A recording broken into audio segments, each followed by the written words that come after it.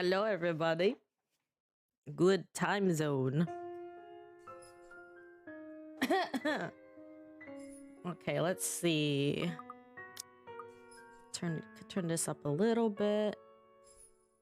Yeah, we're playing another horror visual novel today.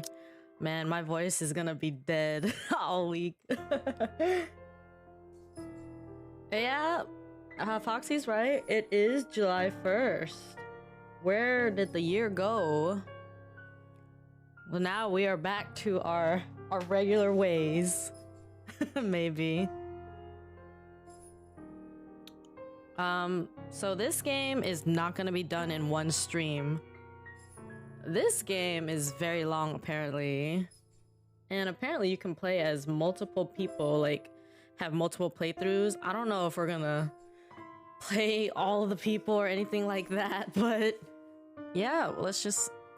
I'm gonna try to not be here past 5 to 6 hours today. I'm gonna gauge it based off like how my voice is feeling after a while, because I know when I play visual novels like well past like 7-8 hours, my voice be dead, and I feel bad because I can't really like put any emotion into it. Why is it like that? It's full screen, but it keeps like when I alt tab, well, it's whatever. Gameplay run in background. Skip QuickTime. So QuickTime events. So it's basically like I have to react really quickly if something happens, and that could be really detrimental. Like we could die or something if we do it wrong. It's probably better to keep it on because it's funnier that way. Oh my god.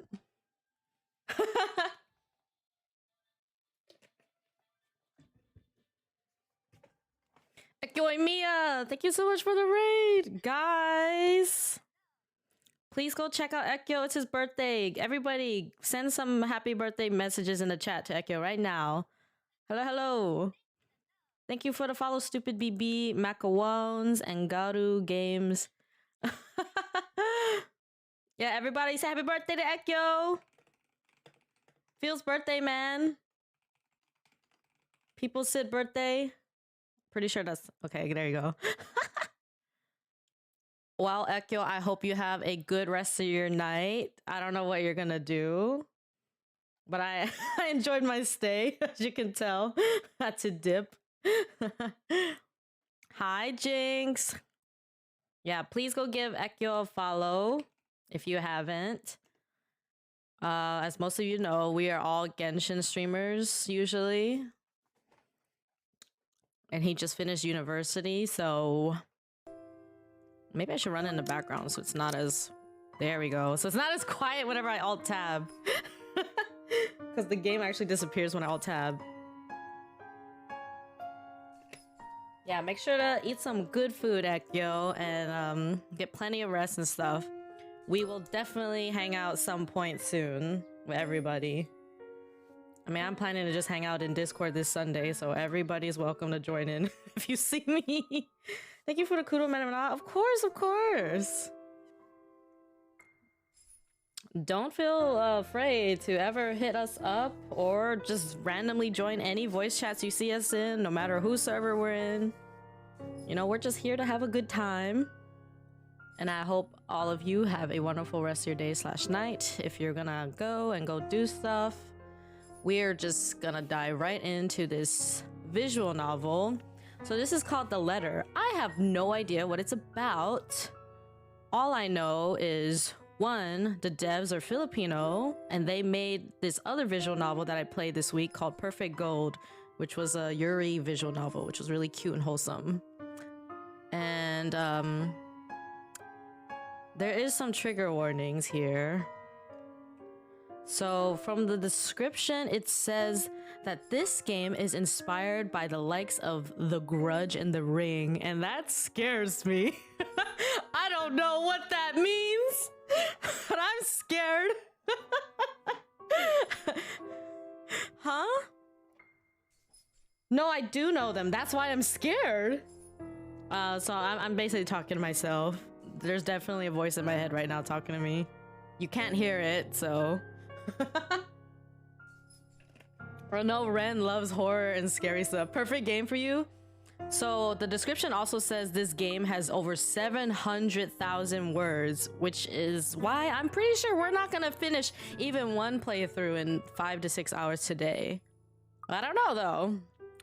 And there's quick time events, which I've never seen in a visual novel before, but then again, I'm still quite new to visual novels, and I've been purposely seeking out psychological horror ones.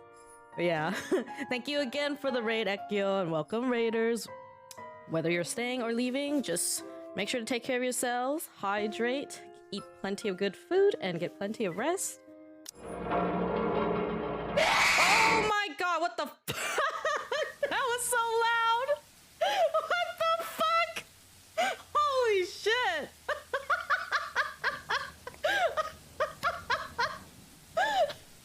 I didn't expect that! Damn, we're starting off strong.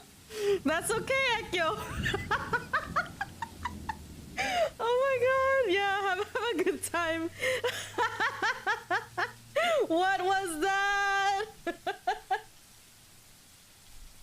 Oh my god. That's so scary. I almost did it on the floor. That was so fucking loud. It's just because it's unexpected, you know? Holy shit. You know what's funny? It's 9 a.m. for me, but for all you Asia peeps, it's definitely well within like the 9 p.m. range. Oh my god. Wow, there's a lot of stuff here. Backlog, relationship, branching tree. What the hell is that? This feature shows the outline of your current chapter and has content that others might deem as spoilers. No, that's okay. We'll just go in here blind and probably die. Okay, I don't think it's necessary for all this. Wow, this is a very interactive visual novel. We have a journal. Why is H options and also O? Load game, enter, control C. I wonder what our QuickTime events will be.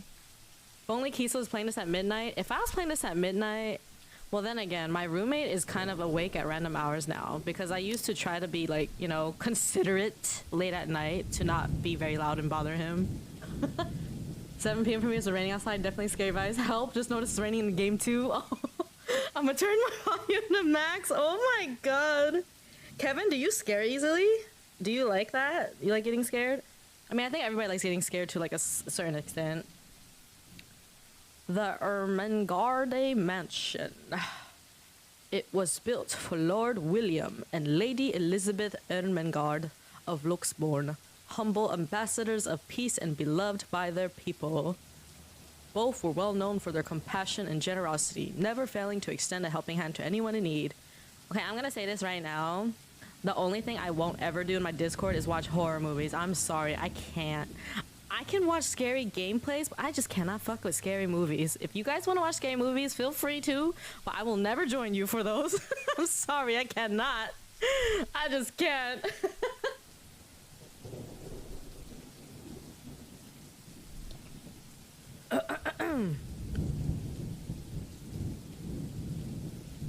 I know a lot of people are horror enthusiasts. You guys are always more than welcome to host watch parties on your own in my Discord. You don't need me there to have permission to stream games or movies or watch parties.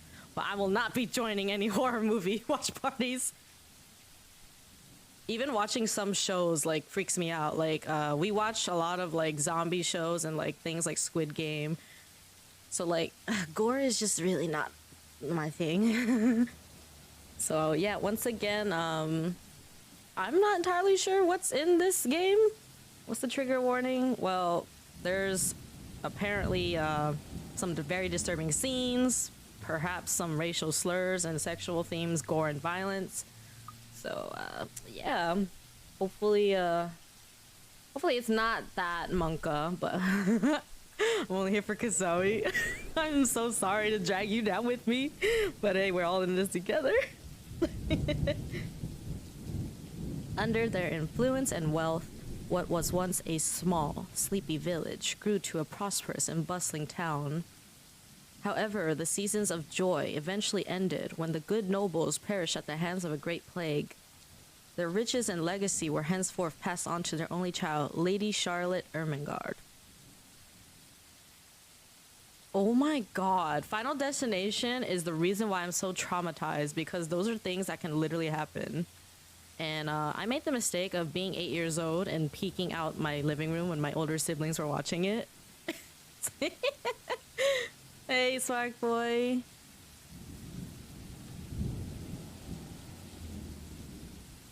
Alright, alright. The mansion has stood since the 1620s, a witness to a very long history of joy and pain. After Lady Charlotte committed suicide, the great house was eventually left uninhabited. Oh, another reminder, tomorrow we are going to start playing The Quarry. So those of you who might know by now, the Genshin 2.8 live stream is actually tomorrow. So I'll play a bit of Genshin for like an hour or so until the live stream, and then depending on if I have anything I want to do in Genshin, I might play it for like another hour, or just go straight to The Quarry after the live stream. Feels kind of weird to just dip after the live stream into another game, but yeah, we're gonna start playing The Quarry tomorrow. I am not a stranger to The Quarry. I've watched gameplay. I know a lot of what happens, but you know, there's many different possibilities. Any bad endings yet? No, Meg. Hi, Meg. Used to play so much Dead by Daylight and used to allow jump scares and aggressive chase music. Oh my god. Dead by Daylight has loud jump scares? I've played it and watched it. Well, everything scares me, so I jump scare myself. But oh god, the thunder! And that is when it began. Surrounding villagers spoke of seeing and hearing unearthly things, of cries and howls that filled the nights, and hearsay of a mysterious woman roaming the hollowed halls aimlessly. I'm scared, guys. It's gonna be so loud. It's gonna be so loud. The loud noises scare the shit out of me. Dude, Michael Myers is the scariest thing to me. I've been traumatized by Halloween movies since I was young. Michael Myers and Final Destination. I hate it so much it scarred me for life. I saw a video where a bridge break, people die on WhatsApp. What? Oh god. People who dared enter its walls were simply never heard from again. Even after 400 years, these stories remain, much like the house itself. Whispers about the once great house, its legend, and its curse still fall upon the villagers' ears. In spite of this, the current owners are convinced that these stories are nothing more than a hoax. No. I don't think I've seen any Jason movie. I saw a few scenes of, Freddy vs. Jason.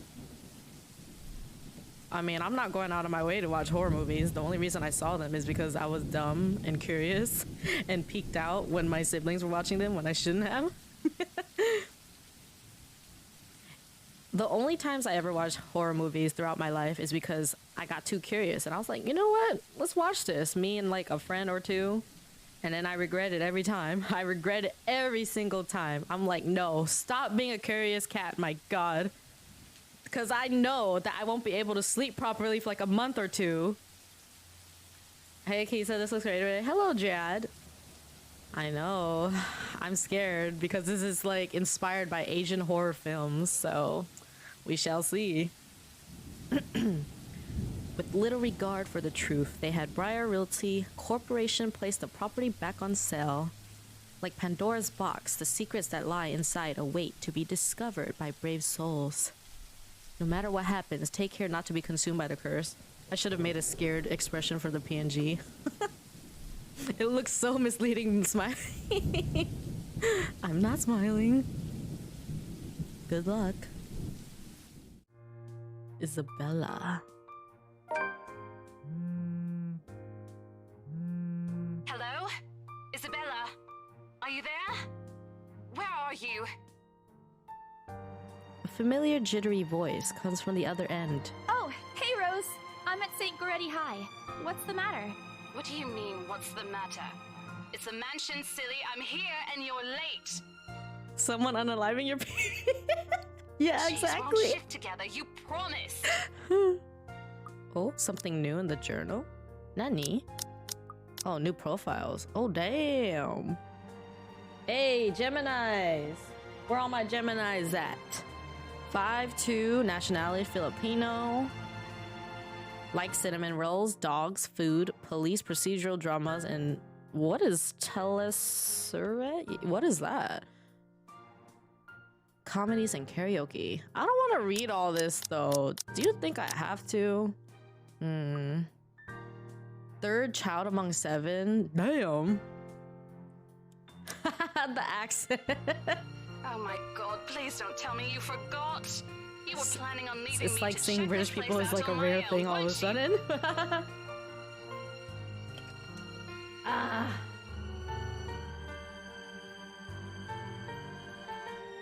You chickened out. Calm down. You know I take my promises seriously. Hopefully there are no jump scares. Oh man, they started us off with a jump scare. I'm like to willing to believe bet that. there are plenty. So hurry up and get here. This place is huge. A bit too quiet since no one's lived here since, like, forever, but beautiful nonetheless. Is the volume okay for they're talking? Why are you so surprised? This isn't the first time you've been there. I know.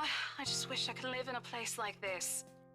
I apologize in advance for my own screams because I know that sometimes people might not scream at the game and they might scream because of my scream first. It really takes my breath away. Oh, I see. I've never seen that word before, Meg. That's why. Yeah, well... Well, at least now I you can play it wouldn't off be so me. sure about that. Not after the rumors that say it's haunted. Because it's like $20 originally. Jeez, never mind those rumors. Ghosts aren't real after all. That's why... Yeah, I bought it for $6 because I refunded it and got it on sale. And even if they are, which they are not, they can't do But wasn't it just a anything. demo on the phone? They're nothing but spirits. You don't know that. Yeah. They might be listening or Maybe you watching saw on right sale. now, and they might not be happy with you enough to curse you. Yeah, let me know if their talking is low or needs to be higher. No offense, sweetie, but that's a bit of a stretch. Believe it or not, it's better to be careful. Right. You know, not every property we sell will Scared. end up with a dead body stuffed in a sofa. And I think that mansion is where we'll likely find another one. I can feel it. That feel was you, one Yash. time, Isabella. Loosen up. Wait, just get here ASAP, please. I'm getting bored being here on my own. Fine, fine. Let me just finish up here. I'll be right there soon. Okay, see you. Bye. She hangs up before I can respond. Rose, still charming as ever. And who was that? I look up from my phone to see Rebecca. Becca, giving me a questioning look. Oh, that? It's just Rose. The one who trained you? What? Does she not read the full line? You're working together again? Just for this property. We've been scoping out that big mansion down Anselm Village after the renovations. Can I just say she got some big honkers? Today is sort of its grand opening to the public. The RC You know, wants to give horror it one films last do check have before we let potential buyers tour it they this do have a afternoon. tendency to make something pretty sexual. I'm just saying, like, you know, sometimes people have sex in a horror movie and then they get gutted. Hold on. Is this the same mansion you've been telling everyone about? Hey, your subtitles aren't matching what's coming out of your mouth. What's going on here? Scam. Didn't you keep saying how it just gave you the creeps? You actually went there? And you're going back? Well, I did promise Rose I wouldn't ditch her. Oh yeah, sorry about starting a bit late today. I just wanted to hang out with my friends a little bit since it's special days and all that. Oh, I need to make a tweet.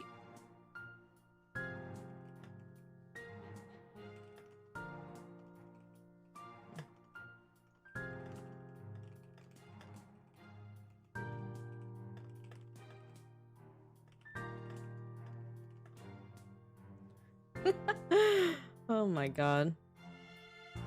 Oh my god, Lumi. And besides, a job is a job. The Gotta do murderer what you is gotta do to jealous. make That's a why they living. murder you for it. As soon as those words leave my mouth, Becca lets out a soft chuckle. What's so funny? Nothing. It's just that I didn't expect you to say that. Coming from you, it sounds so out of character. Remember, every stream, if any audio has issues or needs adjusting, let me know. Because sometimes 10 to 20 minutes go by and nobody says anything, even though they all notice. I mean, no I offense. should really start using but VTuber you've been tags on freaking Twitter. out ever Eh. since you got assigned to it. I'm lazy. I honestly thought you'd back And I keep out. forgetting. Not all the time. I could really use a huge amount of Just cash right stretch. now, and this is just the fastest way to get it. My Plus, God. listen to this.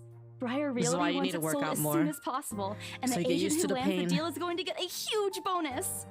They never give bonuses like that. Mhm. Getting that would make life so much easier. They're desperate, I'm desperate, it's perfect.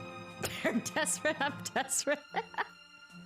A sympathetic look crosses her face. You know, if you're really in urgent need of money, you could have just asked me. Oh my God, how many people have British accents? Or Ashton. We can always let you borrow, and you can pay us back whenever. Booba. I have to keep myself from groaning out loud. In the years I've known her, I can already tell what to expect once she has that expression. Becca, Loving the accents? I know. It's such a... It's refreshing seeing something different.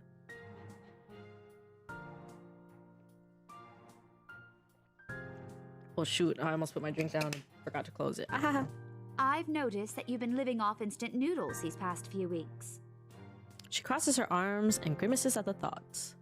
Her voice slightly rises as she begins to scold me, even though I hear it every day. Instantly, I'm reminded why Becca excels at teaching boisterous teenagers. Stop eating junk. They're cheap, but they're not good for you. You'll definitely end up in the hospital if you keep at it. True. Oh God,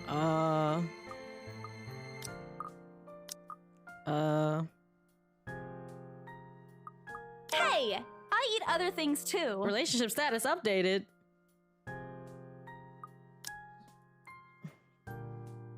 Plus, well, yeah, I know. I fold my arms across my chest, mimicking her posture and giving her the best frown I can muster. The same one I use with my younger siblings when they're being difficult. I don't care about that. Instead, she only raises an eyebrow at me. That's not going to work on me. And I saw it when you were cleaning your flat last week. Okay, I'm gonna speedrun a little bit more so we get through it faster. So just talk amongst yourselves or just chill. The instant noodle cups outnumber everything else. You're just exaggerating. Did you even see what's in my cupboard yet? I'm not just living on instant noodles alone. I've got canned beans, peas, tuna, ham, and even hamburgers in there. How healthy? Becca's wrinkling her nose by the time I get to the end of the small list. She even went a little green on the last one. I would have laughed a little at that if I didn't know it would only lead to more reprimands from her. Aren't those the same ones you More won gear. from the grocer's raffle more than a year ago? Oh, I sincerely hope you're checking the date stamps on those things before eating them. A reminder to check don't the want a expiration repeat of date last on year. all the food you eat. In any case, those are still not And, like, exactly spices healthier and literally choices, everything. Val.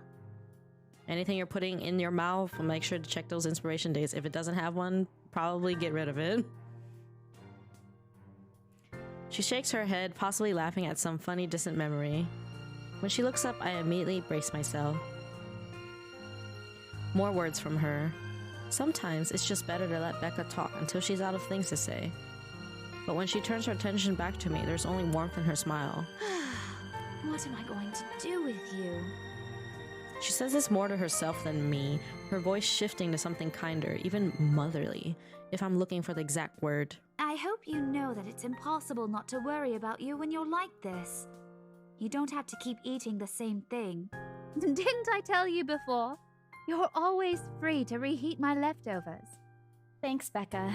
I really appreciate it, but you don't need to keep babying me. What's the point of subtitles if they're gonna say something different? You've been taking care of me since after I moved here. You have to take a break sometime. And before you ask again, no. You know I'm not a fan of borrowing money. And I'm not going to ask you to give me what you earned hard for yourself. You and your pride. But suit yourself. The music doesn't fit the talking at all. The offer stays on the table, though. I nodded in response, if only to get her to drop the topic. But I'm pretty certain I will never take that offer. Ever. The music stopped. It has nothing to do with pride. I've simply seen plenty of times how friendships can take a turn for the worse just because of a few unpaid debts. I don't want something like that to happen between me and Becca. We may argue about a lot of small petty things, but she already feels like a real sister to me. I don't want to lose that friendship over something so trivial. Becca's movements when she takes a quick glance at something behind me snaps me out of my thoughts. Well, enough chit-chat. Lunch is ending, and my students will be back any minute. We can catch up later. Good luck with your clients. You better treat us to lunch or something if you get that sale. You bet! With a small smile, she returns to her desk and begins sifting through the pages of a rather thick history book. She's probably working on next week's lesson plan.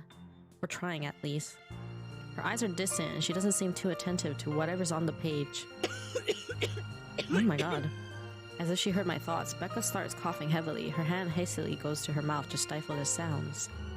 Ah, this is precisely why I followed her here. For someone who makes a habit out of worrying about other people, Becca sure forgets how to take care of herself. Hey, you sure you can manage on your own? I mean, you're still a bit feverish. Hush, dear. Don't you worry about me. I'll just drink some medicine and I'll be right as rain. Thank you for the stretch, Mom. I level her with a flat look. She has had a cold for a couple of days now, something about the strange weather not agreeing with her lately. And despite my advice to take the week off and rest, I found her apartment empty when I dropped by this morning. She even left the medicine her doctor prescribed. Look who's being stubborn now. You shouldn't even be working right now. Seriously, you big baby. I'll be fine. For now, just go to work and stop making that Rose girl wait for you. I'll call you if I still feel bad, and you can come pick me up if it makes you feel any better. She offers me a reassuring smile, and I can only sigh. Why do I even bother? There's no stopping her once she has decided on something. Defeated, I reach inside my bag to pull out the same bottle of medicine she left earlier. She looks at it warily when I place it in front of her. Unfortunately for her, this is one thing I'm not letting her have her way. All right, but don't forget what the doctor said. Drink this on time. I'll see you later, okay? There's an amused gleam in her eyes when she shifts them back to me. Look who's playing the mother hen now. Rebecca! Okay. Hello, Rick. I won't tease anymore. I'll make sure to drink it, Mom. Before I can retort, she casts another look at the clock. I take that as a sign to finally end the conversation of my short visit.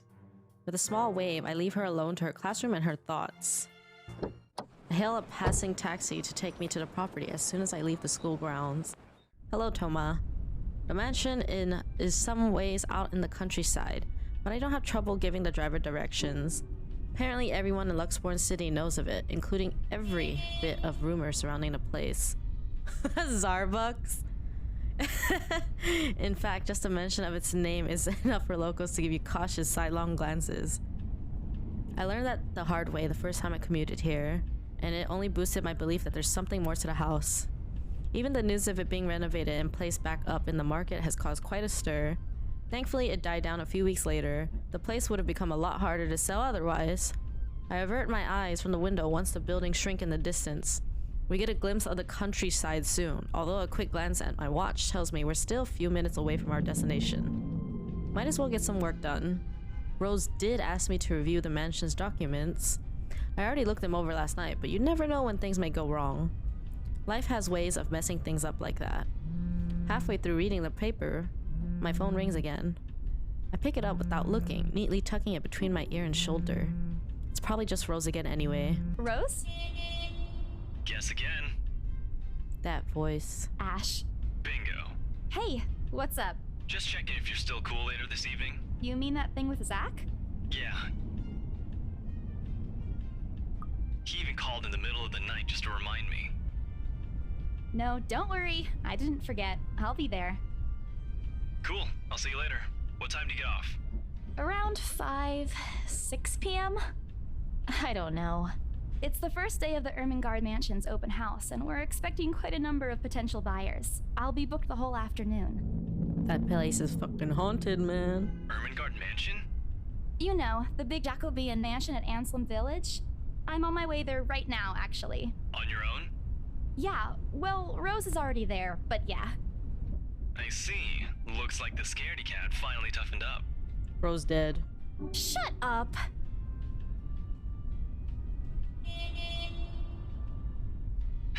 I'll see you later. Drop me a call when you're done. I'll see if I can pick you up. Whatever. Bye. Stupid asshole. Always teasing me whenever he sees a chest.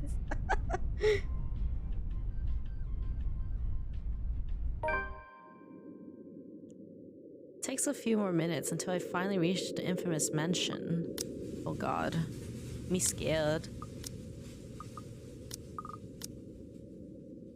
I had to admit the entire property does look wonderful from the outside. Yet despite all of this, it does nothing to hide that something is just wrong. The surrounding area is unusually silent and only the rustling of the leaves can be heard as the occasional breeze passes. While Anslum Village is just a few miles away, everybody keeps their distance on purpose. Perhaps out of fear, the horror of falling under the mansion's curse. Somehow it makes me feel sad. The lack of immediate human presence just makes this place all the more eerie than it has any right to be. If it's uncanny in broad daylight, I can't imagine how this place looks at night. Are you planning to go inside that place, Missy? Oh my, that accent, that voice. I kinda like that. Just like the variety.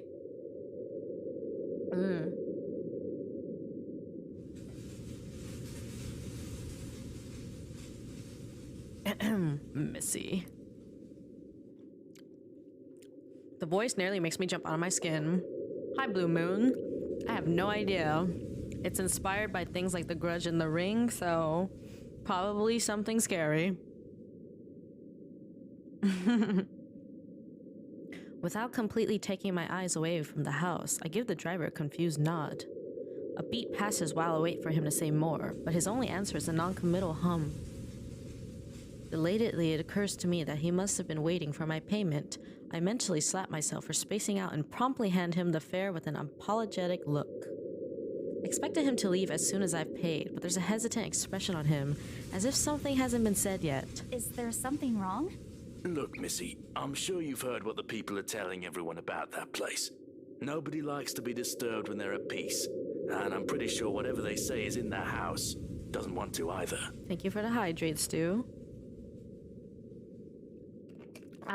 Everybody, hourly reminder to get up and walk for a little bit, stretch and hydrate. The background noise is giving me some scary vibes. Oh, it is 100% a scary game. It literally started off with a jump scare, so... I admit they did a good job fixing it up, but there must have been a reason why even distant relatives of the family who used to own the house never lived in there despite inheriting it. No wonder they wanted to get rid of it. I looked up content warnings. That's a long list. Yeah. Feel free to edit that trigger warning command if you want. Okay, you know what? It has been 40 minutes since I started the stream, so I will take my obligatory pee of the hour because if I get scared, I don't want to pee myself.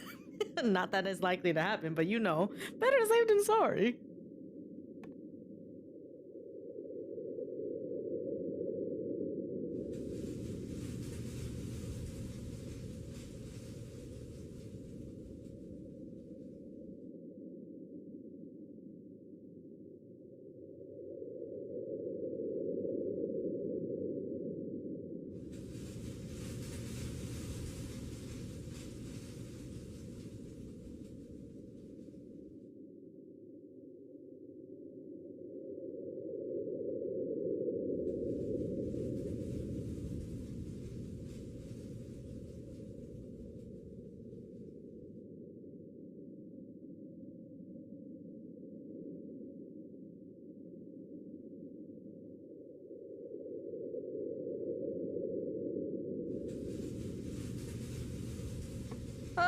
Okay.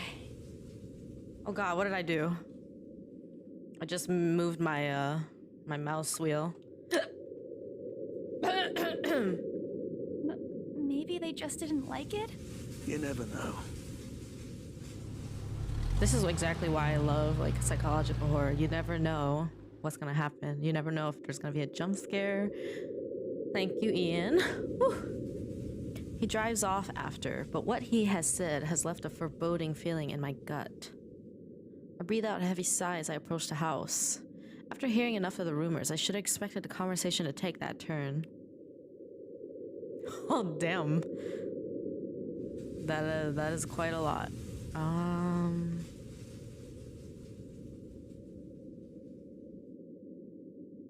But I'm already here. Backing out is completely out of the question. It's not like I have a choice anyway. If I want to get that bonus and commission one way or another, I've got to sell this property. Hey, Aussie, my twin. Let's go. Damn, that's late. 10 p.m. The door is ajar when I get to it, however, while my own copy of the keys dangle uselessly in my hand. Rose must have left it open when she arrived. Rose dead, bruh. That bitch dead. Night shift? Aw. Make sure to eat some good food, assuming you haven't eaten yet. Get some good relaxation in. Ah. Bruh, she's fucking dead. That's weird. We may be the only people here this early, but I've never known her as someone careless. She's fucking dead, isn't she? Swear to God, she's fucking dead. Entering, what greets me inside leaves me gaping. Oh my. They've cleaned every corner, waxed the floor, dusted the antiques, searched every nook, cranny, and crevice, and made it spick and span. I did eat a very good dinner earlier and have a pork chop left for my supper. Let's go! All for the sake of making the mansion more enticing to the modern-day lords and ladies. But no matter how hard they try, the mansion still looks as soulless as ever. Oh yeah, guys, just in case you don't know, I am not streaming on Sunday, so we're gonna be hanging out in Discord.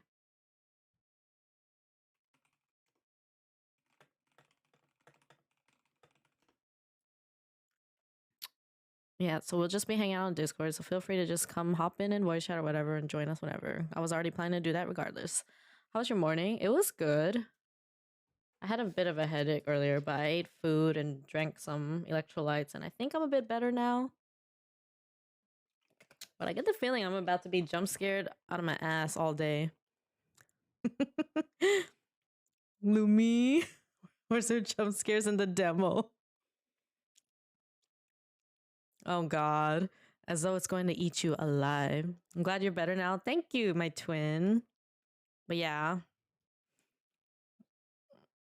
Not just the edge of my seat. I'll probably fall off my seat. No! Not the Megalomeg.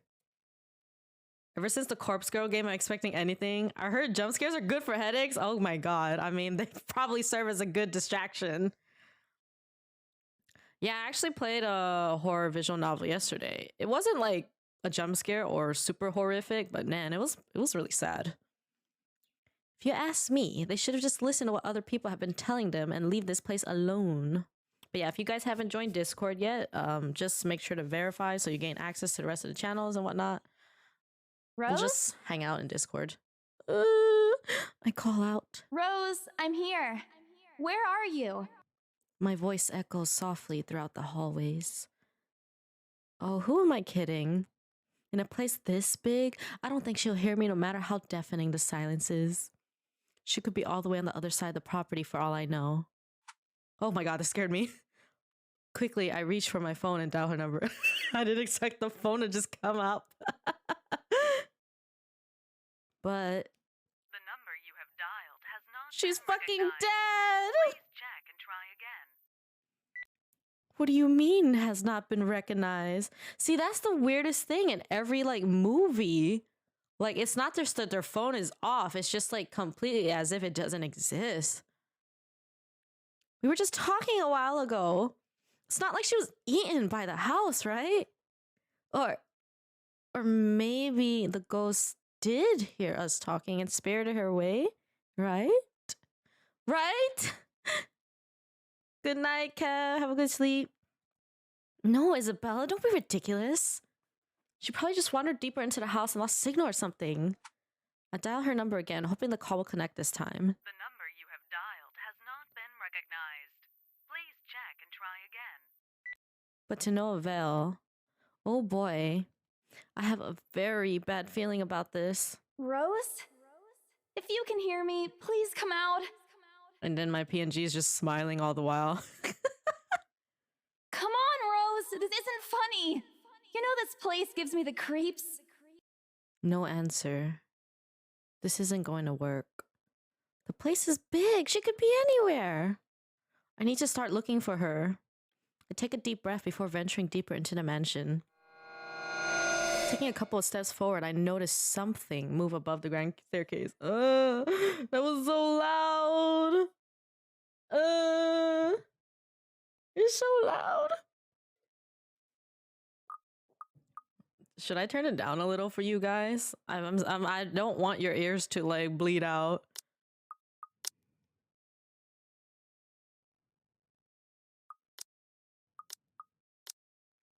What the hell? Rose? Rose, is that you? Holy shit, I feel like it's still hella loud for you guys. Not funny. I'm leaving you if you don't come out. This was too soon. Not coming out, huh? Then again, I'm the going. game literally started with a jump scare, so it doesn't get any sooner than that. Okay, that's a lie. She's my friend. I can't really leave until I know she's alright. Growing desperate, I try to contact her number again. Come on, please give me something. Please, Lord? Yes, finally. Hello? Uh-oh. Hello? Rose, I'm here at the mansion. Where the hell are you? She doesn't respond. There's also heavy static coming from her side. I sincerely hope it doesn't get cut off again before I can get an answer from her. I'm scared. Rose, come on. Where are you? A few moments pass until the static eventually starts to quiet down. Is it really loud for you guys though? You guys need to let me know because the mixers for us are different. I'm attic. Oh my. What? The attic? Why? I mean, we know jump scares are loud, but they shouldn't be like this ear bleeding loud. Crap, it got cut off. Man, do I really need to go there? With how deep inside the mansion the attic is, there's barely any signal there. No wonder I can't contact her. But why is she there? But then again, you guys can turn down your volume too. Out of all places, she just has to make me go fetch her in the creepiest room of this place. Is she doing this to get back at me for being late? Whatever, I'll just go. The sooner I meet up with her, the sooner I feel better about being here. I carefully make my way up the staircase. My legs wobble as I mentally curse the fact that I've chosen real estate instead of picking a career that doesn't involve strange abandoned houses. Upon reaching the top, the grand hallway greets me. Branches out to the two major wings of the mansion, the east and west wing. There are two attics here, one on each side. But the east one has been converted to a storage room of sorts, and somehow, I find it least likely for Rose to wander there by herself. Besides, she never did like going into stuffy storage rooms. So I head towards the west wing first, where a simple wooden door at the end of the hall opens to a small room. The west wing? Is this Beauty and the Beast? Inside is another set of steps leading to the second attic. Unlike the grand staircase, though, the stairs to the attic are steep and narrow, made of old stones and covered with a thick coating of dust that kicks up into the air with every step. Thank God it's still daytime. If it wasn't for the light streaming through the door behind me, I might easily stumble and fall. With how old the place is, there are no light fixtures to illuminate the cramped passage up. Why they didn't bother to add one here when they renovated escapes me. Sheesh, they did it with the rest of the house. A small bedroom welcomes me at the end. Looks exactly as it did the last time I've been here, full of dust, worn out and faded by time. Wait, she's been here before? Odd, I thought they cleaned everything. Oh, that was her first time.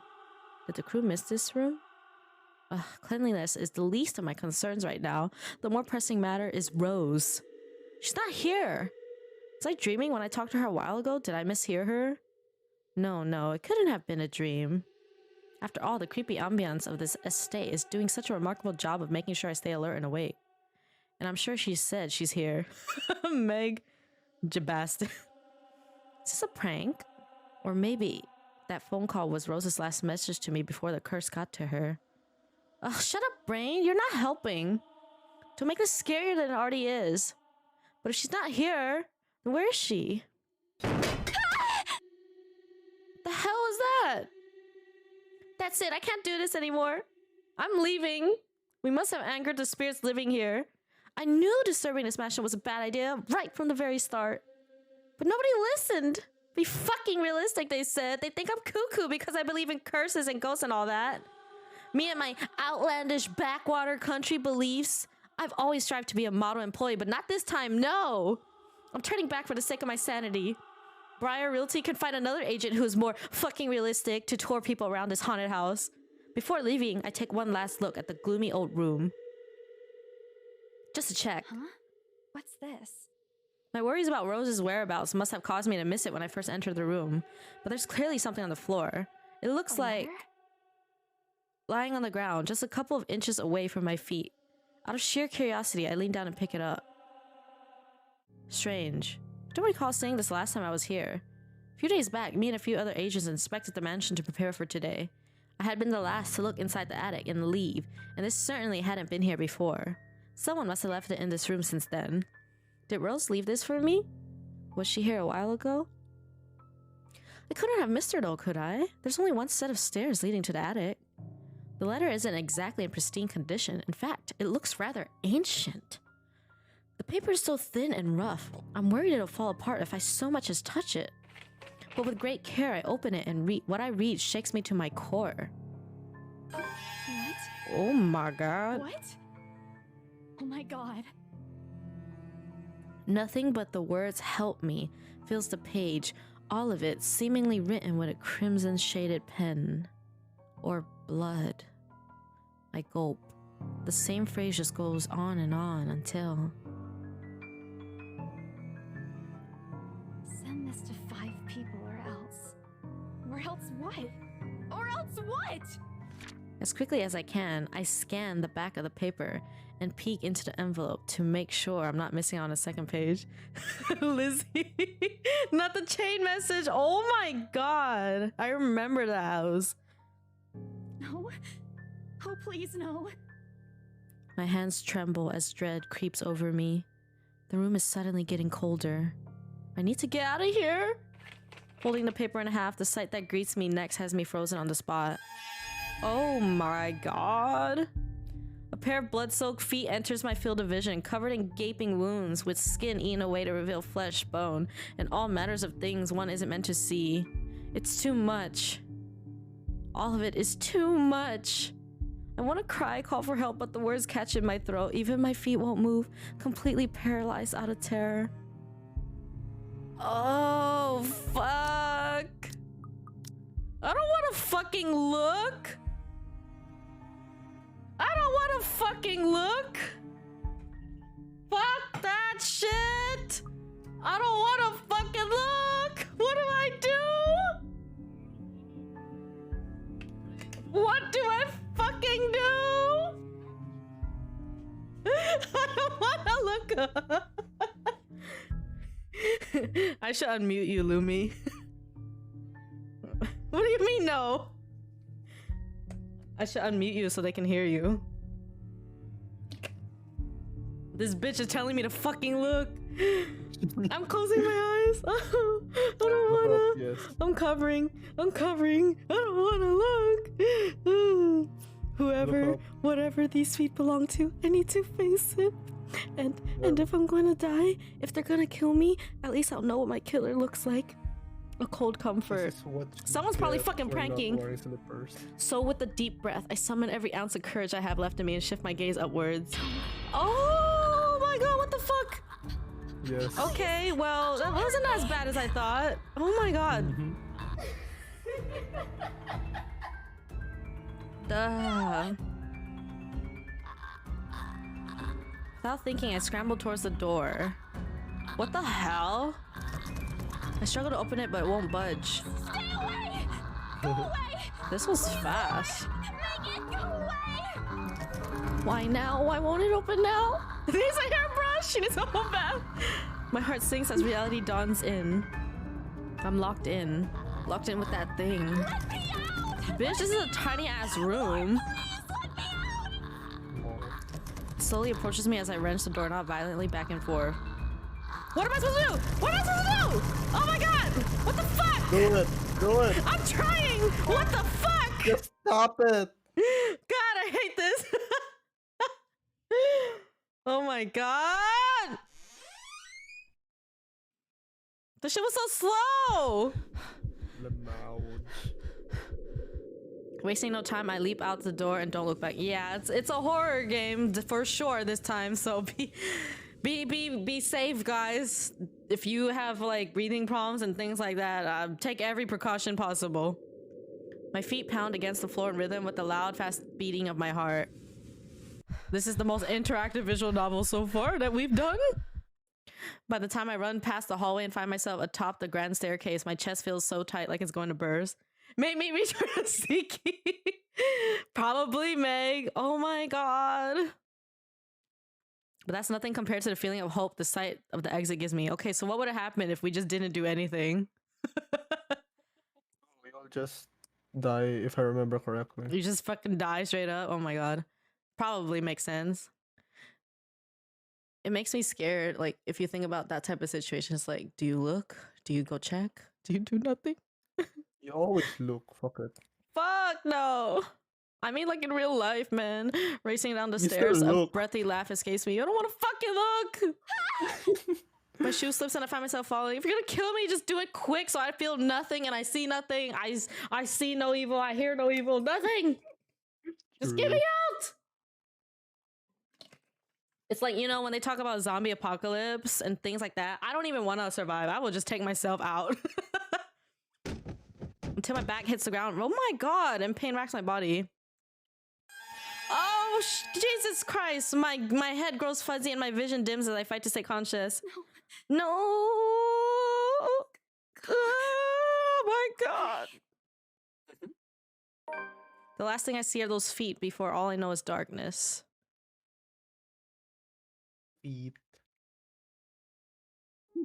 A buzz breaks the silence. I start to rouse, pulled into consciousness against my own will. I've never felt this tired before. Just want to sleep, but the insistent buzzing, poking, and prodding isn't letting me. My old mattress may not be the comfiest of places, but that doesn't make me any more eager to wake up. 5 more minutes, Becca. I swat away at what is nudging persistently at my side. Can't I just get a few extra minutes of sleep today? I promise I'll work hard once I'm up. A hand lightly taps my cheek and something cold is suddenly being pressed at the back of my head. The icy sensation slowly spreads throughout the area, giving me an uncomfortable feeling.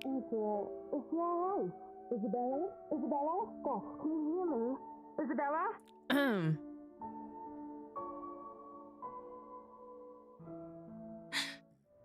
The fog immediately lifts from my mind the moment I recognize the voice and my eyes snap open. There, looking down at me, is Rose. Another woman loiters beside her, but my attention is too focused on my co-agent to even ask why there's someone else with her. Rose's posture just screams worry, although she's keeping a straight face, or trying at least. I can't help but feel bad for making her fret. A wave of dizziness washes over me as soon as I try to get up, forcing me to lie back down again. Luckily, the feeling subsides after a few seconds until only a mild throbbing somewhere at the back of my head remains. With a little assistance from Rose, I push myself upright. She hands me an ice pack and gestures for me to press it where I suspect a small bump has already formed, if the light ache in the area indicates anything. All right, Isabella, where are we? The Ermengarde mansion. Why? Ow, my head. And the date today? October 21st? Rose. Last one. Can you count to 15 in reverse order? 15, 14, 13, 12, no, that's wrong. Why are we doing this? She's just checking if your injury is in any way serious. This time I curiously regard the woman standing beside Rose. It's impossible to overlook her, what with the way she towers over us. And here I thought Rose is already tall. Is that you, Midi? Who is she anyway? One of the remaining cleaning crews? But with how primly dressed she is, I don't think anyone would want to clean in a suit, an expensive suit at that. The gloves alone must have already cost a fortune. Her eyes slowly shift between me and Rose, considering us with an almost unreadable expression before finally fixing a sharp gaze on me. I can't help but fold my arms protectively over myself as she does so. She may be far from a cleaning crew, but she certainly looks like our supervisor during evaluation. Just do it, please. I eye them both warily, but recite everything as she has asked. Rose releases a breath of relief once I'm done. You scared me for a moment there. I was about to call for an ambulance. Are you Thank you for the alright? hydrates, too.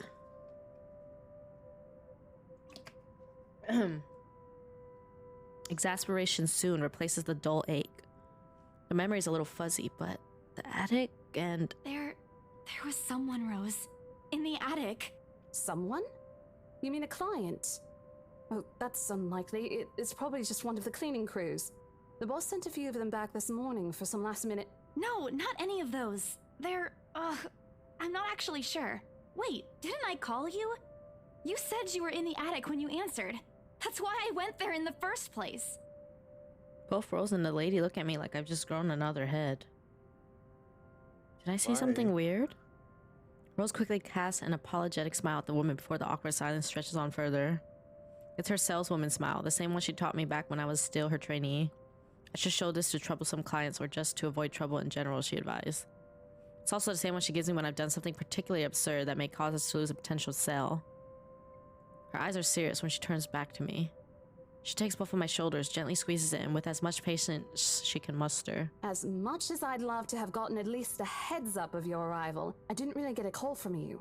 You know, signal here is absolutely horrendous. I was in the garden earlier and couldn't even make a single call. Isabella, I'm going to ask again. Are you really all right? What happened? I don't know. It's all a bit blurry. I remember I was looking for you, but you weren't in the attic. And there's... whoever it is. Then I must have tripped on a rug or something on the way down. Oh no. Do you think someone came in while you were out? You left the main door open. We are so going to get into big trouble if something gets stolen, Rose. Perhaps it is a concussion. Are you sure you feel fine? We could still call for an ambulance. I could cover for you. No, I'm fine. I'm okay, Rose. I can work. Wait. Hold your horses, Rose. I can't just miss an important sale because of a minor bump in the head. An extremely minor bump. I've had worse when I was a kid. This is nothing. Besides, if I leave, you'll have to shoulder everything in the open house. Alone. And Well, there's also the part where I may lose that bonus BRC promise, but that's completely beside the point. Rose gives me a skeptical look when I return the cold compress to her and push myself off the floor. I have to use the staircase's railings to steady myself, but otherwise I feel fine. See? I'm A-okay. The two of them exchange a worried glance and Rose assumes a contemplative look. I bite my lower lip in anticipation if she says no. All right, you in. A smile threatens to slip out from me. If I see that you aren't feeling well, I'm taking you personally to the nearest clinic to have you checked. Clear? Clear as day, ma'am. Thanks, Rose. You insisted. But remember what I said. First sign of you looking not okay, and we're off. No questions asked. It's just a small bump. Don't worry. You shouldn't downplay these kinds of things.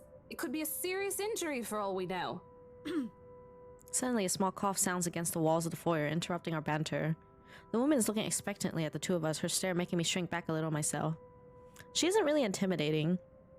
Well, she is. But not in a scary negative way. Far from it, actually. Her demeanor simply commands an air of sophistication and respect. In a different world, a younger me would have probably wished to be like her. At her lack of response, she coughs again, lifting a well-trimmed eyebrow at me in question. Words get caught in my throat at the sight of it, and Rose, as usual, is swift to catch my blunders. My sincerest apologies, Miss McCulloch. Marianne McCulloch. McCulloch. She hands Rose her business card. I like you more, Midi. The words interior designer catch my eyes before my partner flips it over. Oh, probably someone interested in the mansion for its 17th century influences then. I won't hold it against her though. Despite the hearsays and remaining uninhabited for years, the mansion's original fittings and furniture have been kept completely intact and restored to pristine condition. I suppose some people find that trip to the past feeling appealing. After all, with what it offers, this place could also be a haven for people looking to live somewhere with a classic historical charm. Miss McCullough, I'm Rose Me Cooper, gay. and this is my partner, Isabella Santos. Very We're just gay. ironing out a few things, Hello, but we'll be gay. starting the tour soon enough. Oh god. 8 foot. In the meantime, Python. we've prepared some refreshments for you in the parlor while you're waiting. Not Titan. If you could please. Fine. Thanks. There's no need for it, though. McCulloch. I just dropped by for a quick survey of the place. I thought I should check the estate before I meet with the homeowners. Oh my god. Rose's confusion is impossible to miss when she glances at me, and I return it with an equally perplexed look. And, against my better judgment, I blur out the first question that comes to mind. I'm sorry. Homeowners? Engage. I should have kept my mouth shut. A flash of irritation crosses her face, but it instantly disappears under a mask of professional detachment. Yes. Hannah Wright? She hired me to handle the interior design for their new home. This is the Ermengarde mansion, right? It is, but She pauses, possibly trying to find the right words to fix the awkward situation without offending someone. Suddenly, Rose nudges me with her elbow. Oh god.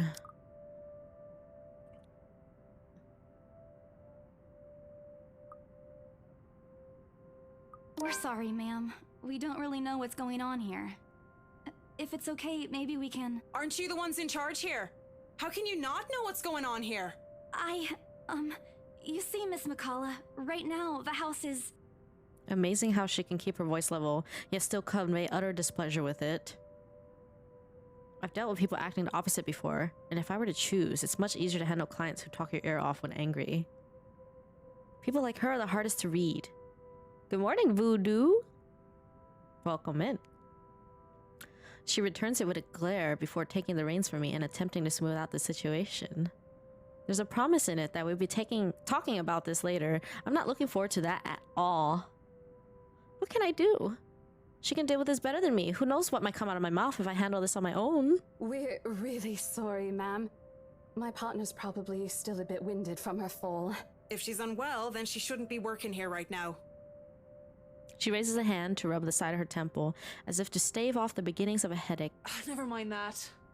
I just want to know what's going on here. I thought my client already owns this house and my services are needed. Perhaps there's been a confusion then. We haven't heard anything from our supervisors regarding a closed deal for this property yet. In fact, today's only the first day of our open house. Spooky. If you wish, we can call them and confirm for you. That wouldn't be necessary, but thank you for being direct with me, Miss Cooper. I already thought something was a little odd earlier. Ghosties. If you'll excuse me, I need to talk to my secretary. Wait, she has her own accent. Have fun playing Genshin, Voodoo. With a slight wave of her hand, she leaves us. That seems to be the end of it. Both Rose and I breathe a sigh of relief. Disaster averted. Hi, Floofy. I'm perpetually scared. That's how it's going. Thank you for the follow, Son Janie. Oh my god, your AR-60. Sheesh! Still, I've already prepared myself to dial the number to our Luxborn office and check, even if she didn't ask for it. The accent's so random, I know, right? Nothing's consistent. I'll be very frustrated if, for some reason, something has already been decided without my or Rose's knowledge. That's a whole new level of unfair. We've been working hard on this. Moments later, Miss McCullough returns, looking a little frustrated, but with an apology clear in her face. I feel a little sorry for her having to go through all this trouble. There seems to have been a little misunderstanding with my client. If you'll allow it, I'd like to This stay is and wait for them Irish, here. isn't it? This is the letter. I was informed they'll be dropping by for the open house today. I figured it'd be a waste to just leave after that long drive. I might as well meet him here. Man, your client must be a ghost or some shit. Certainly. This You is can stay at this the is parlor sus. In the meantime, ma'am. I'm sure it won't be long before our guests arrive. And Isabella, I left a few documents in my car. You know where I keep those. I'm scared.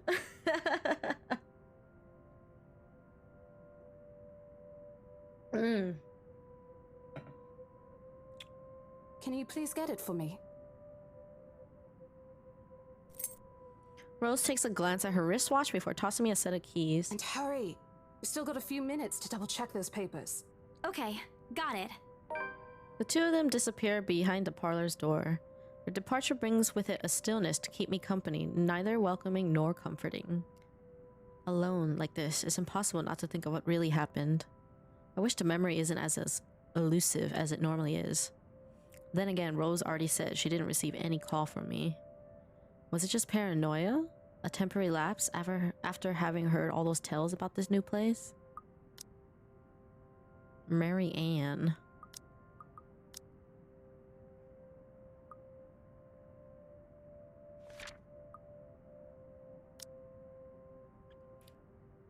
Not the chain message. I want to think of it as such.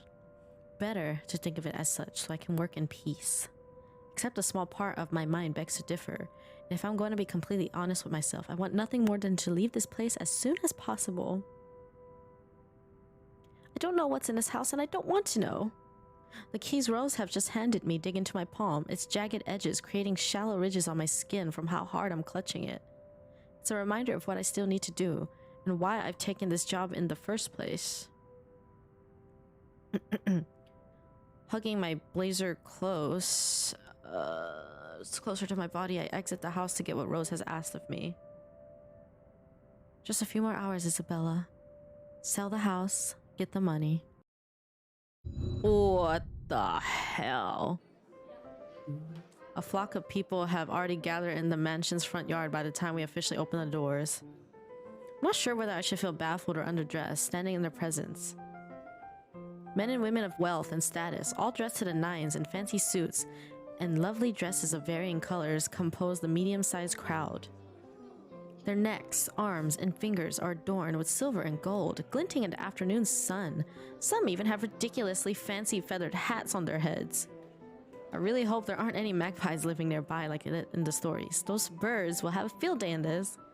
They are murmuring among themselves, looking at the estate's facade appraisingly, with some arguing about whose mansion has a superior architecture. But most of it stops as Rose calls for their attention. They don't look too pleased at being ordered around, but what can they do about it? Ladies and gentlemen, I'm Rose Cooper, and this is my partner, Isabella Santo. We'll be taking a tour of the mansion in 2 groups. Please make sure you filled up our sign-in forms before joining a specific group. Those who want to look around the first floor, please follow my partner. I'll be guiding the ones who wish to see the ground floor.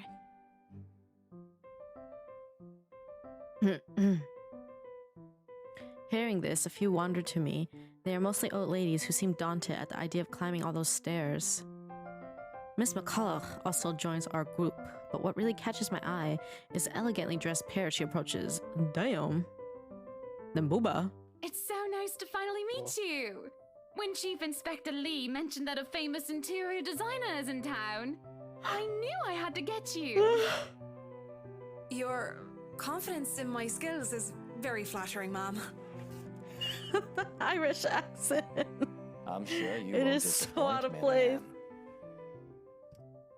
Oh, you know each other? Not at all, ma'am. Not the Gemma. You mentioned something about a Marianne on our way here, darling? Oh, yes, I think I did. Ah, they must be the clients she was talking about. I might have seen their faces somewhere before. Some magazine? Or the television? I can't quite remember. But then again, most of our guests have likely ended up on the news, one way or another. I won't be surprised if these two already have. For people who are popular, though, they aren't dressed as loudly as the others, and in their simplicity, the couple stands out. The woman, in particular, is stunning enough to turn the heads of most people in my group, especially the men with wandering eyes. So nice, yeah. The guy standing beside her doesn't seem to mind, though. And if I'm gonna be a bit bolder in my assumptions, I'd say he's basking in the attention. Both of them, in fact. I think they are brother and sister if it wasn't for their public display of affection. The matching rings on their fingers just cement the fact that they are, indeed, a couple. Whatever. Couple or not, what's important is we get this deal closed before the current owners can even think of canceling the listing. I just hope one of the people in my or Rose's group is brave and generous enough to buy this mansion. And so, with papers in hand, I lead the way. When they aren't whispering amongst themselves or going ooh and ah over one thing or another, they ask questions. From how the restoration process went, to the history of the place, I answer them all. More than happy to talk about the art pieces and architecture mostly. However, I'm careful not to mention anything about the urban legend. Not a good material for sales talk, even if the entire population of Luxembourg knows about it. Well, this is definitely more spooky than everything else we've played. Everything else we played has been weird and creepy, but this is straight on scary. Some of the furnishings here are actually the 17th century originals, all of which have undergone a painstaking restoration process just to return its original beauty. Even the glass thing. Her name is Colourful Lovely ones. Lady. Oh, I don't know, but you get the idea, I hope. Especially that one, Why is ma'am. everybody It else is like said to be a British, gift and then there's the commissioned by one the Irish fiancée of Lady girl, Charlotte and then there's Ermengarde. us? The mansion's current owners have specifically requested that the restoration crew take great care in handling it. It's a priceless work of art and the most distinctive feature of the mansion. By the time I stopped talking, her attention's already elsewhere. Isn't this place wonderful, darling? I told you it's not a total waste of your time. Well, you should be scared, Floofy. I'm not kidding you. It is very scary. Welcome back, Eggy. Hello, Rex. I don't know. Isn't it a bit too Mr. in small? Grey. We might have to break a wall down to have more room. The ones in the painting? Oh. Well, I think it is just right. Tower boobies, I mean Don't you scary. think so, Marianne? Did you miss everything, Eggy? I don't even know. I have bad news. Mom, you haven't What's up? finalized anything with an Ow. agent yet. Ah, my head. What the hell? I would really advise against making plans this early when. I can't get over this Irish accent. Never mind that. It isn't going to be a problem.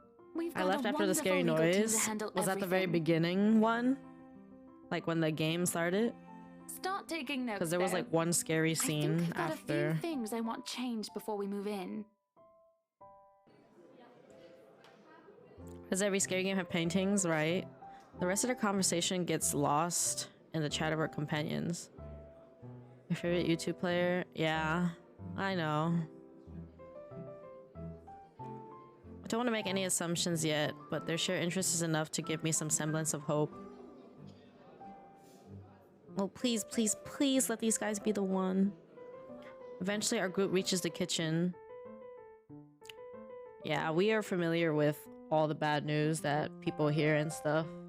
But let's try to refrain from talking about those things on streams.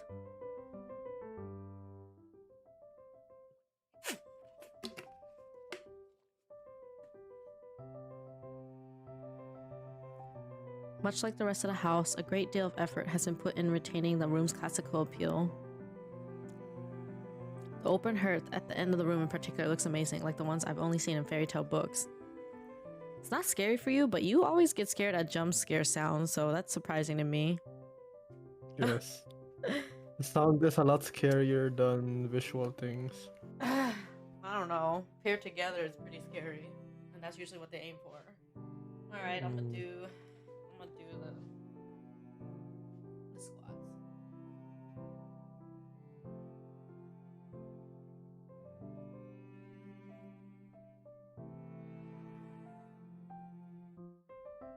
Hey, Yori.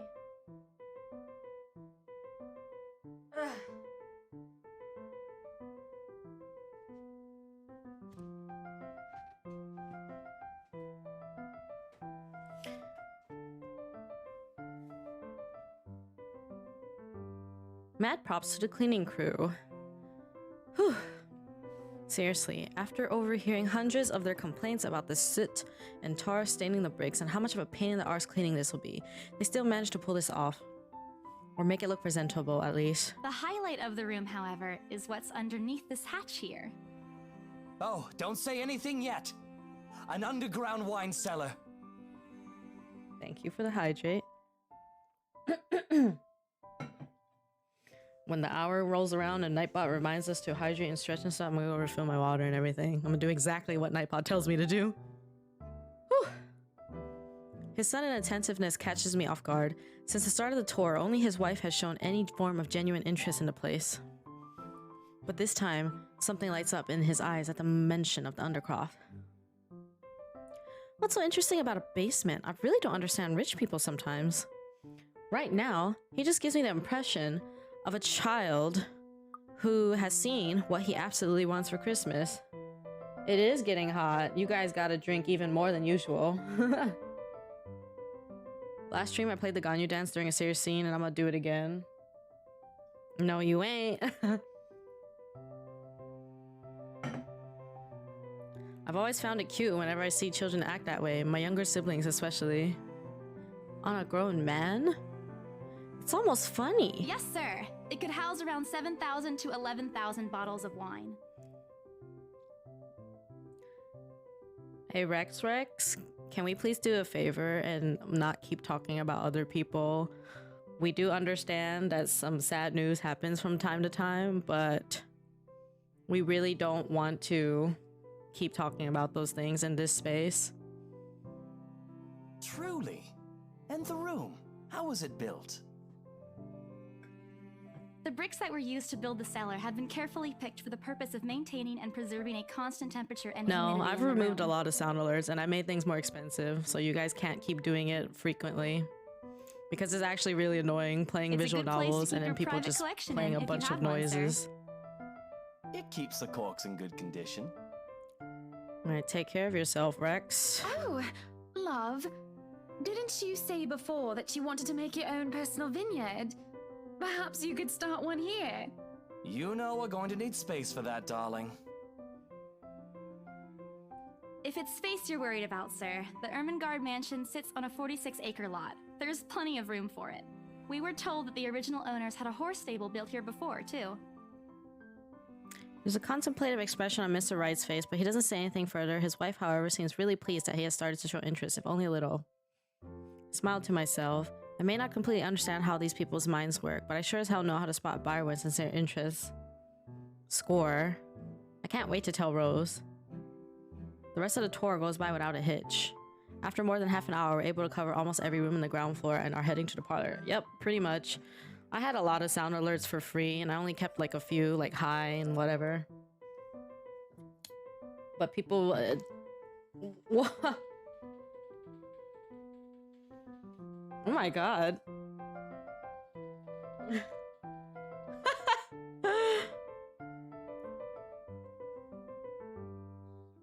Oh my gosh. Flores, thank you for the 5 gifted. You did not have to. I hope you're doing well.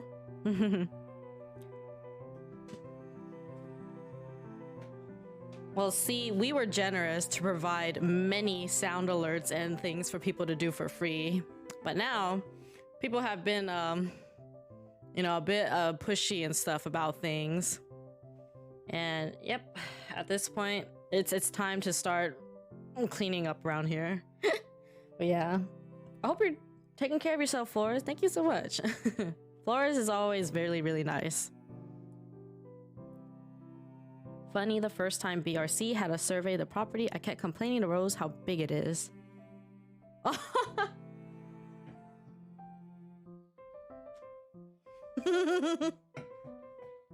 Forgot my ass. Aw, Flores, thank you for the sub. Yeah, I feel like most people just tend to gift. They don't really think about getting a sub for themselves. Thank you. Oh my god, it's really, really nice of you. You didn't have to, but now you have access to all our adorable emotes. Oh god, it's hot now after those squats. Oh yeah, so we are playing a scary game, actually. There's been like a couple of like very disturbing things already. Ads curse Twitch, true. Unfortunately, we cannot stop those. It is what it is. When we reach the parlor, however, an odd feeling washes over me. I'm back. Oh, if you guys ever sub and you're still getting an ad, just refresh. It should go away. It starts off as small goosebumps on my skin, a feeling of being watched intently. A gift, but I almost never sub for myself. Yeah. I feel like people just generally want to like give it off to someone else and just support the streamer more than they care about getting it themselves. But I do understand people that sub solely for the sake to stop having ads. As long as you take care of yourselves first, guys. I know sometimes we have some people just randomly like throwing money and stuff, but you gotta take care of yourself first. Whispers in my ear and shadows dancing, lurking in the corner of my vision. Dark silhouettes that are gone when I turn to look. A chill settles down my spine, making me feel sick, and I start to break out in a cold sweat. I can't do this. I need to sit down for a moment. The old ladies in the group have been requesting for a break anyway. If I can just... Excuse me? Everyone? We will be taking a 15-minute rest here before we visit the first floor. This game is scary, has disturbing things already. Joke's on you, I'm into that shit. Okay, Rex, you really need to stop using that sort of language. That's really not okay to say. Mods, please delete that. We don't allow that type of message here. Look, I understand. Other people passing is very sad and upsetting, but please do not talk about hurting yourself.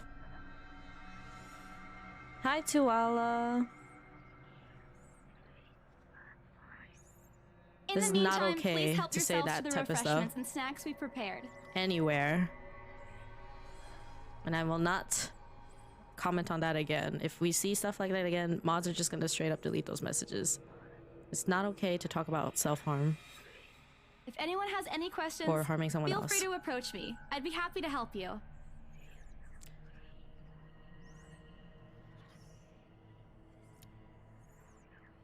Congrats on going back to Suswell. Thank you, Tuala. Yeah, mods, if they're just gonna keep bringing up other people and stuff after a while, at this point, I think we have no choice but to basically... I don't know if you guys think timing out or banning is the better choice. Okie dokie artichoke, this wonderful dove will fly to see what I can eat. Stay wonderful, amazing person, and you and chat stay buckas. Stay sussy buckas. Thank you, Flores. Have a great meal and rest of your day. It's not what you think. Don't think about it. It's not what you think. It's probably just caught Becca's cold. Don't think about it. I'm left alone for a good while, the same words spilling out of my lips in a silent prayer. See, the problem is I think they're pretty young, and based off their chat history, it's kind of monka, so I think mods will know what to do accordingly if they say anything more. Hello, you there? Like, you guys, yeah, I'm pretty sure mods are just like me, and they pull up a user card and see the history of someone's chats and stuff. Okie dokie artichoke. Yes, ma'am? Oh, look at you! Having to show a group around a mansion this big must be exhausting. Yeah, also another reminder, we are starting the quarry tomorrow, so don't miss out on that. It was gonna be our weekly Just Chatting stream, but you know, after a bunch of generous friends donating, we bought the quarry and we're gonna play it. Not a problem, ma'am. I'm just doing my job. Because I think it'll be very fun for you guys to watch. What a hard worker! Anyway, Isabel, right? Isabella, actually. But yes, what can I help you with, ma'am, right? Please, just Hana. Call me Hana. Hana. Yeah, this game is inspired by Asian horror films, which means this game is definitely going to be way scarier than the other visual novels we played. Her necklace is distracting me? Oh, the necklace, huh? I just wanted to ask. Yeah, very nice necklace physics. Oh yes, necklace.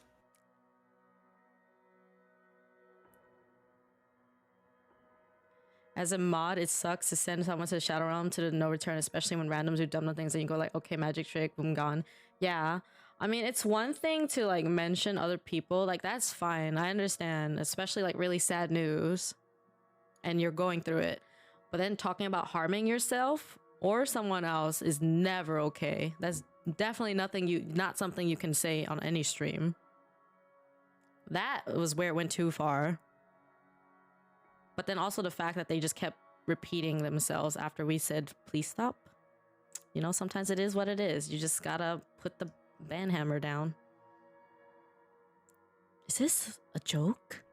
She looks at me expectantly as I struggle to come up with an answer. Wait, ma'am, you see, but we haven't even negotiated a price yet, ma'am. We haven't even finished touring the rest of the mansion. Exactly, Flores. And I think they are probably quite young too, so unfortunately that's probably to be expected with their behavior. A sale would be great and all, but... She stops me from speaking any further and puts a hand on my shoulder. Like, I'm not trying to come off like I'm a callous person or anything, because I understand, you know, sometimes you're having a bad day, sometimes you're really sad and you want to talk about it. But then, you know, there's just certain things where everybody's aware of it and it's just like, well, there's nothing we can really do, you know, rest in peace to those people. And these are not really the places to talk about it, basically. Need help pizza for breakfast or bento box? Ooh. Hello, She's Thick and Dolan and Stu. Welcome back. And welcome back, Cootie. I would say get a bento box because I feel like it's not going to be as heavy. Pizza is great, but it do be making me feel sluggish. For a moment, with her tight smile, she looks as if she has tasted a particularly sour lemon. Oh, please, sweetie, don't insult me. Money is not a problem. And just between you and me, this place is better off with us than with some old lady who will probably just fill it up with cats. But yeah, much like Flores said, guys, just don't mention age ever. I'm sure even there's as a more than joke, enough space here if you want especially as a pets. joke, because that's normally how it goes. People will just talk about age and then someone in chat will just go like the haha I'm blank, and then, you know, that's actually against TOS. Like, you can get banned, not just like us. You can get banned for making those type of jokes. That's just how it is. So just don't make any sort of age jokes, like, ever. Hi, Cadence. Good morning. Perhaps I'm still not feeling well, but really, what's wrong with cats? Good luck with work. More importantly, why is she talking about moving in already? Well, I'm more of a dog person. Nothing really, Curry. I mean, you guys can talk about it in the mod chat if you want, but we're over that. But you see, this is going to be a gift to my darling. It's going to be our anniversary soon. And just a PSA, because sometimes people don't remember, like, the whole not joking about that thing. And it would be so wonderful if you can secure its purchase for us. Why, I can even offer something extra if you help us out with the paperwork. Yeah. People have literally gotten banned over it, so... We actually have a process for this, ma'am. It's not like we're just talking out of our ass. I don't really think Because that would TOS be is such a gray necessary area as well. It's just better safe than sorry. or appropriate. And just what are you two lovely ladies talking about here? Leaving me and our lovely interior designer to talk here by ourselves. What would the people think, darling?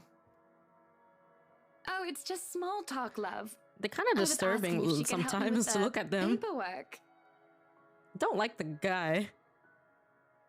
I try not to wince when her nails dig into my shoulder. Oof. Is that me or Eggy? Oh my god.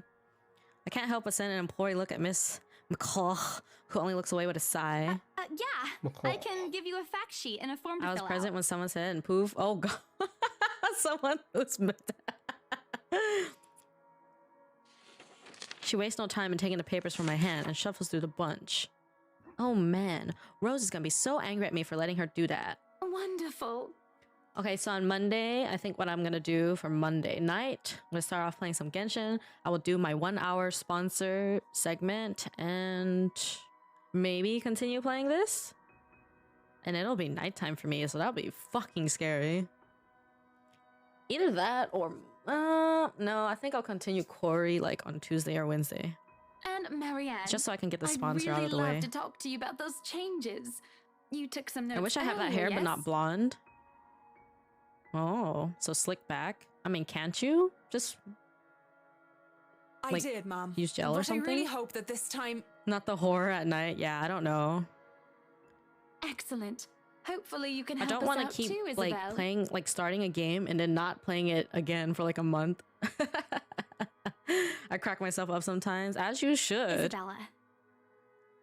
Right, right. Really, It's a Aggie? lovely You slick name, back Isabel. hair? It's Isabella. Yes, that's great. We'll be more than I happy did- to put in a I good did not word to your expect that. superiors too. And That's cool. Hey yo, what's this? slick egg. Slick Egg with a pompadour. Okay, well he looks better right here. I like the way he looks here better. Well, they all look better here.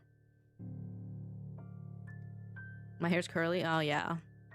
Look of confusion and disgust appears on her face. Turning to her husband, he merely shrugs in reply. That's, an interesting work of art. Not My to my God, taste, they look so though. horrified I'm down sorry. here. Darling, Buttercup, art is a complete overstatement for this garbage. It looks like a cheap prop from a D-list horror film. Hey, Oz. Shush, love. Let the Shush, girl do love. what she pleases What's a with- cop? What do they call this? Garbage. Oh, forget about it. At the very least, it's not as I feel like I'm already dreadful watching a horror as the movie. one art exhibit I was forced to attend last month. I mean, that's basically all a visual novel is, right? It's like watching a movie. You should have seen it, Marianne. Even you would have been appalled. Yeah, Sound of Drop was very sad more than anything. Even though there's many ways of dying, it was just mainly sad. But I'm I'ma go sure eat and you'll go know what back to to do love with y'all. our walls once we get started. Ooh. Have fun playing Jack and Daxter. I highly doubt it is as bad as you say, ma'am. Nevertheless, you can be assured that my team will only pick whatever suits your The problem with tastes. streaming is half of the time we're talking to each other instead of reading. And it's a lot of fucking reading with visual novels. Nothing of this chain letter sort. Not the of chain course. letters. It has to No! always work with a palette. Bro, chain letters would scare... You know, chain letters would scare the shit out of me because it's like you don't want to risk not doing it because they'll say bad things like, on your mom or blah, blah, blah, blah.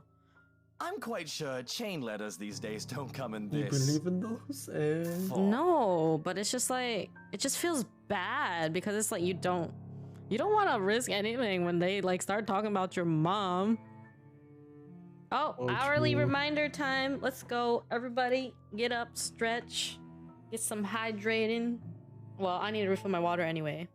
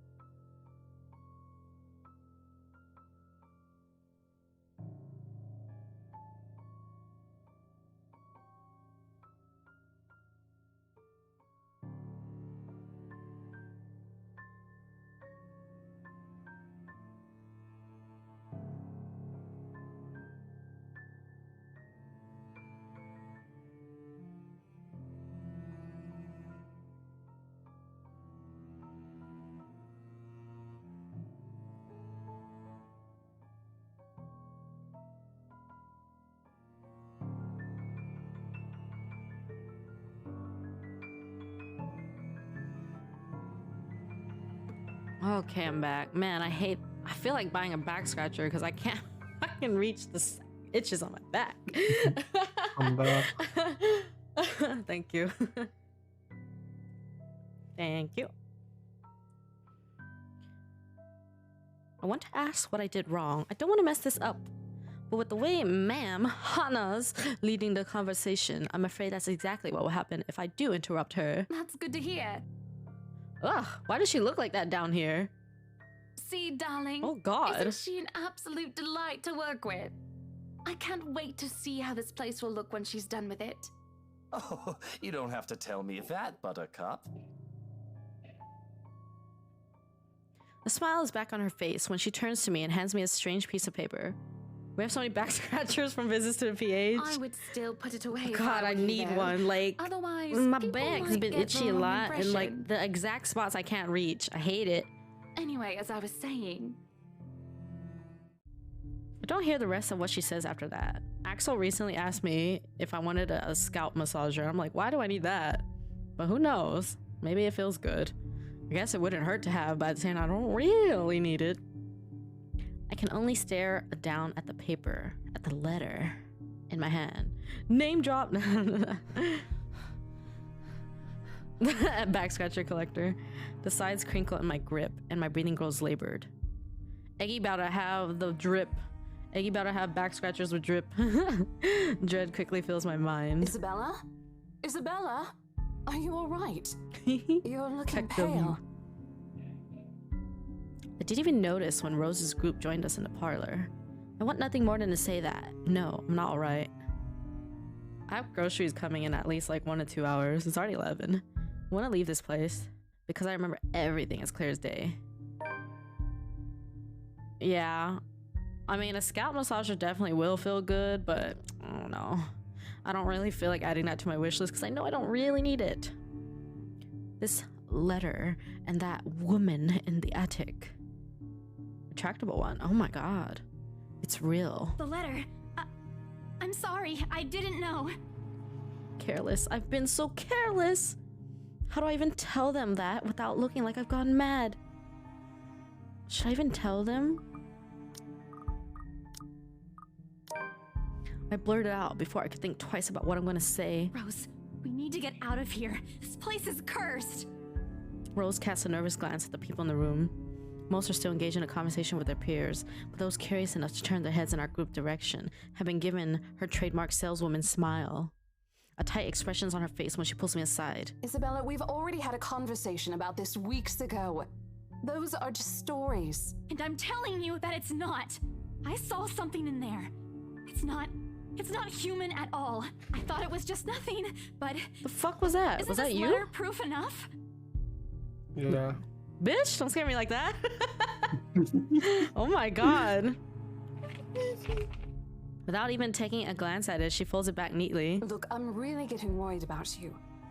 I know you want to see this open house through, but your condition is more important. Because you never know, the games just make random noises. I was like, what the hell? Give me and there's been a lot of door creaks and stuff in the game. To the nearest hospital. Look at that laugh. No, no! Not you me. don't understand. There isn't a condition, Rose. No concussion at all. I'm fine. But this place isn't, and you're being stubborn about it. I see. Bish. I'll wait for the right timing. Lou sabotage. Indeed. Lou sabotage. Indeed. Lou impostor. He do be an imposter. Sussy Yes. back. Lou sussy. Now, ladies, what seems to be the problem here? Nothing, sir. I just had to clarify a few things with my VTubers, colleague. look at them physics. Well, it certainly seems intense. Where's A smile, Mako? especially darling Nani, why? little Lily here. Booba. He gives my shoulder a gentle squeeze while an inscrutable smile spreads across his face. It's Isabella, Hello, immortal sir. wing.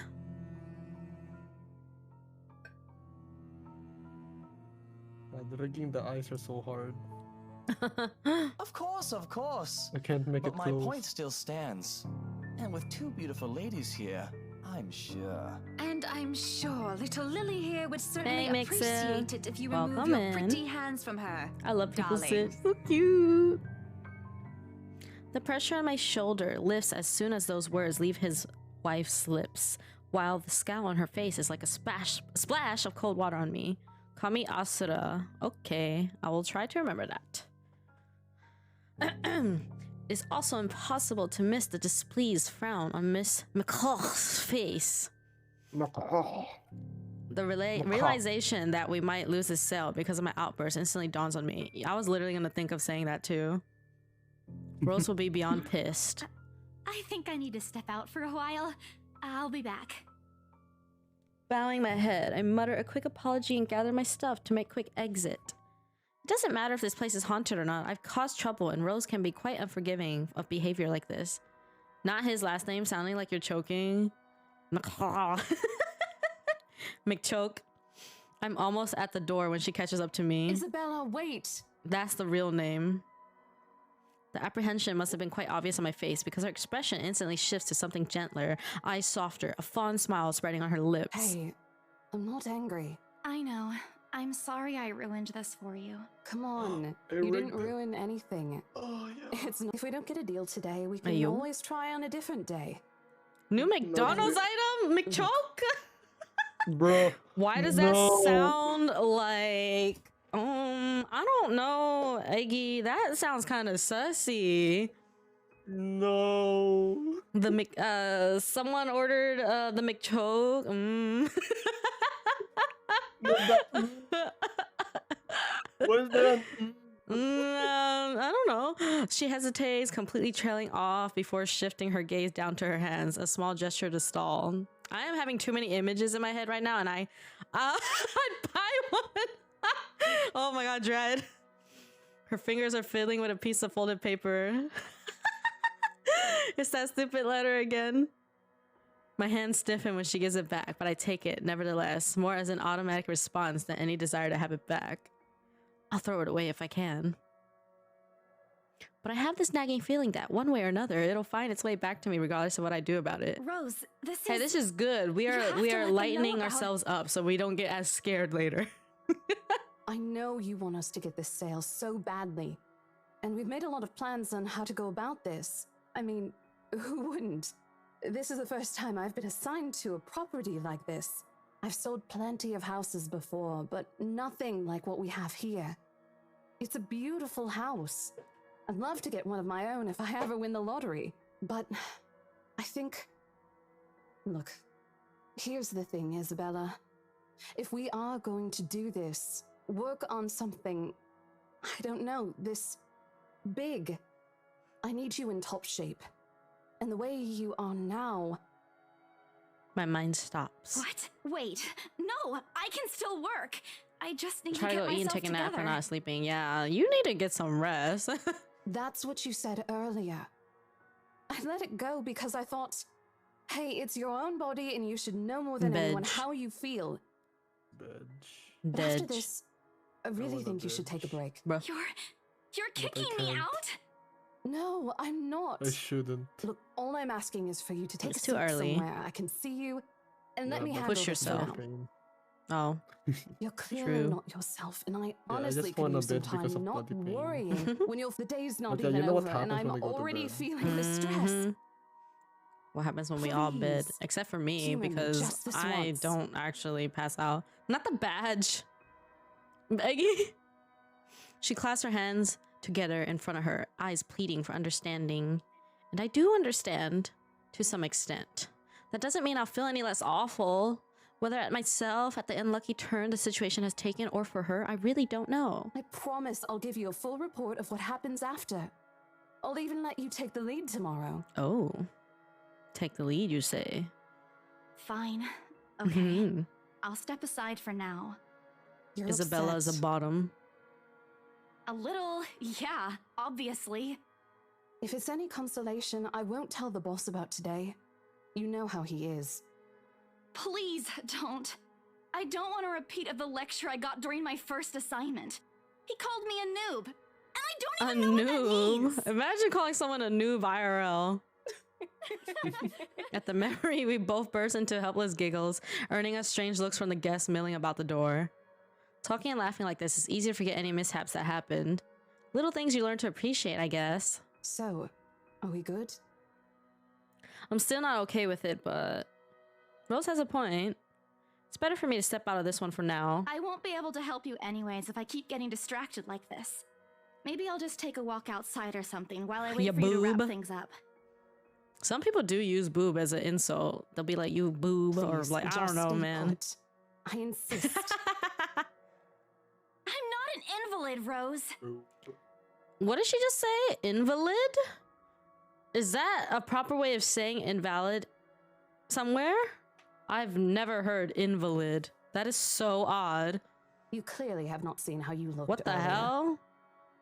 It's not that bad. Probably as a noun. Color hasn't even returned to your cheeks yet. Just stay here, all right? She used Don't it as a even noun think for some of going reason. anywhere. But can't you still say invalid as a noun? I have no idea. I've never heard it that way before. Let me finish what I'm doing here, and then I'll take you back to Luxembourg myself to have That's that so odd. minor bump checked. At least wait for me to call someone who will fetch you, okay? She's gone before I can voice one word of complaint. Left with nothing else to do, I found myself drifting back to the foyer. A few visitors lingered in the area, some merrily enjoying the afternoon sunlight streaming through the stained glass windows. Others can be seen admiring the priceless antiques decorated in a room. One group of elderlies, gathered some ways across from me, is occupied in a friendly banter about which one would cost more to buy. A little argument here, and occasional laughter and teasing there. I smiled to myself. The conversation reminds me of what I've been missing these past few months. Rose is probably right, I do need a break. Maybe this afternoon's hangout will help? Speaking of, I should call Ash. It's a few hours early from what I've told him, but he did ask for a call once I'm done. Besides, I don't have a ride back he offers, so I might as well take it. Or bribe him into giving me one. Not that he'll ever accept the latter, personal convictions and all. Honestly, if there's something I find admirable in him, despite his tendency to annoy the hell out of me, it's that. But whatever way works, a free ride is still a free ride. There's Rose's offer too, but despite what she says, I know she'll be busy for the rest of the afternoon, especially without me assisting. Bothering her for a favor as small as this is the last thing I want to do right now. A couple of minutes and a few prayers asking for a decent signal later, the call finally connects and... Shit! Ash from Oh? Back What? watch out. Shit, how loud is this thing even? Sharp ringing fills the entire hall, disrupting the pleasant quiet that has settled. Soon enough, heads begin to turn in search of the source, mine included. My eyes dart around the small crowd before zeroing in on a lone figure crouched behind the same group of old people checking out the decor as moments ago. He is facing away from me, fumbling with something in his hands. But I don't need to see his face to know whose back it is. Oh, I'd recognize that dumb Parker anywhere. Without bothering to end the call, I marched towards him. After what happened today, I'm really not in the mood to deal with this. Of all the times to... Ashton Frey! What happens next is something I'll surely regret later for not having not recorded. He jumps, lets out an undignified yelp, followed by his phone slipping out from his grip. It bounces from one hand to the other in his poor attempt to catch it before ultimately falling flat on the floor with a resounding clack. I kind of feel sorry for the phone and the floor, but it's not every day that you can catch someone like Ash off guard and get a reaction. Damn his stupid detective sentences. I'll take every ounce of victory I can get, no matter how small. An awkward pause passes between us. A blink. A cough. He makes a face. And then in a too quick motion, he ducks and retrieves his abused gadget while a grin threatens to break out from my lips. He doesn't meet my eyes when he strains, but a flush has crept up his neck and cheeks. In another universe where we haven't known each other for 5 years and suffering through his teasing isn't a day-to-day occurrence, chances are I'd find that adorable. Endearing, even. Unfortunately, this isn't that kind of world. The way things are, I'm already content to see him out of his obnoxiously calm and collected disposition. Hello to you too, scaredy cat. I could stand to be greeted like a normal person, you know. What? And miss that look on your face? No way. Oh man, I should have taken a picture. I am so honored you find this funny. Is that how you treat your guests? I think I need to talk to your Asshole. supervisor. Talk to yourself. You aren't even a guest here. What are you doing here in the first place? For a moment, he looks like a cat that swallowed a canary. Suddenly, checking every nook and cranny in his phone for any damage or scratches seems to be a more interesting activity than explain himself. Ash? I could be looking to buy a house. A mansion? Yeah, why not? Did you see the view outside? It doesn't look haunted to me at all. He's messing with me. Ashton, I am not in the mood. What are you doing here? He chances a glimpse at some point behind me. The parlor? Curious, I follow his gaze, but before I can figure out what has caught his attention, he places a hand on my shoulder and turns me back to face him. I just finished working on something, so I dropped by. I still don't see how his work has anything to do with why he's here. At my confused look, he drops the hand resting on my arm like he has touched something particularly hot and casually rubs the back of his neck. And I said I'll see if I can pick you up. Turns out I can. Free time and all. So here I am. I might hang out in Discord after you'd stream. Still be busy, and so I roamed around for a while. Okay. You can go sleep though. Oh, you should have mentioned that sooner. Throw me. Hey, Yes. I was given a Yeah. pamphlet. We have mandatory sign-in sheets for clients, and you can't just roam Hello, around Dad. because it says open house. Always. Normal? Right, okay. Hello. I think I'll just go Deep ahead voice. and... Yes. Hmm. No, wait. Maybe. Do I it, wasn't really Eggy. going to Do throw it. you out. Rose said, Let's talk shit about the useless birds. never mind. I was just... Eggy knows. What? Now? Something must have shown in my Bird? face because he pauses and gives me a long, hard stare. Sometimes I forget how easy reading people is for Ash, given how he often looks as if everything around him is a chore. I avoid his eyes, hoping he'll drop the subject and won't ask any more questions. The last thing I want is to tell him what happened, especially the part about the letter. In fact, he's the last person on Earth I'll ever think about telling it to if I can help it. Yeah, we're gonna watch food videos and talk shit about the birds, Eggy. Let's go. Pepe D. He's a dependable guy. God knows how many times he has helped me, even without asking me for it. Vampire Survivors. Oh, bro. Oh yeah, the birds. Eggy's mortal enemy. Eggy's sworn and arch nemesis. But stuff like ghosts and the supernatural sounds like an amazing time. Of course, it's always an amazing time with you. Let's go, Eggy. Let's go. I will stay up with you. And then we go sleep at night or something. Because, I mean, I am streaming tomorrow morning as well. Might as well, right? He'll never believe those, even if he hears it from a friend, except maybe if it's Becca. On a good day, the most harmless thing he'll do is give you an explanation why those things have no choice of ever being real. How are you, real men? At worst. He's insufferable. He'll poke fun at you at every single chance he'll get. Asshole! What did I ever do to him? He never does that to Becca or Zach. I can already imagine how things will go down the moment I spill a word of what I saw. Nope, over my dead body. And I have to conveniently be out while you're streaming the quarry. People sit. How sad. What time are you leaving tomorrow, Eggy? Because the Genshin live stream is at 8 a.m. So I'm probably gonna play Quarry like immediately after. I don't know. What's wrong? Nothing. Let's just go. Doesn't look like a nothing to me. We still have Zach's movie tonight, remember? It's still early. And didn't you say your shift will end around 5 or 6? What about... Hey, Isabella, wait up! Last time the event started at 10, so around the time... Oh, you might be able to catch... Well, depends on how early you leave. Might be able to catch, like, the beginning. Well, how long are you usually... You say you're gonna be out all day. Well, it's okay. Based off what I've seen, I think the quarry is pretty boring in the earlier parts. But it gets very, very interesting towards the end. A rush of air greets me as soon as the main door opens. Not the usual autumn draft, but it's still a welcome change from the stifling atmosphere inside the mansion.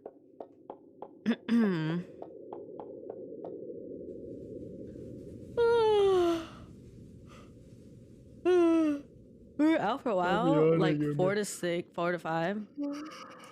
You're making me. Let's say hi to my mom and come back. Calls out once, twice. Have you been spoiled for the quarry? Oh, I've definitely seen quite a lot. My favorite streamer killed everybody. I've seen a good chunk of stuff. The mansion still looms in the background. Whispers calling me back, shadows beckoning. Help me. Help me. I don't look back. We spend the ride back to Luxborn City in a relatively quiet manner, with only the radio's disjointed hum in the background to fill silence. A streamer I watched said it took them 15 hours for the quarry. Yeah, the quarry is about maybe like 18-20 hours, depending, like, I don't know. Probably depending on how long you just linger. Occasionally, Ash will reach out to fiddle with it until the signal settles or it's on a respectable volume, but otherwise he doesn't say anything. I'm pretty much just gonna let chat decide what they want us to do. I'm pretty sure I'm not gonna be able to keep everybody alive, knowing me. However, if the furtive glances he's been sending my way are signs, I know there are things he's been itching to ask since we left the mansion. I keep my eyes trained on the passing scenery outside, in the small hope that my disinterest will dissuade him. Here. All of a sudden, he tosses something at me from a small compartment on his side. It hits me cleanly on the chin before I can make a move to catch it. The small package makes a soft landing on my lap instead. Sorry. The glare I send him wipes the smirk about to form cleanly off his face. He clears his throat, focusing his eyes on the road again. I swear he did that on purpose. Ignoring him, I flip the half-forgotten package on my lap. I won't say no to free food, but why are you giving away cereal bars? I always have one on my person, and you look like you're about to pass out back there. Have you eaten lunch yet? I don't even get a chance to deny it because right on cue my stomach rumbles loudly and an empty, gnawing feeling in my belly becomes noticeable. No surprise there, I did skip breakfast and lunch so I could catch Becca while she was on break. I was hoping to get a small meal after. I guess with everything going on, I just forgot until Ash mentioned it. It's not like the hollow feeling's new to me though. If anything, it's just one of the things I've gotten used to ignoring over the years, growing up. Thanks. Then I tear open the package and start nibbling on the edge of the bar. Chocolate-covered granola bars? Apart from an acknowledging nod, Ash doesn't say anything after that small exchange. For that, I'm thankful. After getting an earful from both Becca and Rose, it's nice to be able to just sit down with someone who's not gonna nag at you. How'd the open house go? The usual.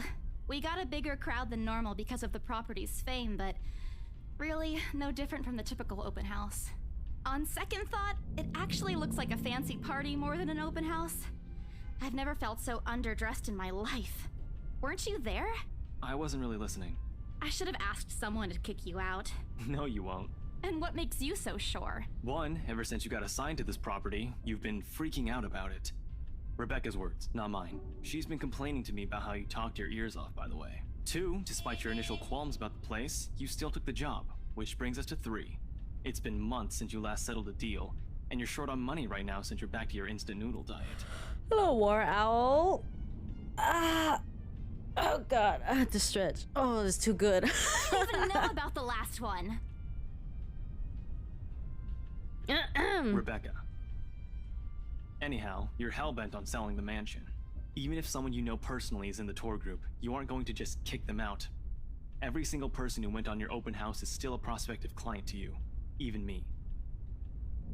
It's not entirely wrong. Oh man, I walked right into that one, didn't I? I hate you. I really hate you right now. His answer is a small laugh, the kind that screams, I'm right, I told you so. I hate it when he does that. I'll have you know that there's already someone who's extremely interested in this property. So even if you expressed any sort of interest in it, I don't think they'd be willing to let you have it. Too bad. Provided I didn't botch it with the rights. Ma'am, Hannah, in particular, didn't look too pleased with what I did. I owe Rose a big apology. I hope she likes free donuts. You don't seem too happy about it. I am happy. Doesn't this look like a happy face to you? Really? And here I was thinking you found another one stuffed in the sofa. Or is it the wardrobe this time? He meant that as a joke, but how close it is to the truth that made my blood run cold and my own heartbeat a heavy weight in my chest. All at once, the letter in my bag feels a whole lot heavier, burdened by my own guilt and apprehension. Yeah, well, things happened. Stuff the right couple might not be pleased about. No need to make a fuss about it. It's normal in the business. You made them angry? Not angry, just stuff happened. Honey. Like? Things. Did they do anything? Your clients, the rights, was it? I can't answer that. Oh god, You keep asking me about my work, yet you haven't said a single word about yours. That's not fair. Hello, Ani Both Sensei. you and Zach have Welcome literally in. disappeared off the face of the earth. An over-exaggeration, but changing the subject to something else is still better than outright lying to him. Besides, it never works with him. I'm not sure if it's because I'm just bad at it or because he's just really very good at his job. He doesn't answer immediately, only momentarily shifting a glance over me and returning it back to the road when he has to make a sharp turn. The random car honks make me look outside my window. Dude. Outside, the sun has already started its descent, casting a vibrant orange glow on the tall buildings. I hate that when I'm like listening to a song and then there's just like really random sounds. Like sirens or like doors or like literally anything. I wonder how long before we reach the venue for Zach's film. Checking the street signs outside, it appears Ash has taken the longer route. odd, but he's probably trying to avoid the rush hour traffic. Didn't we just talk a week ago over chat? That's different. Linking your awful memes in the group chat box every morning isn't exactly a conversation. Excuse me, I don't hear you calling them awful while you're laughing at all of them. Shut up! And you aren't answering my question. That earns him a soft punch to his arm. I did laugh at them, but I'm not gonna give him the satisfaction of knowing that I find most of them funny. I'll only make his head bigger. Stupid Ash. Ashhole. Alright. Lay off on the abuse. Remember that case I mentioned before? We've been trying to pin the bastard down, but it required more work than we anticipated. The guy's slippery like that. We got some good lead months ago. He recounts what he's been doing in the time we haven't seen each other. His usual work, the occasional small investigation, and the big case he's been stuck working on, stuff he couldn't mention in the brief time we catch each other online. Almost most of it are the trimmed down version, only things he can tell. He has always been careful about that.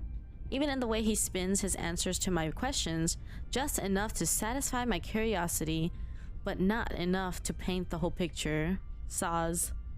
At one point, his voice takes on a strange tone when he mentions something about the big case, but I don't dwell on it much. That's normal, right? I mean, who wouldn't be frustrated if you couldn't bring someone to justice because they kept slipping out of your fingers? If I were in his shoes, I'd definitely lose my mind. His stories never cease to be entertaining regardless. If things weren't the way they were back home, maybe I would have considered taking on the same job as him? Well, no, not really. Mama would never allow that. But the idea is still there. Along with countless others I've let go. Time passes quickly between us in this manner, and before I know it, we're already at the movie house.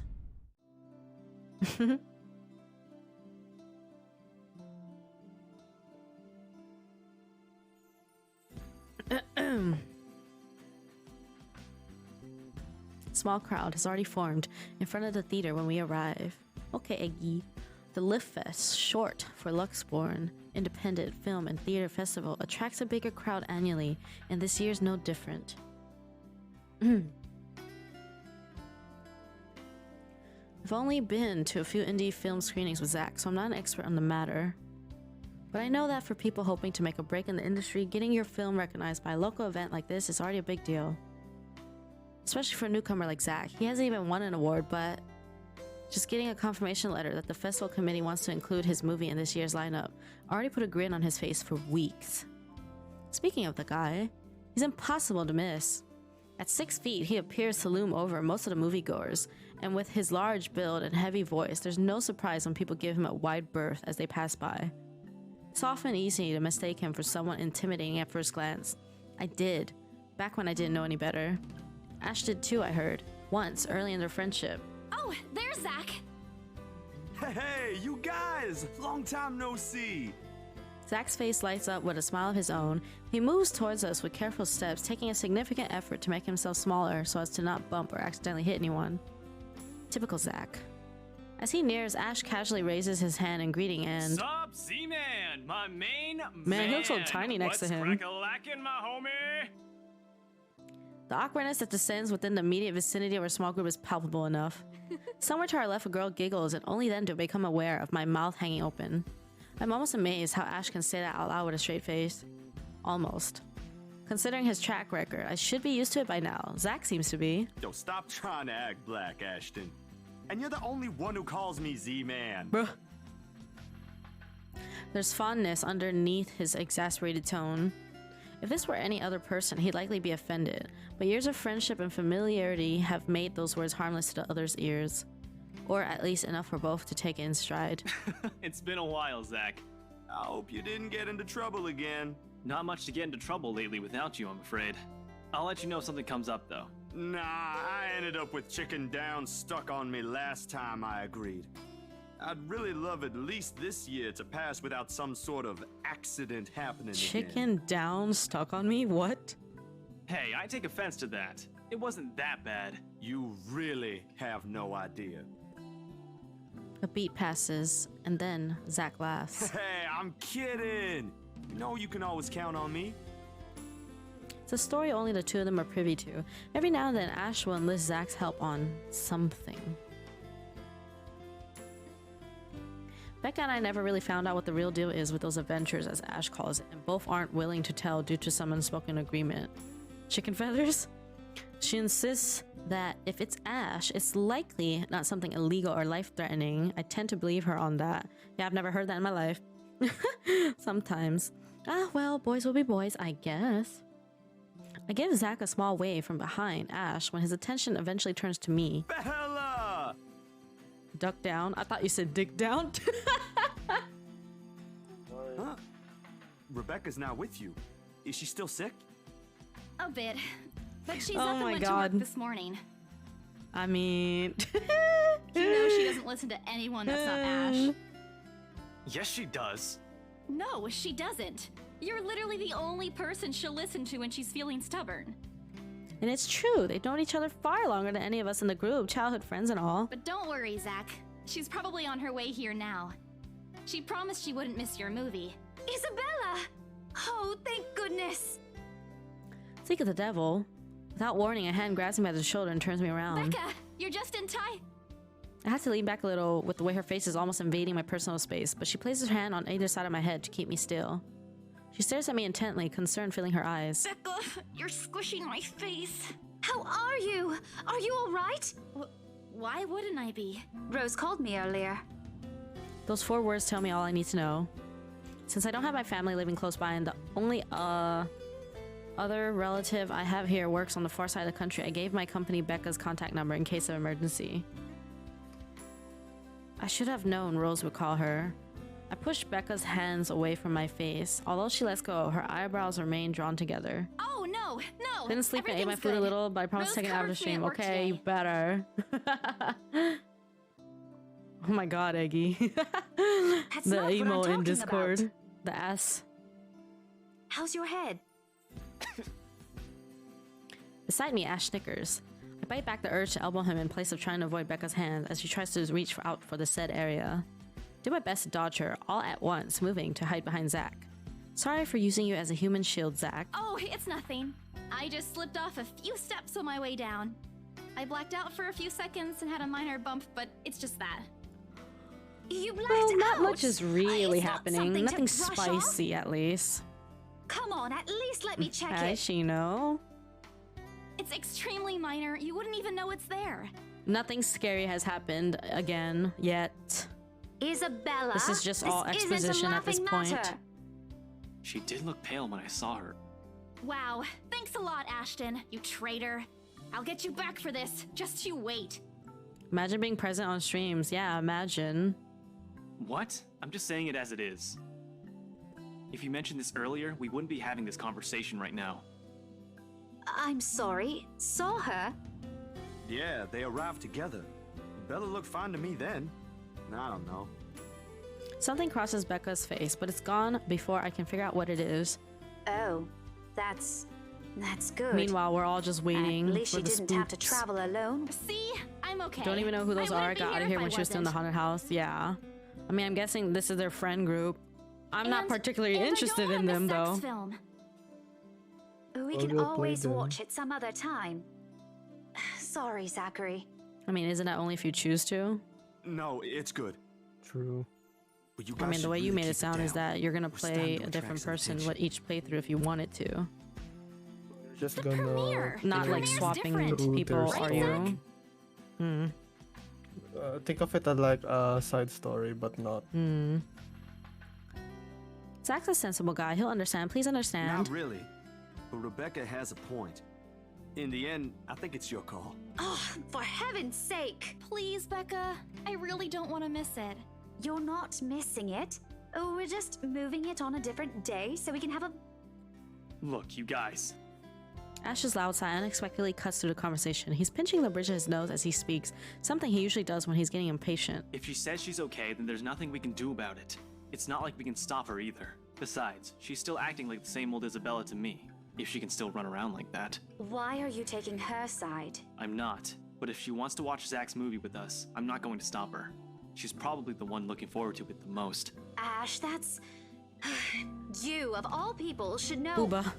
Tell you what, if I notice something amiss with her, I'll take her to the nearest hospital myself. Is that good enough for you? I already know the answer before Becca voices it out. When, at least, she releases a deep breath and nods, albeit with great reluctance, I immediately tackle her into a hug. Thanks, Becca. It's always been you with him, isn't it? Did you say something? Me? Nothing. Don't mind me. If you say so. Okay, guys, showtime's close, so I think I'm gonna get us some snacks. My treat. And then let's head inside. Anyone here has a smaller bill? I think I do. Hold on. I pull myself off from Becca to get my wallet from my bag and... What's this? Uh-oh. It's already in Ash's hands before I can even react. Why is he grabbing stuff from her purse, bruh? Behind him, Becca and Zach are both giving the piece of paper an intrigued look. No! Give it back! It's Uh-oh, just a chain paper. letter. I don't care! Give it! Looks ancient, too. Why do you keep this around? I try to reach for it, but he holds the paper way above his head. Like, why would you just grab something from someone's purse? I've never been particularly sensitive about my own height, but right now I really wish I have that advantage over him. Don't open it! What's the big deal? It's not like it's a love letter. I don't see any reason to... Hold on a second. This is, isn't it? Even if it is, it's not for you. Okay. Now I'm curious. I'm telling you, it's nothing like that. The rest of my words are lost when he unfolds the paper. Oh god. I can't breathe. My heart feels stuck in my throat, pounding, threatening to burst out. Vaguely, I note how my hands are trembling at my sides. Clasping them together doesn't do any good. They're still shaking, but I hang on to them regardless. The awful sick weight that has taken its core in my stomach back in the open house returns full force. How do I fix this? How do I fix this? How do I fix this? Someone please. Today's turning out to be a horrible nightmare. Send this to 5 people or else. Well, that's interesting. Guys, I think we should listen to Bella first. Well, they do be calling him Ashhole for a reason. Aren't you a few days early for Halloween? Ash waves the paper in front of me, giving me a fleeting glimpse of its contents. I don't need to see. I don't want to see. The letters, the words, every stroke written in blood is already embedded in my mind.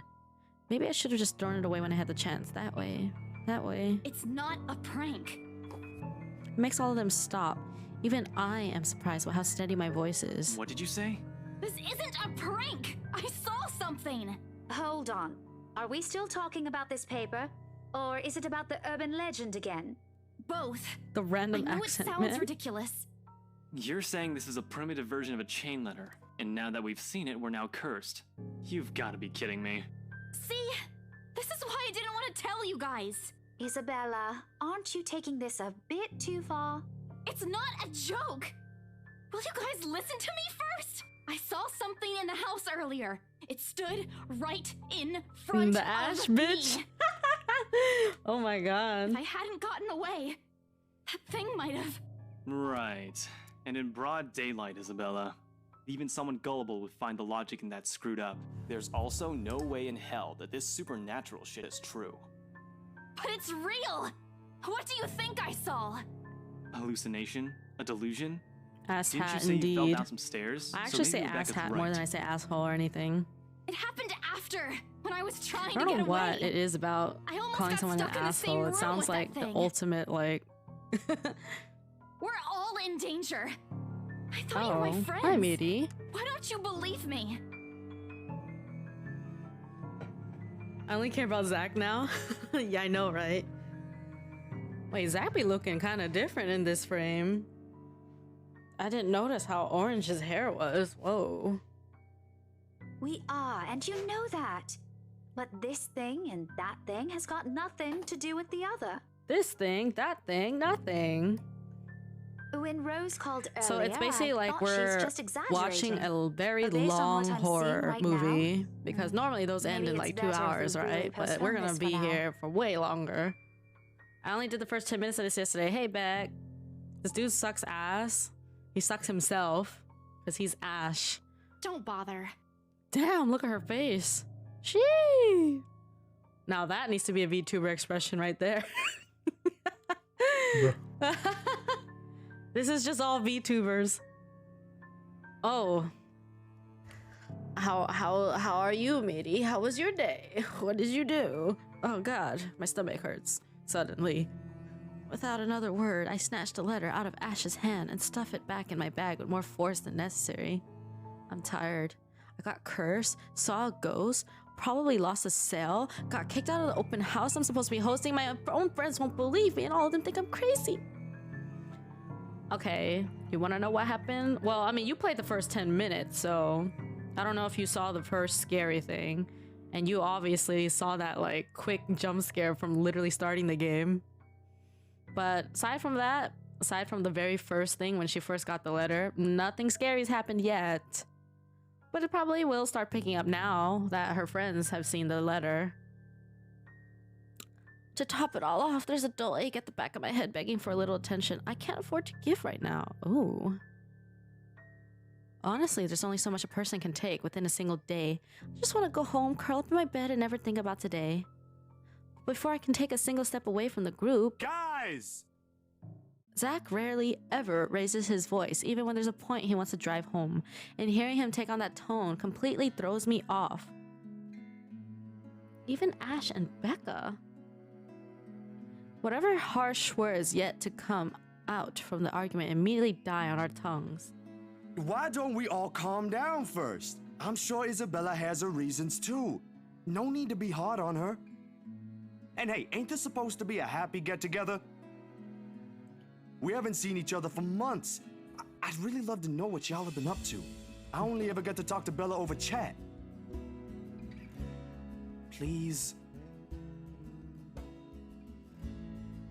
Ash, for all his attempts to look cool and distant, has also been looking forward to this. He even took the time to call this morning for a reminder. He never does that. Becca too. I'm pretty sure that's another reason why she got out of bed today. Yet despite Zach's attempts to lighten things up, where Ash's and Becca's kissing, I don't know how you say that, with gestures, the tightness in my chest remains. English is hard, man. I should have just kept it to myself, or at least went with the idea that it's a prank. If I did, things might not have turned out the way they had. No sour mood, no bad vibes.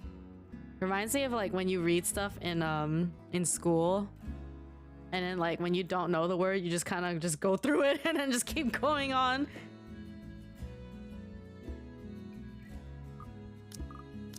Oh God, what do we do? Wait, what just happened?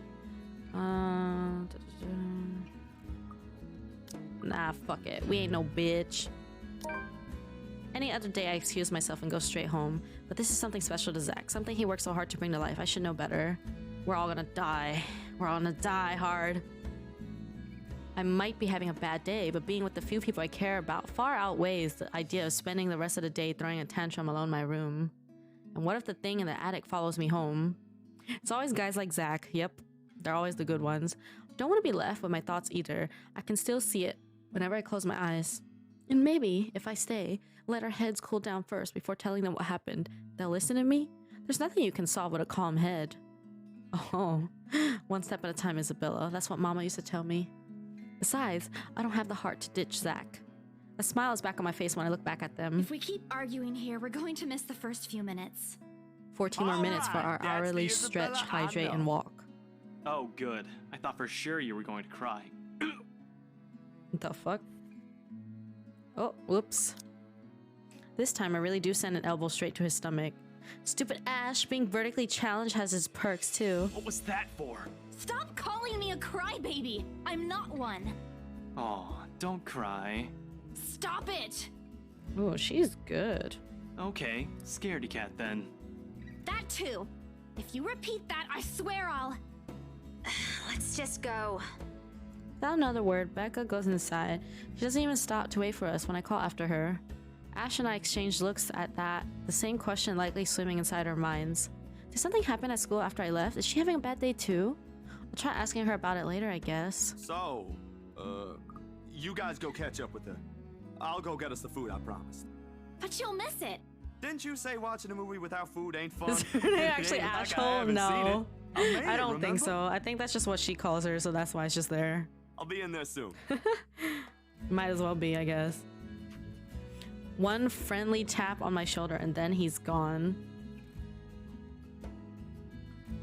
A few moviegoers are still milling about. Some are still waiting in line for tickets, but otherwise most of the crowd are already inside.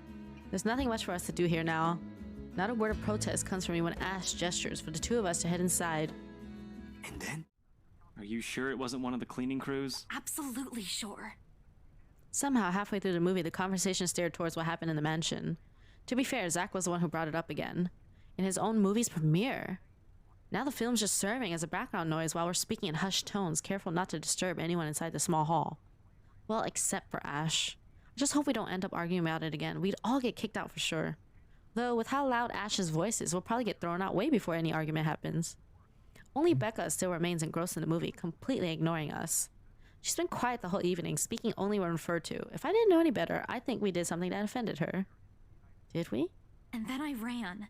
You heard what happened after. I still think it's something else. It was standing right in front of me, Ash. He's one of the smartest people I know, but geez, he should learn to listen.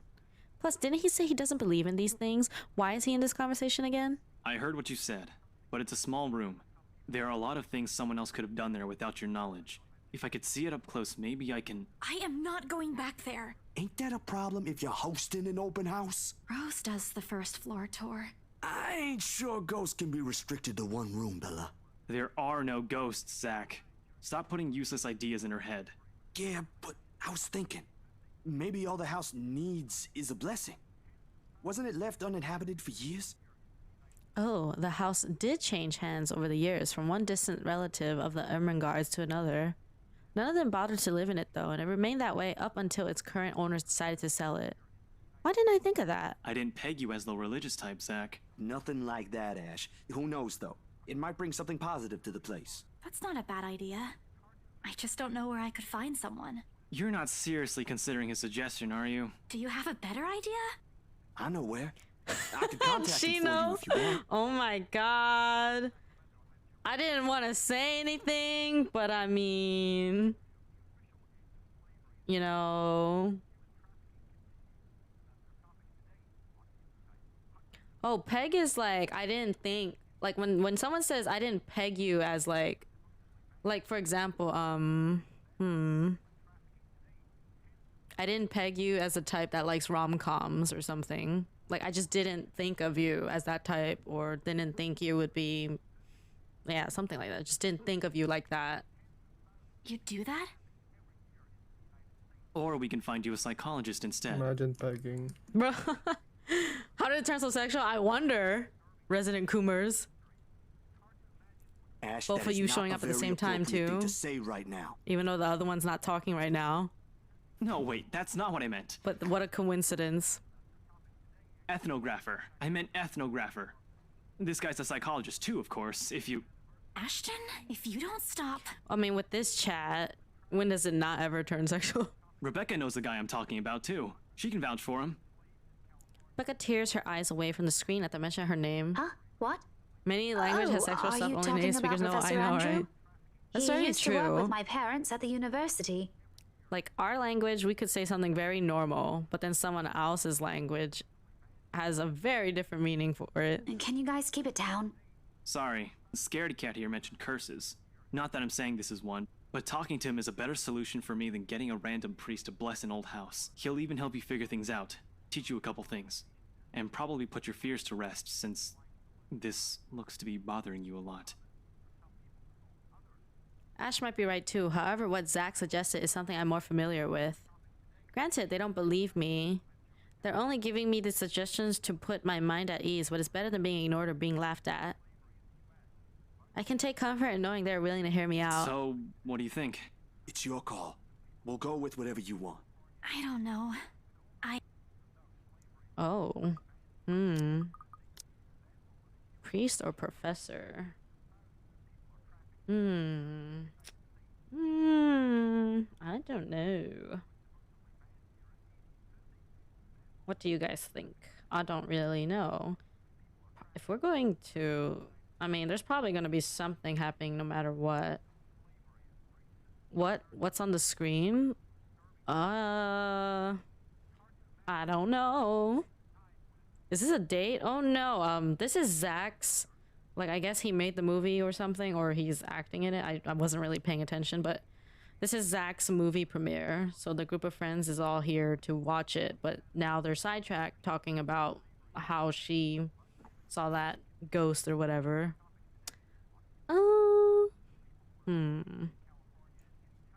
Oh, the decision. I don't know. You think priest? Okay. I'll think about it. But maybe we could go with Zach's idea? I'm not so sure about that. Professor might not believe in ghosts. Well, it wouldn't hurt to try, right?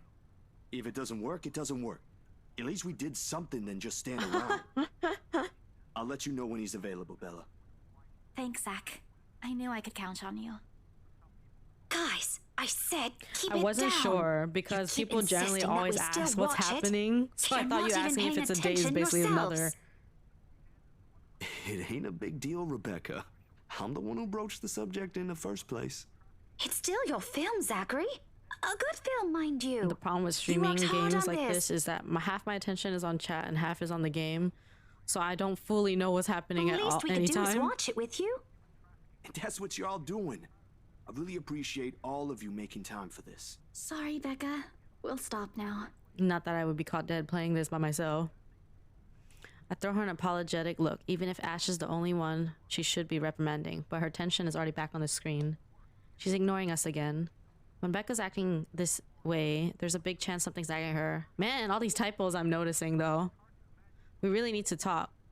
We all fall into a comfortable silence after, the kind only you can share with people you're most at ease with. For the first time today, the letter lays forgotten in my bag, if only for a few hours. Night has fallen by the time we exit the movie house. Despite the late hour, the streets are still bustling full of people, those about to head home, those set to meet someone, even those simply wandering about. Walking in this sea of unfamiliar souls, it strikes me how easy it is for one to get lost in a city as nondescript as Luxborn. I was afraid too, at one point back when I was new and had just set foot in this place. Now with familiar faces walking with me, it feels like a little home. Zach and Ash bid us goodbye shortly before Becca and I crossed to the other side of the street. The former claiming he's got a few freelance jobs to take care of before the day ends, and Ash? Who knows, he never tells.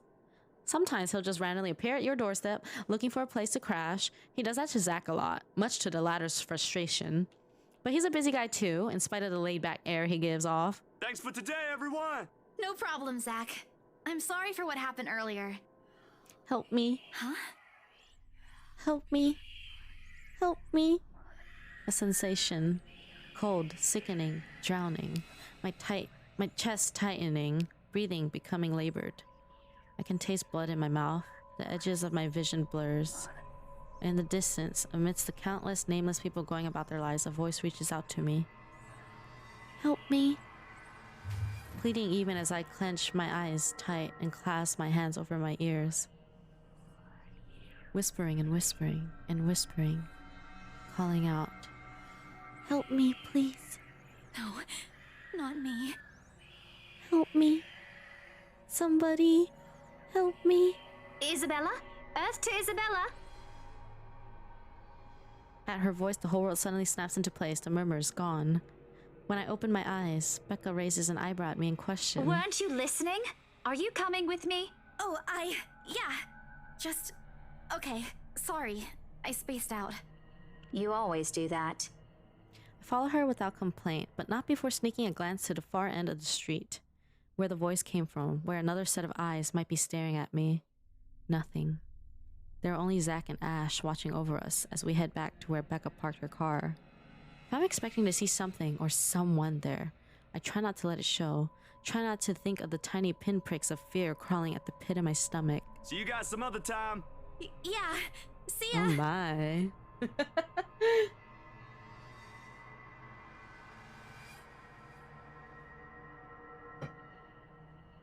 Another glance, and with a final wave, we go off our own ways. I don't know what I saw. I don't know what I heard.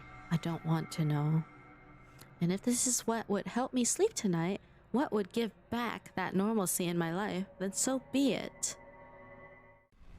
Oh, it's already 12. Yep. The darkness You're only closes halfway. around me. Halfway of what? Grasping. The demo. Pulling. Yeah, I know. It's only been a couple hours. Engulfing me. The ground caves in, and without warning, I'm falling. My eyes snap open. Damn, that's a lot of cup of noodles. Those are huge. huge. They're as big as her plate. See ya, friend. Hope you survive. Thank you, Beck. Oh, God. For an instant, it doesn't immediately register where I am. Both my back and shoulders ache after I've fallen asleep, all hunched up the night before. Drenched in sweat, the nest of pillows I often keep around me feels more suffocating than comforting. I left my eyes to adjust to the bright morning light streaming through my window, and allow my breathing to slow down before untangling myself from the pile. Stab. Stab. Stab, stab, stab. It just reminds me of Shaco. Oh my god, there's this like one video they make which has like some Skyrim memes and League of Legends memes. I forgot what it was called. It's really funny though. It's a shame because they used to be so vivid. Not the crazy vivid, but the more pleasant kind I'll tell my siblings about. Maybe it's the stress of living alone. It's a TV on top of a mini fridge. What the fuck is this room? The knowledge that I'll always wake up in an empty apartment with no one to tell stories to. Ugh, what time is it? What time is it? I wonder what time period this is. Did they say already? Because this is a very old TV. Skyrim My Legends? Oh. Habit forces me to look over at the clock, even with the soreness weighing heavily on my shoulders and the compulsion to never leave my bed for the day. Oh, one more minute, and then we're gonna do our hourly walk around and hydrate and stuff. And I gotta pee anyway. In a heartbeat, I'm up. Oh man, of all the times to oversleep. Towel? Towel? Where's my towel? Oh my god. Girl, relax. Okay. It's our hourly reminder. BRB. Did Nightbot not say it yet? It should be. It doesn't matter. I still gotta pee anyway.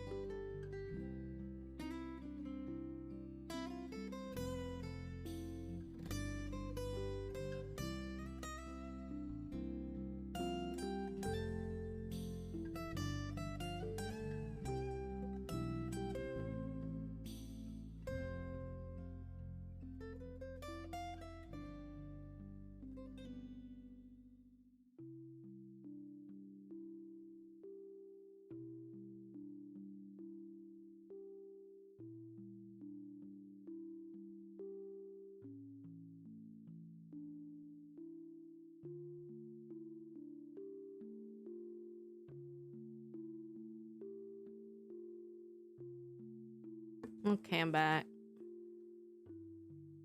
What happened? Is there ambient sound? I can't hear anything. Oh, I hear it now.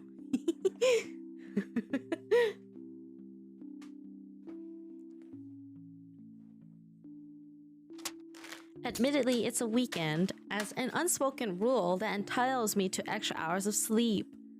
But if Rose didn't kill me yesterday, she sure as hell will now.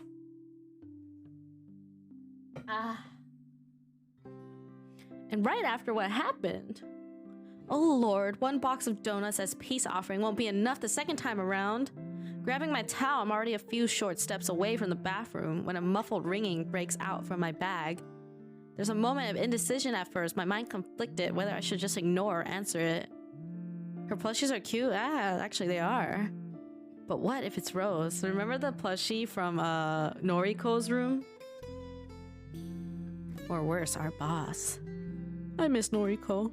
Sheesh. In the end, the rational part of my brain wins out. The letter from yesterday peeks out when I pull the device out. Just the sight of it is enough to put me in a foul mood, and it takes every force of will for me to ignore it in favor of answering the call. The caller ID reads Mama. It was like, I think it was like a bear with like wings, like these bat wings. Huh? It's around 4:45 in the Philippines right now. That's an unusual time for them to call. Usually it's around noontime here, and I'm the one calling, not the other way around. Better for them to use that money on something else than an international call. Regardless, in the most cheerful tone I can gather. Hello? Hello? Grace? How are you? Mama! I'm doing okay. How are you guys over there? I don't blame you. We're good, we're good. EJ won a storytelling contest at school the other week. Brought home a medal. I thought you should know. There's a tired lilt in her voice as she speaks. It's been there since Papa had to leave his job. I wish there's something I can do for her, but from miles away like this, the least I'm able to is not make her worry. Right? If only my older brother would actually lend her a hand, but Lord knows if that'll ever happen. Bruh, my mom called me recently the other day, and like she has this habit of always like saying bye, right? She'll be like, okay, bye, and I'll be like, okay, bye, and then I'm literally hanging up. And then as I'm already pressing the button and it's gonna go through, it's too late, and then she'll start saying something. And I'm just like, dang it, this woman, why does she not just finish saying what she needs to say before saying bye? Because I'm gonna hang up as soon as you say bye. Odds are Kuya Jordan's already out drinking right now. Again. I can't count on my older sister either, knowing she has a family of her own, and well, Ate An's financial situation isn't exactly great right now, having ran herself knee-deep in debt. Yeah, my mom has a habit to always do that. She'll always be like, okay, bye, and I'll just be like, okay, bye, and then I'm clicking, and then she'll be like, oh, blah, blah, blah. And I'm just like, it's already too late. I already hung Tell him up. congratulations from me. And let him know I'm gonna send him a little something extra this Christmas. Mon's been waiting for an answer for a whole minute. How about Nico? Karen? Michael? I hope they're okay? They're doing well. They wanted to talk to you, but they're all busy with school. Oh no, that's fine. I don't want to bother them. Just tell them to keep doing their best for me. I'll just call back when I know they're not busy. And Papa? How's Papa doing? It's a subject I'm a bit hesitant to broach from the way Mama's voice hitches. She doesn't want to bring it up either. Papa. Grace, he's having a little difficulty right now. Weak appetite, he's having trouble swallowing, and lost a few pounds. Papa! But the doctor said we should keep encouraging him. It just means his body's accepting his new treatment well. The money you sent last time helped a lot to pay for it, by the way. Oh, I see. That's good. I won't deny that life has gotten tougher for our family. It used to be easy back when Papa was in good shape. But ever since he was diagnosed with a sickness 5 years ago, he had been unable to provide for us. Now, the burden of feeding 8 mouths and settling Papa's bills all rests on my shoulders. Although Mama makes a little, accepting sewing and laundry jobs in our neighborhood, it's scarcely enough to cover the cost of day-to-day living, let alone the bloating hospital bills. We can't even expect help from our own government, because the health insurance there barely covers anything. I'm sure he'll get better soon. Is he well enough to talk? Do you think I'll be able to speak to him, Ma? Silence. I start to think that the call got cut until... Listen, Grace. Honestly, every visual novel so far has some sort of sadness, and I think even more so when it's labeled with horror. Maybe it's better if we transfer Papa to a different hospital. Somewhere cheaper? What? Why? Did something happen? Is it the deposit issue again? Give me the hospital's number. I'll talk to them. No, it's nothing bad. The service here is good. Too good. Even the doctors. But I'm worried you're working yourself to the ground because of it. Mama, we've been through this before. I want the best for Papa. And don't worry about the bills or the medicine, or me for that matter. I can handle myself. Everything's going well here. In fact, we're about to close a large sale. Hopefully. If not, then I'll find another way. She doesn't need to know that. Sorry, Mama. You taught me not to lie, yet look at what I'm doing. I'll have money to send over soon to cover the rest of Papa's treatment. And there's more than enough for Karen, Nico, Michael, and EJ's school tuition, too. Hey, thank you for the sub, Beck. What the heck? Thank you so much, dear. I appreciate it. We all do. But I just wish you'd come home to us soon. I bet it's funny because like if someone like randomly subs or like does something like a gift or whatever, and then it just like shakes people out of their lurking, like they're just quietly lurking and not hearing much, and then suddenly bam. Kailan Kaui, when are you coming home? AJ, the youngest, used to be the only person asking me that. How do you respond to a question you don't have a definite answer to? 5 years later and I still can't give them a straight one. Because you're gay. I smile though mama can't see it. I fight to keep my lips from quivering, my voice from shaking. She's got enough on her plate as it is. No need to weigh her down with unnecessary concerns. Promise me you'll be there to welcome me when I do, okay? Of course. I'm sorry, Grace. I need to take this for a while. There's a small commotion on the other end, the sound of gates opening, the voice of a child, EJ, talking excitedly about his day at school, the tapping of feet on the floorboards as he runs. It's been years since I went home, but I can still picture the whole scene in my mind. How tall is he now? Are the neighborhood kids bullying him now that I'm not around? How did Mama rearrange the furniture in the living room again? What are they having for dinner today? I miss them. I miss them so much. It's okay, Ma. I need to go too. I've got work today. I'll call again soon. Bible thump. On a Saturday? Oh, never mind. Take care of yourself, dear. I love you. I love you. Bye. It ends with a soft click, leaving half-truths and empty promises hanging in the air. Closing my eyes for a moment, I take a deep breath and shake away the thoughts beginning to swim inside my head. It's pointless to mull over these things right now. Okay, Isabella. Time to get that mansion sold. Unfortunately, before I can take a single step away from my phone, it rings again. No doubt, Mama forgot to say something. Mama? Did you forget anything? Excuse you? I'm too young to be your mom. Are you still sleeping? Hold on, never mind that. Get yourself in the office. Hurry! Office? What about the open house? Oh no. Is it Sir John? Did he hear about yesterday? Am I in trouble? Oh my god, relax. Oh god, oh god, oh god! I'm gonna get yelled at, aren't I? What do I do? I'll buy you an extra box of donuts if— Mama Rose. No, it's nothing like that. You know the funny thing is, calm I read a down? webtoon called Age Matters, and there's also another green-haired girl as the main character, named Rose. Get yourself here, all right? But she Tell you definitely ain't got a everything British accent, not that I know of. There's the telltale din of several feet shuffling against a wooden flooring and an indistinct yelling in the background before Rose cuts the connection. That isn't in any way comforting, but it's enough reason for me to hastily discard my phone and finish my shower in record time. I make it to our office within 20 minutes of leaving my apartment, completely disheveled and out of breath. A feat, if I take into account my usual travel time. Routine clamor, common to Briar Realty Corporation's Luxborn office, greets me as soon as my foot crosses the threshold. Papers rustling, telephones ringing at sporadic intervals, agents talking at varying volumes, staff moving about, and— Where the hell is C? Where are my employees? Webtoon characters really looking British. What the actual fuck, guys? Of all the times to disappear without notice. Oh my. My boss's words turn muffled as someone else closes the door to his office, likely the work of our HR manager. Throughout the past week, he's been in a bad mood over a few employees who have failed to report to work. I hear they're still trying to get a hold of them, but to no avail. The result is half their workload have been shifted to all available staff, so as to not lose clients. Not that I mind the extra work. If anything, it means I'll have more to send to my family back home. Although the rumors of a branch closure circulating because of this is indeed a bit worrisome. My bag barely touches the top of my table when Rose pulls me aside. Here, I need you to help me with these papers. If you could also get these signed and photocopied before lunch today, that would be great.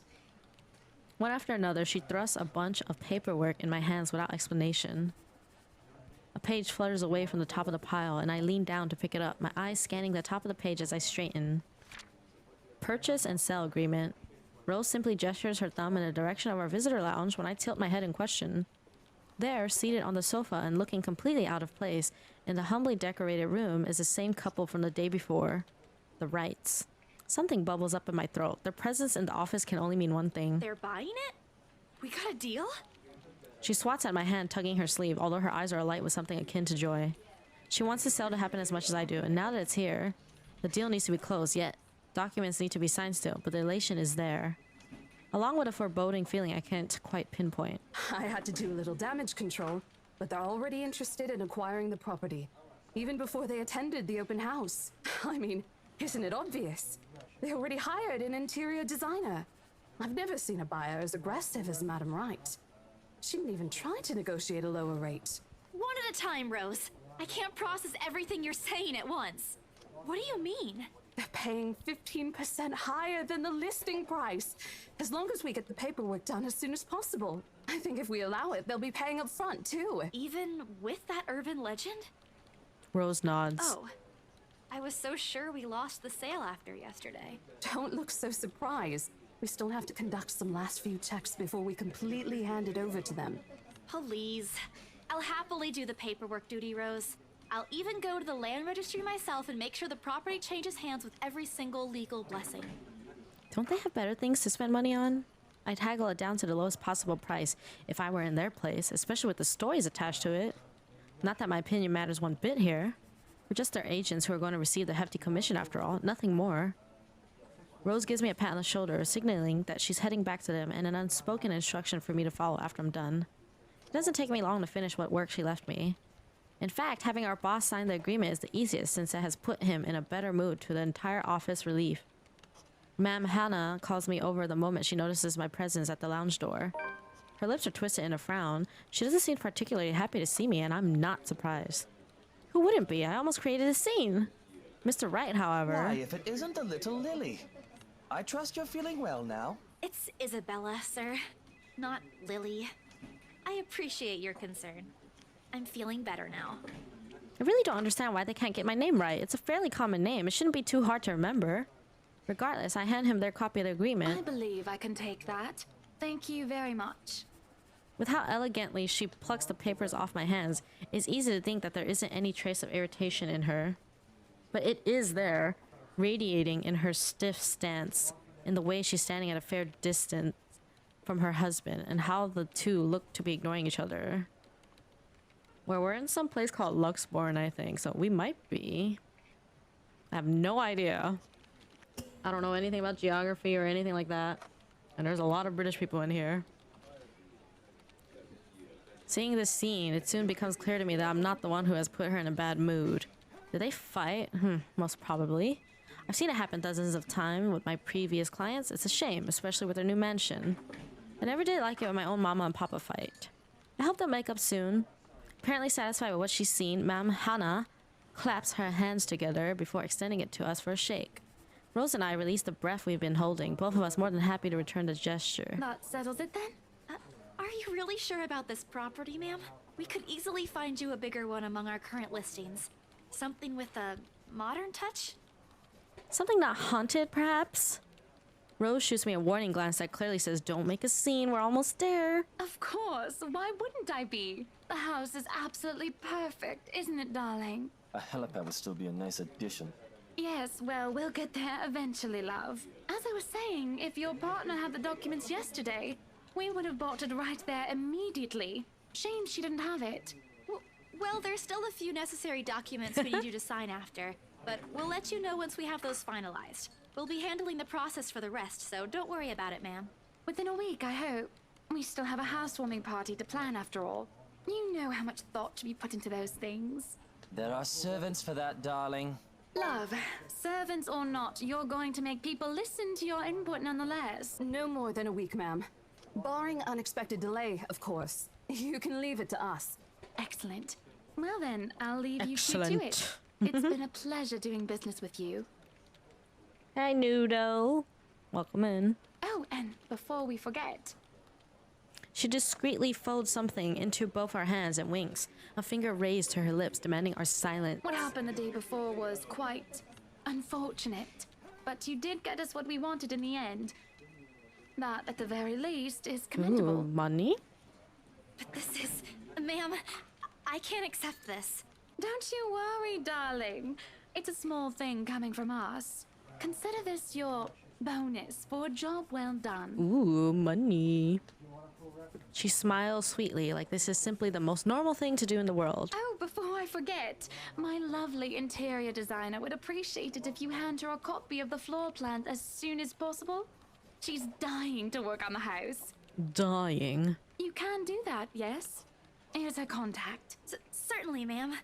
We'll have it processed as soon as possible. I knew I could count on you, lovelies.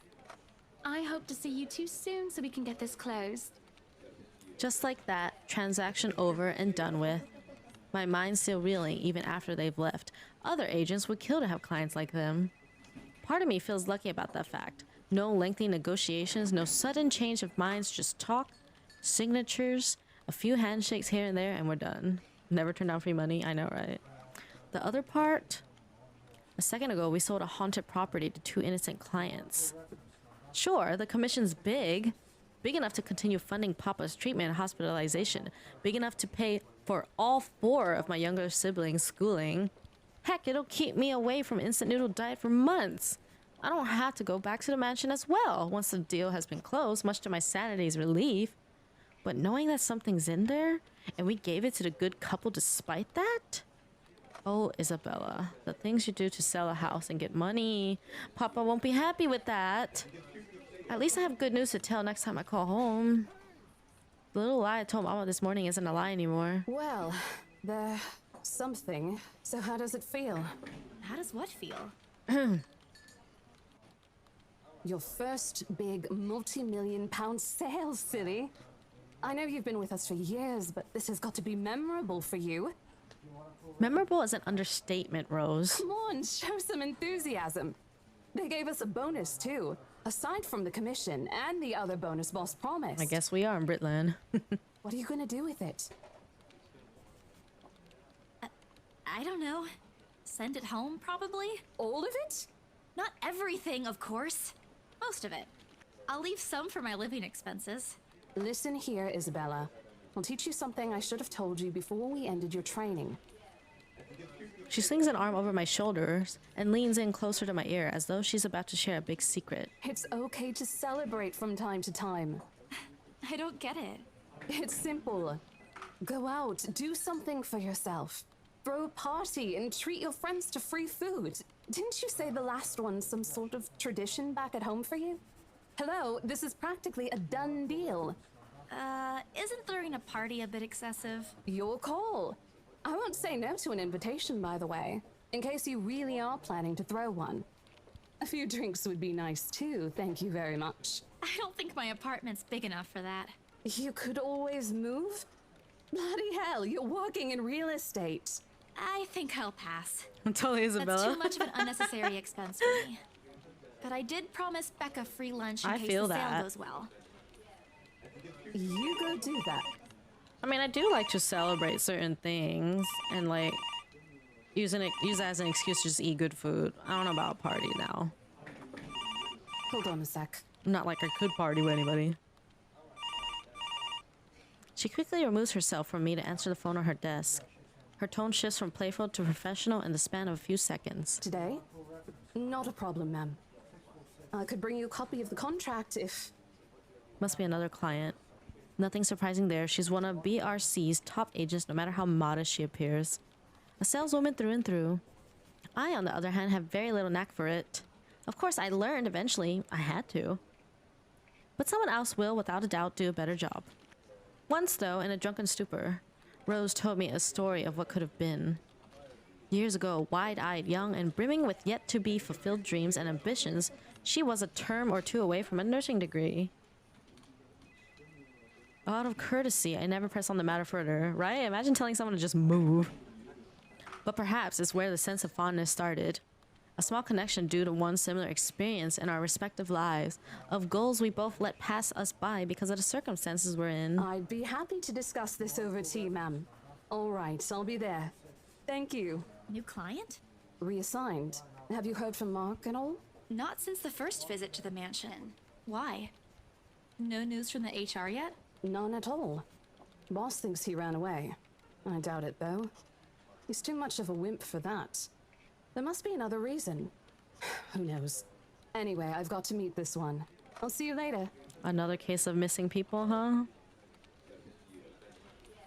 She throws a wave over her shoulder as she rushes out of the office.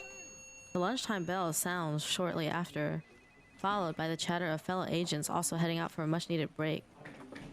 Ordinarily, there's no time for me to go out, but oversleeping didn't allow me the luxury of packing my own lunch today, if one considers taking an instant noodle cup from my pantry packing your lunch. Time to make good on the promise I made to Becca, I suppose. Maybe invite Zach and Ash too? In the end, only Becca and Zach could come. Ash, on the other hand, couldn't be reached. All of my calls went straight to his voicemail. He's at it again, right here today, gone the next day. Oh well, his loss. We have agreed to meet at a nearby cafe, the same one I frequent with Becca because it's cheap and they give away free bread around closing time. Quaint, a little old-fashioned, but looks a wee bit out of place amidst the city's tall buildings, but we love it all the same. Kinda cute. Much like its facade, the interior carries an antiquated charm to it. Vintage art pieces and a row of shelves boasting an extensive collection of books cover the walls. It would have been nice to hang out here for hours on end, but even on a weekend, the place is packed with people. Thankfully, Becca and Zach have already found seats and are engaged in some casual chatter when I arrive. It's strange seeing the two of them without Ash accompanying the other. They've never been particularly close. Sure, they talk when they meet, laugh at the same things when there's something funny, but there's distance. The kind born purely out of differing interests. That or Zach's simply afraid of Becca. It's not impossible, and I won't blame him if he is. He might be the tallest in our group, but everyone knows that it means nothing against Becca's temper. Even I am a little scared of her. Zach! Becca! Well, you seem to be in a better mood today. What happened? I know that smile, Belle. Come on, still. Don't rush me. Let's order food first, okay? A waitress comes by to take our order. On a normal day, me and Becca will order a hearty serving of their special vegetarian stovies. Zach takes anything with a good helping of meat, sausages, or potatoes in it. But today's a good day. Great, even. It's not wrong to indulge a little, right? Today's special. For the three of us. Even the person jotting down her order looks surprised at today's meal choice. She writes it nevertheless and leaves without a comment. Becca furrows her eyebrows, her mouth halfway open, ready to let loose what's likely a string of reprimands. Don't worry. It's my treat. The glare she sends my way reminds me of the one I received from Mama when I punched a kid bullying my younger brother 18 years ago. Naturally, I never did it again after she made me apologize the next day. But Becca's far from being my mom. I had to look at what a stovey is? Yeah. I'm bound to not know most of the words they mention. A small, sheepish grin is enough to turn that frown into a defeated sigh. Food arrives in the middle of a funny story from Zach, putting the rest of the conversation on hold as we are each served our order. It isn't anything fancy. Pan roasted sea bass with citrus dressed asparagus and a portion of mashed potatoes on the side, or at least that's what the daily specials board says. Wow, fancy. I never did pay any attention to it whenever I come here, since they price whatever's written way above what I'm willing to spend on food on a single day. Oh good. I'm so hungry I think I'm dying. You're always hungry. Hey! Not all the time. Let me guess. You skipped breakfast again. Bitch, you're literally surviving on cup of noodles. I wouldn't be surprised if you being starving all the time. Not on purpose. I may have overslept by a few seconds today. Right then. A few Stop seconds. stalling, Isabella. What's this about? Let us say, Rebecca.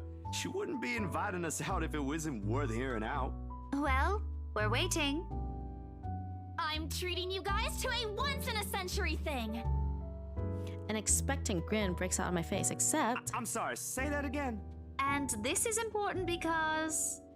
Becca only raises an eyebrow at me while Zach appears like he didn't get the punchline to another lame joke Ash made and is desperately searching for someone to explain it. Oh, bummer. Maybe I should rephrase it. Ash is not here, so we should celebrate. I know Isabella's voice. Okay, let me do that again.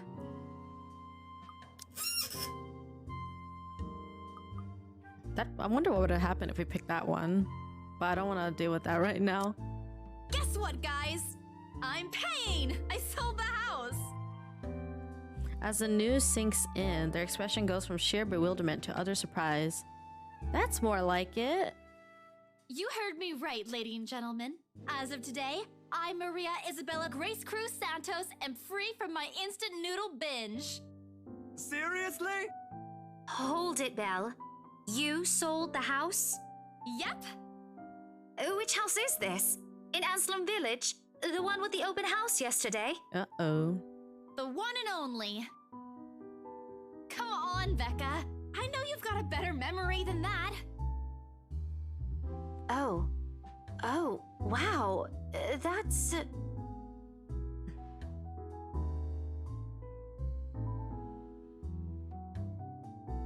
She lets out a hum. Although she's nodding, she gives the impression of someone who has heard something unbelievable and is still forcing her brain to absorb it. Did she think we wouldn't be able to sell it? Have some faith in me, Becca. Am I not your best friend or what? Amelie? She voiced Isabella? No way. What?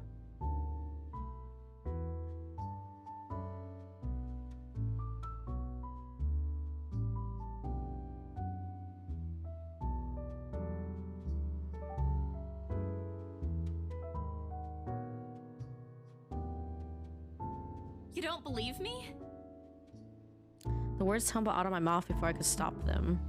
I've been trying to avoid bringing up yesterday's little spat, and judging from the looks on their faces, it seems they are too. Me and my stupid mouth. I'm sure it ain't the way you're thinking, Bella. Wow, who would have thought? No, I do believe you. But don't you think the sale happened a bit too fast? The open house only started yesterday, and now When did you this game already come have a out? buyer? It happens from time to time. Yeah, but I would have never guessed. I'm just used to her singing voice, look, I'm happy for you. which sounds very Just different. yesterday, you've been really worried where to get money for your dad's new treatment. And now, all of a sudden, you have something. What if the sale doesn't push through, or I don't know, they're a fraud, or they suddenly back out? Isn't it a little too early to celebrate? The cautious friend. Rebecca does have a point, Bella. If you haven't closed the deal yet, there's still a chance they'll go back on it. They don't seem like it to me. The lady appeared to really want it, and she approached me without even finishing the Bit tour. of work, yeah. I'm not very familiar with like English voice acting things because I don't really watch things where it's like dubbed or like, yeah. Pressured me into it more like, but I'm not gonna tell Becca about that. Knowing her, she'd only worry. And she already hired someone to handle the house's interior design. You're joking. Who would do that? The rights, apparently. Yeah, I rarely watch things as is, and if I do, it's usually subbed. It's actually pretty funny. She's a bit too excited to get the property, she forgot Like to even buy with it. Genshin, which is my main game, I'm not familiar with what their English voices are because I don't listen to it ever. At any rate, they've already signed the agreement today, so it's just a matter of time. And don't tell anyone about this, but Ma'am Hannah also gave us something extra. Something as in... As in, it's why I can treat you two to a free meal. I'm more surprised you accepted it.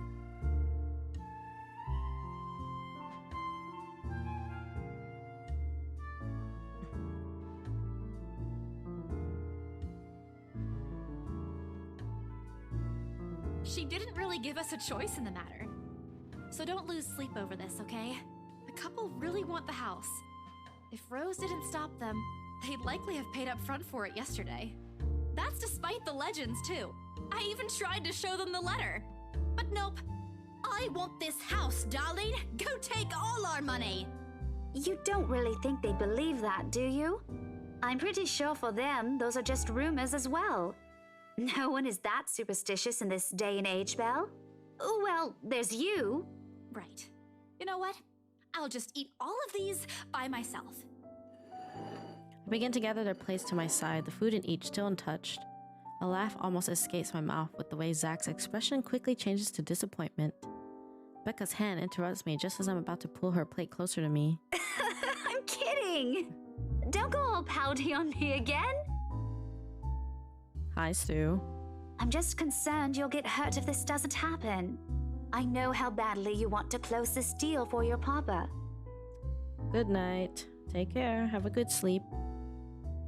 I'm sure he's gonna be fine now, though, with the money. They don't know yet.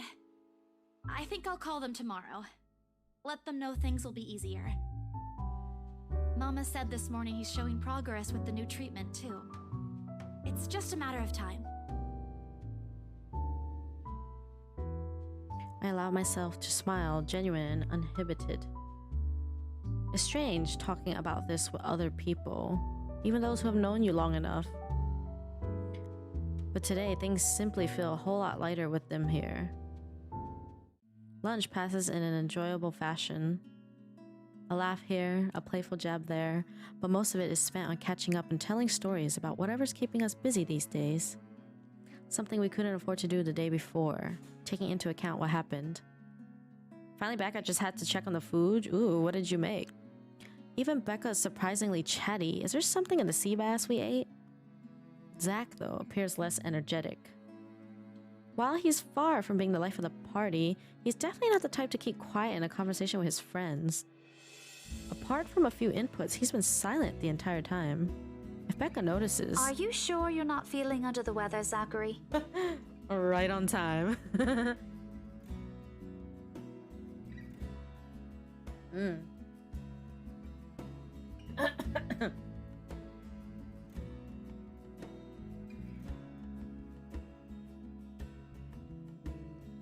Huh?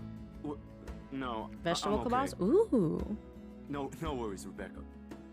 Doesn't sound okay to me. It's okay. I might be feeling a little bummed out today, but I'm sure this will pass. Is it about the reviews this morning?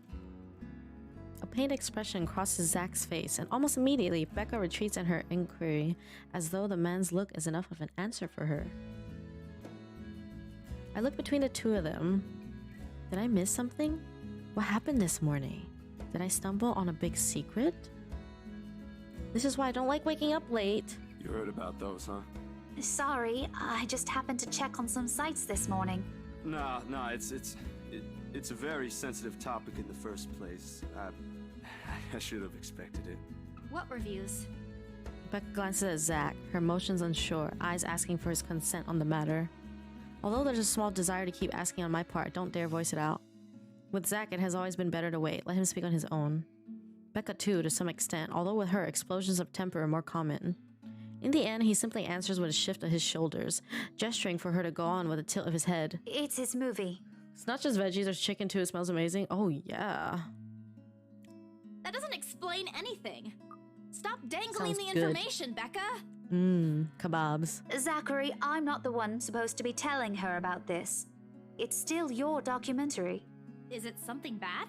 Not bad per se. You guys don't need to dwell on it much. Bad? Listen here. I wouldn't trivialize what those bowheads wrote if I were you. They're ruining Bowheads. other people's jobs. From how her tone rises in anger, it seems like she's the one slighted and not Zach. A snicker escapes me, which I promptly stamp down on as soon as she sends me a hard look. This isn't a laughing matter, Isabella. Some bowbag just insulted him. Bow bag. Calm down, Rebecca. Those are just reviews, and it happens a lot. I do not ken about you two, but calling the entire film an out-and-out dribble, you're better off watching an Dinnikin. educational kids' TV show, and worst 1.5 hour of my life, among other things, isn't exactly a critique any decent movie reviewer would say. If you could call that a critique, did we even watch the same film? Well, maybe I ain't cut out for it. Better stick with my photography or something. If nothing else, this helped me open my eyes to what I can and can't do. Well, there's always gonna be a hater for everything. You're giving up. It wasn't a question. It was just something experimental I did on my free time anyway. It's no big deal. But you worked on it for months. Doesn't look like it matters for those people. Don't say that! Oh my god. My palm strikes the table, sending the tableware on top clinking against each other.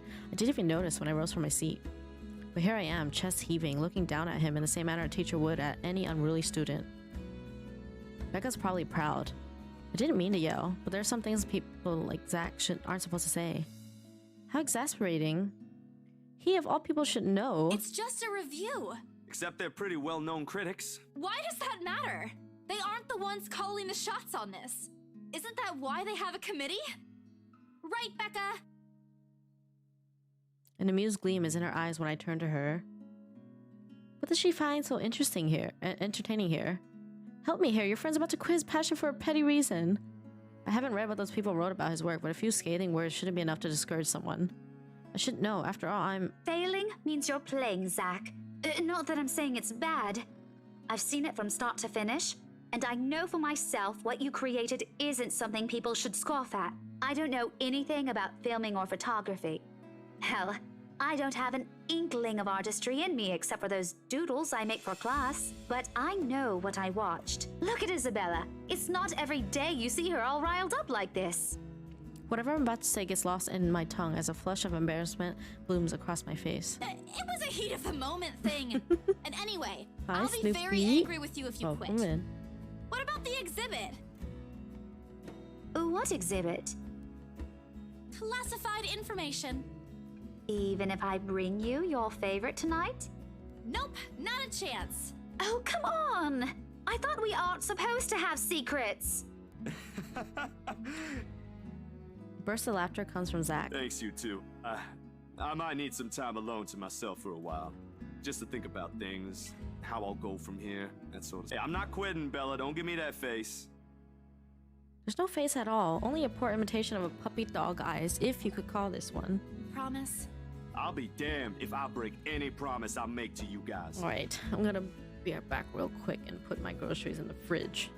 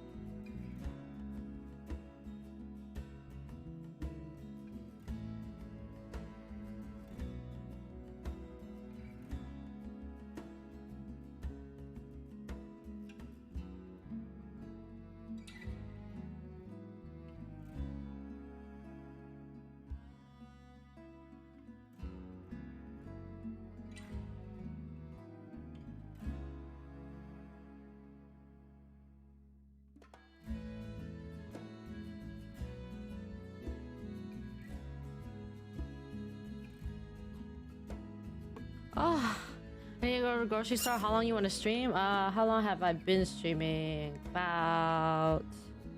Hello, Saber. It's been like 3 hours, right? I can go on for like 3 more hours, probably. What?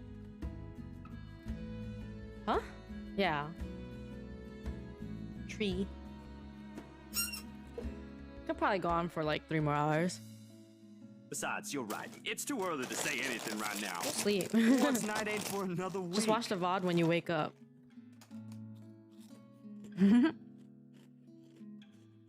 Yeah, go. Everybody go get food or something. I mean, right now it's just a whole bunch of like, you know, just exposition and stuff.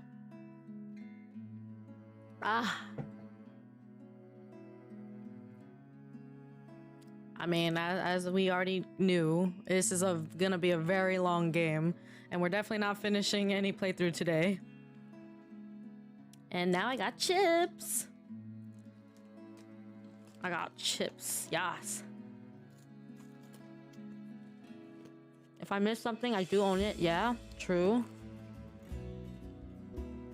I mean, if anything spicy happens, we can tell you.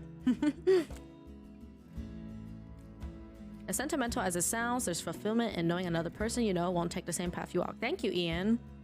Oh, they're hot fries. These are my favorite chips. They've been out of stock for like the longest time when I try to buy groceries. So I just got like 6 bags. Because that's the most I could buy right now. So I'm stocking up on this shit. It's not like it's over for me though. I still have time. I could still come back. Do my own thing. Do what I really want to do. Surely, once Papa recovers, once I'm done with everything. Inside my bag, my phone buzzes unexpectedly, breaking the pleasant afternoon lull. The screen shows Rose. Hey, Isabel. You at the office? Ha ha. Very funny, Rose. I'm hanging up. Don't. I'm kidding. BRC says the floor plan copies are ready for Miss McCullough to pick up. Can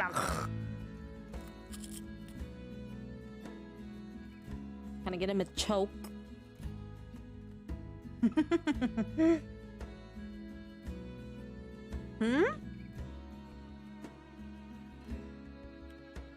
Then, out of the blue, she launches a long rant about the awful state of Luxborn streets. Clock. McChoke. Eggy's new favorite. All of which she says in a single breath that I can barely keep up and make on a single word. I muted you again, by the way. Yep. I stayed quiet a while ago, if only to avoid becoming the next object of her frustration. She's similar to Becca in that regard. I'm stuck in horrendous traffic right now. Bloody stupid drivers. Bloody hell. My name is Choky McDickerson.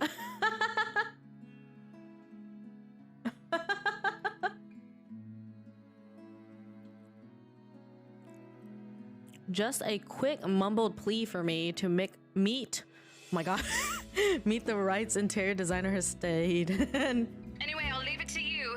Good night, Yash. Anyway, I'll leave it to you. Oh no, wait, that's her saying it. Okay, classic Rose. She ends the call without even asking for my input.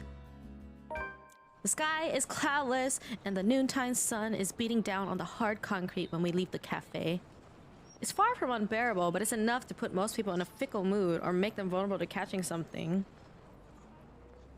No wonder we have staff members going AWOL lately. Not to mention my boss's mercurial moods. I can't believe I'm saying this, but I want our usual cloudy weather back. For all the gripes about the unpredictable weather, though, the streets of Luxborn remain constantly busy.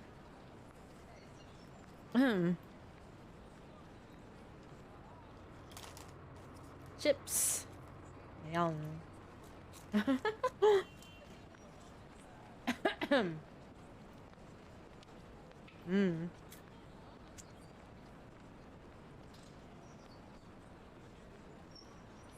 The hurried tapping of shoes against the pavement and inane chatter coming from the lunchtime crowd fill the humid afternoon air.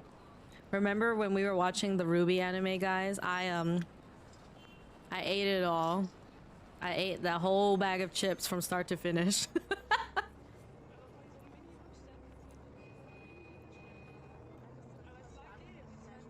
Oh my god.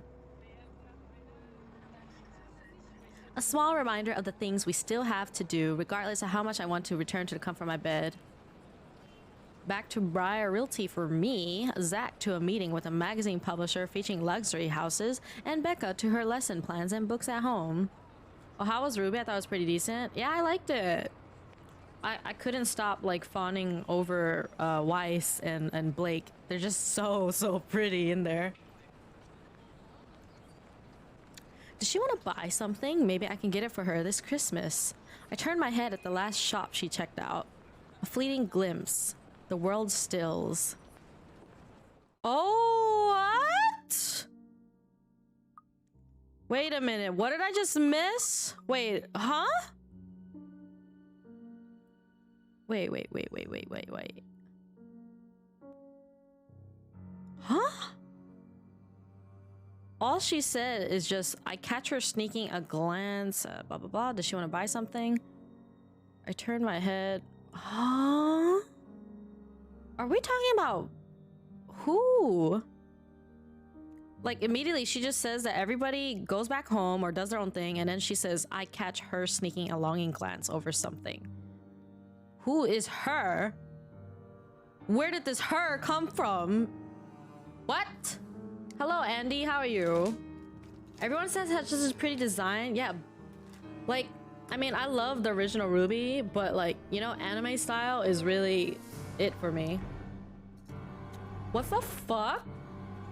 Like, I'm just casually reading, right? And I was like not really understanding what I was reading. And then suddenly we see this and I'm just like, wait a minute. What did I miss? What did I fucking miss? Holy shit. Good, how about you? Same, we chillin', sort of. Probably gonna die soon.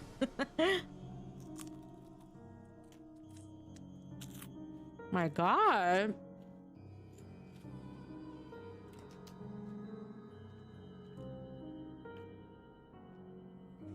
Good thing to see at 12 a.m. I hope you weren't planning to sleep, Ian.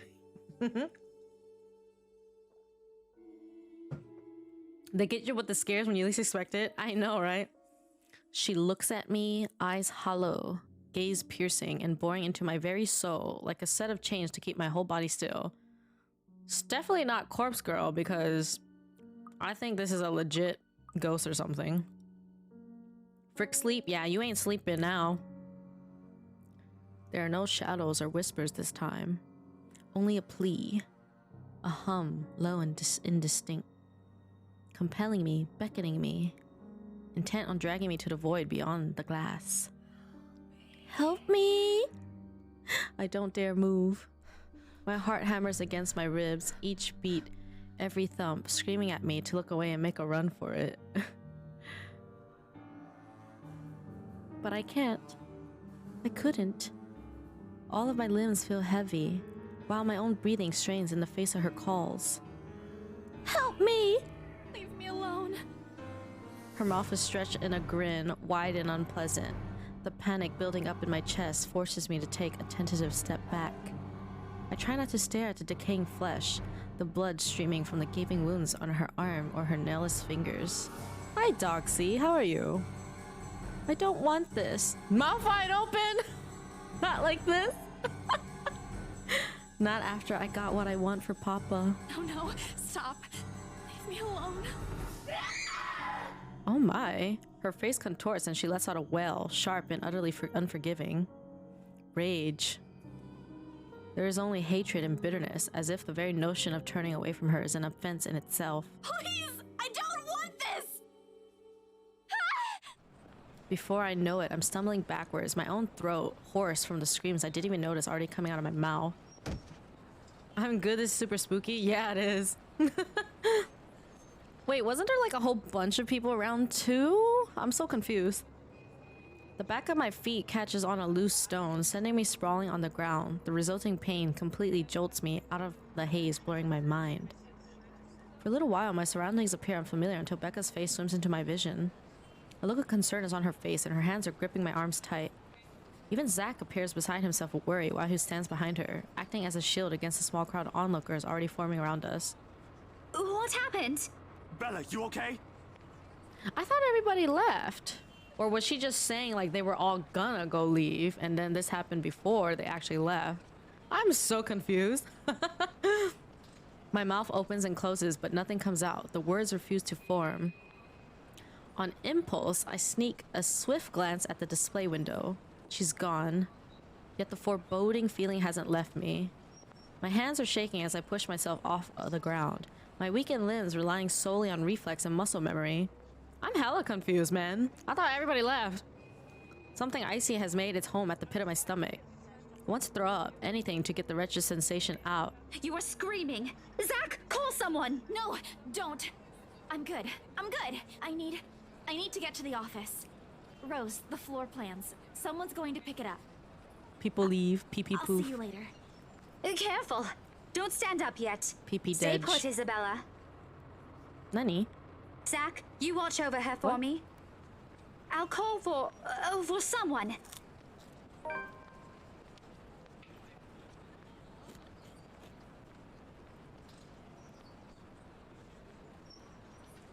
I attempt a smile to put her at ease, but it likely comes off as a grimace. Jiggle. Gently, I pushed her hands off my shoulders. I'm telling you, we're just playing VTuber simulators. My knees are still trembling, but I can stand. Leave. Leave me. Stay away. Away. The humidity's stifling. Everyone's stares are unnerving, and Becca and Zach's concerns are suffocating. I don't want to be here. No more. I break into a run. I wish I hadn't left my bed this morning. Bitch, is it 5 a.m. or is your alarm clock broken? It was 5 last time we were in here, man.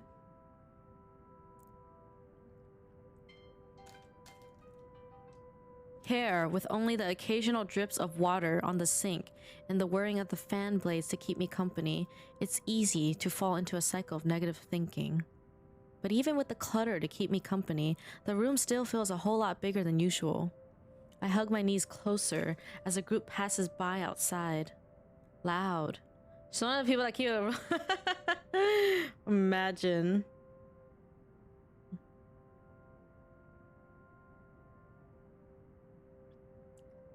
So loud. If only there was a way to tune everything out, to keep my head from replaying every image, every sound of her.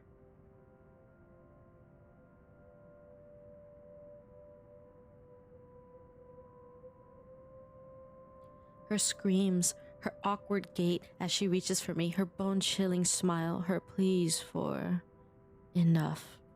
That's enough!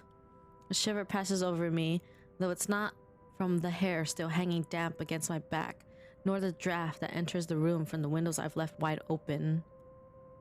My gaze shifts over the letter, sitting on the coffee table. Its edges flutter innocuously as the wind touches it. Funny how an ordinary-looking piece of paper can bring this much trouble. The impulse to throw it away or rip it to pieces is still there. I can easily do it, but after that, what? Will she leave me? What about those people who have already seen it? Will they be okay? This uncertainty gnaws at me, knowing that she's real and might also go after the people I care about. I just wish someone would listen. Believe me!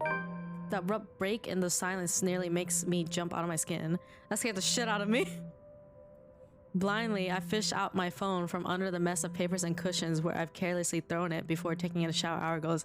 Remember when we played Course Factory and every time she got like a freaking tone from her phone? That always scared the shit out of me. Because it was so freaking loud.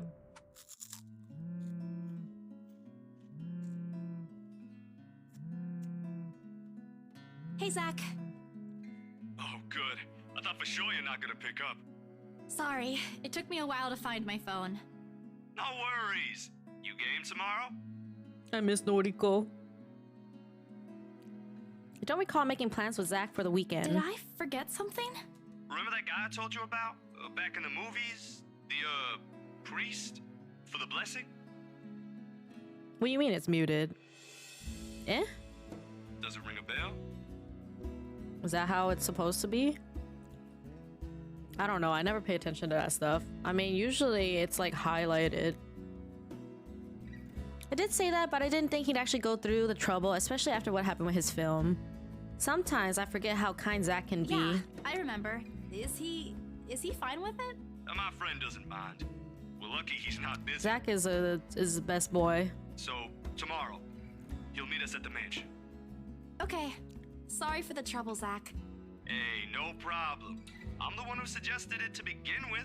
And, well, this afternoon you did surprise us. Never seen you. Oh, I guess I owe you a lot for this, huh? Nah, we're cool. You had us worried. But I know you'll tell us about it eventually. I just want to make sure you're doing well. You left all of a sudden and you're not answering any of our calls. He's trying to get me to talk. Normally I tell him I'm fine, say few simple reassurances to put their minds at ease. Now, nothing will form. I can't bring myself to say anything. Yeah, you should get your food. Everybody go eat if you haven't. Look at Zach's catfish picture. That's the thing about visual novels, though. They catfish you at every angle because they have so many different art styles.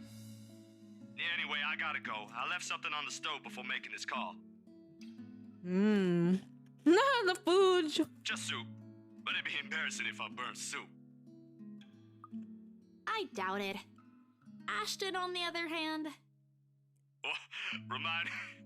Meanwhile, I'm just eating chips. I'm probably gonna make chicken karage tonight. I just got some chicken thighs. I kind of cut it off the bone and then marinate it for a few hours. Well, if not today, then tomorrow for sure.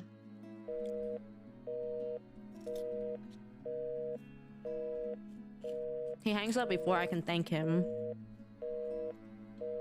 The busy tone, though muffled, echoes through the receiver. No one is saying this will work.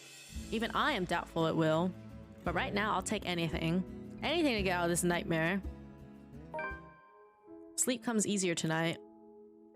Yeah, maybe I'll save it for tomorrow so it can marinate longer. I don't know.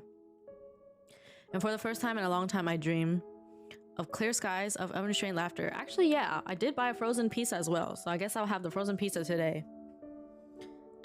Because I am lazy anyway. Of clear skies, of unrestrained laughter from children playing in the streets, and of small cramped dwellings. Well, you should go eat, Dryad. To an outsider, the sight does not paint a pretty picture. We all need to eat if we're gonna be sitting here being immersed in this story. You know? We all gotta be staring and eating with our popcorn. Not popcorn, but you know. As if we were eating popcorn, like an intense fight. However, this is home to me. Bitch, it's just always 5 o'clock, huh? Morning dawns bright and clear the following day. Although the air still feels muggy and I miss the chilly autumn weather, it's one of those rare weekends when I'm up even before my alarm rings. If it wasn't for Zach's call last night, I'll probably sleep in. My popcorn is my chips right now. I'm eating intensely on edge.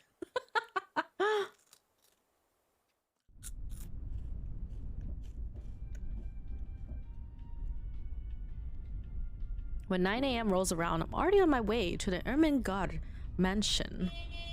To think that I have to go back again, I'd be lying if I say I'm excited. And Axel's not even here. I bet Axel passed out only a few short hours ago. He was still awake at 8 a.m. for me, bruh.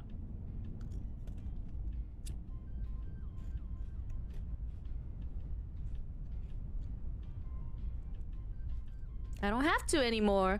Rose happily gave me paperwork duty when I volunteered. We're on the last phase of the sale too. Well, almost. Yeah, I don't know what he was doing, being up so late.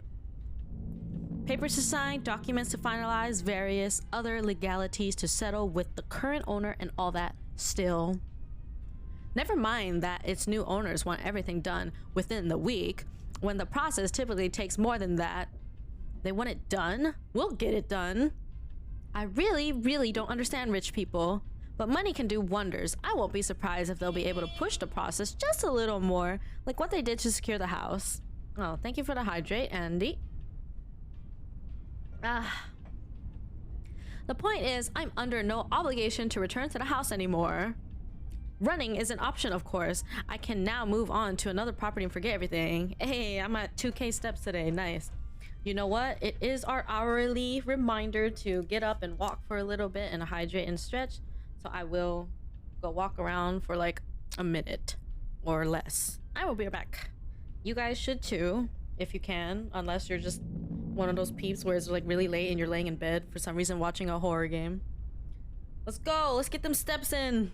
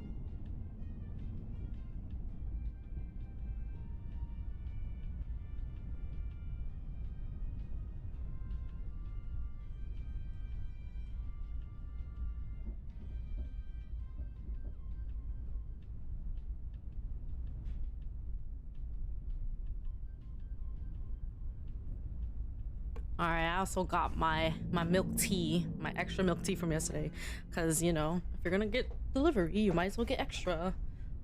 So I had one yesterday, and I put this one in the fridge for today. I can't go outside my room, so dark. Iana's gonna get got. Woo!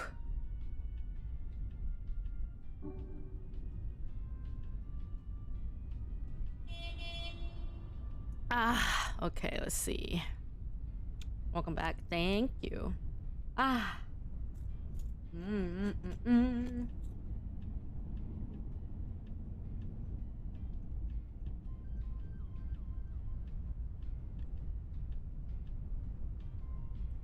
Running is an option, of course. I can now move on to another property and forget everything.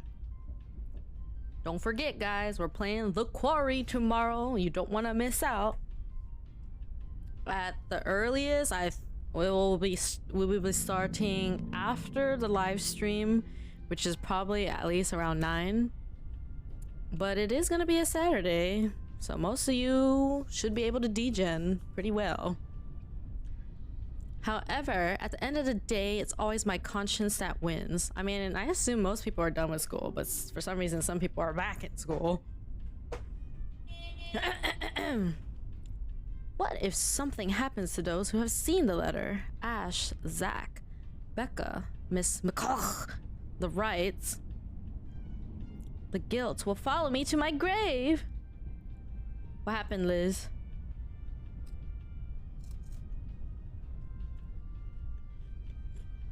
You still rigging? Veg? The mansion looms as we approach. Whispers welcoming me back, shadows calling. I hope this is the last time.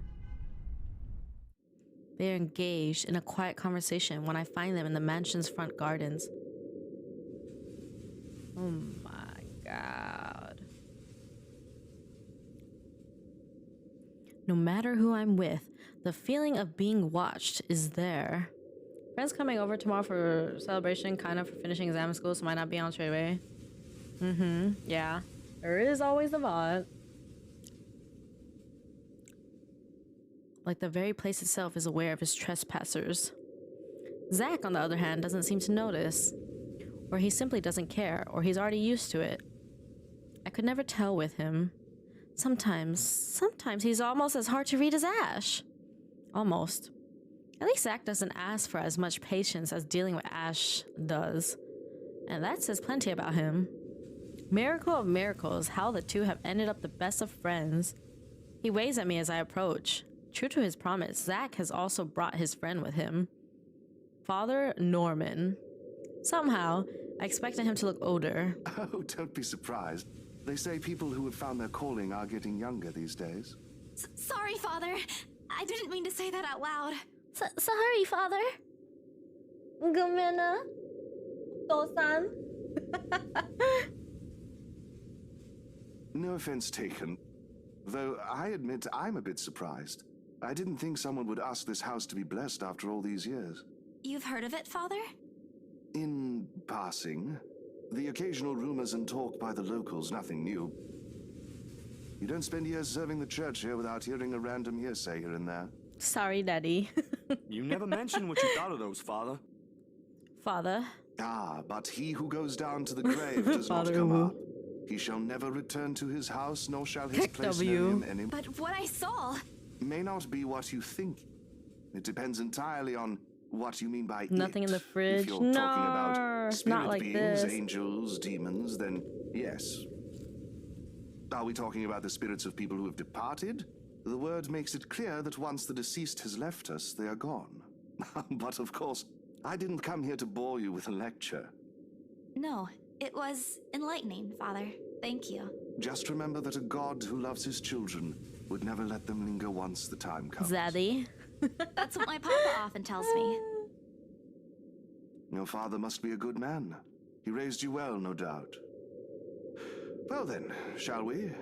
Regardless of what it is, I'm sure the mansion's new owners would appreciate such sincere intentions. From a stranger, no less. He lets Zach and I walk ahead. A relief. This way, he won't see how tightly I'm clutching the straps of my bag. Father, can I have a McChoke? Father Norman's probably trying to put me at ease. But the worry, the cold, restless, foreboding feeling has firmly lodged itself in my stomach, making its presence known with every step we take towards the house. Hey, you okay?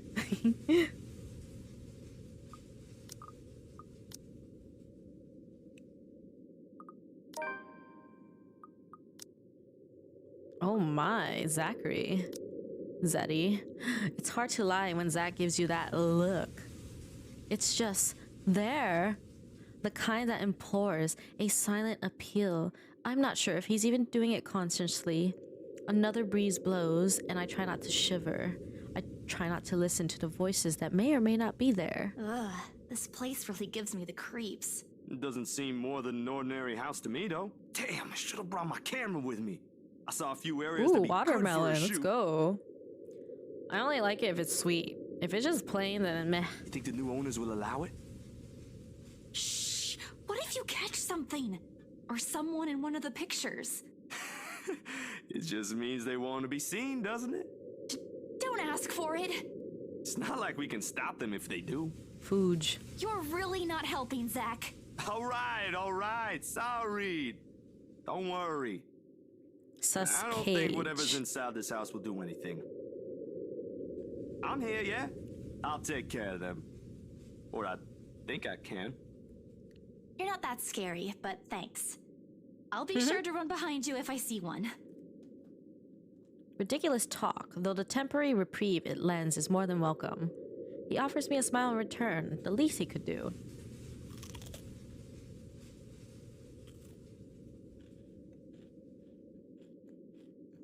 And with a slight motion of his head, he gestures for us to move ahead, while my own fears are left forgotten for the time being.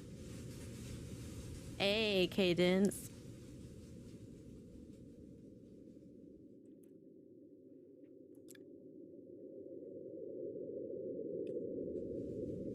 How we doing? We're doing good. Chilling. Probably about to die at some point.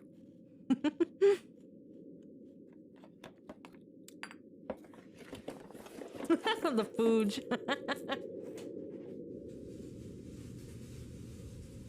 No, you don't have food.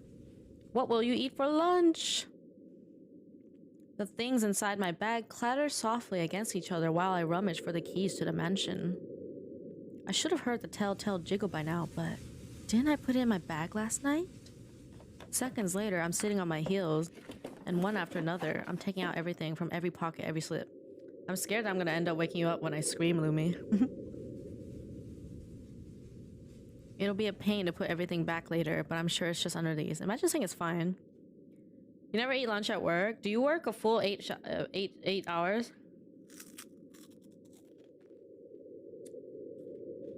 The sad thing is, that's such a relatable thing for me. Like, when it comes to being at school or work. You can die in this game? Well, it is a horror game. I would think so. Were you here for yesterday's or, well, 2 days ago stream? We were dying a lot.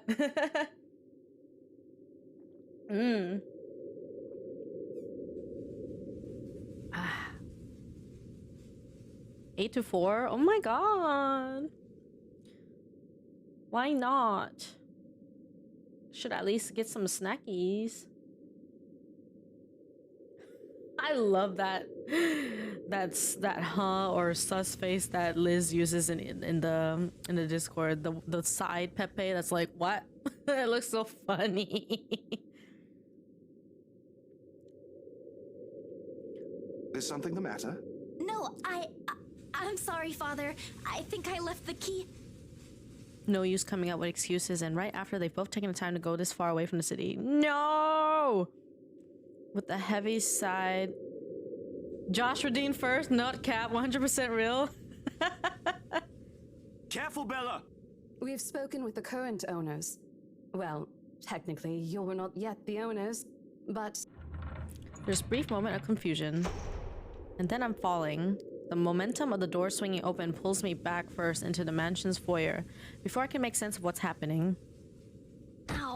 Oh my god, what the fuck? Do you see this, like, vase back here? Y'all see this right here? Lumi's gonna be a little mobile kitch. And then you're not gonna sleep at all, Ian. You see this vase? Very interesting looking vase. What the?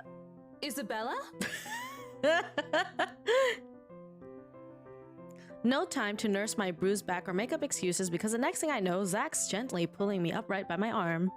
Rose looks down at me with a mixture of apprehension and something I couldn't quite place. I'd say it's relief, but... Ah, sheesh. Good going, Isabella. Right after you volunteered to work on the papers. And standing behind her. Ma'am? Mr. Wright! Oh. Oh, Isabel. The dick, isn't it? We always meet in the most interesting circumstances. A complete understatement, darling. What are they doing in my house? Abruptly, he waves his hand at Zach and Father Norman like their presence is a slight against his own. I thought you said you wanted to do paperwork duty. What are you doing here? Like a deer caught in the headlights. Unfair, Rose. That's putting me on the spot. And it leaves me no other choice but to enter. The Ooh, reason yes, why I'm Liz. here- Ooge. Well, spit it out, Lily. We don't have all day. I'm just here to make sure everything is fine before you move in. I hate when people purposely just say your name wrong. They know it too. I am so sorry, Mama. You said I'll go to hell if I lie. I likely will after this, but there's no other way.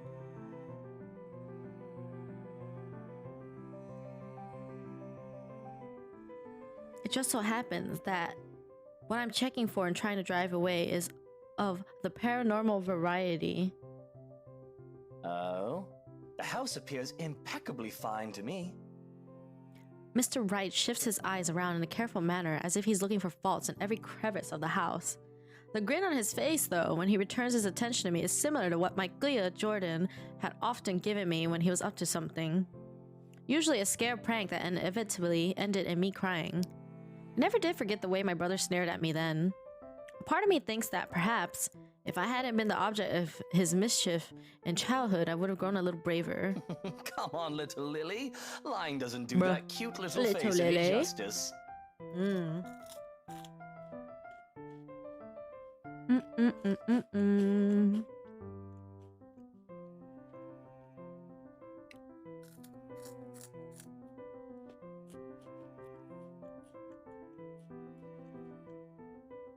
Saying your name wrong, I know, right? Imagine saying someone's name wrong on purpose. It's always these type of haughty people. I'm a very patient man. Now, why are you really here?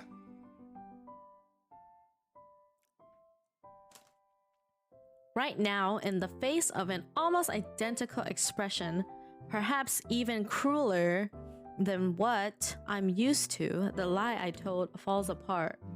The truth is I was just thinking we could have the house blessed before move-in day. Blessed. And why would we ever need to have this house blessed? For luck and protection? I shrink under his scrutinizing gaze. For a second, I think that he'll start shouting at me. That laugh. Instead, he laughs. Not the mocking, jeering kind, but one wondering if he's hearing things right. I'd say he was amused, but I honestly couldn't understand what was so funny with what I just said. Was it really that weird? Wasn't it a custom here? I wish Becca was here to explain stuff like this. That's rich coming from you. When we saw Devlin Court, you didn't. It's a small custom back home. I thought it would be nice to do something that would bring positive energy to the Just lurking mansion there? since this place has been empty for years. And the papers, Isabella? I hope you did those first before this. Of course I did. It's almost done, in fact. But there are some items I still have to double check before finalizing everything. You know I don't sign without a thorough inspection. And well, this is what this is for too. Good morning, I just thought it Axel. would be more efficient to do both Seagull at the same time. emotes. Oh shit. Here I thought you didn't want to go back. A job is a job, Rose. Gotta do what you gotta do to Took make so a long. living.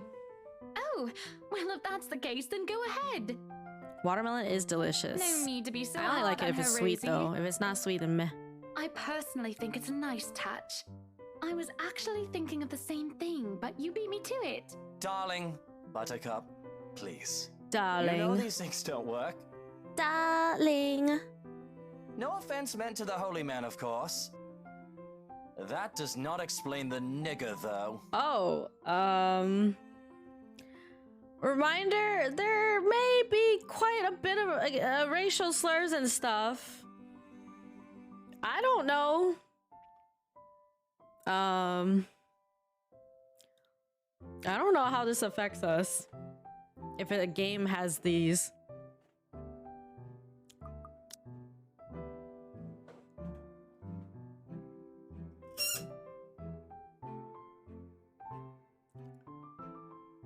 This game does have a lot of warnings.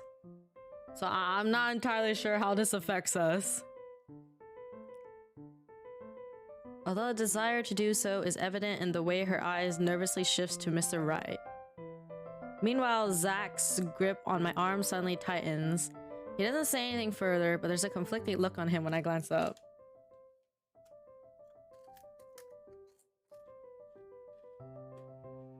I'm not entirely sure how to go about this.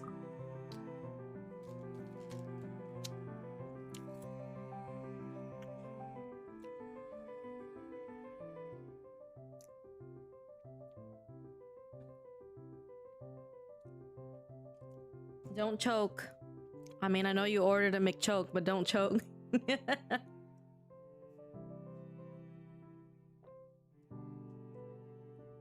That's the face he makes only when he desperately wants to give someone a piece of his mind but chooses not to do so, mostly to avoid confrontation or fanning the flames to an argument.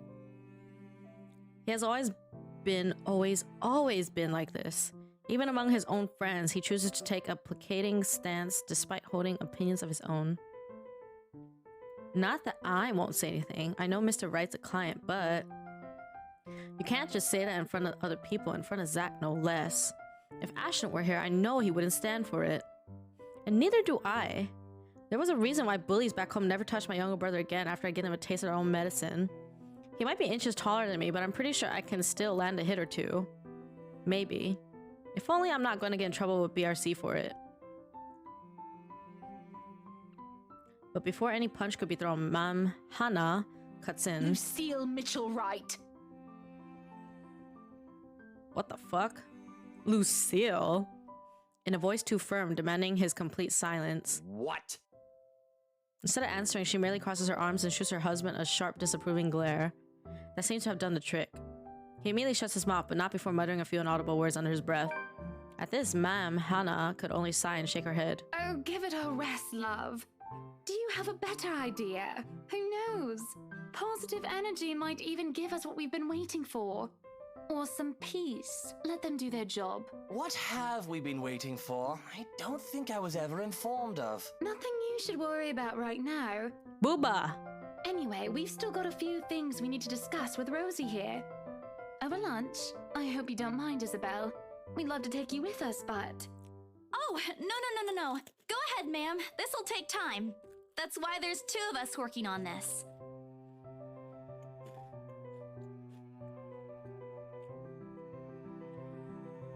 Rose looks like she's about to murder someone. Probably me.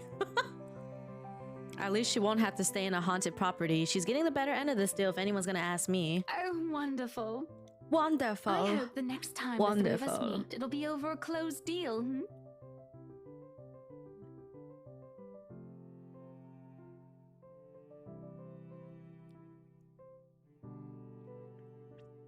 Of course, ma'am. Please look forward to it.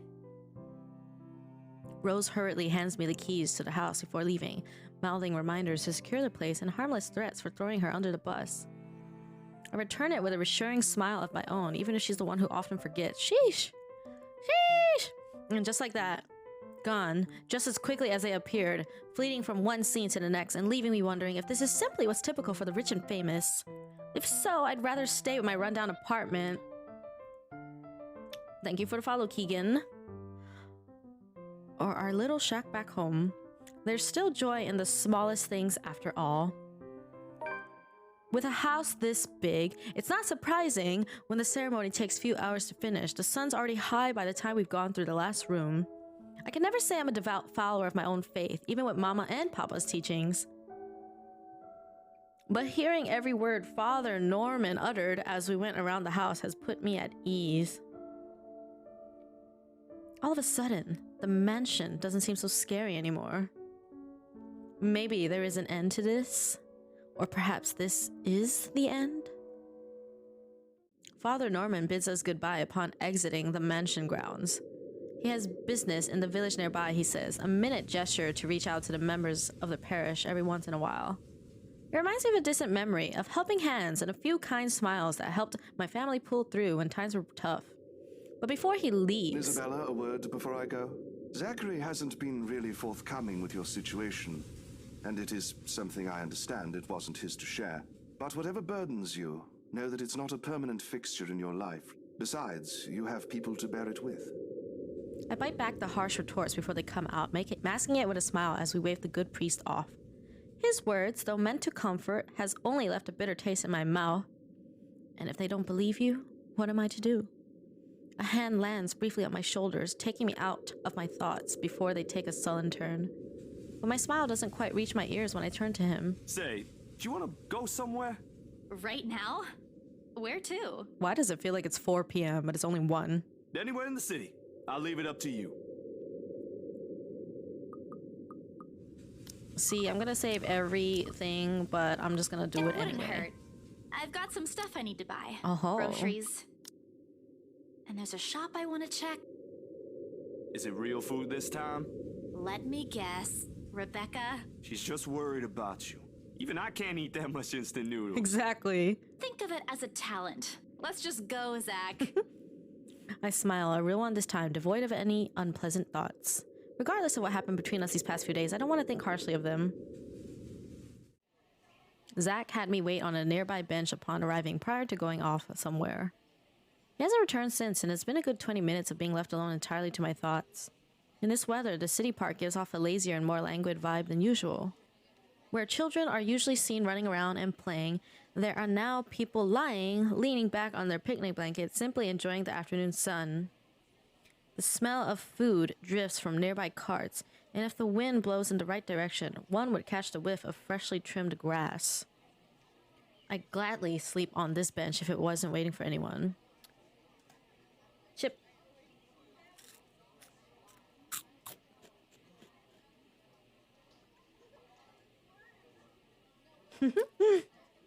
New pocket. Imagine. Soon enough, I see his hulking figure running towards me, carrying a medium-sized box on one hand and casually waving the other at me. Are you going to sleep?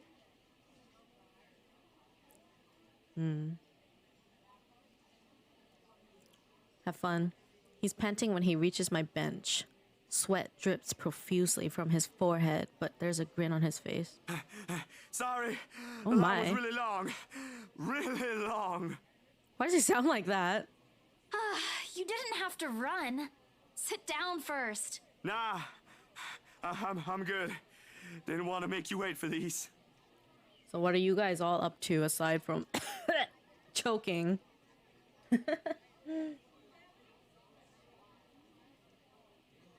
Oh my god, that emote. I already know what's in the blue box before he opens it. Oh. Cinnamon rolls, all 6 of them topped with a white cream cheese glaze. The very same one I bought after I sold my first property. Bro. After I met Zach, Ash, and Becca. Funny how such a small thing could trigger a distant memory, no matter how mundane it is. I don't say no to free food, but why is he getting me these now? What for? He leans on the empty space beside me, wiping the sweat off his forehead before answering. An apology. And his thanks for yesterday and the other day. You don't have to buy me anything, Zach. You were upset. You haven't been yourself recently, and good night. People kind of miss that, you know? I love you. Are you just saying that, or... No, you. No, really. Rebecca told me. Bish. You know how she is. Ashton, too. Pristine white stuffing. Ashton was an ass. He Ashhole. should have been named Ashhole instead. Ashhole. He went a little overboard, yeah. Ashhole. I can talk to him if you want. He'll still tease me about it, even if it's Rebecca telling him to stop. Besides, I can handle him. Handle you always me. do. And yesterday, when you talked me through my little slump, I thought, hey, I want our old Isabella back. Are you still upset? There are times when I wish Zach had been my big brother or Becca, my older sister. Maybe life would have been a little easier then. Maybe Papa wouldn't be as sick as he was. Maybe. Maybe I wouldn't be alone here. Then again, if they are what I wish them to be, I wouldn't be here. I wouldn't have met Ash too. Life back home is tough, but for all that, I wouldn't change it for one selfish wish. In this city of 68,000 people, I have people I could depend on. 3 of them, in fact. When you think about it, when you compare the numbers to the odds of finding someone like them, amidst this sea of nameless people, I'm lucky. Thanks a lot for today, Zach. You didn't have to, but you did. You ate white sticky cream for dinner? Just me? No Ashton or Rebecca? Oh boy, they won't be happy to hear that.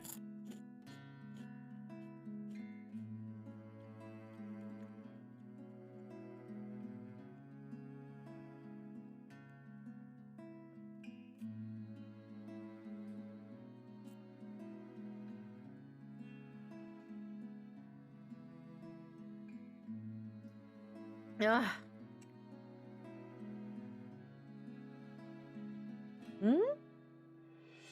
You okay? I don't mind being the favorite, though. Nope, no favorites. But you cook better than both of them, so that's a plus. It's always been food with you, ain't it? Don't put it like that. What was your progress You're like making today? me sound like a glutton. I'm not saying you are, but it does feel good to know there's someone I could invite for food to be able to eat all of it. Only that? What do you mean you don't know? I thought we were also art buddies. Oh, that too. Nani. But the food thing really stands out when you think about it. You do eat a lot for someone What? your... You have to redo it? Size. Low blow. I take pride in my height. So, is it okay now? Mm. Do you feel better? Does it still scare you? A little. I'll be okay. I'll figure it out somehow. It's not as bad as the other day, and Father Norman helped too. I should have brought something to thank him. Oh, we could visit him anytime. He loves hearing from the young Like the ones. movement that you were doing? Ah, nice. He isn't that old, is he? Don't know. He doesn't tell. I think I might have seen his face somewhere before. I just couldn't recall when or where. Ash says he Thank looks you like for his the boss or the stretch, bartender at the local pub if he squints. Oh god. Oh, I really do need to stretch more often. Oh my god. Yeah. I told you. Bish? Don't take his word for it, of course. He I might wonder. have accidentally inhaled something from the forensic lab again when he said that. Very high chance. What? This time the laughter that comes from both of us is genuine. Back to the usual. Things may not have been the easiest lately, but it certainly isn't the worst that has happened. We do end up sharing the cinnamon buns between us, despite Zach's insistence that it's only for me. But more than the food, there is relief and contentment. If you need anything, just ring, okay? Bruh. Like when Ash annoys you too much. I'll help you with him, best friend or not. No way. I can take him on. Still an extra muscle wouldn't hurt, yeah? Just let me know, and I'll back you up. My sister Nani. knows this one thing to shut him up when he's being his usual self. Ask me what it is whenever you want. What was and I'll that? spill it. I don't think that's necessary, but thanks. Bruh. I'll keep that in mind. Fake snoring. He leaves me with a smile and a wave. Off to some new gig again. As for me, we still need to talk, Becca, Ash, and I. Put petty arguments aside like the adults we are.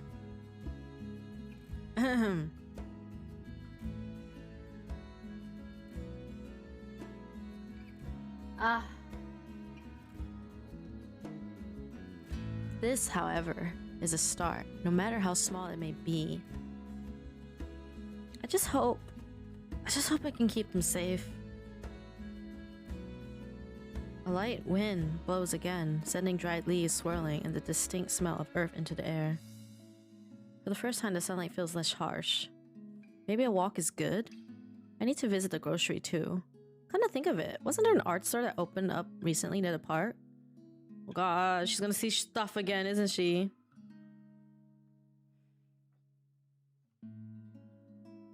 Oh, hell no.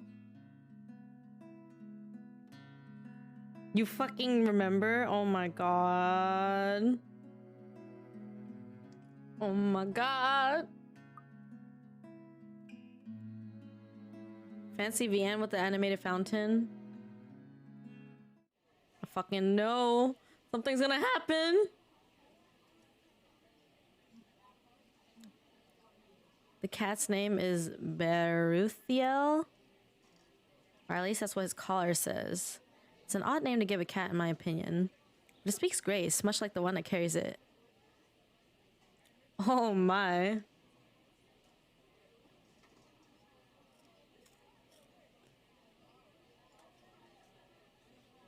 Man, I could have sworn you just like resubbed like not that long ago, but you know what?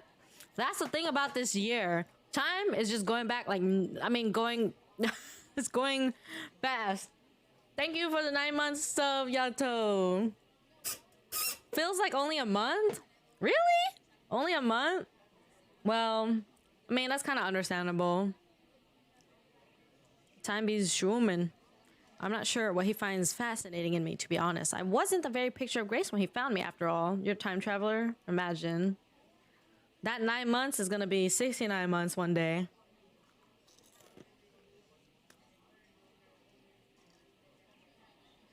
The longest sub I had to anybody was a friend. I was at least 34 months up. And now my longest sub is to my favorite streamer, which is only 18 months. But I like that. I like knowing I'm gonna keep subbing to my friends, and I'm gonna have the luxury of saying and showing that I'm a very, very long time sub. Whew. It was a bad idea carrying 2 heavy bags of newly bought art materials and groceries without help or a sure ride home. In hindsight, perhaps I shouldn't have bought all of these at the same time. I didn't even make it past the park. And now I'm suffering underneath the glaring afternoon sun, hunched up on a park bench and drenched in sweat in the company of a cat, curiously watching my every movement. I hope it stays where it is. It's just a black cat, but back at home, they're considered ill omens. Don't look at me like that. I can act graceful as well if I want to. Not that I've ever acted graceful in my life, of course. Growing up with rowdy younger brothers and a sister does that. Or maybe it's the opposite. Mama used to call me a little troublemaker before. Well, graceful or not, there's no use moping. A short breather and then I'm off home. Besides, it isn't like the company's bad. Even if it's a cat, as long as it doesn't bite or crosses my path. Oh no, Liz. Where's your owner anyway? He has one, doesn't he? An owner? That's what the collar's for, isn't it? A bandage is wrapped on one of its paws, though. I wonder what happened to it. Did he run away? Well, if you don't have one, I won't be able to take you in. My apartment doesn't allow pets. What are you doing, Iana? I tried to bring one home before. A cat. Not black, of course. Dedge. And Rebecca threw a fit before the landlady People sit could. fishing. People sit tipsy. Ew. I take a small packet of sweets from one of the bags beside me and pop it open. As I'm about to put one in my mouth, he meows. Meow. That was cute. My hand stops. Do you want one? He doesn't meow again as I'm expecting him to, but I take his unblinking gaze as a yes. I shift the piece to my palm and hold it out to him warily. He sniffs at it once, twice before. Baruthia! Who, you? Wait, is that... Like a good, properly trained pet, Baruthiel responds as soon as he's called. Recognition comes as soon as my head snaps in the direction of the voice. Miss McCall's hard to miss. What were her height? I'm sorry. Did my cat hurt you? Oh, it's you. Nice to meet you again, Miss McCullough. Were you harmed in any way? I'm sorry. Baruthiel's not exactly fond of other people. Even run away from the veterinarian right now. Oh no, he was just sniffing my hand earlier. My Baruthiel's a she. She, all this time I thought the pause in conversation, if this can be called one, is uncomfortable. We're merely two people working two different jobs for the same client. Frankly, meetings like this don't happen a lot, and if it does, a simple nodding of heads is enough. Still, trying to be friendly wouldn't hurt, right? I wonder. Keep my tone cordial and warm. I'm actually surprised you have a cat, Miss McCullough. And why exactly is that? There are a lot of people who have pets. Yeah, but not a black one. I'm amazed you're taking care of one. I don't understand what you're trying to get at. Is there a problem with my cat? No, not at all. She's very sweet. Just in other cultures, aren't they a sign of bad luck? Back at home it is. My grandmother used to tell me stories about it and... Nothing has happened to me so far. Displeasure is evident on her face. Ah, of course, I've forgotten that for other people, black cats are an omen of good luck. There you go again, running your mouth off, Isabella. I rack my brain for a way to remedy this situation, but she holds out a hand. This is a good place to stop and end this conversation, don't you think so? It is good to see you again, Santos. A complete dismissal if I've ever heard one. Welp. I watch as she leaves, though she stops shortly before crossing the threshold, separating the park and the street. She faces me again, looking like there's something she has forgotten to say. By the way, about the Ermengarde mansion, with my clients, it's the rights. I mean, I hope you don't mind me asking, but has the deal been finalized? There's still a few papers they need, but the house is more or less theirs now. Ah, thank you. That's all I needed to know. Sus. Wait, about the mansion.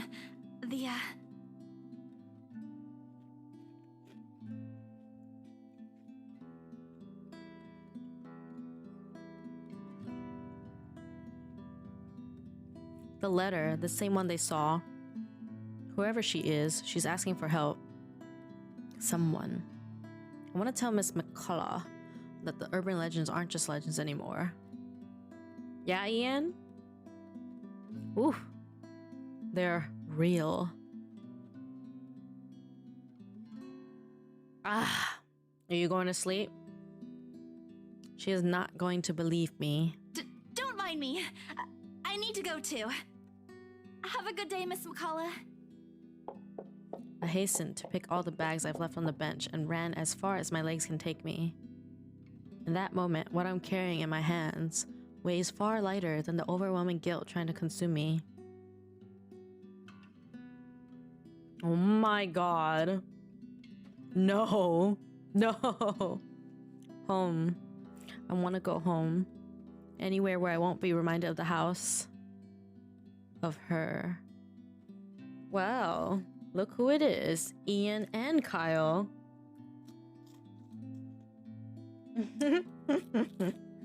Hello, Kyle. Imagine not sleeping.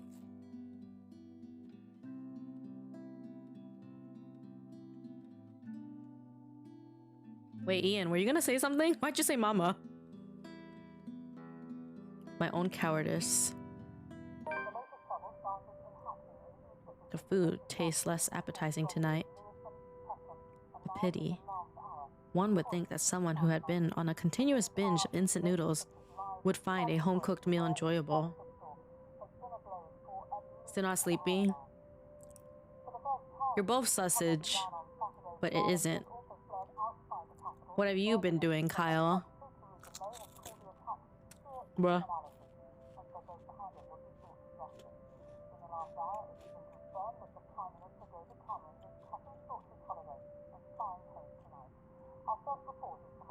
Hunger isn't what is gnawing at me tonight, neither are my sore muscles. The TV runs loudly in the background, but what it says barely registers in my brain. It's hard when things you're trying to forget keep returning to the forefront of your mind. It distracts you, eats at you, devours you. I wish this would stop. I wish I wasn't the one who picked it up. I wish it was somebody else. In other local news, a woman was found dead in her home. Uh-oh. Preparing stuff for school, papers and stuff. Man, how much longer are you in school for? Luxbourne police officials are currently investigating the crime scene, but has classified the case as homicide.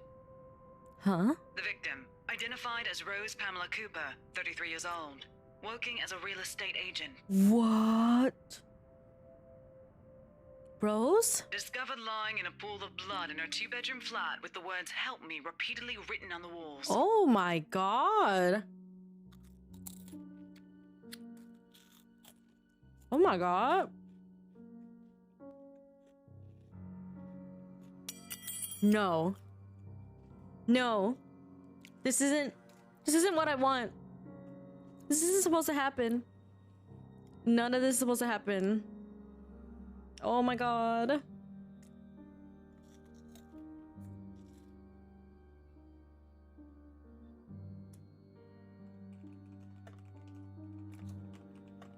Hey Spark Boy, thank you for the raid. Welcome in, Raiders. How was your stream?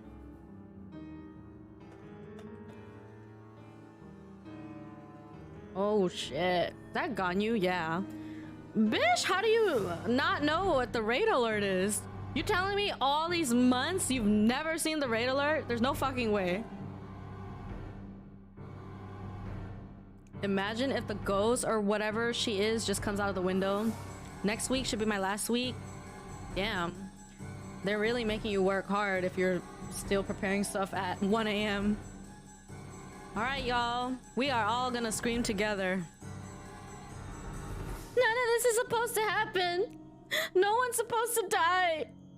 Those are just stories, right? Legends! That's what everyone has kept telling me, so why? And I...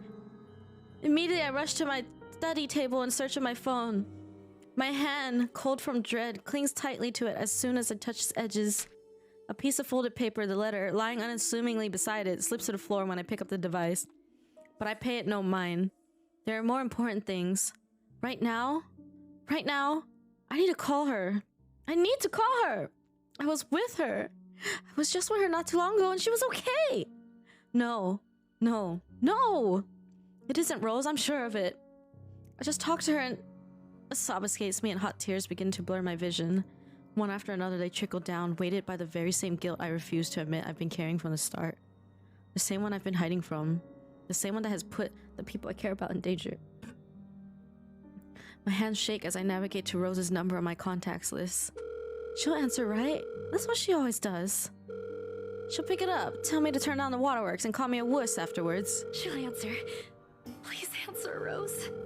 Again and again I dial, whispering, praying, pleading. Come on, Rose. Don't do this to me. I don't want it to pick up. That would be scary. I know. I know oh you're god. there, Rose. You're not dead. Please tell me you're not. This adds to the series of deaths and disappearances that has plagued Luxbourne in the recent years. Playing Final Fantasy VII Remake during my stream. Ooh, nice. I haven't played any Final Fantasy, sadly. Well, I haven't played a lot of shit. Of course she's dead. They're literally talking about it on the news. The TV runs loudly in the background. A deafening static sounds from my phone speaker, but in my ears I can only hear the screams, her pleas, her whispers. Help me. We are not safe.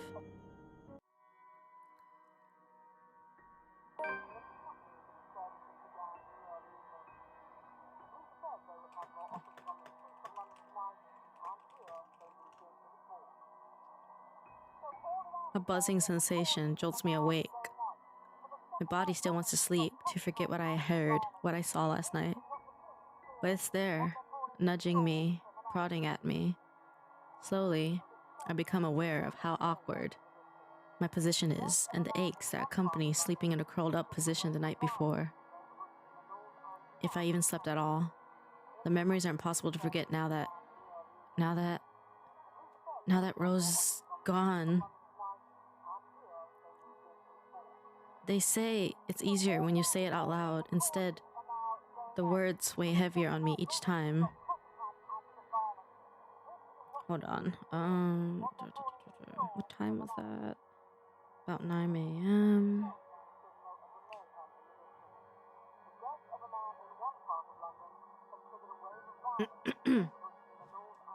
She's gone. Gone because of me. Gone because of one letter I was too curious to look at. I should have been more careful. I should have just kept my mouth shut. I should have destroyed it before anyone else had gotten involved. I should have... The notification light on my laptop blinks incessantly, mockingly, when I look at it, as if it's calling me back to a sense of normalcy.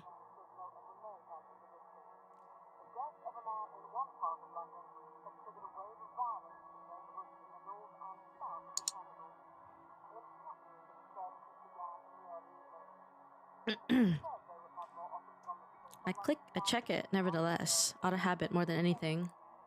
If this were one of those typical days, I'd happily comply and get myself to our office.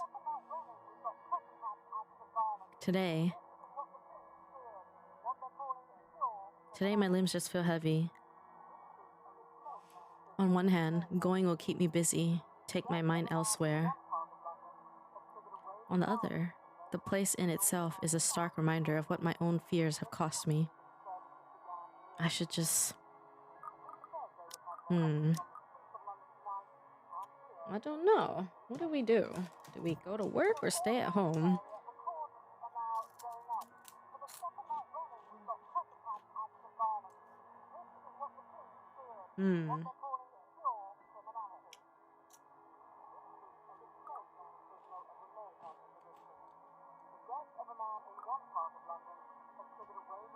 I have no idea. Let's just go to work. Moping won't get me anywhere. It's just like one of those things, isn't it? Oh shit. You deal with it with a smile, no matter how bad things get, and hope for the best. Although my whole body feels like lead and my limbs are sore, I push myself away from the chair and head for the shower. The letter I dropped on the floor last night flutters open as I pass by, unfolding for no one else but me to see. Every word written on it glares back at me. They sneer. They ridicule. Alright, good night, Noodle. Have a good sleep, thank you.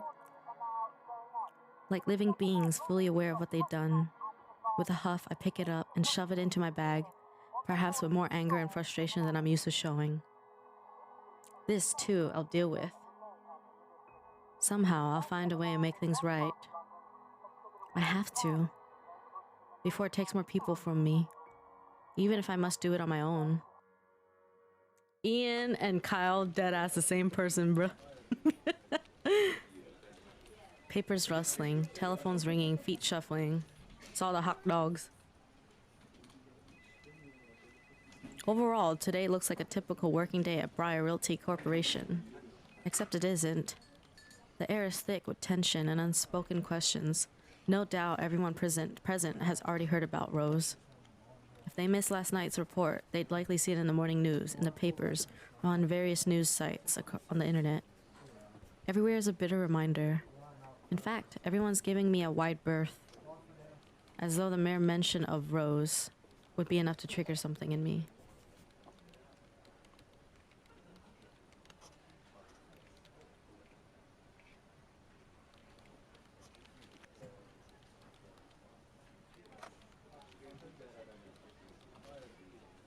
It's appreciated, but it only serves to create a bigger hole in the place Rose has left. After lunch, my boss calls for a meeting. I don't have to look up from my work to know what it is about. He's in a strange, pensive mood today, probably out of respect for a dead colleague.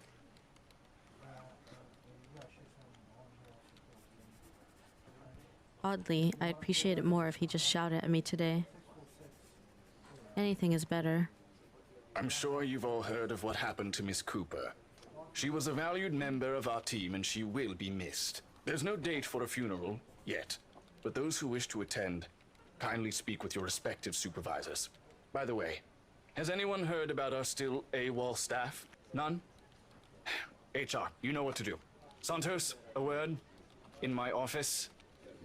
At the end of it, I've been given the entirety of Rose's workload, including finalizing the rights papers, and have been promised an ample compensation for my efforts.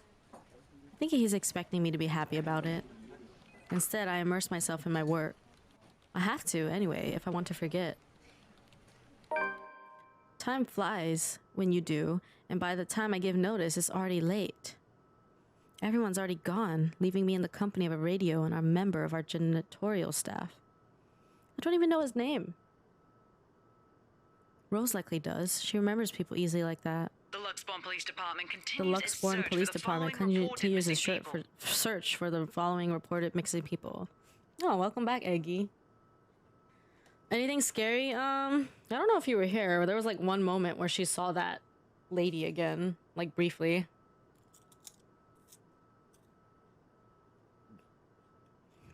Where'd you go, Egu? And our colleague just died. The news report our colleague dying with the words "help me" scrawled in blood all over her walls. So, something scary is bound to happen very soon. Low-key falling asleep. Should I yell at you to wake up? Should I do the Hasoon sound alert? Wake up, sweaty titties!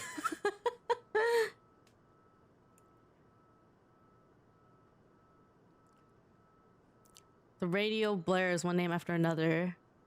Hold on a second. Missing? Aren't they? Still, I have to check. Frantic, I turn back to my desktop.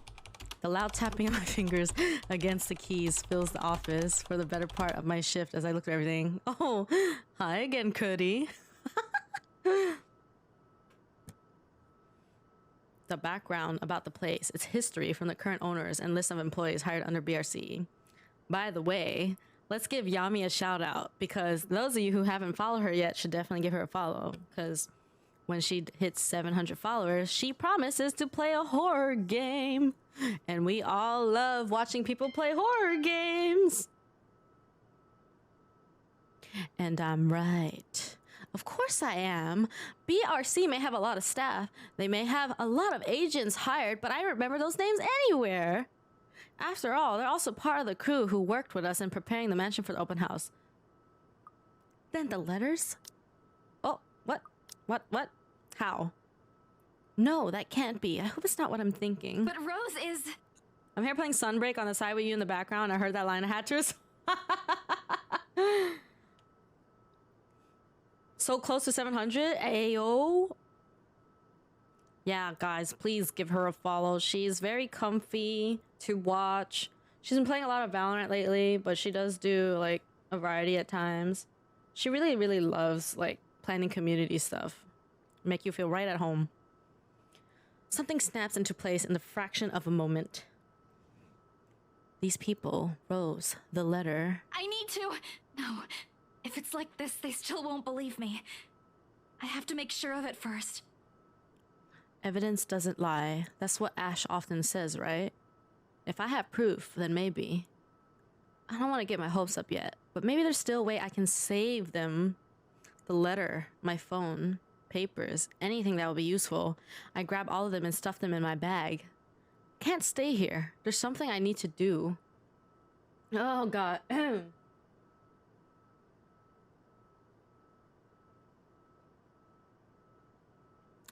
There's something those people should... The noise cuts sharply through the room, stopping my hand short of cramming a pen into my bag. Hello? Anyone there? Someone must have left their printer open again. Nani, are we alone at the office? I may be in a hurry, but if I don't turn it off, another person is certainly going to have a fit tomorrow over wasted company's resources. Well, in about a couple minutes, we're going to have our hourly reminder to get up, stretch, and hydrate and stuff, so I will go pee at that moment.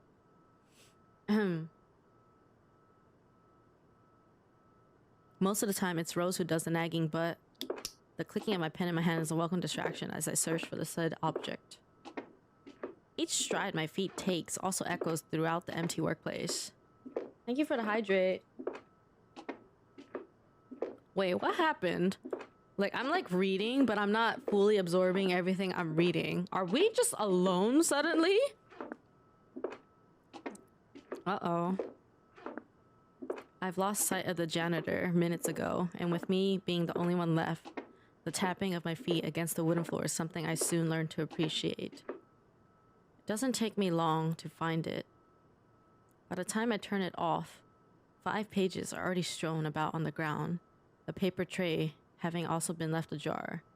Let me take a guess. The printer printed probably the letter or something very similar to it. Ugh. Okay. I will be right back because I don't want to piss my pants if something happens. I'll go pee real quick. Be right back. I mean, I really need to pee anyway, so.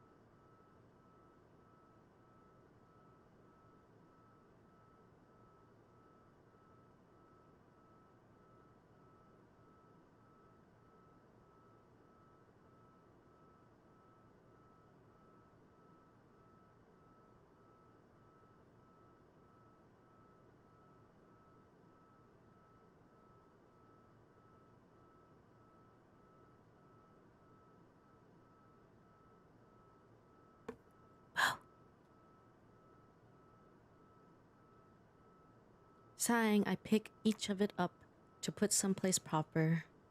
But the page that greets me next makes my blood run cold. I fucking knew it. Thank you, Eggy. The chill that makes its way up my spine is as numbing as that day in the attic. The sheets crinkle under my tense grip. All I can hear is my breathing as it rasps through my gritted teeth. But before I can even gather myself, take the first steps out of here, total darkness suddenly envelops me. And as if hearing every horrid thought running inside my head right now, something snaps. Hello, Critical Gaming. A soft creak grating through the thin veil of stillness that has descended in the room. Every muscle, every bone in my body goes rigid at the sound. Familiar. So familiar now. Yet my own traitorous curiosity still presses me to take a careful peek over the cubicle's wall. Oh my god, it's her. Standing in the only exit of the office, albeit facing away from me. She doesn't even need to turn around for me to know it's same misshapen face, tattered clothes, an unsightly gait, the same person in the attic. I take a step back, the pen I'm holding slips from my hand, and her entire head turns. Oh god. A scream almost escapes my mouth, and I duck under my table as quickly as I can. My heart is pounding hard against my chest. I can hear the bone-chilling sounds of her walk, the weird clicking that follows her, and telltale squelch of something wet as she walks towards me. Nearer and nearer. The sounds are slowly getting louder. The only thing keeping the whimper from escaping me is my hand as it covers my mouth. Someone, please save me. Anyone? I close my eyes, muttering a continuous stream of prayers, all while attempting to steady my own breathing. Andy, weird, stare.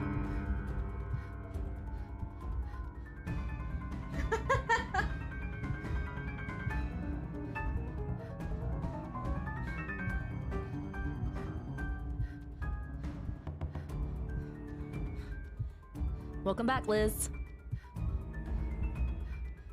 Please, please don't let her hear me.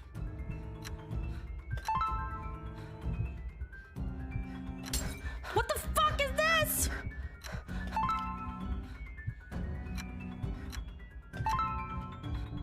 What the fuck? I forgot there's fucking quick actions or whatever. The seconds, minutes stretch out before me agonizingly. She gone? Slowly, I open my eyes to take a peek. Happy Canada Day.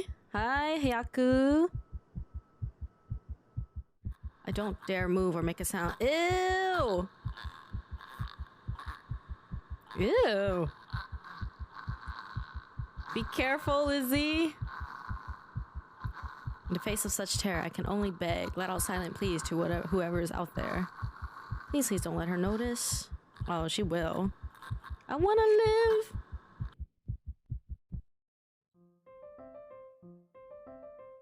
What? What? It just changed? To someone else? Huh? It is far too easy to get them to pay attention enraptured. They hang on to my every word and follow my every move. All of it would have been stifling had I not grown used to such stares. Most are respectful, some are hostile if we are honest, and a few are downright inappropriate. After all, I am... Kinda right! Bro, he looks like the priest. There's a moment of agitation as a familiar but less than welcome face approaches me with a suggestive smirk on his face. Of course, I have to keep a benevolent smile and greet him as I greet any good friend. After all, this man can turn heads, being famous in his own right. Officer Lee! What a pleasant surprise. I didn't think you'd have the time to attend tonight's party. Damn, I didn't expect us to completely change characters in the middle of all that. I hope you're good. Much like I am only friends with the chief inspector because of Luke, Luke is only friends with Rochelle because of me. Unlike how I treated Lee, however, Luke never hid his animosity for the Lee matriarch. It was an odd sort of friendship, where we would have had awkward double dates. I don't even recall his first name. It started with an N, I think. I might be wrong.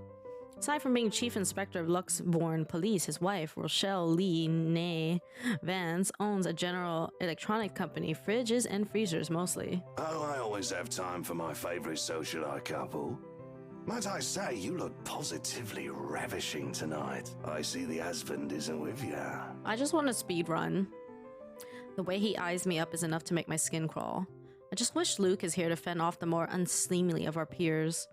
You know the ones. Men who are just a bit too friendly, staring too long at my assets, and getting close just because my husband is not here. And to think they have the gall to do this at my own party, in my own house if I might add.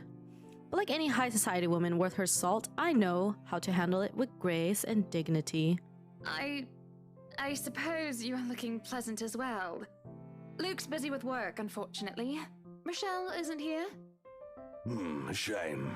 I do hope he isn't causing you much trouble. What is this voice? That husband of yours can be a bit daft sometimes, acting like he's still some young bachelor. The wife sends her regards and her apologies, but something came up with a doctor and she needed to attend to it. You know her, being pregnant and all. We make small talk. Rather, I'm forced to do so, as he would not leave my side after finding his place there. Much to my chagrin, I've been extricated from the few who flock in hopes of flattering, for I can tolerate them better than Lee. They wanted the Okri voice. Yeah. He's a nice enough person, and I adore his wife, who is obviously the brains behind the two. But there is something unsettling about him. I do not trust him as much as I want to.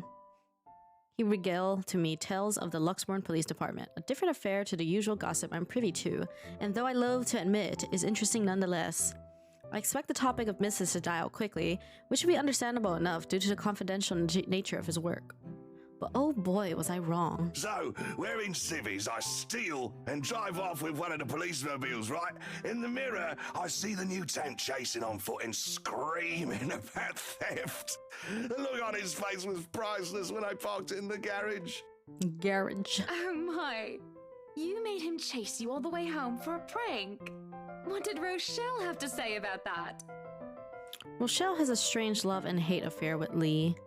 He is a married man who did not grow up past his early 20s, judging by the way he acts.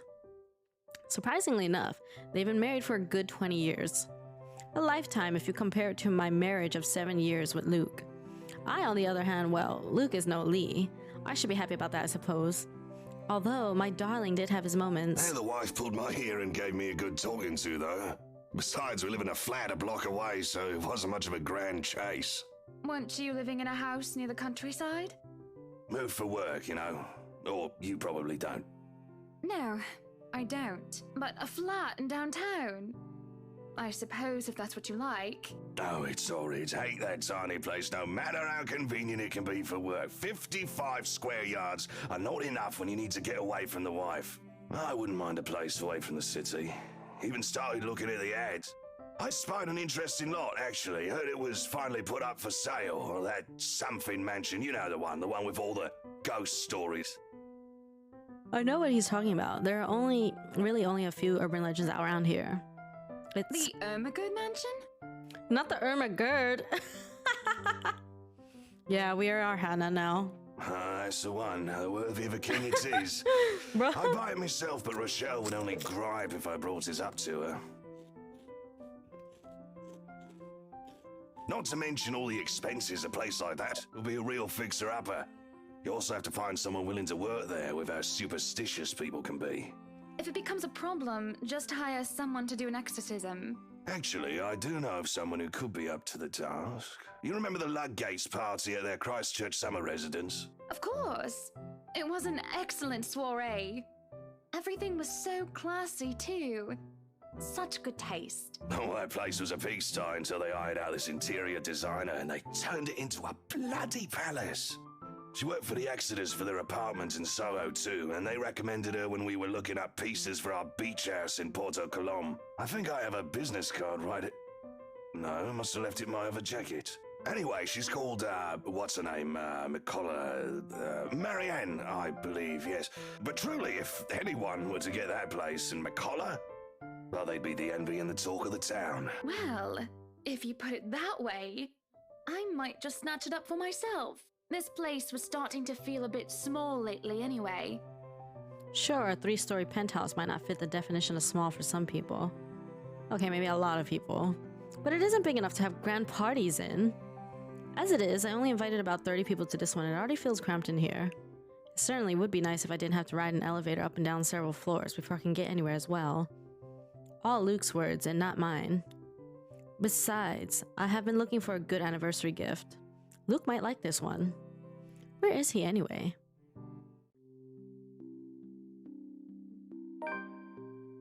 Luke is dressed to the nines as he usually is, and he looks ready for whatever the day will throw at him. His butler and valet wait at his side, just in case he isn't as ready as he looks. Oh sure, that is normal. What is confusing me is the fact that he is on his way out of the penthouse, considering we won't have anywhere to go until much later. Where are you going? I am to attend the Triad Autumn Tasting. I do believe I informed you of this 2 weeks ago. Oh, Foxy!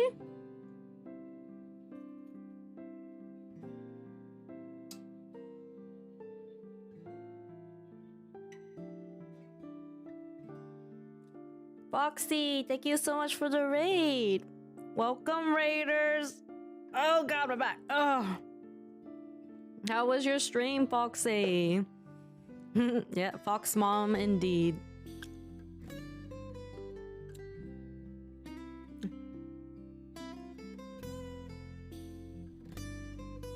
Saw you're playing more Resident Evil. Bet Foxy's really enjoying that.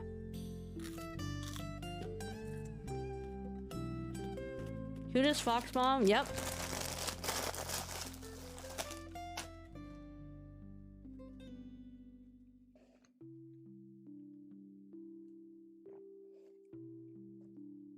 Well, I hope you get some good food, Foxy. Knowing you, you're probably a bit hungry now. So make sure to go eat enough. And hydrate, because it do be hot this season. I'm tired and starving and scared. You scared because of the game? People leave. I'm not gonna say she get bullied by me for an hour.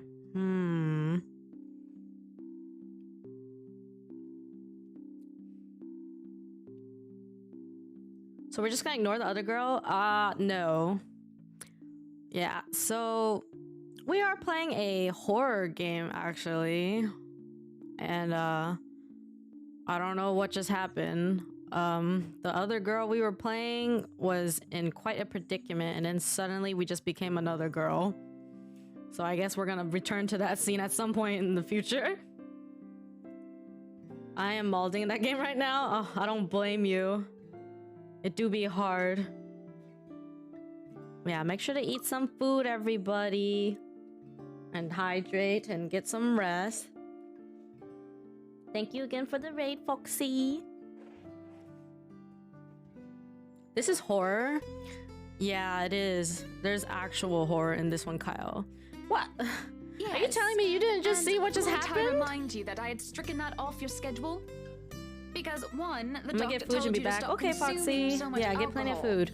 I bought tons of food, currently eating sausages and French toast sticks. Hey, everybody getting food. Let's go. Yeah, get your food and we're gonna get scared again. We're not escaping the scares I today. informed you a few days ago about the open house we are going to attend in its place. Imagine not paying attention, Kyle. I've Stare. even found this marvelous interior designer, Mary Ann McCullough. It's a 3.5-hour Assuming drive a to lot has Cardiff. happened in the past I hour. don't have time for this. So Beck, Rose died. Suddenly, we're at our apartment, and the news goes off and says Rose has died, and shows a picture of her apartment or whatever. And there's just "help me" written in blood all over her walls. This is like that little party you threw And then all over again. You the don't next inform day me when of we it, go to the and you expect me to office, stay and be a we were doing gracious work, host and I when guess have we're business left there elsewhere. until we're the last one there very late at night. And then the printer starts printing. And then there's like 5 papers. You know how I operate, And, Hana. Unless this well, was penciled in, I am as you sticking would to my have guessed, schedule. all the papers say "help me" written in blood. If And I then may Hannah intrude, the looks madam is at correct. the only Your physician exit did and insist you she moderate your sees the drinking, back unless you wish to of incur acute that pancreatitis. girl.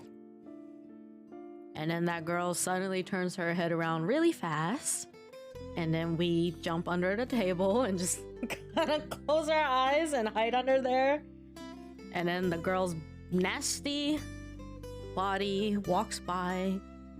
And then the scene just changes to Hannah. And you So did we have this no idea open what's house happening. penciled in last Wednesday morning. So we're now we're in the past by like a few days. So right now Hannah and Luke are like just hearing of like the open house and things like that. That's pretty Bollocks. much I where don't we're remember at right doing now. so. Bollocks. Well, you did.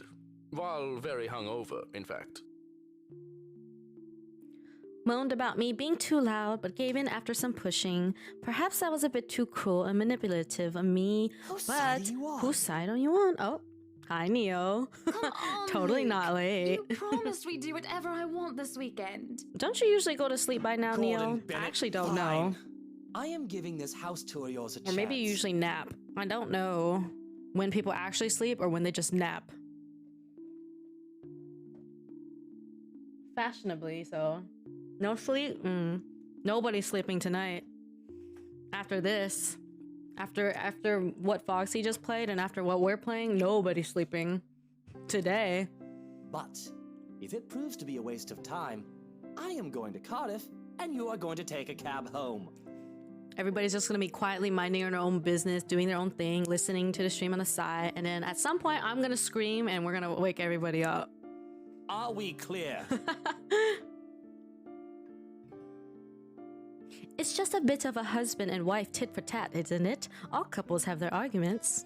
Once the honeymoon phase is over, as they seem to call it, reality sets in that you and your partner might not always see eye to eye. Perhaps it has been the years. 7 of them is nothing to scoff at. Just cannot bloody believe I agreed to this. I was really looking forward to the triad tasting. Though sometimes I think it's something a bit more than just simple disagreements, and I had to stop myself from wondering where we went wrong. There's always the Triad Christmas tasting in Manchester next month, and that'll only be an hour and a half drive. Have I been neglectful? Have I offended? Have I acted shamefully? Yes, but Cardiff. Certainly, any problem can be discussed. As long as he doesn't turn me away. Well, there goes my good mood. Are you happy now, Hana? Oh boy. Yes, I am very happy, Luke. Because for once in a very long time, we are doing what I want. I'm ecstatic.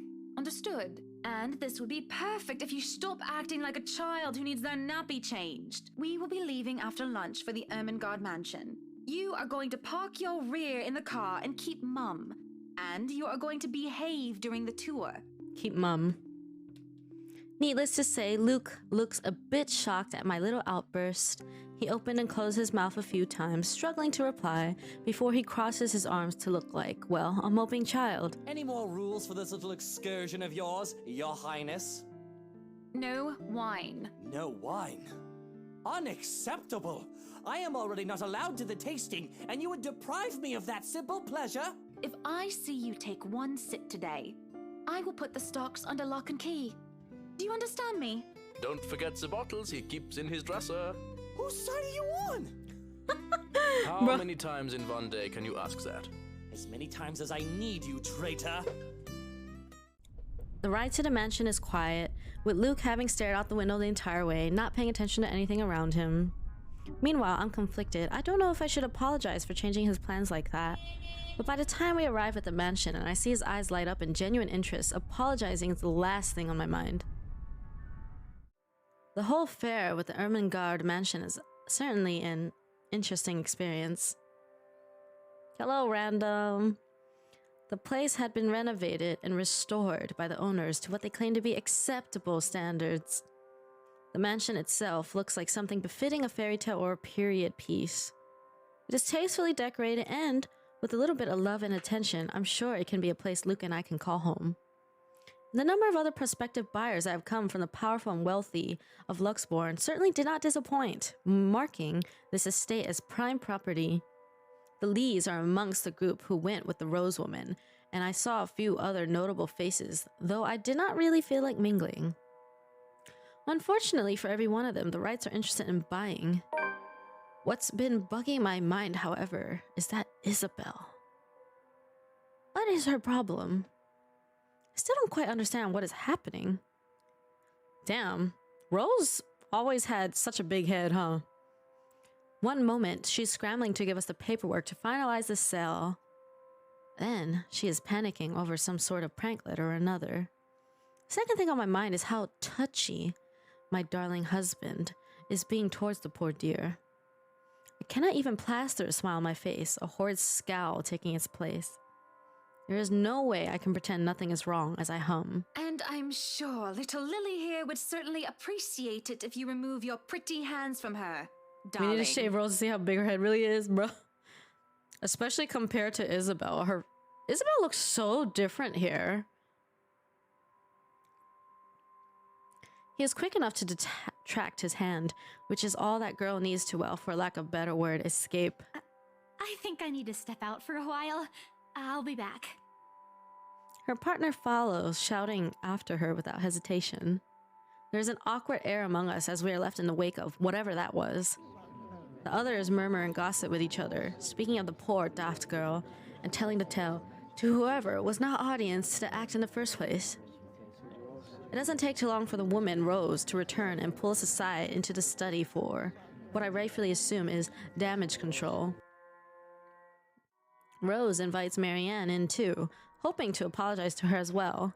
But the woman refuses, saying she is not one of her clients anyway. That leaves myself, Rose, and Luke, the last all too eager to make himself comfortable in a study he's no doubt already claimed as his own. I can't apologize enough about what just happened. Please forgive Isabella. She's been under a lot of pressure lately. Booba. She's young and all those rumors about this being haunted just got to her head. And it must be this terrible heat too.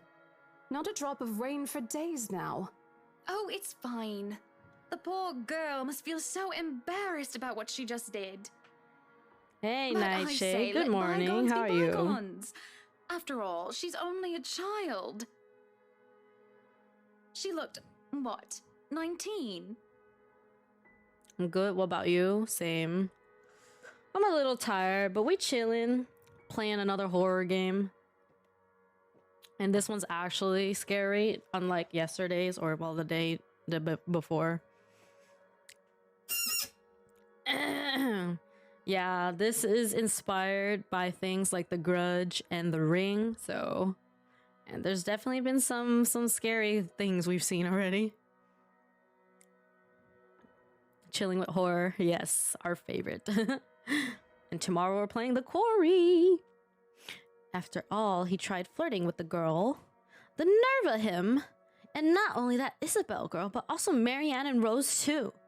What kind of husband would think that it's even a remotely good idea to make moves on 3 different women while his wife stands there? The jump scare right at the title screen kind of got me. Yeah, none of us were expecting that. Like, nothing, oh my god, it normally doesn't start out like that. You know what that reminds me of? Like Markiplier's videos, because he always starts off with like some loud-ass jump scare. Did he drink while I wasn't looking? She's a bit older than that. But again, I apologize. And if there's any way I can make up for what just happened, just... But yeah, Rose dead. I know what you can do. Be a darling flower and get us one of those bottles you plan to serve. Pop it open. We were planning on serving some champagne. I can get that. That would be lovely. Much obliged. Do you want a glass as well, Ms. Wright? My favorite Markiplier jump scare is hello everybody, my name is Markiplier. Oh no, I'm fine. I really shouldn't be drinking right now. And it's scarier when he doesn't say that, isn't it?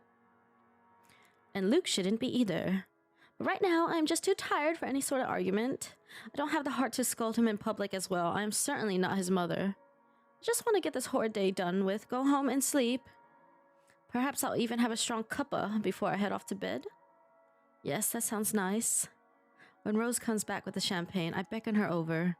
As I have told her partner before, I have every intent of acquiring this house. I might as well, even if I'm having second thoughts about getting it for Luke. Have a good shower, Liz. I miss a little too much? Yeah. A little bit. What's a cuppa? Cup of tea, I think? I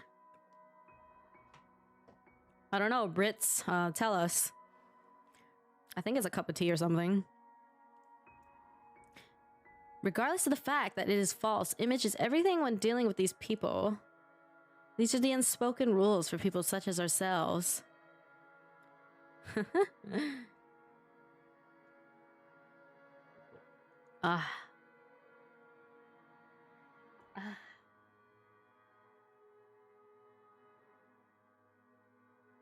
I come back to you not having an accent. You're still awake, Meg?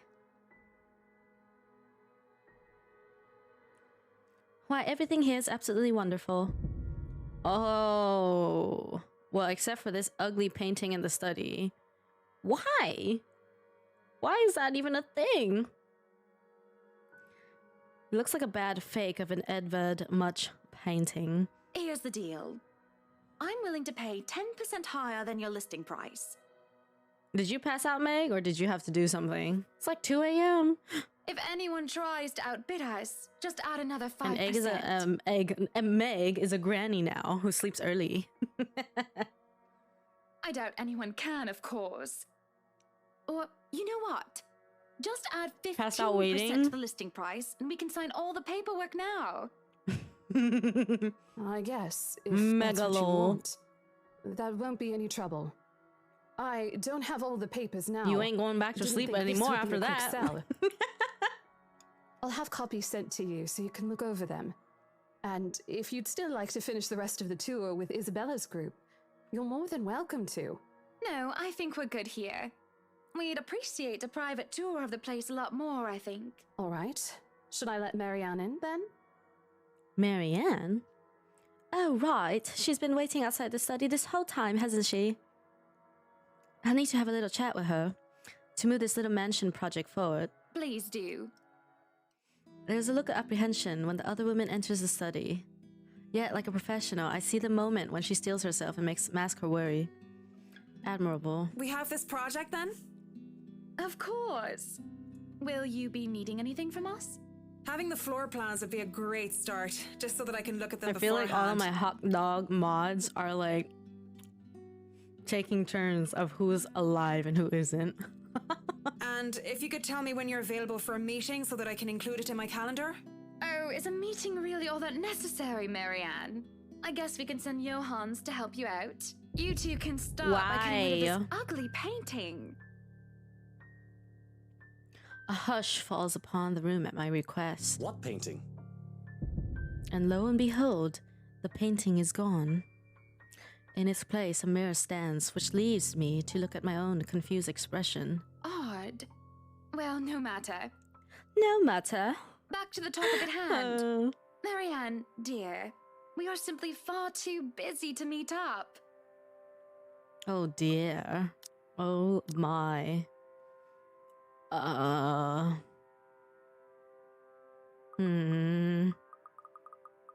don't know. I just want to brush her hair. What the fuck? I don't even want to. Would you actually want to go near that thing? Oh my god. Fuck that. I don't want to look at shit. This isn't the first estate we've acquired, of course. I'll probably start off the game myself when you're in your stream.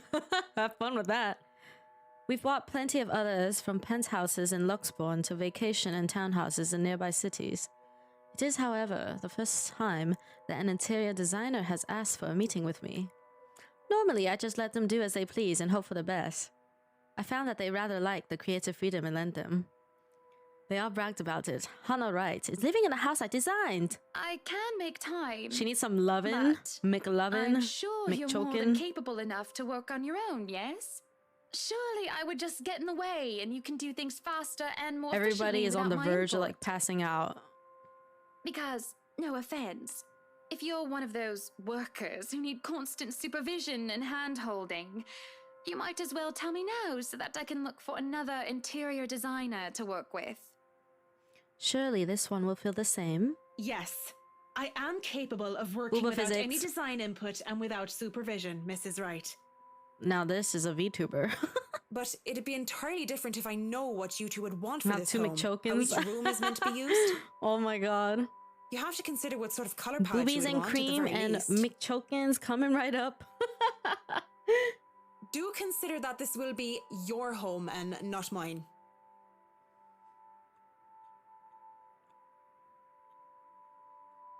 Something just taped really fast in my window. What? What?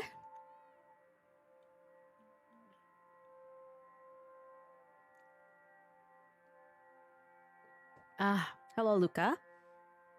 None of those houses ever did feel like a home. You won't give me a choice in the matter, will you? Nah, they're all VTubers. Thanks for the hydrate.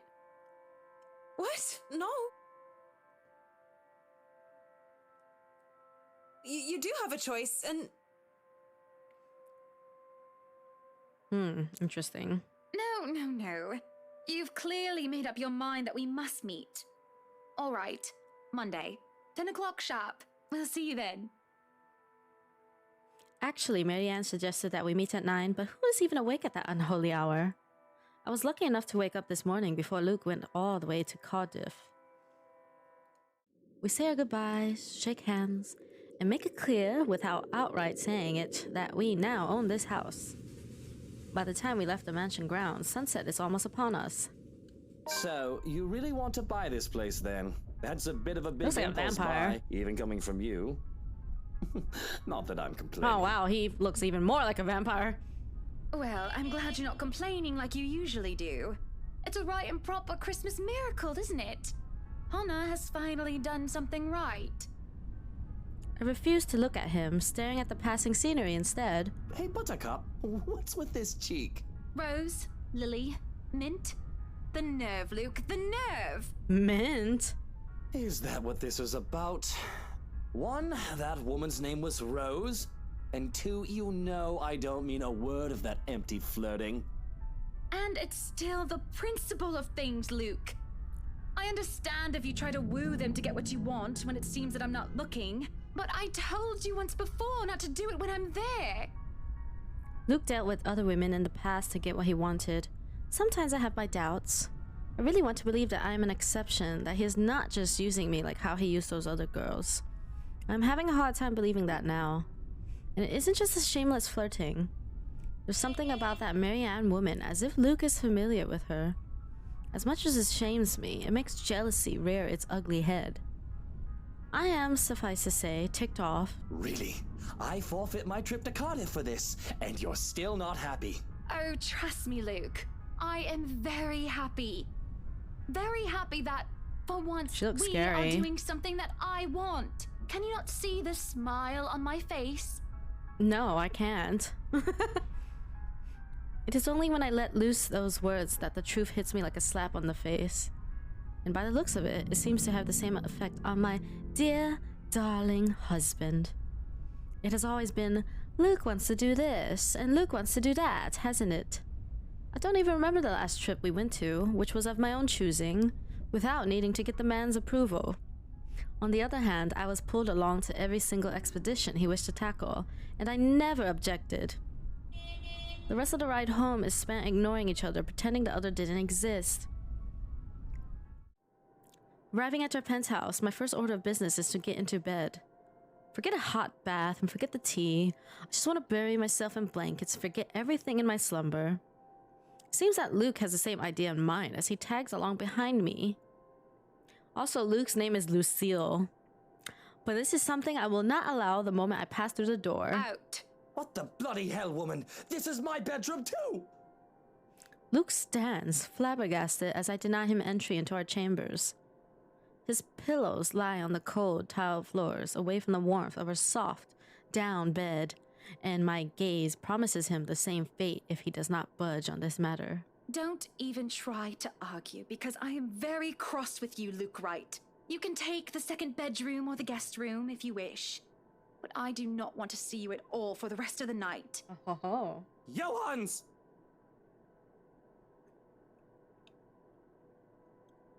Our butler wanders over, a curious expression on his face. He doesn't quite hurry, moving at a relaxed pace no matter how angry his master sounded. No, you are not allowed to sleep in my room, sir. Bruh. What? That's not what I mean! Help me talk some sense into her! There is no sense in questioning her right to be angry, sir. So, if I might be excused, I'll go prepare the second bedroom for you. French?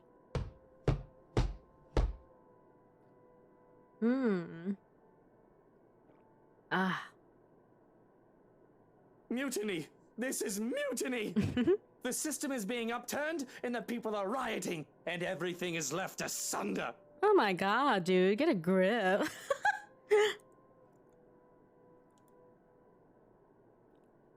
What the fuck?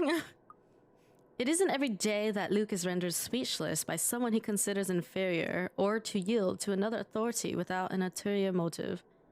His pride just won't allow it. I do keep telling the man to treat his people better. He may throw whatever fit he wants, but he will not be getting his way tonight. Victorious, I celebrate by jumping face first onto our bed. Undignified, yes, but nobody's here to judge me anyway. Right? Nobody is here to tell me what to do. Yet, as I succumb to sleep, I can hear them whisper to me.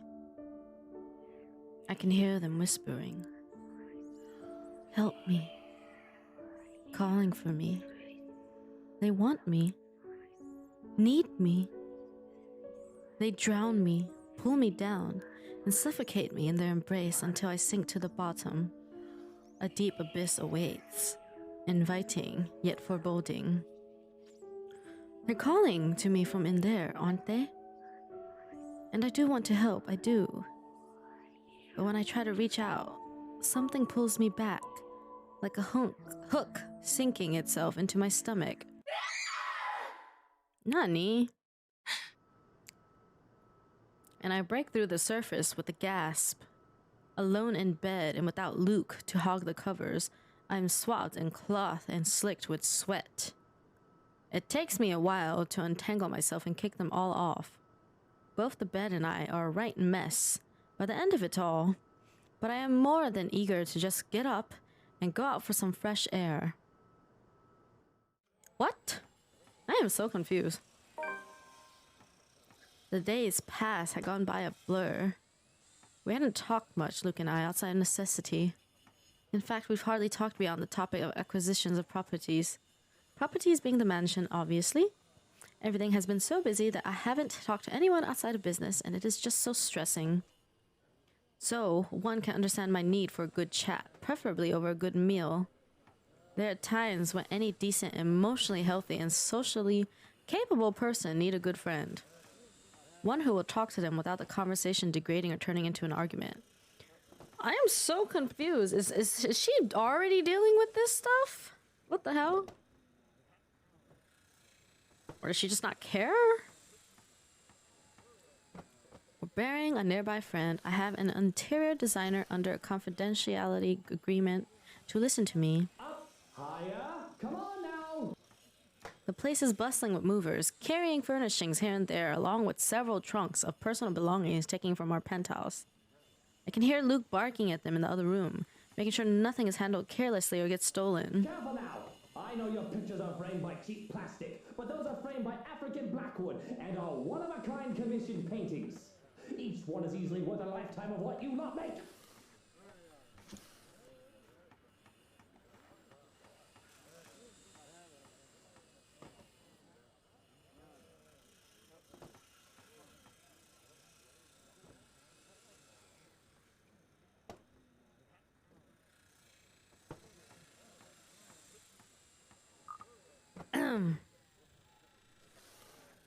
It's hard to tune him out. The walls did not do a good job of muffling him at all. But then again, it is Luke. I would still hear him ranting even if we were on the opposite sides of the mansion, and I'm wearing earplugs. I'd really like to thank you for inviting me to breakfast, Mrs. Wright. But I already ate, so I should really go back to work. Ooh, it's hot. Nonsense! You arrived so early. You must not have gotten a proper meal. Our butler has made a surprisingly lovely bubble and 89 squeak. degrees. Interesting. Well, I guess the air isn't hot, which is good. Sit. Sit! I'd situate us in the dining hall, but it is a mess right now. Oh, Johans! How long have I been live? 5.5 hours almost. Okay. Could probably go on for like another hour-ish. The man in question appears, ready with a tray, as he starts to set the table for us.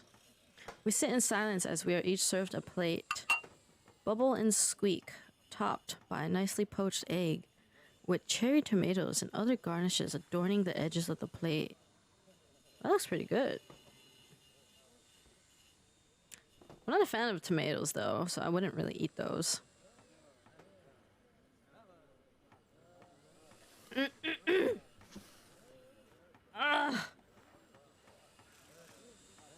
Oh god, my back.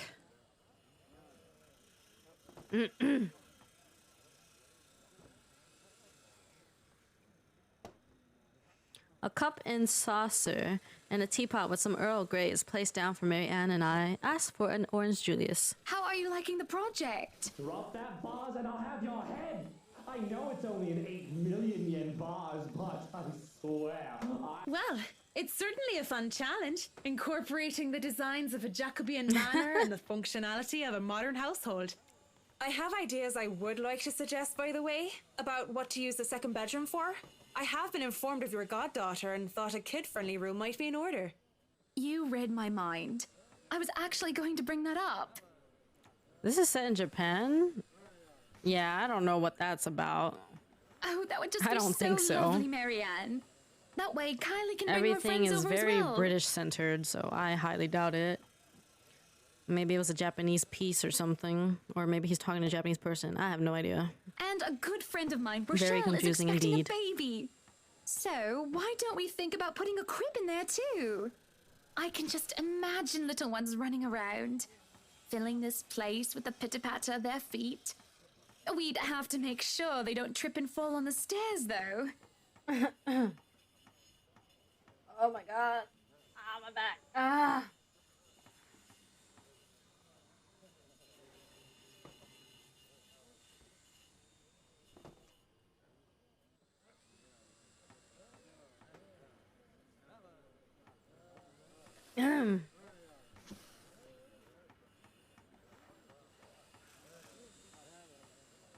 we won't be able to finish everything up until after the party. But we'll have it ready by then, so that all we need to do is to move in the furnishings. Yes, that's plenty fine. It's not like we're in a hurry to have it. And we wouldn't want the workers to disturb the guests or the other way around, do we? Just make sure it's presentable. You know, in case a guest snoops about. Of course. As for the kitchen you wanted, I've already negotiated for the high-end stoves and the hot and cold drawers, so on and so forth. I've got a friend who was able to customize them so that they'll look like the counters we'll be replacing and fit the rest of the interior. They'll be bringing them in today. Why can't you people do anything right? Don't drag it. You'll scratch the wood. Excellent. But no, really, how have you liked it so far? She hot, bro. You're hot. Oh, it has been wonderful, believe me. Everything is going smoothly too. Is that accent hot, maybe? No, bitch, you're the hottest. It has been a long time since I've worked Imagine on something staring. of this grand a scale. Like that. Nowadays, everyone is about condos and flats. What is this? Living in the city where every room is an identical box. What is this? What the hell? Draco Malfoy's having a fit in the entryway? I know, right? You're so cute, Mitty. Believe me, this is very refreshing. Oh, yeah. We lived in Andy a condo Doobie before there. this, Marianne. I didn't mean any insult. It's fine, Do you like her sweetie. voice, Mitty? You like that Irish accent? Look at you, all frazzled. I was just pulling your leg. Bitch, you're the cutest. Luke wanted that penthouse when we got married, That and blue you clothing or can thank him whatever? for purchasing this place as well. What? What? What? What? How do you see that? You weirdo. She, no doubt, overheard me push that estate agent into the sale, making quite the aggressive offer. She saw me sign the papers for the mansion as well. You guys are weirdos. You guys are freaking perverts. Don't be fooled. I'm just the treasury. I wouldn't be able to make a purchase this grand without his seal Well, of a approval. condo is very convenient. I see. That's it. I see That's Booba. all you have to say. Nothing more, nothing less. Yes, it wouldn't be appropriate to comment further. What? It is unprofessional. Mitty? I'm guessing your sub ran out. Unprofessional. I can't help but let out a deep sigh as I stick a fork into the dish. I didn't want professional. I want someone who will either agree with me, even if it's just for the sake of agreeing, or someone who will try to talk some sense into me. Neutral responses are so boring. There's no discourse in the middle ground. The food It is did good. not? Well, it Best didn't bubble and work. squeak. Best bubble and squeak. I hate this. Of course it is. Our kitchen staff only uses the freshest hand-picked ingredients. Well, I don't know. Your emote thing is broken. Only the best Maybe. for the rights. I don't know. I don't see it anywhere. That's so weird. I don't see it in Chatterino. I don't see it over here. And I don't see it on stream. I don't see it anywhere. Mr. No, he is The far fuck? too busy bossing people around. He even Around. refused to join me for breakfast earlier. Would you like a McChokin? This. I see. My apologies. I really don't know It is what in sort of response popular you demand expect to today. get from me. There is the clatter of silverware as I slam my hands on the table. It is frustrating.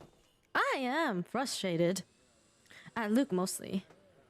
But Marianne's neutral, professional answers are certainly irksome as well. I don't want to, Mitty. You're a human with feelings and opinions, aren't you? Don't give me this bollocks Yes. about being professional when we're having a Yeah, nice what friendly about chat it, over a Miri? nice and friendly breakfast. Bollocks. I can only talk about interior designs for so long, Sounded like it and came I from me? detest one-sided conversations, No. Marianne. That wasn't me. That was a freaking game. But I really don't know what to say, Mrs. Wright. We're so realistic. Remember the slaps, Meg?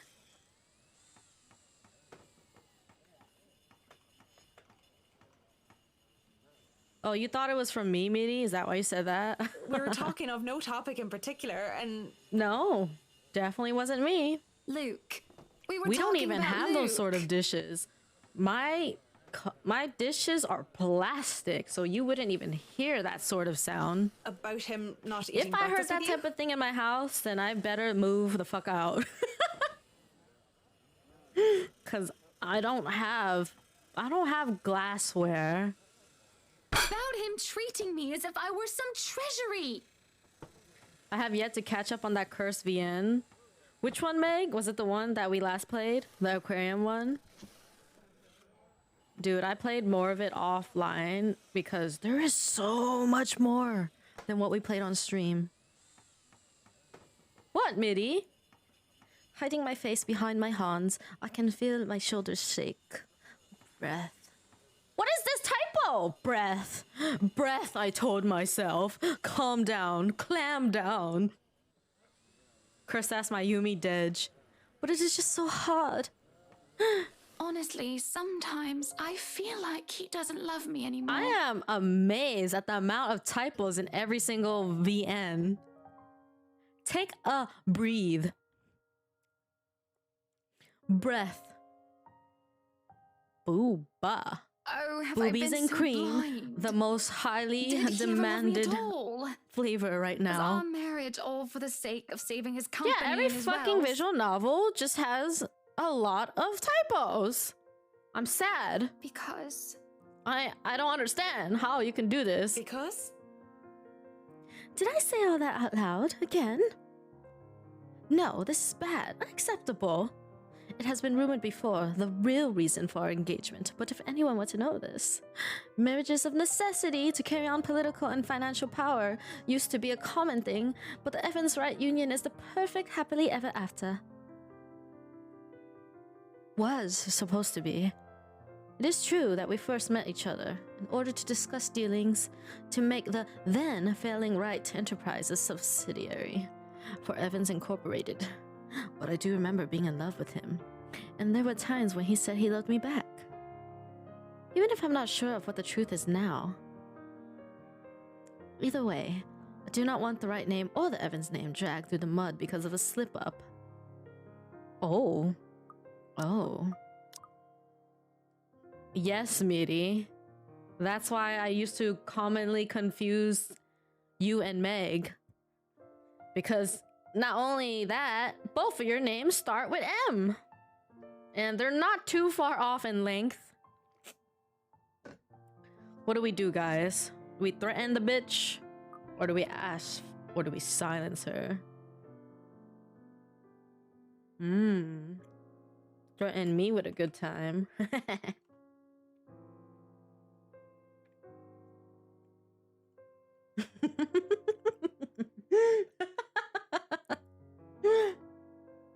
Yeah, I don't see it when you do it. I see it when I do it. Ask? Okay. Yeah, I literally don't see it. Marianne is a good sort, isn't she? I don't see it when Miri types it. I only see the text. And literally every chat I'm in, I only see text. And Meg, do you see Midi's emote? Meg.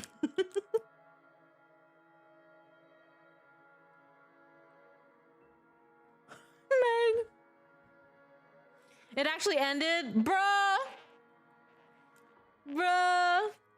I told you I don't see shit! I fucking knew it! See, I know everything! Oh, my back! Oh! Oh, God! Oh, God. Okay.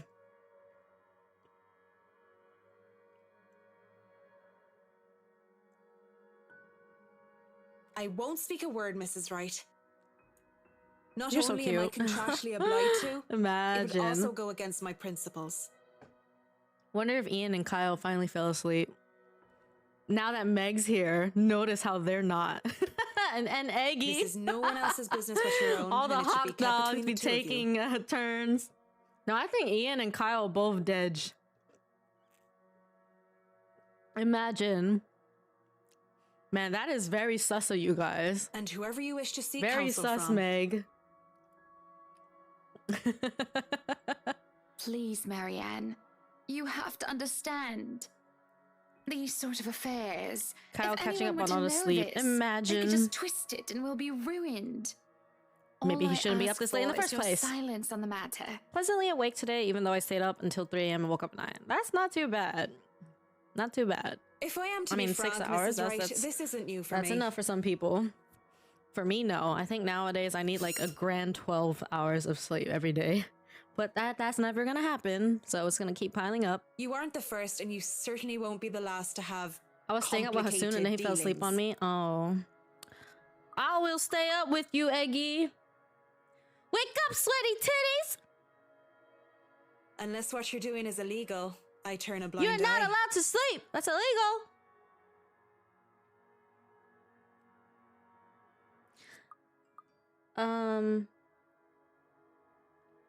I don't know.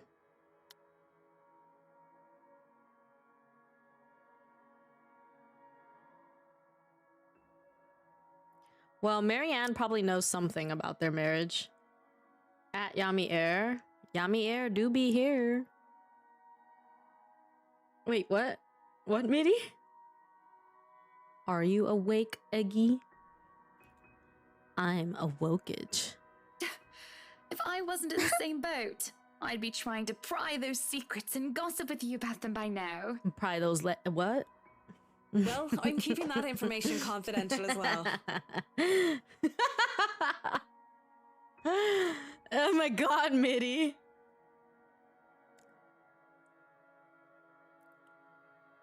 Personal question, am I allowed to ask?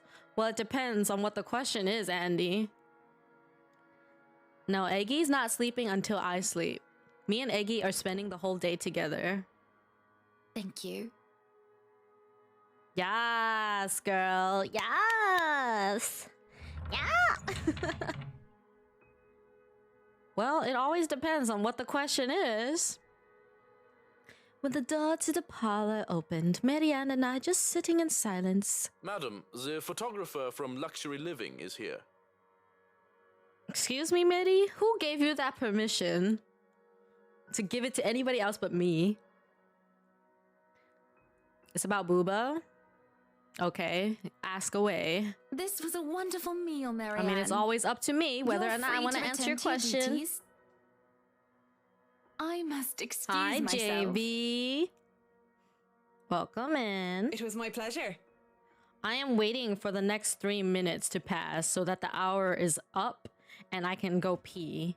'Cause I need to pee. You don't want me to feed our daughter? My stomach hurts.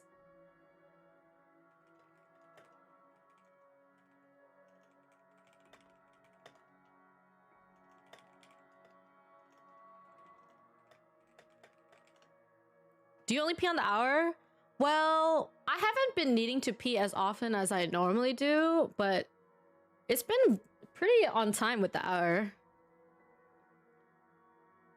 Did Andy ask something? What? Do y'all's boobas sweat?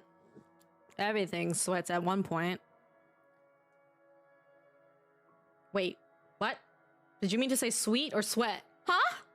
Now I'm confused. And thank you for the food as well. Excusez-moi?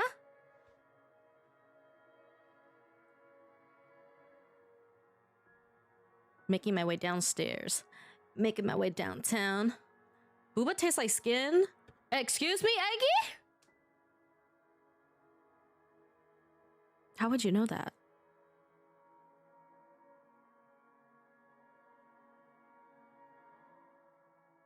Eggy?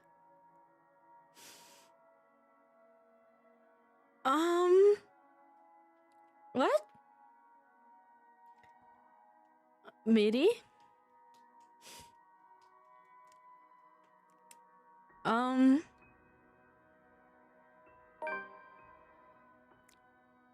I am so confused by everything in this chat right now. Somebody please enlighten me. No, sweat is definitely not sweet. I'm scared. And of course, Meaty decides to dip out now. Ah! People had caught wind of our new mansion the very moment we left the open house. Luke had boasted he could acquire the property in no time and allowed a photo shoot for an interior design magazine to be scheduled today. Well, there were complications and it took longer than it usually does for us. Hopefully, I won't have any other unfortunate slip-ups with someone who isn't bound by confidentiality. The mansion grounds has been one of the first things. Oh.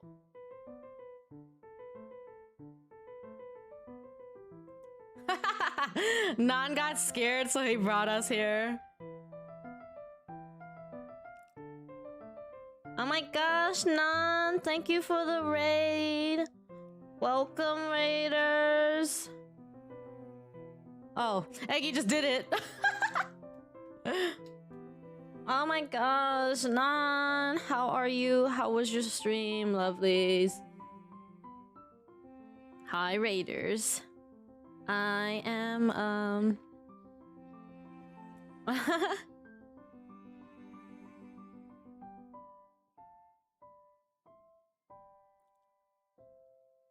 Thank you for the resub, Nan. And thank you for the follow, Yokai Guy. Nun Chicken. People said Mort was a scary game. I laughed a lot. Is that the name of the game? Mort? But yeah, welcome in, raiders. My name is Kasari, aka Kisa, or Scarlet, or Mommy, or Daddy, or what have you. Right now, I'm actually playing a horror game myself. It's actually a visual novel, but quite interesting one.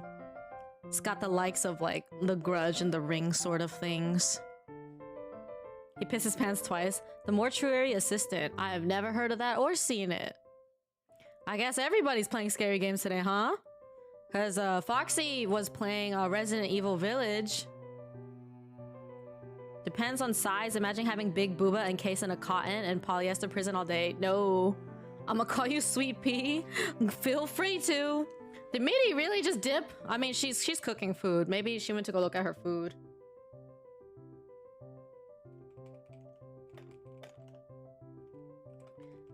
But yeah, welcome in, raiders.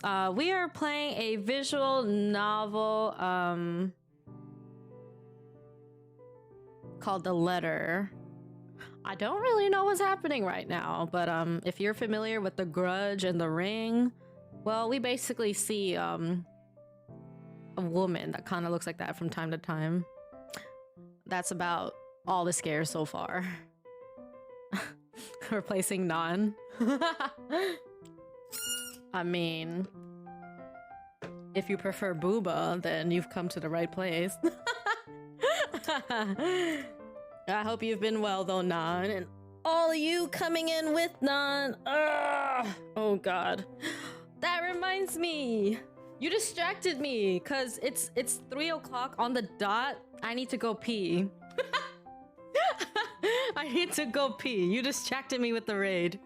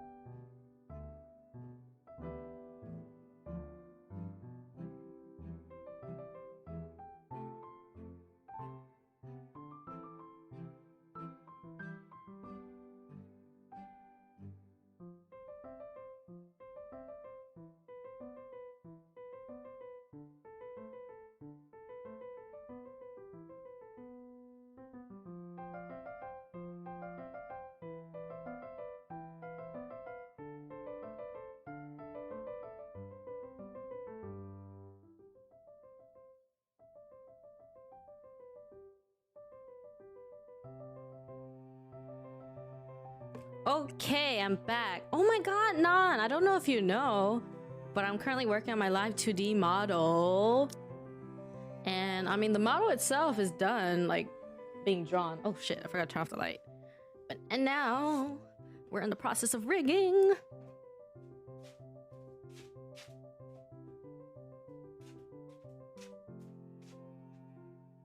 Ugh.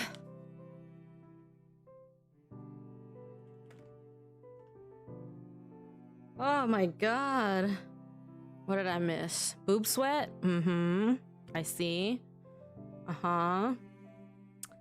Yeah. Okay.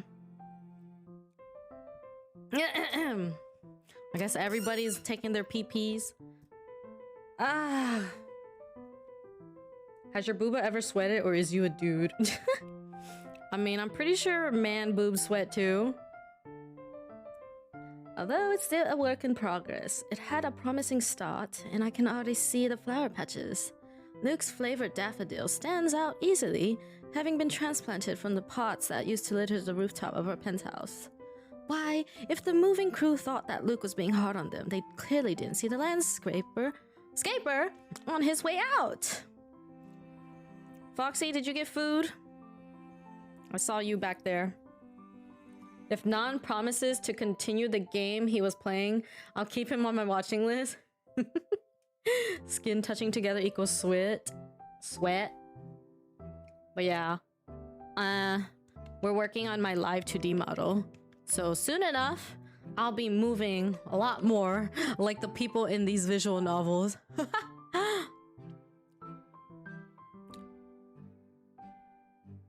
Yeah, I have no idea what's happening in this visual novel, which is pretty much all I can say about any of them. He is hard to miss, the hulk of a man that clearly did not belong, and the big backpack and suitcase he has with him makes him look much larger. VTuber visual novel, that's really what the V stands for. It is a peculiar sight, seeing someone who looks like he does handling little, delicate things with such care. He looks up from the gardens and does a double take before a friendly face replaces his serene expression. Miss Wright, yeah? Hi, Zachary Steele here from Luxury Living, ma'am. We have plenty of booba to go around. Hope you wouldn't wait too long. I hope you like boobies and cream. That's our newest ice cream flavor. And today we've added a new menu item called a McChokin. Very popular today. But it looks like you're still moving in, huh? Thought for a second there my calendar was wrong and I came here too early. You look familiar. Have we met? I have a very wide social circle, so everyone looks familiar at one point or another. Ah, my stomach hurts. Ow, ow. But one would think I'd remember someone who stands out like him. The struggle to recall must have been evident on my face as he quickly and kindly answers my question. Oh, I was with Isabella, your estate agent, when she had the house blessed. It's making me hot. You ever like just have like these pains and then like just struggling to like not feel pain like makes you all like tired and exhausted and hot?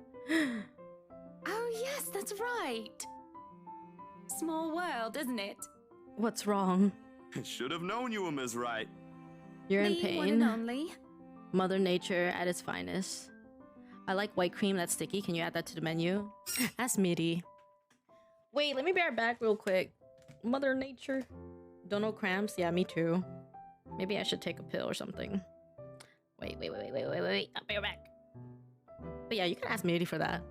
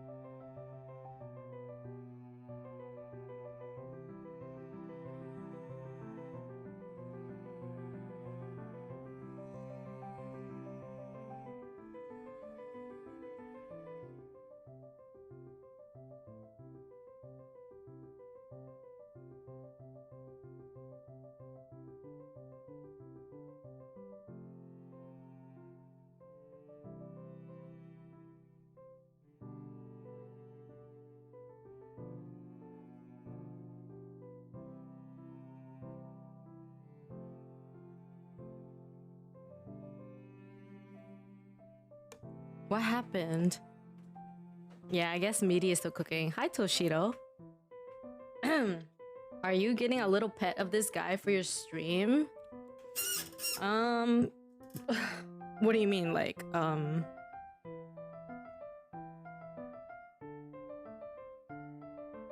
mean, he's technically my, like, mascot for everything. You okay? Yeah. Welcome, A little welcome hot, to a Maison little Perrite. tired, and a little bit of Mother Nature. But we Gucci. Sometimes you need to just splash some water on your face and take a breather. And walk around a bit. And yes, we've been in the process Woo. of moving in as we were delayed. It is 3 But p.m., it which won't means be the a hottest problem. hours are bound. But thankfully, I have my window open and the air coming in is not hot at all, so I think I will survive without my AC. They're just adding a few things here and there, and you should still be able to do your work. Here and there. I just Where's want the to rest of your see crew what's then, Mr. happening Steele? in this story. We're not gonna finish it today. We're not gonna be able to because there's too much, but Zach is fine, please. Mr. There's Steele a makes lot me of feel like I'm a exposition. mascot for a cleaning product. Anyway, I'll be your one-man crew Oh for my today. gosh. Don't worry, been doing this gig for a while now. it's 10 p.m. for you. You must be quite the veteran to handle this on your own. We've had a full Yeah, crew I guess it coming into depends our on where you penthouse the are. last time we were covered It in your definitely can be very magazine. hot at night still in the summer. I think for me it's okay right now. Like I'm not sweating or anything, and it's about 90 degrees or something like that. When it's bad is when the air is hot, and then it's just like impossible. You can't see what's happening in the story. You have to get at least 80 achievements first. Veteran? I'm dead ass about to just keep speed running. Your words are too kind, Miss Wright. Chilly outside, but still super warm inside. Are you able to like open a window? Hana, I just try to keep my window open at this point permanently, If I get to unless call you Zach, the air is you hot. have my Then I'm permission keeping to that call shit me Hana. closed. Alrighty then. And then I will Anyway, I'm no veteran. have to but use I my know AC my at that camera point. well enough to make sure this is a good shoot. You can trust me on that, Miss Wright. Hana. Hana. I don't think I've ever like played a game where someone was called Hana. Not that I remember. I mean, like us Americans, we usually say Hannah. But even so, I don't think I've ever heard of Hana. I've heard of Anna, but never Hana.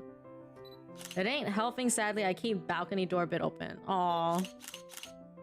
Damn. He's kind and courteous, listening and following as I lead him around the house. I'm already past the hottest days here. That's good. I've just never heard it pronounced that way. I'm used to hearing Hannah, but I've never heard like Hana. That's not really common in my experience. But of course, it seems a lot of this novel is based around British people. As there are many things I don't know. I mean, English is already a hard language as is, even as the only language I speak. I answer his questions to the best of my ability, and he is patient enough to answer mine whenever I get curious enough.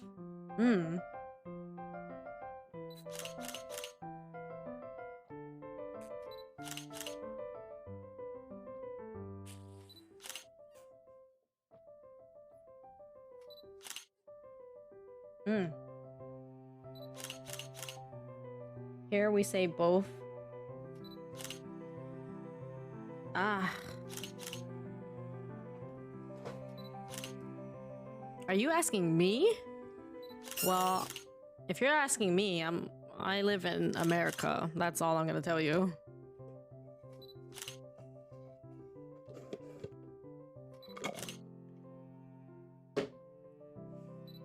Anything else is very unnecessary information. I'm telling you, these two reels sounds like he's just taking pictures. Yeah, totally. I'm totally taking pictures of the VN right now. Ooh, Finland. Nice. Oh, God. I answer his questions to the best of my ability, and he is patient. No way, I already read that. For one, I ask what the bags are for. They are quite the magician's toolkit. From inside, he had procured several items to embellish the interior with. But yeah, if you guys are interested, tomorrow I will be back and we're gonna be playing The Quarry. So that'll be fun for people to watch. I've already seen a good amount of gameplay, so I'm quite familiar with some things that happen. But I know a lot of my viewers don't know. So it's mainly for them to come along with me. So if you want to see some Quarry gameplay, come by tomorrow. But yeah, this is a horror game. This is not just a regular harmless game. But most of it is just exposition at this point and just like, you know, just getting to know the characters, I suppose. But then there's some like creepy stuff. The Quarry. For the bathroom, there are white towels, seashells, and decorative soaps. Is that game a horror game as well? Yeah. It's considered horror. It takes place at a camp. There are other things as well. Too numerous to count, all in that large backpack and suitcase. What is summer if not horror-themed games and stories, right? Tricks of the trade. Softens up a room, makes a place feel more homey, and fills it. But you guys probably have better stuff. Yeah, I can visual use for novels this. have just been my latest addiction because I like kind of like turning my brain off. So I don't really have to think. It's just mainly reading and going along with the story. And the stories have been very good and intriguing. I mean, I would hope so because that's the whole thing about a visual novel. It's pretty much just a story. So if the story wasn't good, then, well, that would suck. They need to kill some of the exposition and start killing more people. Exactly. That's why I kind of feel like just speedrunning until something happens. No lights. Don't tell me all of these are just props. Well, I've got my tripod here. For things like these, natural light is best. I'll just have to set the shutter speed to a real slow setting, and as long as nobody steps into the shot, it'll look great. But the other problem is like you get so sucked into it when the story is something that you get invested in, and then like you can't drop it. You can't put it down. It's like if you were reading a story or binging a show, basically. It's just all in one at this point. We go through the rooms one at a time, although we first tackle the ones that the movers have no business in anymore. Ooh, it's kind of pretty. The ballroom needs little preparation with its grand design, although there is some trouble at first with the wide open space and the pictures being backlit. It is in the kitchen that Zachary's props come in handy. Considering how Johans kept the place so neat and sterile, one can practically eat off the floor.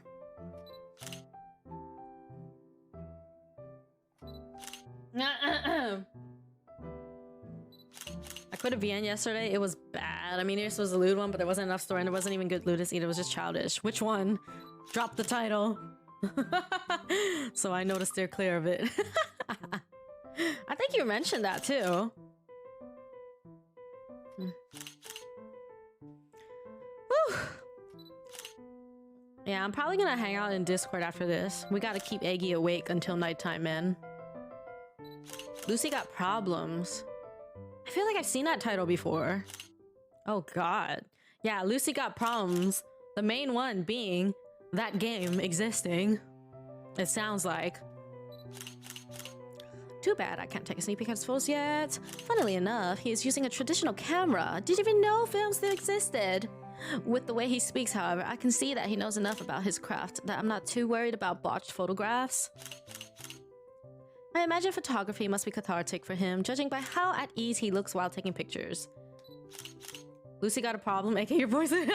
Is Eggy still here? Well, Eggy's trying to stay awake until nighttime, so I hope so. I hope Eggy's alive. I could always yell at her to wake up.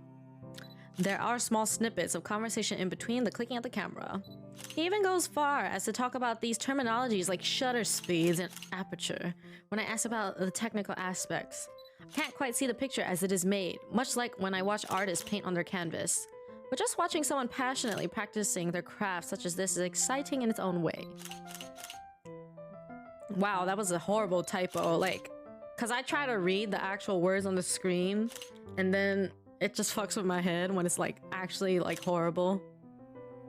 Going through the many rooms has been quite the exercise for the both of us. Oh my. Despite that, he has been so nice, and I find myself putting on my best smile. I see you. I see you. But it is as we're taking pictures in the foyer that everything comes to a standstill for a moment. Just a moment. And had I not been paying attention, I wouldn't have even noticed. It is merely a split second. When Zachary's rhythm is put to a halt, his finger doesn't move to release the shutter. Oh. Oh my. Oh my goodness. Oh my. Arcee, you're still awake?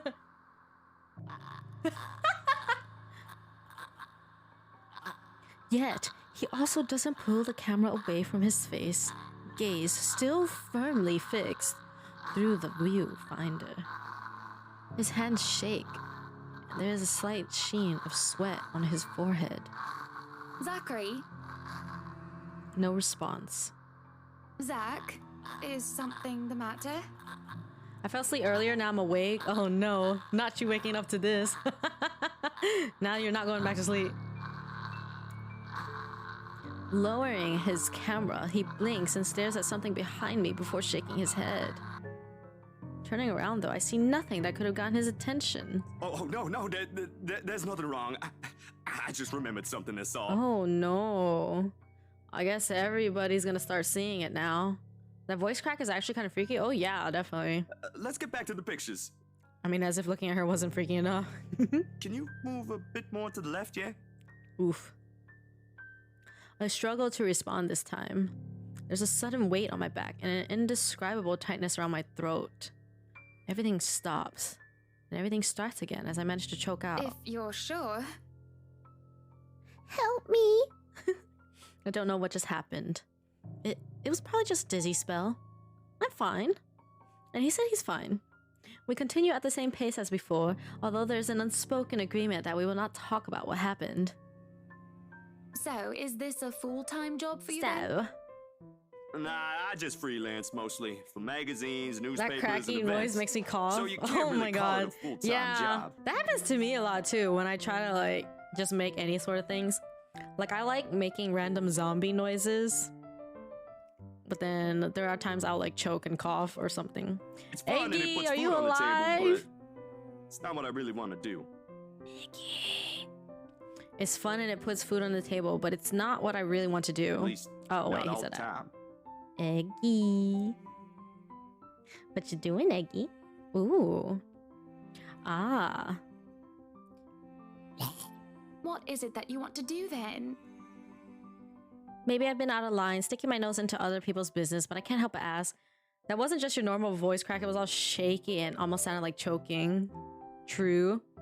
I regret doing so as I see his shoulders slump and the easygoing air he has fades away. I told Eggy I was gonna do zombie sounds for her today. Cause she was like, what do you mean?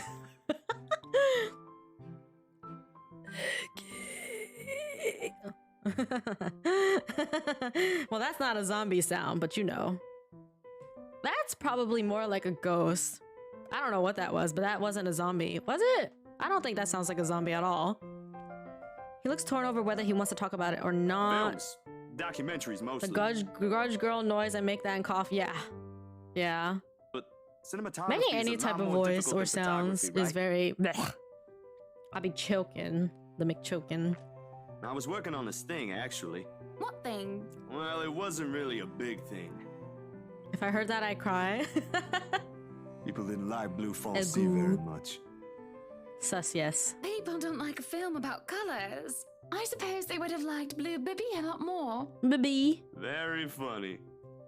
Yes. Ooh. So, Grand Director, do you want to tell me what Blue Fonzie is all about? Don't zombies mostly just moan and ooze goop? Ew. Well, I guess it depends on what show it is.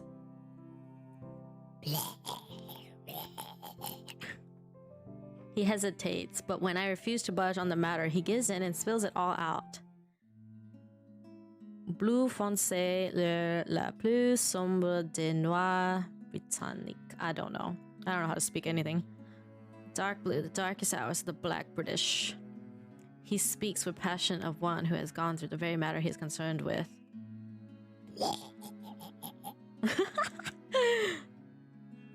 I can't right now. Ugh.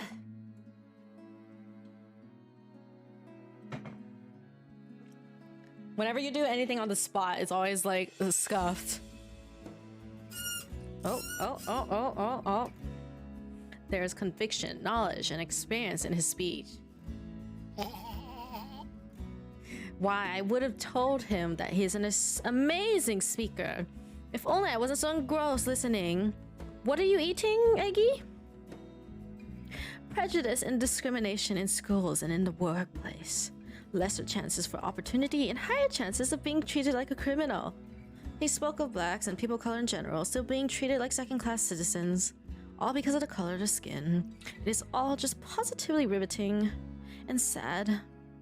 It comes to a point wherein he soon loses steam. He looks abashed, realizing what he had just done. Sorry, I just got so carried away. Oh, you be eating them dog buns a lot. Ara in a zombie voice. Just trying to imagine that. It's so funny. Ara in a zombie voice.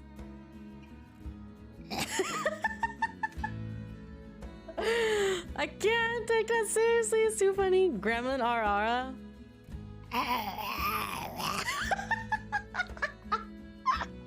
It's fine. It is really so fascinating to watch people talk about their passion after all. Oh my god. You should see how your eyes light up when you speak. You do have That's too good. beautiful eyes. Oh my Thanks, god. I guess. That is hilarious. I want to say that I understand where he's coming from. My precious. I'm outside, mommy, Sag. Wow, Axel. What happened to degenning? Axel's being dragged around, it seems. But I really don't do I was born with a silver spoon in my mouth, and I've lived a charmed life. It hasn't been perfect, but the difficulties I've been through pales in comparison to what others experience on a daily basis. I certainly don't know how I would have fared were it any different. Would I still have met Luke, and would he have still loved me if I was any lesser? What was your home like? A DJ in the Discord server? Bruh, imagine. These things you talk about. It sounds like you've... I clipped that shit. Well, I don't mean to pry, I mean... Unless you punish me? Yeah, not a Live with my older chance. sister and my grandparents. You're not even worthy of that right now. We had a shop selling all sorts of things below our flat. Whitelisted? No. And well, I was one of the few non-white, non-British students in class.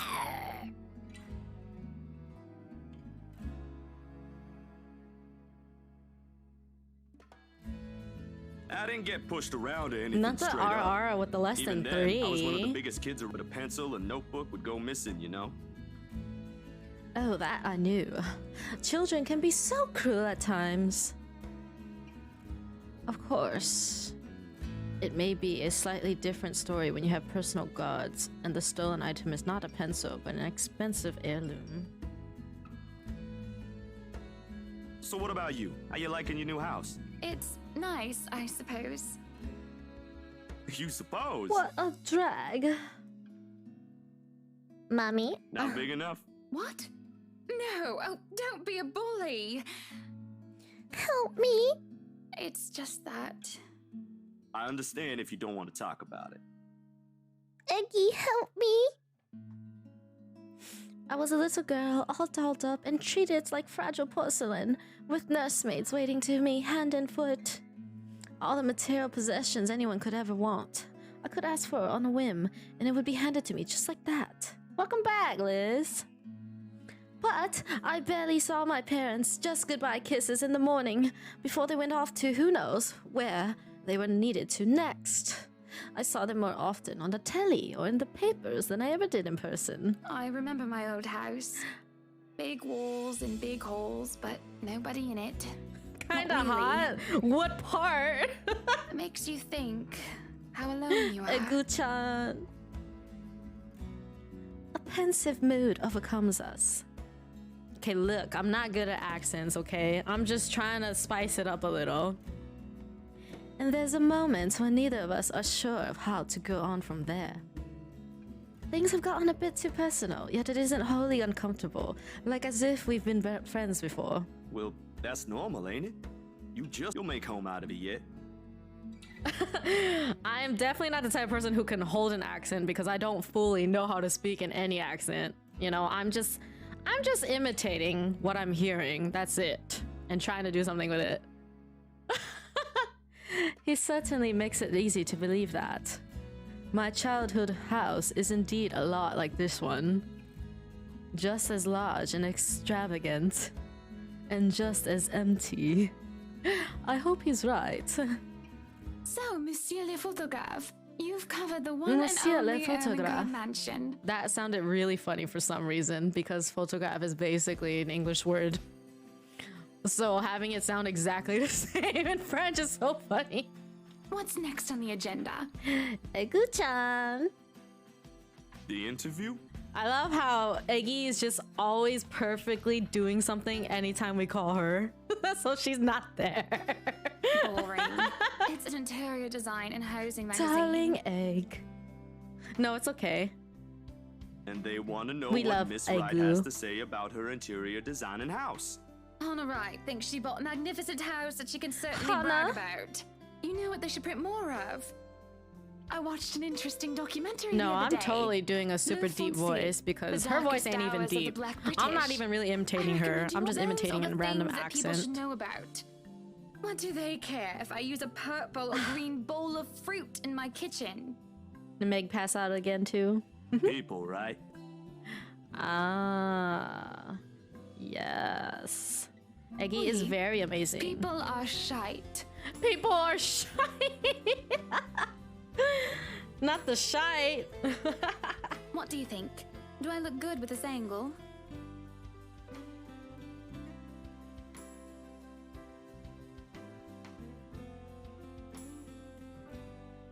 Miri-chan. Hana, darling, you're absolutely correct. People are shite. I strike a pose while he's being busy, looking taken aback for a moment, probably not expecting me to just go and say such a cross word. But he recovers quickly, and after snapping a few shots, he grins. Yeah, vous êtes belle. Vous êtes belle. Voulez-vous coucher avec moi? You want copies of these ones? Miwi-san. Yes, please. I would like to be able to hold an accent though. Or do more. So, the big boy knows French. Liz, are you English? Because I know you're like in that area. But I don't know if you're actually English You or must have something wooed else. a few ladies. Unless you're into gents. Either way, French is, after all, the language of romance. And I definitely don't talk in an accent like ever. So No, I don't know about quoting Meaty fancy used to have poetry. added my favorite flavor to the menu. Meaty-san. British. But I've made lunch for a girl before, and they did like that Nodders. fancy French cuisine. Can you cook bouillabaisse? Bouillabaisse. I could cook just about anything as long as I know the Oh, shit. recipe. C'est magnifique. C'est magnifique. Mon Dieu. Ah, sacre bleu. No, Lee is certainly not a good friend. And although we've just met, Zachary isn't the sort who can probably befriend anyone. He's just a comfortable person to be around with. A bit too comfortable. The photo shoot went by a breeze. And somewhere along the way, as we talk and laugh, I find myself getting a bit too close without realizing. He'll give me this strange look until I back off, and he'll go back to asking questions after I agree to do his little interview. And it's just odd. Well, no. Me being friendly isn't that odd. That is how I am. Zachary is the one that's being odd. Why? Anyone else would absolutely welcome the extra attention I give them. He, on the other hand, looks almost flustered about it. He should be used to different personalities by now, having to deal with various people when he works. And if not, he needs to start. Perhaps nobody has shown him attention of this kind, but he's a big boy. He should be able to handle me. Oh.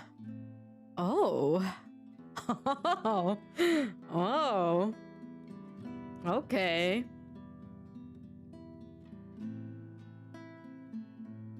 When will we get back to other girl? Man, hell if I know. You gotta finish ad. All it is a friendly touch here, a pretty smile there, and gentle swaying of the hips as I move forward. Oh, around. How did I read the wrong word? What the fuck? Zachary grew and grew more red every time he noticed. Am I being mean as I find enjoyment in seeing him unravel? Perhaps. This went on during the interview and beyond that. There's nothing wrong with what we're doing, right? Zachary and I are just having a playful, friendly chat while enjoying the outside view. At least, that's how I see it. I'm sorry, but oh my. I'm really getting So distracted. isn't she just doing the same thing as her husband then? Like kind of flirting with people to get her what she wants? I don't know if it's you or the dialogue, but I'm a wokage. We need Mitty to come here. Ghost's gonna be jelly. Could you maybe stop doing that? Stop? Not sure if I want to, though. Continue teasing. Oh.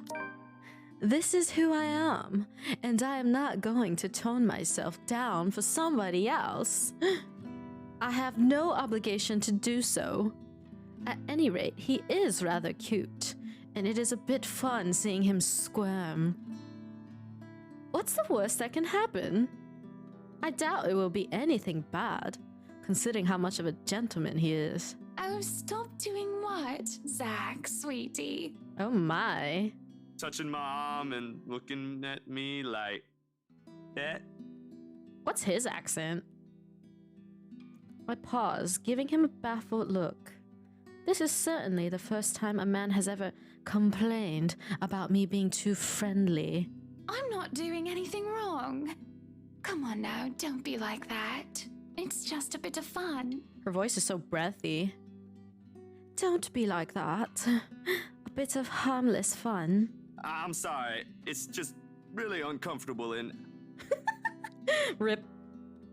And I don't think either of us want Mr. Right to see us and think there's any funny business. Sheesh.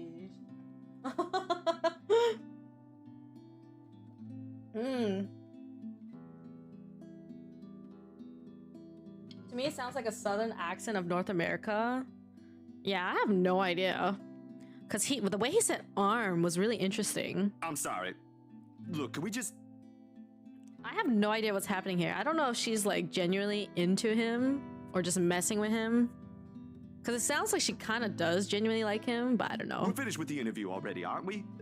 Maybe it's about time I go. Yeah, and also a lot of these subtitles don't match anything they've been saying. Like in the very beginning, the very first phone call we had with Rose. Oh, you must be joking. Rose was like saying like 1/3 of the subtitles.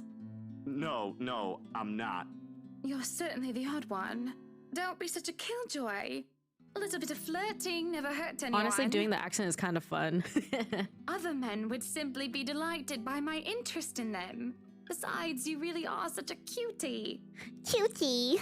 Well, I'm not them, Hannah. Uh-oh, angry, pants are on. So, yeah, I'm probably odd. Thank you for the hydrate. She holds her teas and her titties. I don't understand Sus Cage. Let me put it this way. You're a pretty lady, so this must have happened to you at least once or twice. How would you feel if someone was making you uncomfortable? Only for them to refuse when you ask them to stop and they make you out to be the one that's wrong? You tell them, Zach. I don't know where I was going with that. Yeah, preach, dude. Yeah, okay. I know, Eggy, I know. This isn't the same as that. As I try to argue his point, he starts to pack the rest of his bags. This is preposterous. My main argument is, what sort of man complains about a beautiful woman being friendly with them? It seems logical in my head, but the moment I try to say it, it starts to fall apart. Yes, it is. Unwanted advances don't make me feel macho or anything like that. Macho? I'm not here to argue morals or ethics, Miss Wright. Morale. I think I have more than enough for the interview, if that's fine with you. I may be starting to overstay my welcome. I feel deflated, and things were going so smoothly too. I ended up pushing too hard, just when I might have found myself a good friend. I'm not sure if I feel awful because I'm not getting what I want, or because I was just compared to the pigs I so despise. You're not even going to let me apologize. You're not a bad person, Hana. Just... Because I really am sorry. People won't always be how you want them to be. And apology accepted, but I really do need to go. Pog. A friend of mine is expecting me. It's getting late. Will you visit again? I will be asking for copies of those photographs. Yeah, sure. I'll make you a copy. That would be much appreciated. I'll ask Johans to see you out. I feel sick to my stomach as I watch Zachary leave. It's me on screen. Zach is such a mid-name. Hello, Zachary. Welcome in, my bestie. And Apo. It is silly to be upset over a falling out with the man who was, only a few hours ago, a complete stranger to me. That doesn't excuse my boorish behavior at all, and it doesn't make the ill feeling any better. How are you? Idling about, I stare off into space, unsure of how I feel. And I stay a good while, just standing there until the sun sets in the horizon. Disheartened, I proceed back into the mansion for supper. Hi, Keo, how are you? Can we get shout-outs for all these wonderful peeps in the chat? How are you guys all doing? Look at all you cuties coming in and out together. How's it going? What you guys up to? Ghost in the window? Where? Thank you, Egu. Ooh, good long weekend? What you doing this weekend?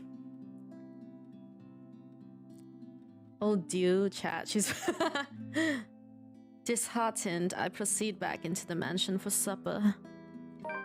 Entering the dining hall causes me so much confusion. It is dark. For a moment, I thought the electric work is not up to par. But that clearly is not the case, as every other room is bright with artificial light. I'm begging that ghost be in window. It wasn't there. Oh, I see. Luke cute. Thank you for the shout out. Of course. That's the least we can do. Well, I hope you guys all have a wonderful weekend and stuff. Oh, you're gonna binge this part 2, Stranger Things? Oh my god. I'm gonna do that too. At some point with Lumi, since we watched the first half together. I would just straight up watch it with everybody, but I don't think a lot of people have even watched it at all. And the outing. Yeah, I hope you enjoy. Finding the light switch is a monumental task, considering the size and my unfamiliarity with the room. To make matters worse, the darkness grants the room a different atmosphere, eerie and frightening. Forgot Stranger Things is out today? Yes, it is! Liz, are you talking about from season 1 or like this latest season? Outing Appy as the man who needs a shower? Oh, is that so?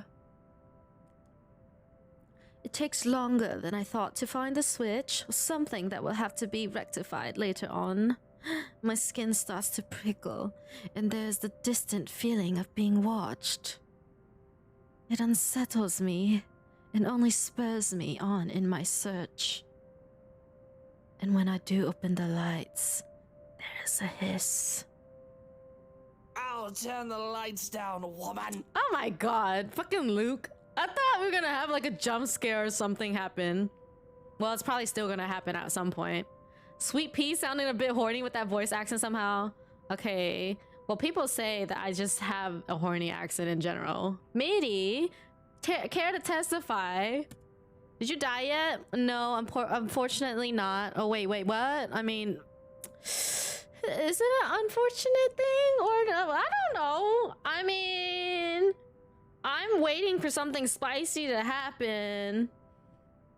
Miri-san!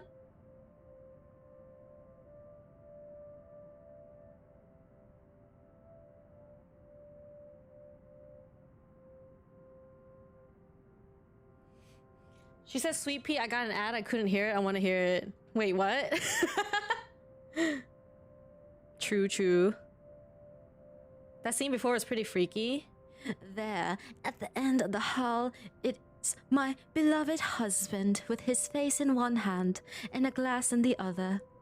Perhaps I can let it go if it's only one glass of wine.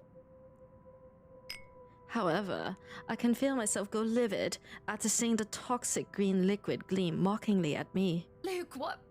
Are you drinking absinthe? What the fuck? You know what the doctor said. Oh, he trying to get... Luke. Are you actively trying to kill yourself? Because if you are, we can just hit you with a bloody car. Oh my god. Honeybee, Buttercup, not too loud, please. Besides, it's Lelouch, not too strong. Just hair of the dog that bit me. Hair of the dog that bit me? Excuse me? Helps with the hangover, dearest. You drank? When? This morning, Yes, love. Midi. Don't be mad. I just needed a few drinks, having to deal with those simpletons. If you are, we could hit you with the bloody car. And maybe I had one too much. I bet you would like that, huh?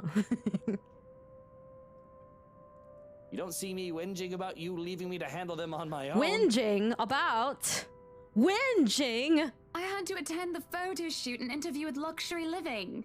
You know, let's not make this about me, Luke. Where's the spooky shit? This is about you and your drinking problem. And then watch us all asking for something scary, and then we get scared shitless.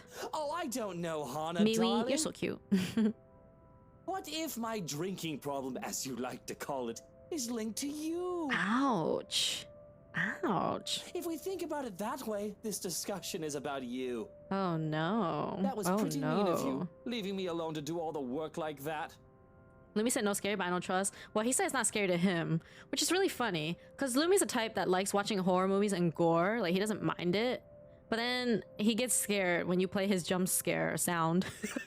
So I don't know. An excuse either, honey. Honey? I was informed the moment your little interview was done. So, what was it then, What were you doing? Watches? What? What are you talking about, Midi? Oh, should we make him angry? Let's do it. Let's do it. I was talking with Zachary, the photographer for Luxury Living. I have no reason to tell lies. It's not like I'm guilty of anything. But as Luke's expression turns, he makes me feel like I'm actually to blame for something. He has a way of making me laid bare with just a look. That had really struck me when we first met years ago. That giant you were having a secret No, meeting anytime behind he my says back something and it was with him? racially bad, I'm just gonna skip really fast. What are you implying? Watches what? Watches horror? Oh. Yeah, there is, those are trigger warnings, by the way. Feel free to do the command again so people in chat know. There is gonna be, like, quite a bit of, like, yeah, racial slurs, sexual themes, gore and violence, and just disturbing things. So anytime I see the word, hopefully I can skip it before it actually gets uttered. It's not the first time. I'll hit you with the car when I rip that bubble and squeak. My horrible headache got me needing a British medic.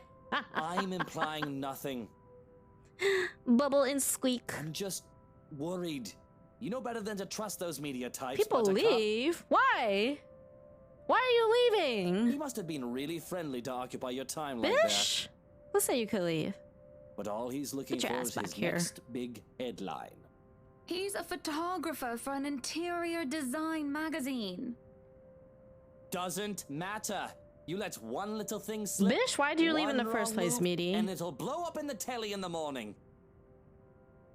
He'll go to his journalist friends to gossip and make a quick quid. Quid. His eyes were the first thing I noticed about him. They were like nature, the grass and the trees, wonderful and breathtaking. Now, as I look at him, they're nothing but the same shade of green as the bloody damn drink in his hand. He was a perfect gentleman, Luke. Do stuff? What stuff? I can't say the Sus. same for you as of recent. Sus. Imagine leaving me, wifey. again? We're talking about you, Hana. Not the Baka's steer. Imagine, matey. Imagine. No. I am pretty sure we were talking about you and your drinking Imagine problem, doing anything Luke, without right? me. Tisk, tisk, tisk. Hangover forgotten during the course of this little spat. The man jumps to his feet and sees.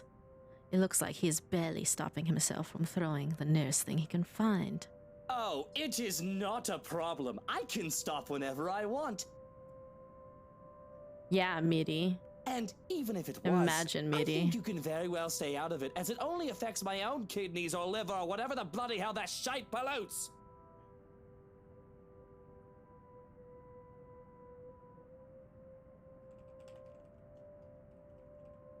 No, Ian. No, Ian. Ian just sent me a screenshot of his Twitch being broken. Whatever aftermath that occurs because of your No, little Ian. chit-chat with the Negro affects Not like both this. of us, however. Look, Oh Luke, shit, my bad. I didn't pay nothing attention. will happen. You have to relax. It was just a friendly chat. Well, now I think I'm getting jealous. Are you now?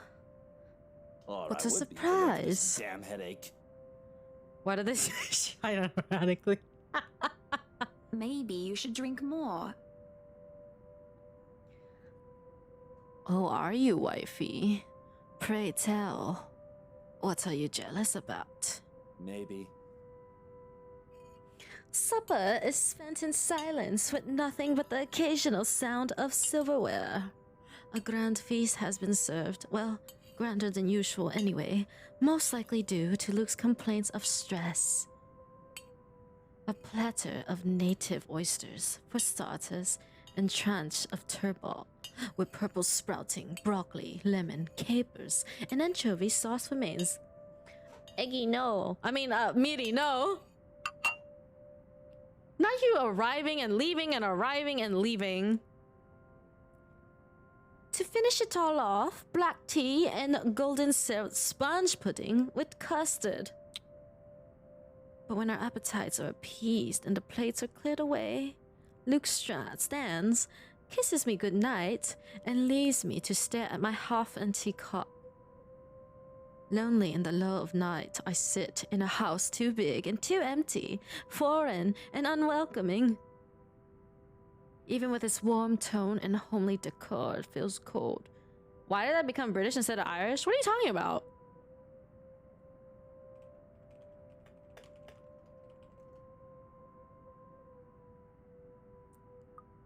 What are you talking about? There is no need for tears, however. I know I can get through this like every other obstacle I have faced before. This is a minor setback in what I hope will be a long and happy life. To remind myself that this place is for Luke and for our future children fills me with a renewed vigor. Besides, it looks like someone is having a cry already. The wailing is far away and muffled. Yet at the same time, it shakes me to my very core as I hear it. Yet at the same... Okay. I automatically define my thoughts to British the moment T's mentioned. Oh, Iana back? Poggers? As if the suffering is just standing right beside me. Hearing it sends a chill down my spine and makes my skin prickle with goosebumps. Not the wank drive. Who is that? Oh. Oh. Oh my.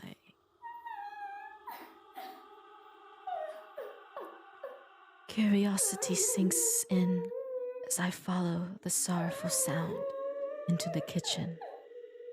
Come back, matey. You don't want to miss this. Thanks for the follow, Lisa-chan. Somebody's crying.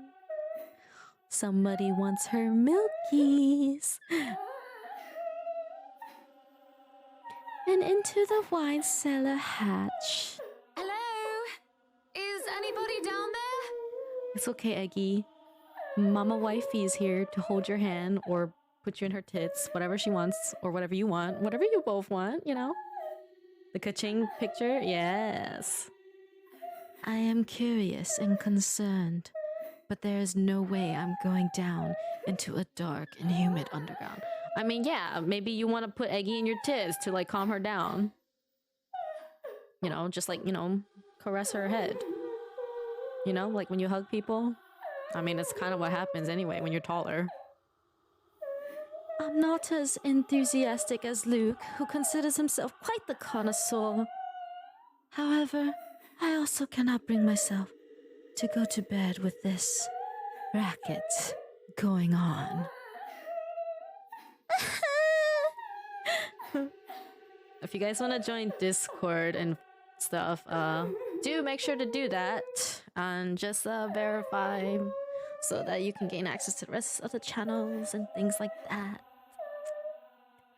If it is one of the household help, they will surely need some talking. After all, this wouldn't be the first time I've gone and found one of the maids sobbing their eyes out over one thing or another. As professional as our staff are, they are still human.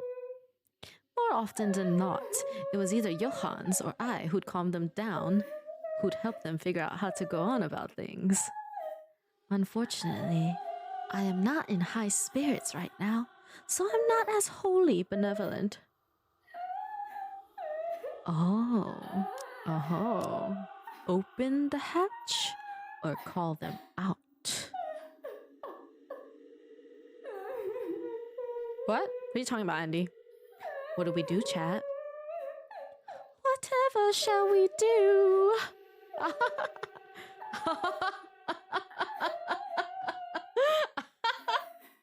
What do we do? Open? Open sesame, you say? Call them out? Open, you say? Are you sure about that? Okay. Open we shall. I may not be going down, but there's no point in talking through closed doors or hatches in this case. The thing refuses to budge at first until there's a soft click and it easily swings free. Oh, they came in with the non-raid, matey. That's what they mean. Or something like that. As I lift up the hatch and look down into the cellar, a sense of uneasiness washes over me. Okay, here's the thing I don't understand though. She literally saw that scary thing in her old room, in her old house, right? The old penthouse. So why is she not like feeling like weird about things? I don't understand anything about this bitch.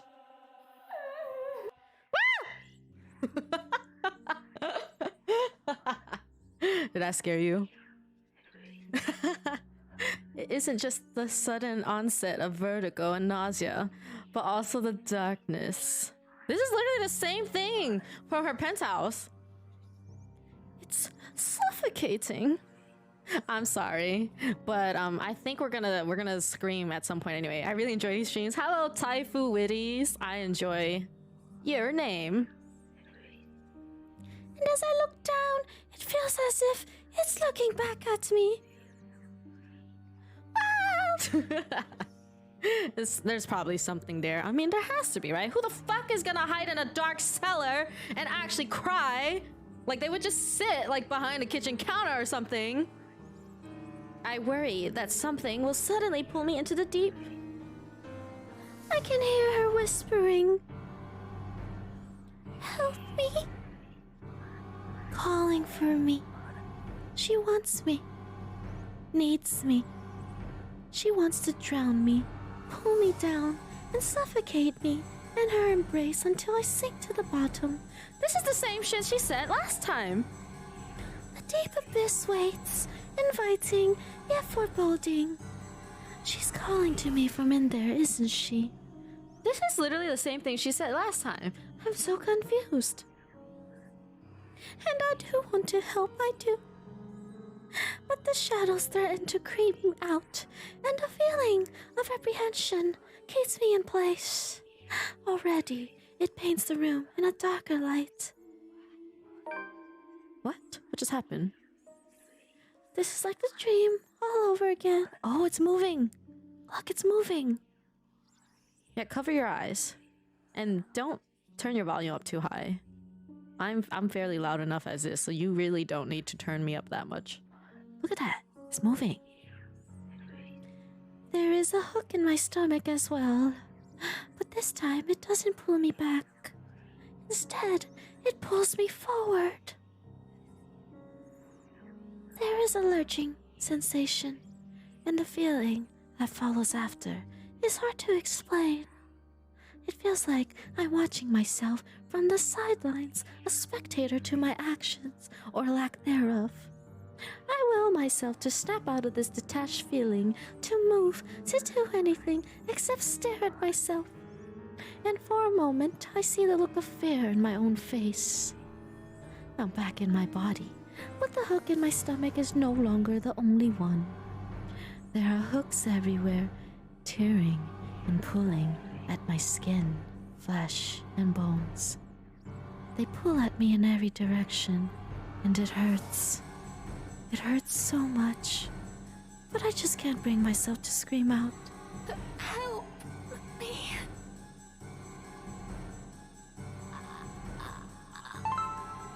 What? What?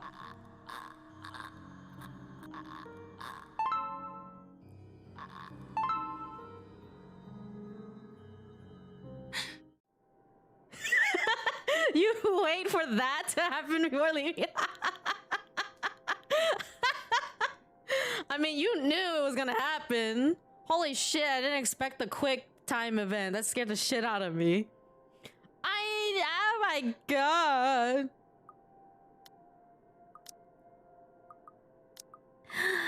It's okay. It's okay. It takes a while.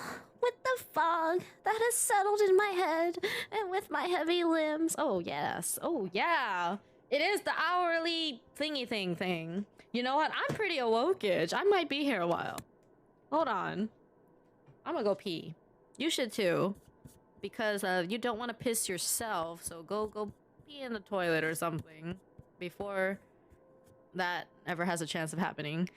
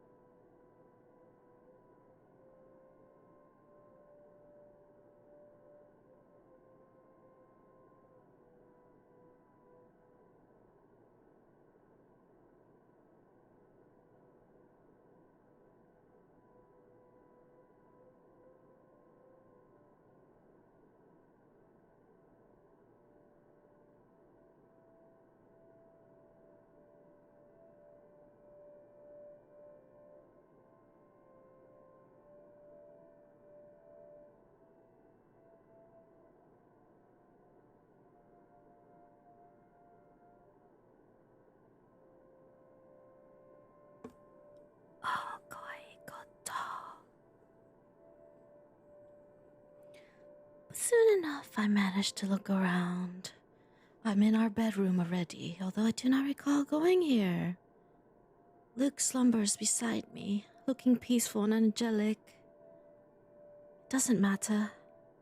I'm safe, and I feel better than ever. Tomorrow, better days will come.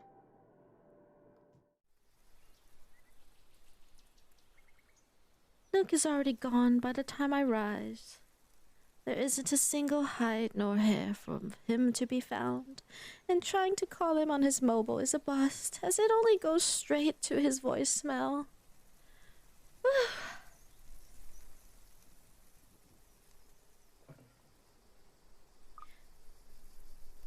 That's twice in a row he's gone on me.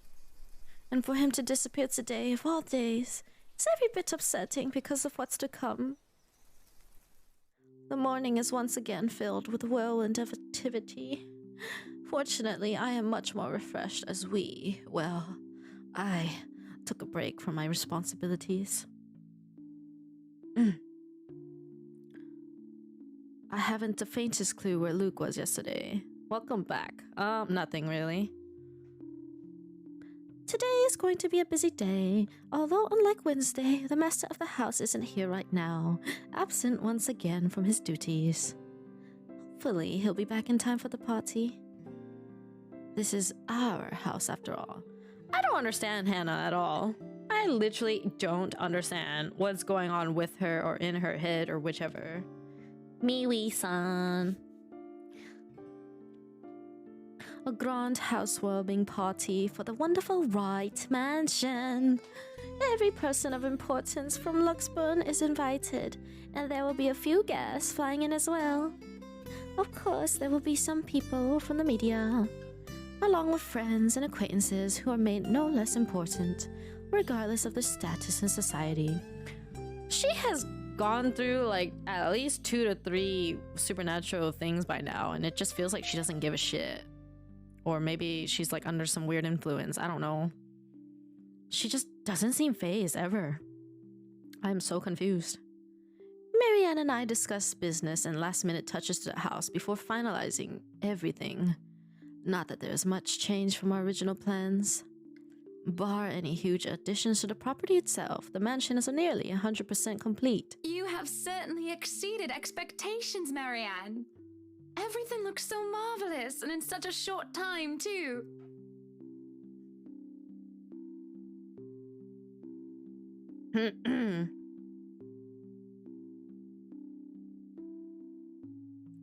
Well, I can't take all of the credit.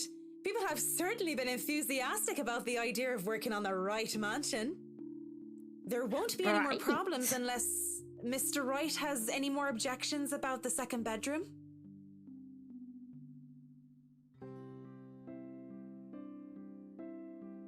Luke and I had a small tiff about making the second bedroom into a child's playroom, which I insisted is completely practical. She's mentally strong and ready for anything to happen, which, not gonna lie, is better than being scared by everything. True. Like, good for her. I mean, I could never.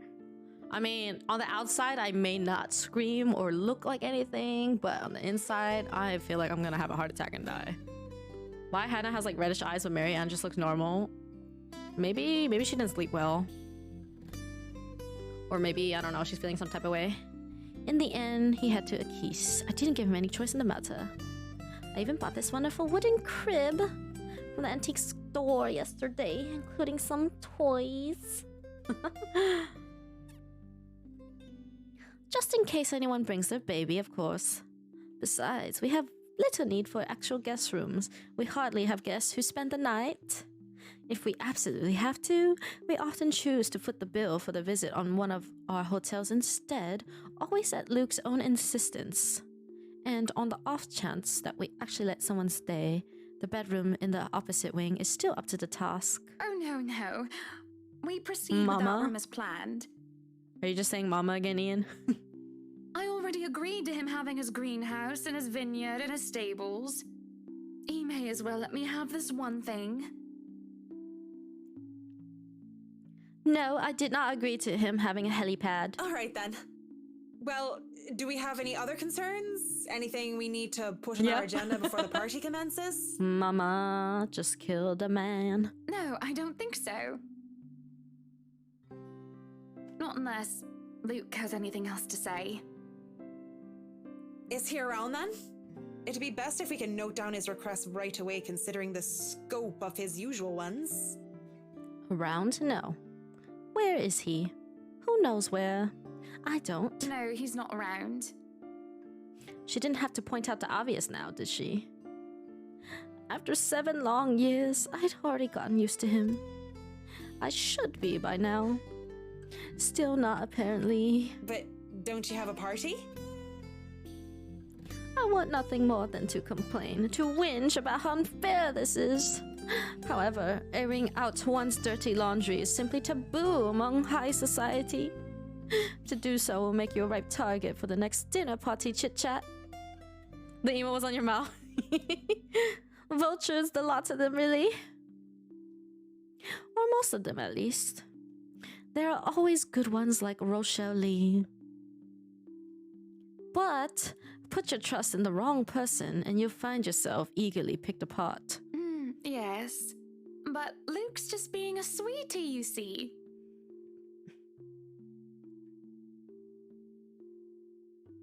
That friend he's visiting, he's having marital problems and he's just trying to cheer him up.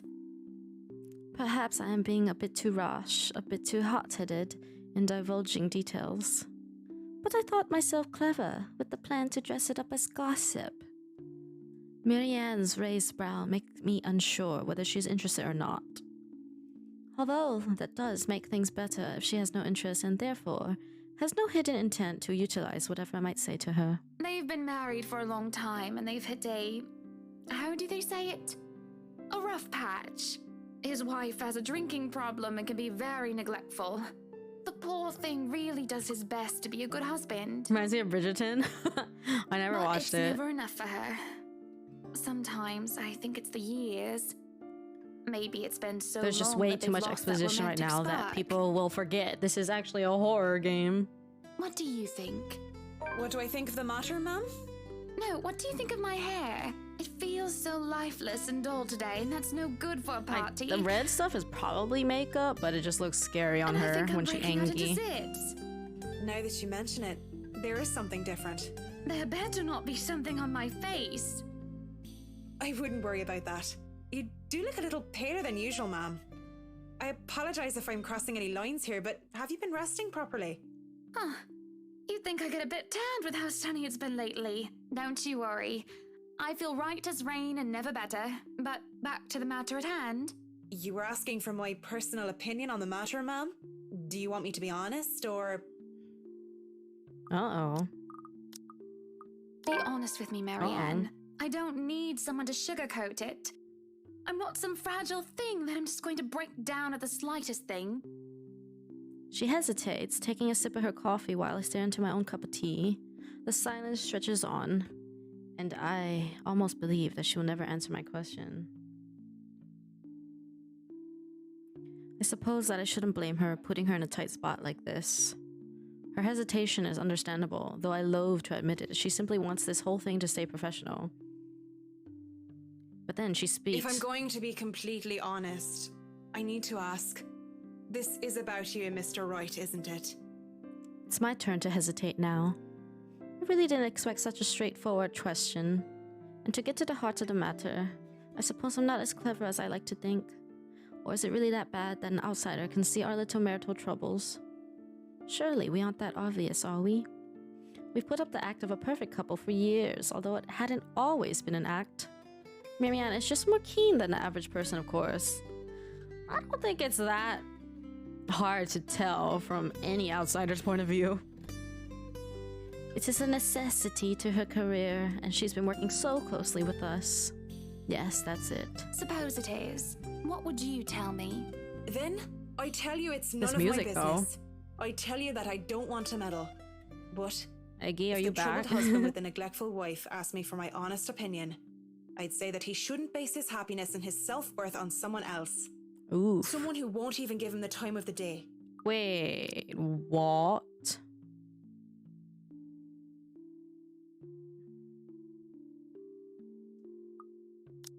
Oh, hell no. Maybe he should try being independent for a while. See what it's like when he isn't trying to please someone else and doing things for himself. Everyone's supposed to be their own man or woman, right? A bit of breathing room never hurt anyone.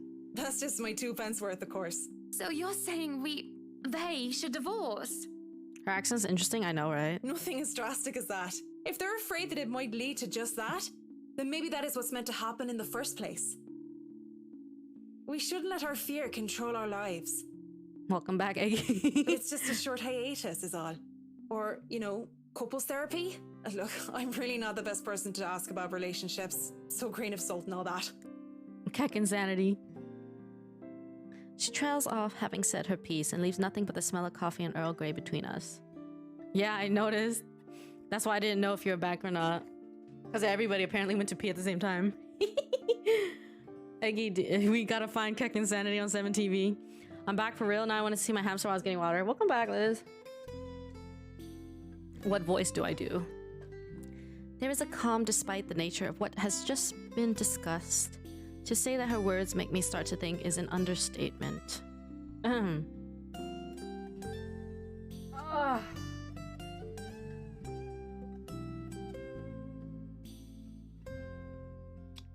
Empty bladder.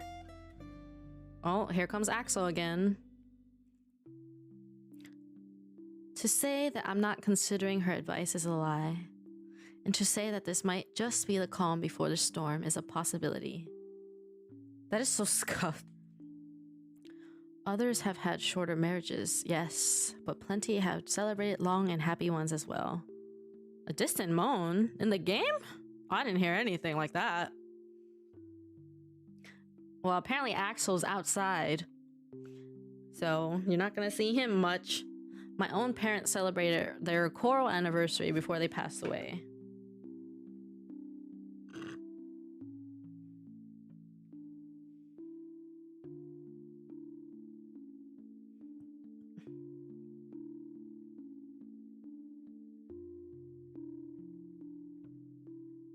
In the stream, I'm back home. Are you really? Really now?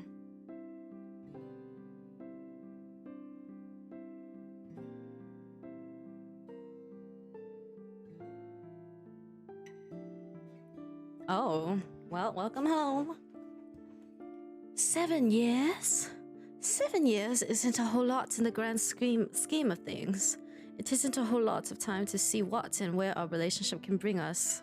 And at the same time, 7 years, well, it hasn't been entirely made up of unhappy years, is it? It won't last forever. It's not supposed to anyway. I just dread the thought that it might last for a very long time. I dread the thought that these small spats, these little disagreements, will turn into an all-out resentment. Oh, we could change the alias, Eggy. The idea that we will grow to hate each other with every fiber of our being scares me. I can't even pinpoint the exact moment when our blissful union turned sour. When did he start to seek other women, lacking any ulterior motives? When did we start to cooperate only to suit our materialistic greed and attention-seeking ways? Money and success, fame and glamour. Are those the only reasons we still stay together? There is a cough before Marianne clears her throat. I must have been quiet for so long, and I move to apologize when she stands up. Yeah, we are expositioning again. We both end up on our feet, unsure on how to proceed. Some sort of odd, awkward shuffle occurs as we decide whether to sit back down or not. I really should handle what's left of Hey, the work. welcome back, Yato. Yeah, I've been doing a British accent for like the past hour or something like that. You won't be Or attending trying the to. party. Oh, you really must, Marianne. I'll try to stay and chat. Napping Maybe in the grab a few 90s. bites and a drink, but I can't be around for the entirety of the event. My busy. They're busy. You must stay a while. Die. I'd love for you to meet some of my friends, and they're ever so excited to meet you.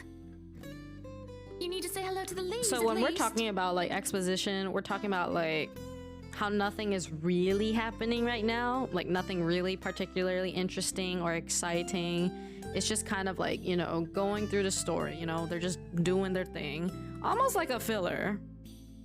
Your British accent's actually passable.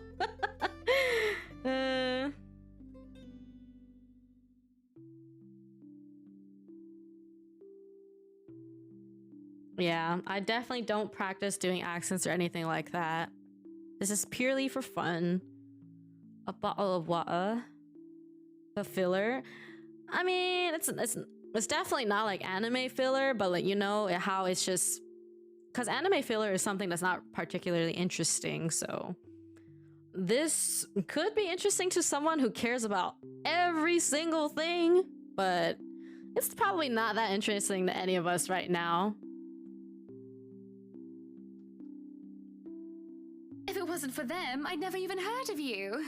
Well, either way, apparently everyone's enjoying it, We'll whatever see. the fuck I'm doing. I've had like probably 5 different accents So, now. if Foy can be excused? Oh, yeah. 700,000 words is very long. Certainly. And I guess a lot of them are typos and grammatical errors. You'll have to excuse me as well. I must attend to the party before any early I don't know birds why arrive. though. I was doing a particularly deep accent. Because believe me, they will throw a fuss if things aren't ready, even when they're not Fuss? supposed to be here until an hour later. The scene outside the parlor is a great organized mess. Aside from our own household help, we hired the service of the temp agency which provides staff for right enterprise in the hospitality sector. Even our very skilled staff cannot undertake a party of this size on their own. Waiters, busboys, hostesses, and their staff captains move about in droves, carrying crockery and serveware, good for several dozen people and then some. Not just mild stuff. I know, right? I thought we would like get like something very scary at some point. I mean, who knows? It's still very early to say. Chefs and bartenders tail after Johannes, looking like scared little children as he escorts them through the kitchen and into the wine cellar. To peruse the stocks, to select what can be served at the party, and what can be used for cooking. If I was high, it could be very scary. Potentially. I mean, it does have like its spooky moments, but it's not like, oh my god, it's scary in your face. Not yet. Snails are for the dishes. Not yet.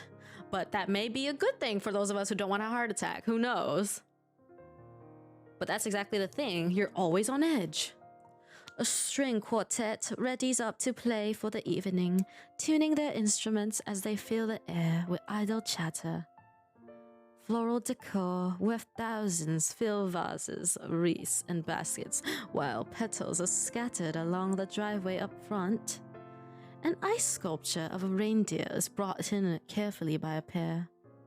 It is followed by a simple cake, just a 5-tier white chiffon, one with white chocolate mousse, fresh berries, and a light dusting of edible gold leaf. Yeah, there is a lot of trigger warnings, but I don't know, maybe they're just doing it better safe than sorry. I mean, every game so far has had trigger warnings, but it hasn't been as bad. Like the last game, the gore was not that bad. We didn't actually see anybody's head. But despite the fact that I told Marianne how I will attend to all of this, I find myself unable to focus or care for any of it. I love how they do close-ups of like every food item. I still have a discussion running in my mind, and looking at all of this, I only see Luke everywhere. My god, Sejal, you're still awake? Or did you just wake up? These are all the grand things that Luke wanted to have for the party. I had wanted a small, elegant, and simple gathering, with only a select few invited, namely the people who I would actually trust to enter my home. Sejal's dead? Oh, who are you then? Sage? No rules? Sausage. No rules possessing Sejal, I see. I did not want any bloody politicians or paparazzi in here, no matter how used I am to catering them. What a weird way of saying that. At least be That here didn't for your sound right to me at party. all. Damn it, Luke.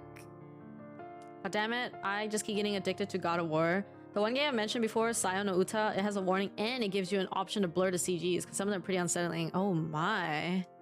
And you guys said Corpse Party is very, kind of brutal, right? Are you going to sleep, Seijo? I can't help but add another question to my growing list of queries. When did I lose myself? It's always about him nowadays, isn't it? What about Hannah Wright? What about Hannah Evans? I used to be my own woman, who made her own name, her own career, and her own decisions. Sure, I was already the social butterfly that I still am today, but it wasn't all empty, shallow gossip and sitting pretty. I was also lauded for my knowledge and talent. Finance manager wasn't just handed to me just because my father owned the company. I had insisted that I start at the bottom so I could work my way to the top and prove myself.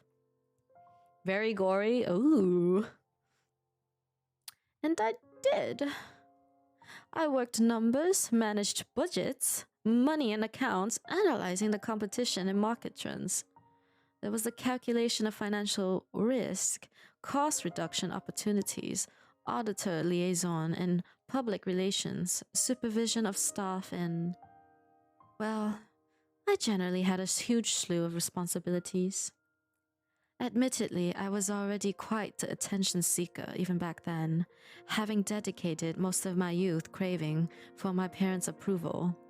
Failing that, I turned to others, looked for praise from anyone who would give it, however fleeting it all was. And Luke, oh Luke, the way he looked at me, the way he watched me, and took a genuine interest. He had me disgustingly obsessed since day one, hasn't he?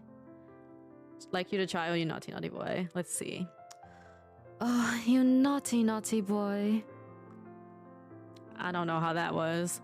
That didn't sound quite how I wanted it to go. He saw me for me, Hannah Evans, with both my faults, oh god, what? Fought, and my achievements. The scene where Kojiro Saw's man cut off his arm was majorly descriptive and uncomfortable. Oh yeah. Oh yeah. That was like the worst thing in that whole thing.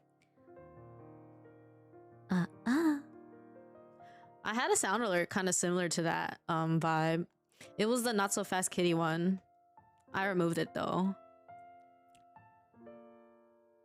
The man didn't treat me like some damsel in distress or some prize to be won. I remember the nights before we were married where we talked about everything and anything. From big things like business, society, and philosophy, to little things such as what we had for breakfast, or whether we liked cats or dogs more. We both prefer dogs. Nowadays, I'm just Luke Wright's wife. Soz. Mad. It's mostly my fault, isn't it? They told me that husbands preferred wives who are docile and subordinate. A woman who'll always be there for him, yet would never outshine him in all aspects except beauty. A wife needs to be at home and attend to his needs, to have children, and to take care of them in his absence. They said I have no business working anymore after I was married. I can blame society, but I listened. Before I can fall further into this introspective pit of self-loathing, someone calls for my attention. The guests have arrived, madam. My god, scared me. The guests. And Luke? Running a bit late, I'm afraid. So many different accents, which is really interesting. Late for his own party. That man, I swear. He's probably looking to make a dramatic entrance, knowing him. Open the doors then. We mustn't tarry. Tarry. Cars line up the driveway, peppering the front of the mansion with vehicles of every kind. Johan's jump scare, no right? Grand tours, supercars, even the odd high-end muscle car or two, convertibles, grand saloons, and other luxury cars can be seen being parked by valets. A handful of cabs drive off, possibly for those who thought it's too troublesome to bring their own cars. There are at least 2 different media vans as well. They're all here for what may be considered the biggest event of the year for Luxborn. So far. I think Isabel's voice is very good. Like, having to put all that emotion into the voice, I mean, kudos to her. Who knows what we'll plan for the winter holidays? Welcome, welcome everyone. Please make yourselves at home. Some of the guests idle, enjoying the warm, if not strange, sunshine we are experiencing before gloomy skies inevitably return. Where's Isabel? I don't know. The last we saw of her is that, you know, the creepy lady thing was like walking in front of the desk. And, yeah. You guys should definitely check out Corpse Factory or watch my VOD of Corpse Factory because it's pretty interesting. Hello. They greet acquaintances and friends with warm smiles, others less so. From where I stand, I can see the hierarchy of power, the ties that bind these individuals here, whether through convenience or necessity. However, there are also few who are not here to further cement their current place in high society, such as that young man with his oriental air, ignorant of the looks he receives from women and men alike. Be careful with Shirley, alright? Not the man from the Orient. What the f— Can there be sus here? Well, that depends on what kind of sus. You know, there are still things that need to be within TOS.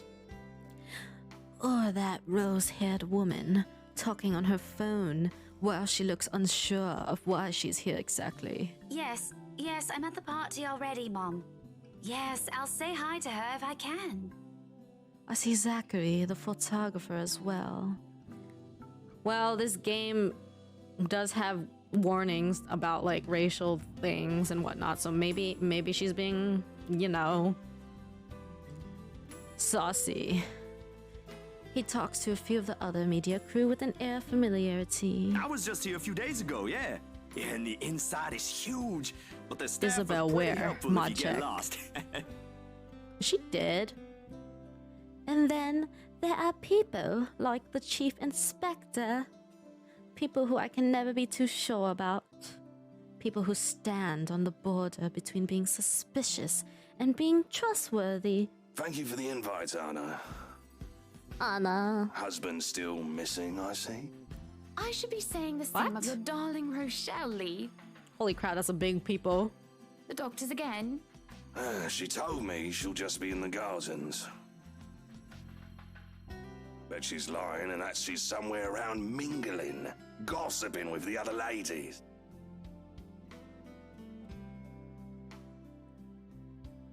No That'd be a offense, major but twist in the next there cut seems is to be Isabel's all you death. ladies do at Right. these parties.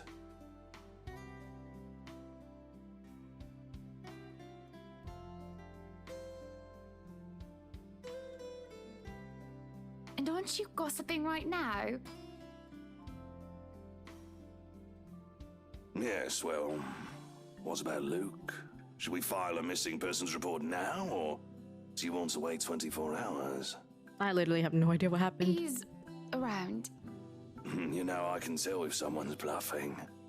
Don't tell me, let me guess. He's finally drunk I'll himself wait for to however death long and it takes not to get wanting that a scandal. meow. You've What hidden his meow? body. I was wanting to give this housewarming gift to him personally, too.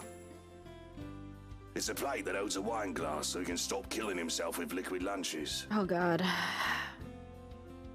Looks like it's too late for that. Nothing like that. Besides, this is a hardly polite conversation. Oh, relax. I'm just trying to be cheeky to lighten the mood. Cheeky? It's not like I want Luke dead. The man doesn't serve dodgy plonk like the others when I visit, and he pays his respects well enough. I could use a glass of wine or 3, actually. Rochelle's been in a horrid mood. Threw her stilettos at me the other day and almost took an eye out.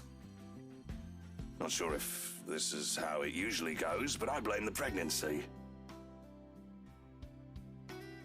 I wouldn't know, would I? Oh shit. Still no plans for a baby? Well, I guess that's for the best. A glass of If treat. it's this bad now, I can't even imagine how bad it'll be when that little baby bump becomes huge. The fuck?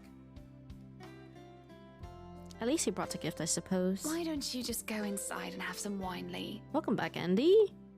Think I will, thanks. Oh man, it's hot.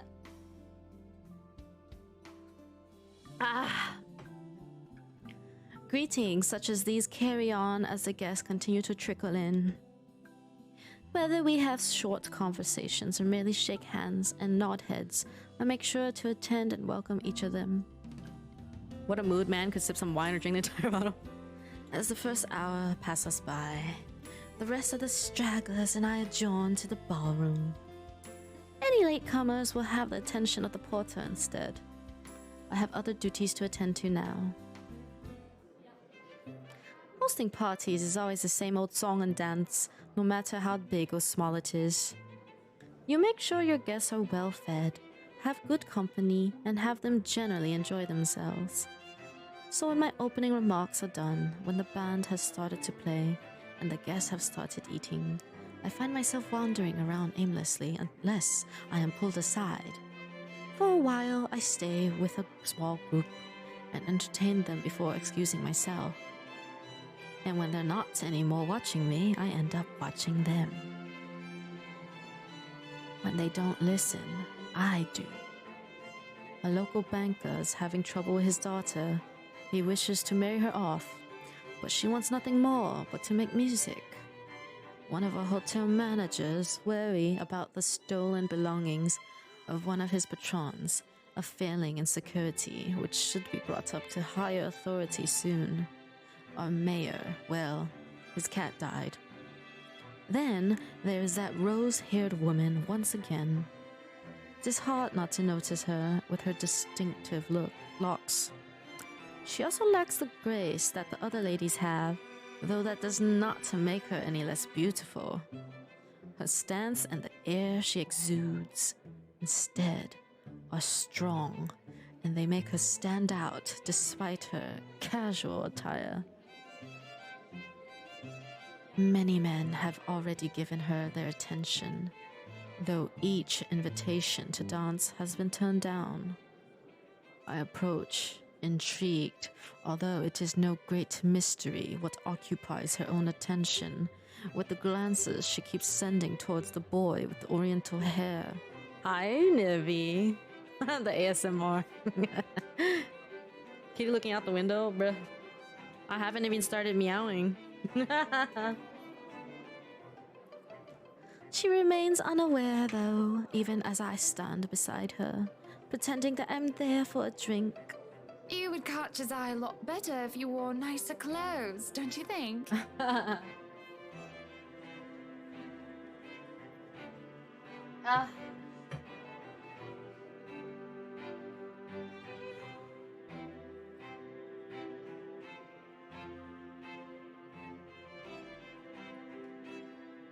Didn't realize the housewarming was going to be this fancy.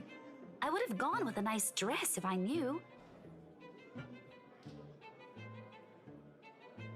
Oh, you're fine, dearie. It's only really the parvenus, those who climb, that come My to boy, these he looking out the parties window. all dolled up. I'm heading bed again. My twin have a great stream. Thank you, RC. Oh god, I was about to like speak in an accent. Good night, RC. Have a good sleep. Oh my god. I got too used to it for a second. Iana still alive? Mod check. Iana dead. Iana and Meg and Kyle all dead. Quite the Sad. black-haired beauty. The boy comes over, but I do nothing to speak any softer. He merely passes by, and it is a wonder he doesn't hear what I say. Who, Ash? You know, you really shouldn't have turned down those offers. I'm here to replace the fallen comrades. It's NA time. Asia time is over. The I wasn't accent is married, I'd happily infectious. go dancing with It do those be young fun men. making accents or like voices. Especially like when you're obviously gonna be reading visual novels like all week. But It's use a name. you know, variety. that's Anytime, the but why do I feel like exquisite bitch? You lad know you've why, been looking at all Eggy. this You know time. why. I don't know him, and I'm the one hosting this party. Wicked. That must mean you know each other. Is he your boyfriend then? You know, I Because was that would supposed to explain stop those streaming at some rejections. point earlier, but this is too fun. Oh my. Damn, look at the booba. In all my life, I have never seen a face grow red so fast. The shade of her hair did not help as well. No, Eggy needs to stay awake. Eggy needs to fix sleep. Eggy needs to at least stay up until 9/10. It is great for your voice that this VN has a lot of voice acting. I should really try to mess around with accents more often. See, I literally don't ever speak in accents. Like, I just literally never do that. This is the most pink I've seen on a person, really. Oh, what? No, that's So ridiculous. I don't really He have isn't my much to go boyfriend. off of. Such a violent reaction. The only thing I usually do is talk simple deeper no or would have higher. I sufficed. don't usually try to put on an accent.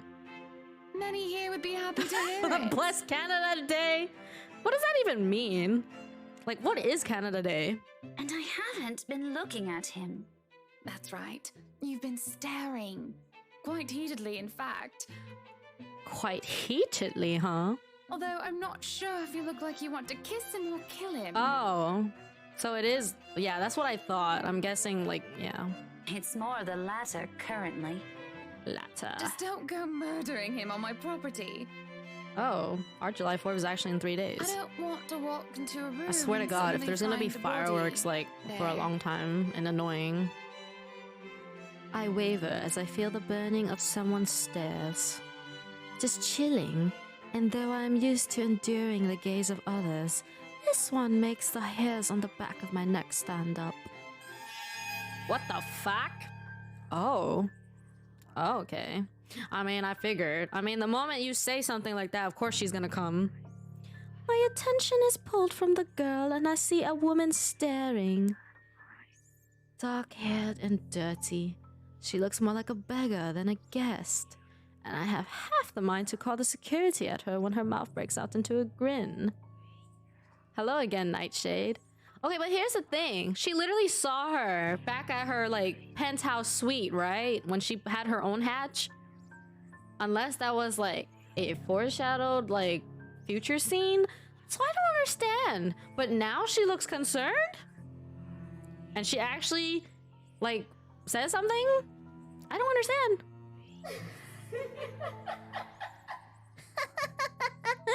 All I hear is her laughing, taunting.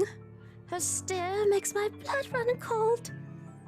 She looks at me like I am nothing but a pig to slaughter for her amusement. It makes my hands shake and I nearly drop my drink. But then, in a blink, she's gone, and the buzz of the party returns. I'll keep that in mind, but are you all right? Yes, sorry. I just thought I saw something strange. Even Must still, be the trick of the she light. still doesn't seem as scared as she probably should be. Anyway, on a right. Like, I don't understand this as girl. you Hasn't must she already seen that know. 3 times now? Rebecca Gales. Gales. The name is familiar, like a fond memory. I recall a kind lady, a private tutor who treated me like her own daughter when I was young. She'd even bring me food when there was no need to do so. Usually stovies, which I honestly hadn't been too keen about, though I ate them nonetheless because she brought them for me. The way they worded her dialogue subpar ruined it. Oh, the professor! Right. And your little Becky! My parents couldn't make it since they're in Scotland right now. And Mom says hi, by the way. But yeah, that's me. Little Becky. We Yeah, met Eggy, once you can before. remove that. Yes, oh, I remember you! You were I do the be blind, cutest but we little really thing just with don't use it. glasses. It's fine.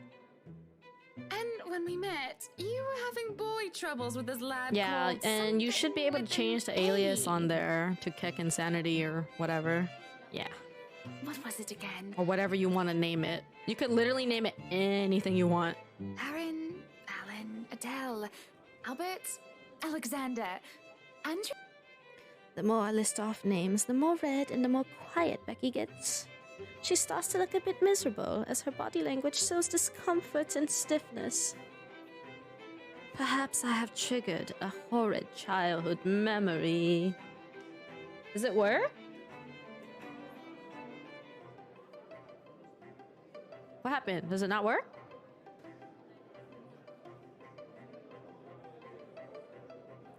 Hello, gaming. What's wrong, Eggy? Is it not working?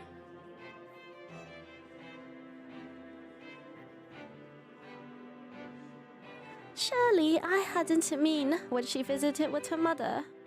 I don't quite remember all of it. Ashton! Asshole! That man is that boy! The same one. Oh my god. Oh, goodness me, after all these years! I can see why, though. He's quite dashing. How come it doesn't show in my Chatterino? Let me reopen my Chatterino. And let me refresh chat on screen.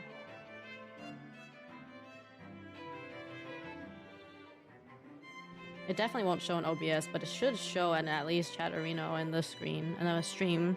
Can you do it again?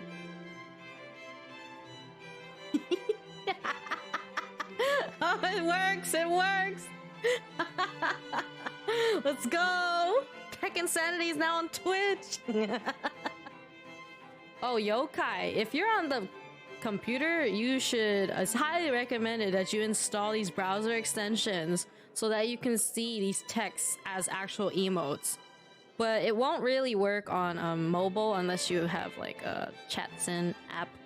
But if you're on a PC while using Twitch, very highly recommended for you to download all those extensions right there. 7TV, Better TV, and Franker Facey. You don't really need to announce Otherwise, it to everyone you're within gonna earshot, you know? see a lot of weird words. Down. I'm so sorry, but it really is But if you look on the cute. stream itself, you can actually see the actual emotes. I'm a tad bit sad. I'm addicted, me too. I never originally had any server that had them, and my friends used to always use it, but now I have it. Good morning, Kevin. This is a nice party, Miss Wright. Hey, at least I'm helping keeping you awake, Eggy. Please, Whether it's Alma's by, fine. you know, making you a wokage or having this scary gameplay. We're friends of a sort, aren't we? Yeah, I use We it a lot must too. Be friends, seeing as I know about your little How's the game been? infatuation, Becky. It's been something. I think the most fun we've had is me just doing a British accent. I use Discord way too much that my mind registers how those emos look. Don't you worry, dearie. 10 more You'll minutes, have I'll go your happy pee. ending yet. I'm not too concerned about that, am I? Becky. That's not what I'm looking for. Oh my gosh, Becky. Look at her butt. Oh? And what makes you think that? Hey, if Doesn't a British everybody person is want their saying happy that, then that gives me some brownie points. The idea of happy endings sounds like they're just for fairy tales.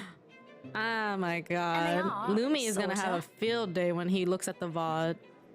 I'm gonna have to tell him to look you can though. just sit around, trapped in some tower, and hope for the Or best. maybe we can get some like decent clips of like some of the best voice acting moments I've done today. If you I'll love probably them, look back for some. You have to fight for it, right?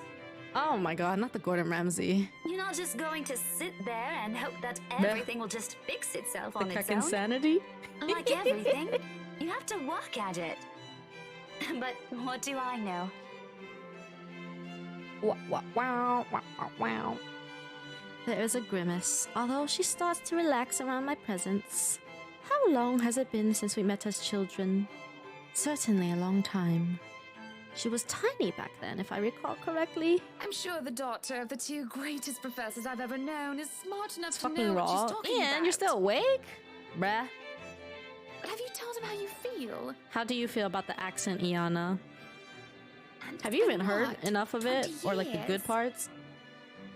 Oh 17, my. actually. But no, not yet. He can be a bit Weird. dense. I was hoping Ian, that we have Keck maybe Insanity he'd notice now. on his own and... Well, that won't do. The one thing about Twitch is you're not held back from using those random emotes. Because Discord, you can't use animated emotes without Nitro. What if you two become husband and wife? Want to He's hear not to be it? dense Hear when he's what? sworn himself You to haven't another heard person. anything? Bish? I've been doing this for like a whole hour. Why, you might just as well consider Why, you leaving before little the day's even begun. peasant. If that happens, I'll have to give him a good ear bashing, won't I? I did, but it doesn't show. You might have to refresh, Yokai. Whoever anyone ends up with, it's not going to be a perfect As long as you install the relationship anyway. extension, you should just be good. There's going to be things Bloody you'll love hell. and things you'll hate about the other person. You fucking... We're just humans. It's funny. Here I am, trying to give you advice when you did the very same thing back then. I remember you giving me a makeover when we were still Best kids. emo, Keck You were the Insanity. first I told anyone about my crush. I do remember, now that she mentions it. Did I give her that yellow summer dress or the pink blouse and petticoat? She must have kept some of what I said in mind. It feels ridiculous remembering all of that years later, talking about boys and how they go crazy for pretty girls, as if it's some gospel every woman should adhere to. It was so easy to say such things then, with me not knowing any better. Though, looking at her now, she must have kept some of what I had said in mind. Perhaps I did say something good at that time, enough for her to take it to heart. But all that didn't matter in the moment, as I mull over what she's just said in my head. What Becky told me is very different from what Marianne told me. There is no time to ponder over that, however, as a hush descends upon the once lively crowd. The music of strings and the chatter slows to a grinding halt as the doors from the foyer opens. Yeah, and I think Axel and Eggy posted clips in the Discord, so you could probably go look at those. I didn't look at them yet, but... The last of the latecomers should have arrived moments ago. And anyone else this late would simply be too embarrassed to show their face. Did you post a clip? I think it was probably Beck. Beck was the one who recorded the zombie aura. I think. But yeah, we have a clip channel in Discord, so you guys can post the clips in there for people to look back at. I mean, it'll always be on Twitch, but it's easier for them to just go in there. So this can only be one person, or rather, one man. There is only one man who was audacious enough to arrive at his own party so late. Yeah, if you're not part of Discord and you want to join, just remember to react at the bottom so you can gain access to the rest of the channels. And feel free to follow me on my other socials if you want to keep up with me outside of streams. Good evening, ladies and gents. Ugh, this guy. Enjoying the party. I hope I'm not too late in welcoming you all to the right That mansion. body shake.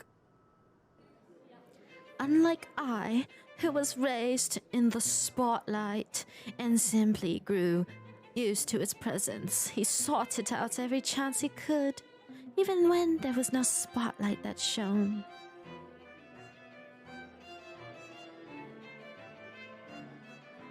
And I'll never put it against him when he smiles like that. He did so quite brilliantly under the scrutiny when he channels his showmanship. You can tell by the way people's eyes light up as he speaks, how they listen, enraptured, even if all he's doing is a simple greeting. A little wave of his hands here, a little smile there, and a bit of swagger. I always tell him that if he is not to be a businessman, he'll do well as an entertainer. I love this side of him.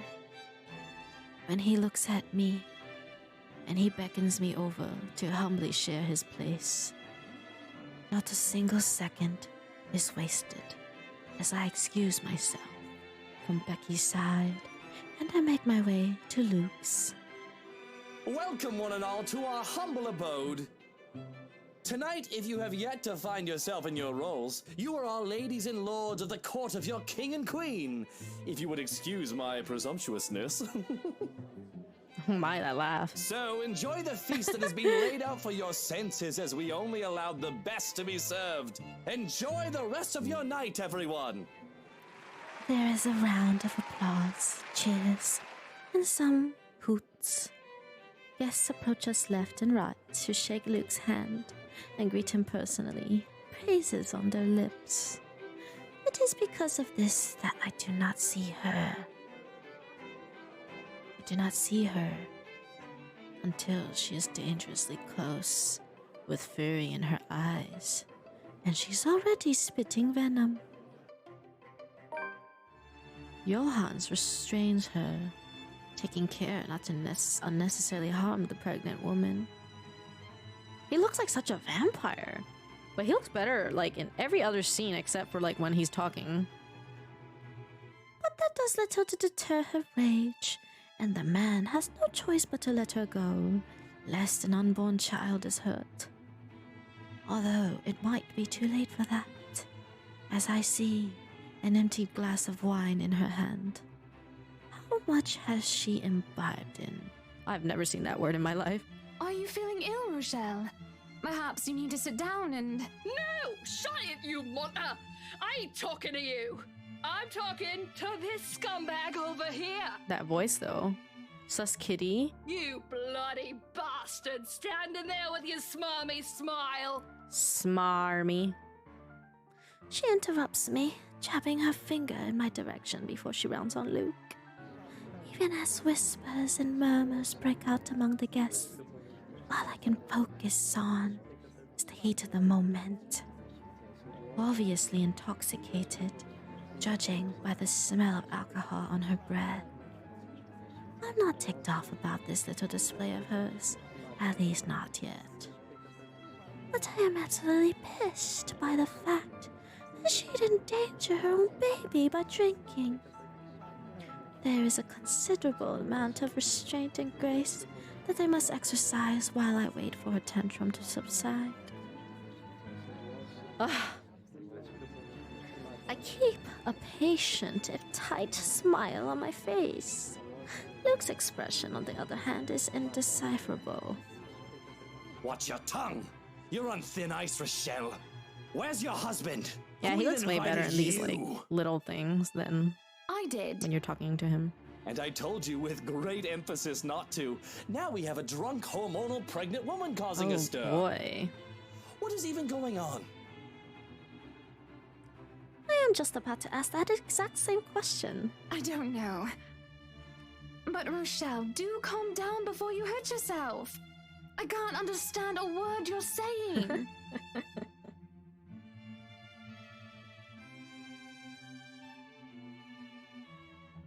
Where is that husband of yours? Do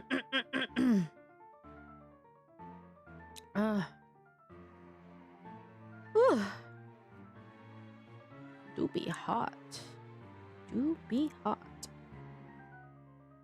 Lee! Collect your wife right now!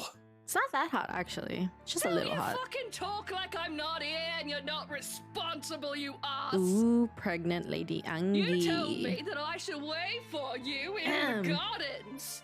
Excuse me. What is this nonsense Imagine you're if I going talk on in the about? accent long enough that I start talking like that normally. Like, watch me leave the stream and then we join Discord. Crazy Start talk. talking That's in it all it is. naturally. Just Not even completely trying and to on utterly purpose. mad. When are you gonna sleep, Ian? Do you just wake up late these days? Has anyone seen the chief inspector? Oh shit, it is on the hourly reminder. Pee time!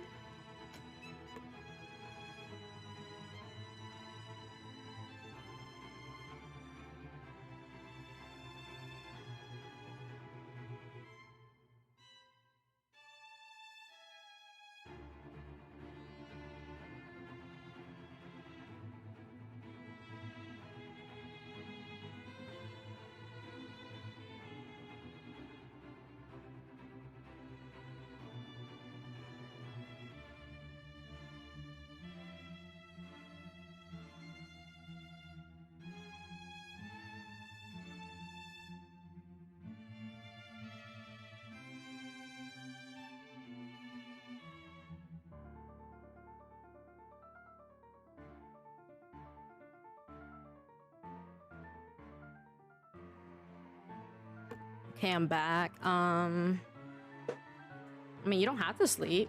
I mean, he gets to hang out with us more. Ugh. Y'all better be here for the quarry tomorrow, Iana. Thank you. Rapunzel, let down your hair. I am pregnant with your little bastard. You promised me you'll take responsibility. I knew it! I fucking knew it! I knew that's why she came up in here pointing at him. It's always like that. It's always like that. I fucking knew it. Not you saying pause, champ. What you mean with that? God damn it, Luke. I finally got you to talk to me after months of silence, and you do this to me. Silencio! What? What do you mean you're pregnant with? Luke, is this true? Lies and slander, woman! Security! Johans, take her out of here before she makes an even bigger fool of herself! No, you do not do this to me. I was so ready to leave my stupid oaf of a husband. I told you to leave that damn wife of yours. Look at her. Does she look like she wants a baby? Does she look like she could take care of a baby? Heck insanity. It is now that Johans returns with security, along with a concerned-looking Officer Lee. They surround her and move to escort the historical woman.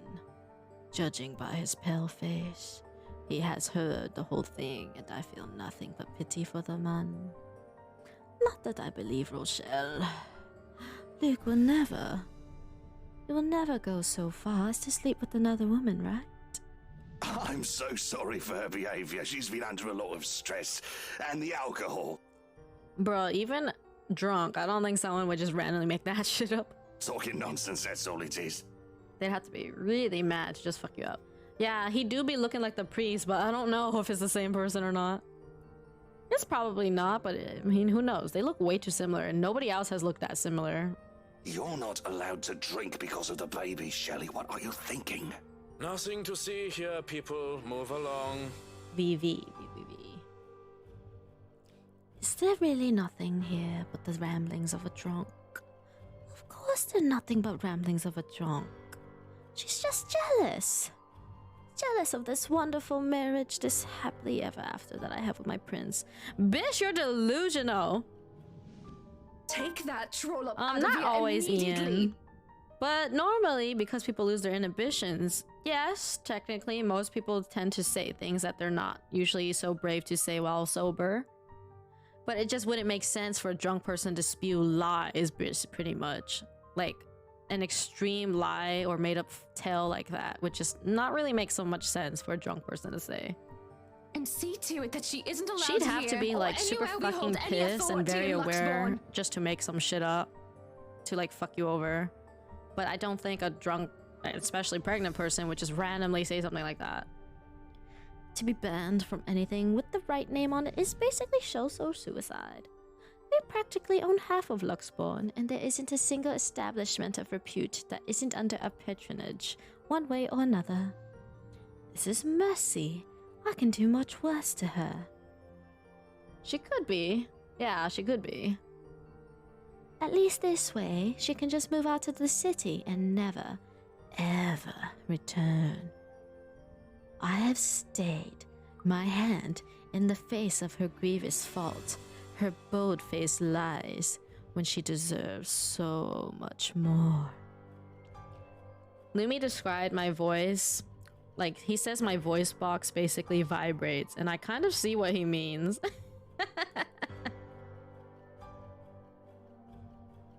Take away her business, have her factory shut down. It is too easy to ruin her life until she is just nothing. And it is all so tempting. I can only see red. The tension is thick in the air, and the silence that embraces the room is nearly deafening. There are worried and almost fearful glances from some of the guests, yet at the same time, I can still hear them whispering, But as long as they hold their tongues and don't interfere, none of those matter to me. Oh.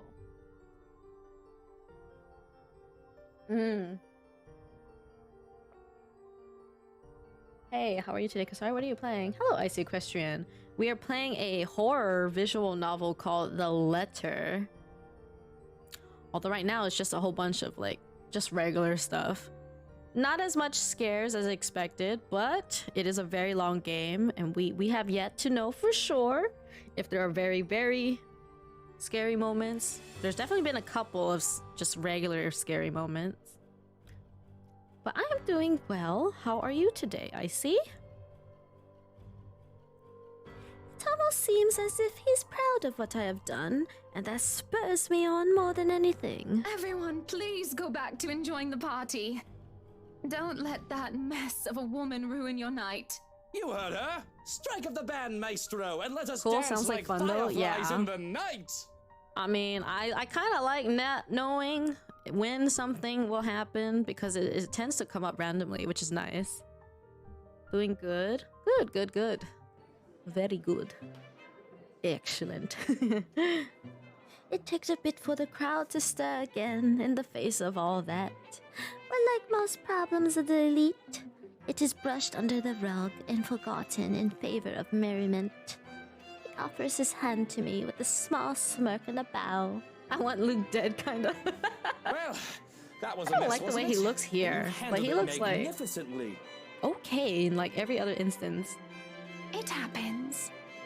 We are very important people, are we not? That's the funny thing about like horror films or like shows or anything. Like whenever you see nasty people, people start rooting for them to die instead of surviving. They're like, oh god, just get this guy out of here. Like for anybody that's watched Train to Busan, that one guy, everybody knows. That one guy, everybody's like, just die. Milady, would you like to dance? With pleasure, my prince. No one is going to get in between me and my darling husband. Not Rochelle or any other rich, snooty scrubber. Not some common whore or ambitious maid. No one is going to get near him in that manner, not while I'm around. And if I have anything to say about it, no one is going to get near him at all. Yep, we are Hannah. We were originally Isabel, and then it was like a scary scene, and then suddenly it just switched to Hannah. So I have no idea what happened to Isabel. I mean, we're probably gonna switch back to her at some point. I hope Hannah dies. She's been too composed for too long. Hannah probably went insane being married to this dude. Who knows? And now she's being delusional. Like she's like calling him her prince and like acting like she wants to be part of this marriage again.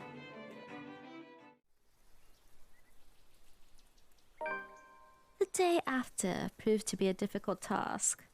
My darling prince is a man of many connections, a man of the people. He is always talking to one person or another, and I am always left alone, unable to stay at his side at all times. It is frustrating, but I have to be understanding. Besides, I don't see why he can't just stay at home. The least I can do is make sure I have his time while he's here, which in and of itself isn't as easy as it sounds. Not with that bloody valet of his tailing him around. Johans, where's my tie? I can't find it anywhere. You know, the funniest thing though, Luke's full name is Lucille because he said something bad earlier and Hannah like called him out, like said his full on name, and it's Lucille. Have you looked around? I just find your that neck? interesting. It should be there if it's not on your clothes horse, sir. Should be there. It isn't often that I'm awake this early, at least early enough to find my darling preparing for the day with his valet attending to him. Yeah, the full-on government name. It is an old-fashioned way to go about the morning. He's able to dress himself after all. But he says that it really makes the day easier for him to have someone else do this tedious task, albeit with a grimace. Welcome back, Liz. The man-child. Though, if that manservant of his dislikes the duty so much, I'll gladly do it in his stead. I've got it, my prince. Ugh, not the my prince. Cringe. Well, someone's up anathema especially early this morning. I hate that. Yikes. Don't like that. This is a very good accent you did just then. Here I thought you'd be knackered by all the dancing we did last night at the party. And after that... Well, we're gonna have to make some clips. Kisari's accent compilation. Hannah wants, I think, not dress Luca, but take clothes off. Oh. A saucy little wink and a smile is what he offers me as I draw close to fix his tie. And when the valet reaches out with his perfume, I quickly take it and shoo him aside. This close, his scent fills me with the smell of white flowers, cocoa, cardamom, and almonds. It is intoxicating. And the sight of the two of us in the vanity mirror is picturesque and perfect. Can I help it if I feel a bit resentful that another person gets to do this for Luke every morning when I could have done it myself? No, I can't. You're dismissed, Shrokin. Shrokin? Go on then. You'll be summoned if you're needed. There is a curious look, furrowed brows, before any sign that he cares is wiped from his expression. Imagine having editors. Very well.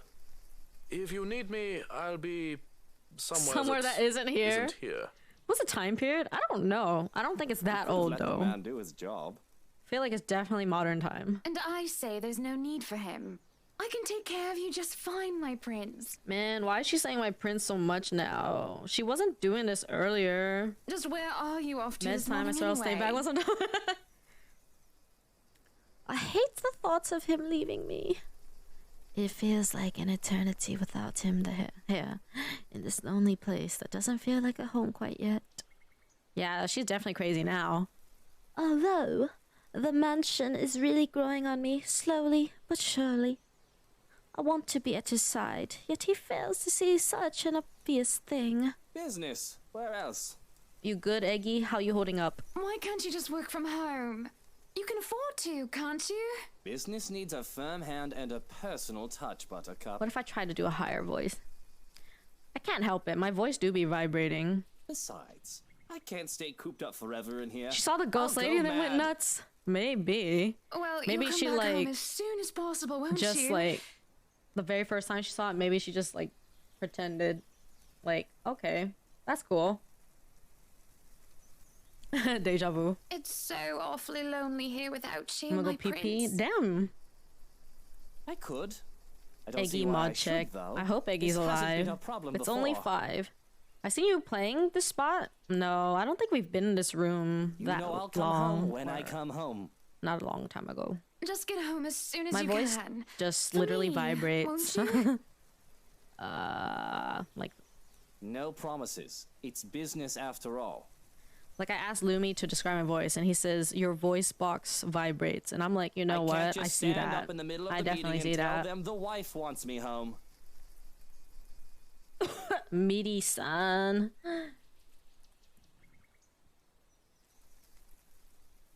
Then forget those peasants. I saw the future. Eggy, where? Don't fall asleep, Eggy. If Eggy doesn't talk, then I don't know if Eggy's alive. Eggy cannot fall asleep. Eggy needs to stay awake until like 9 or 10 at least. Don't fall asleep, Eggu. He stops and stares, looking perturbed for a moment before shaking his head. Is he feeling ill? That's more reason for him to stay here with me, doesn't it? I'm just being a good wife, worrying about my husband and all. Be good, dear. What are you doing, And Eggy? Stay safe. You also have that kind of voice vibrating. Seen about the property. Yeah. Even if I'm just talking normally, my voice box just vibrates. And I don't know if that's a good or bad thing. Just in case you need anything. I meant like physically. I don't know if that's something bad or if that's normal at all. I opened my eyes to my forehead on my keyboard. Eggy, no! Eggy, no! No! Not like this! But I don't need Wake up, valet. sweaty titties! I need you here with me. I'll be closing a big deal with a pharmaceutical company soon, if things go according to plan. Maybe, after that, I can take a breather for a bit. No maybes. You have to promise me. I only need him. I'm going to be late, Hana. The longer this takes, the later I'll get home. Fine. Shall I see you out? If that's what you want. At the front door, his valet waits, ready to accompany him for the rest of the day when he's told to stay and attend to me. I still don't like it. It looks like he doesn't either. But I ignore him in favor of the one who really matters. I hold Luke's hand in mine and give him a deep kiss. It makes my heart flutter as I see the way his eyes close during our moment of passion. Parting for air, I can only smile. Have a good day, my prince. Right. Off I go.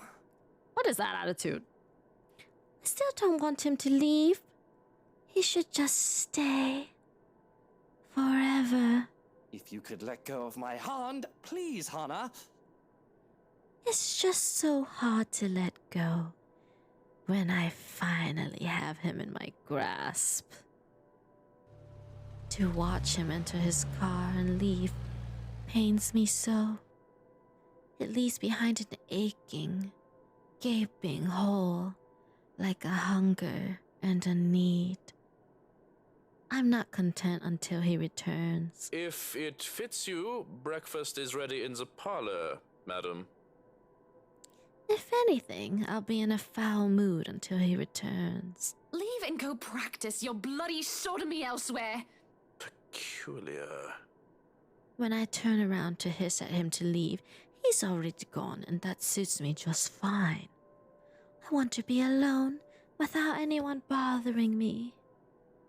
I want to be alone with myself and my thoughts, with only these halls as company. Hey, Tuala, let's go.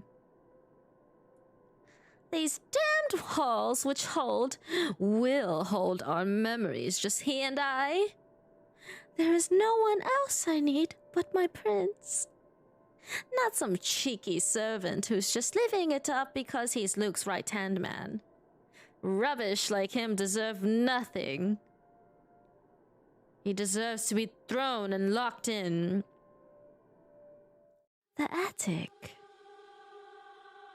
Without realizing it, my feet have brought me in here. This empty, lifeless room disgusts me. The longer I stare at it, the harder it gets to breathe, as if the walls are moving in on me. Yet at the same time, it pulls me in. I hear a whispering, and curiosity gets the better of me as I look under the bed. There, on the far corner, a loose floorboard. The wood, despite having swelled and warped over the years, is strangely familiar, comforting in its feel. Though it's not merely what my hand searches for as I reach for it, it takes quite an effort, but soon I am able to lift it. Oh my god, Tuala. Sheesh. I hope you've eaten something, or will be able to. How's the game? Honestly, it is a horror game. There's been like some scary looking things, kind of like The Grudge / The Ring. But there hasn't been many like jump in your face type of things. And honestly, for like the past 2 or 3 hours, I've just been having fun making an accent. But now something's about to happen. And inside, underneath the dust and cobwebs, lies a pendant, warm and familiar. Eggy's just like, nope, people leave. And I swear, if I just close my eyes, I can feel it beating in my palm. I feel a thrill, though I also feel like a thief for taking this. Thank you, Tuala. I don't normally do this, so it's kind of fun. But it's mine. So without delay, I hide in our room. In front of the vanity, I see the ways my eyes shine as I remove the clasp of my old necklace and put on this new one. It fits a lot better than the old one. I can feel it as it weighs on my chest. Right where it belongs. Oh, my God, look at her face. Oh, damn, girl, you cray. Okay. I mean, we already knew that.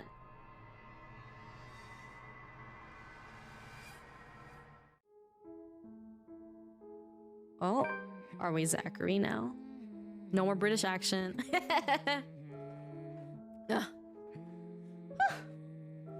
The pleasant aroma hits me long before I cross the threshold. Faint, but light and warm, a reminder of what home is. I show up and I hear a mommy voice from Kisa. What's my regular voice then, Vermilio? Man, but I kind of want to keep doing the accent. It's funny. But it's like, it doesn't fit with Zachary. Faint, but light and warm, a reminder of what home is.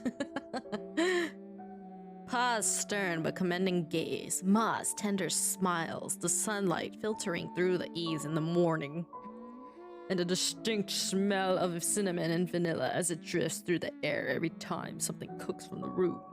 Yeah, I was doing a British accent for like the past 2 hours because we were playing a British girl. But now we're playing a guy with a sort of regular accent. Maybe a hint of Southern, I don't know. One-san. From mommy to a creep. A slight difference, but both activate neurons. I don't even know what an One-san sounds like. The room, our room. Ma and Pa's pride and joy.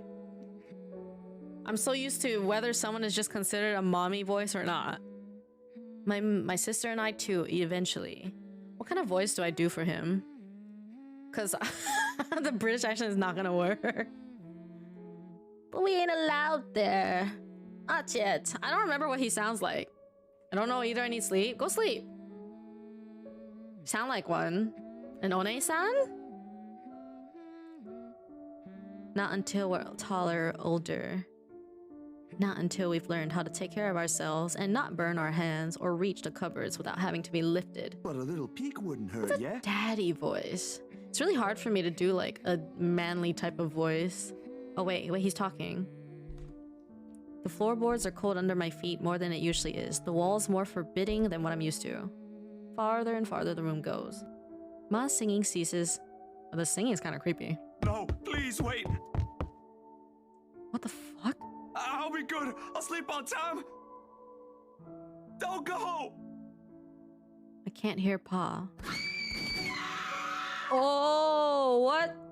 Not above the raucous clanging and the deafening roar of gunshots nor the screams replacing the comforting soft melodies. What? What just happened? There is only the blinding fear. When my foot slips, the red sea that catches me is bitter and frigid, but the blood that drips in my hand is warm, warm, warm. That's me? Damn, Vermilio. Nice. Nice scream. It ain't my blood. The walls tumble and everything goes quiet. It's becoming night for me. Let me go turn on my lights. I'll sleep on time. That gasp. It takes a few moments for everything to fall into place, for my eyes to adjust to the relative darkness of my... I can't. He was holding his pee-pee. What?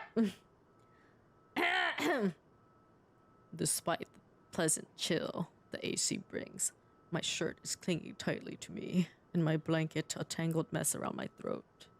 Man, my voice is just full of vibrations. Oh. Morning has not even arrived, and yet... Way too early for this thing, man. And too long. Too long since the last I've woken up drenched in my own sweat. On Luke? Oh no, this is Zach. Head littered with thoughts that are gone as soon as my eyes open. 50 Shades of Cheese. Should I go to sleep? If you want to. All too often. You missed the past 10 minutes, so Hannah, I think, is possessed. She crazy. She crazy. And then she went to the attic and she took a necklace from there. And she looks scary. You don't know if you want? Yeah, I don't know what kind of... I can't do manly voices. Thank you, Vermilio. Take care. I hope you get a good rest. I can't do a manly voice. It's so hard. I just can't. Like, my own voice is like somewhat on the lower end naturally, but not like a masculine type of voice. All too often, only imprints and brief images are left to haunt me for the rest of the day or until my mind forgets about it. Egad, whichever comes first.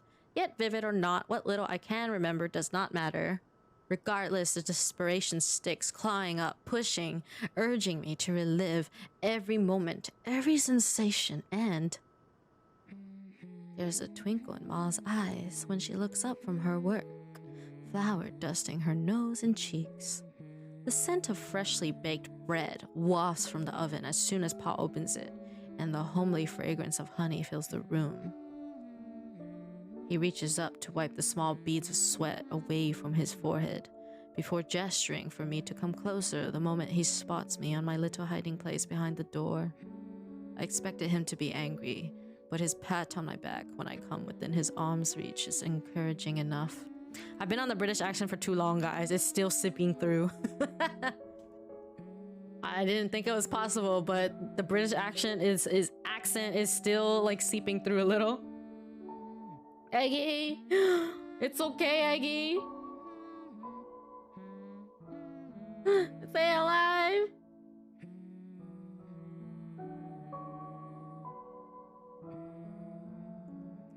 The Brit is taking over.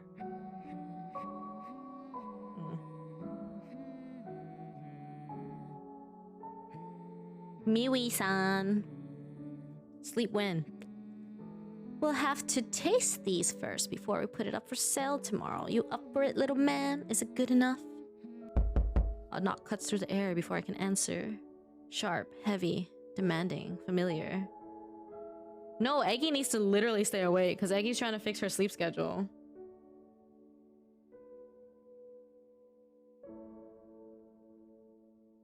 Tuwala, cutie. Do I have that emote? Ah, shit. Well, let me see. Here it is. It didn't pop up when I typed bongo.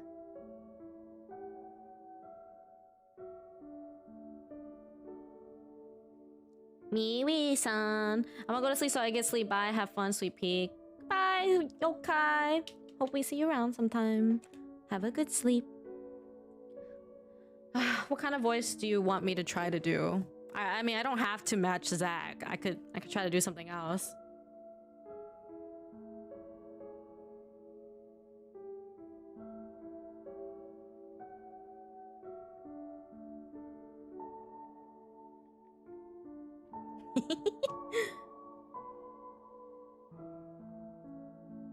Donald Duck!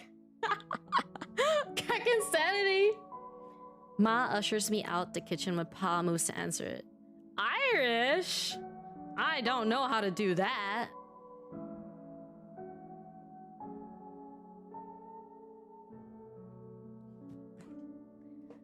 But I know what waits outside. I could like, it might not be a specific accent, but maybe I could try to do like a specific feeling. Like maybe I act like I'm freaking out, like constantly panicking or something. I don't know. Like just like do a feeling. Japanese is pretty much just like high pitched at this point. Because whenever I speak Japanese, there's like a natural tendency to just speak in a higher pitch. The taste of blood in my mouth sends an unpleasant churning in my gut. Ma's apron crinkles under my tight grip. Something snaps back into place. My bed remains in an utter disarray. The walls still need a new paint job, and the wall clock ticking opposite my bed is as unsettling as ever. Ash is right. I should have already replaced that when I had the chance. You're no longer there, Ashley. Here and there, miles apart. Calm down. It doesn't make any sense. But it's funny.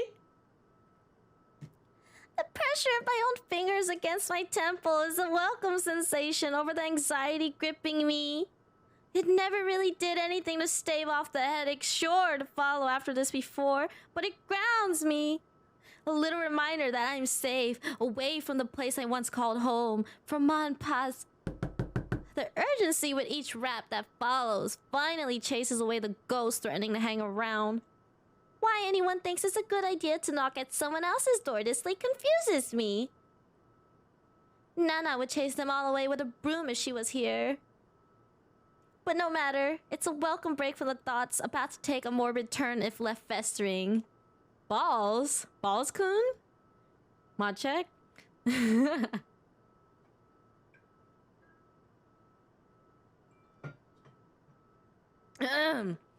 probably... Oh god. Looking for a place to crash. Cootie, you're still awake? Wonder of wonders why he's bothering with the courtesy when he never did so before. Even with that hunch, though, habit compels me to check who it is first through the peephole. Better safe than sorry, they say.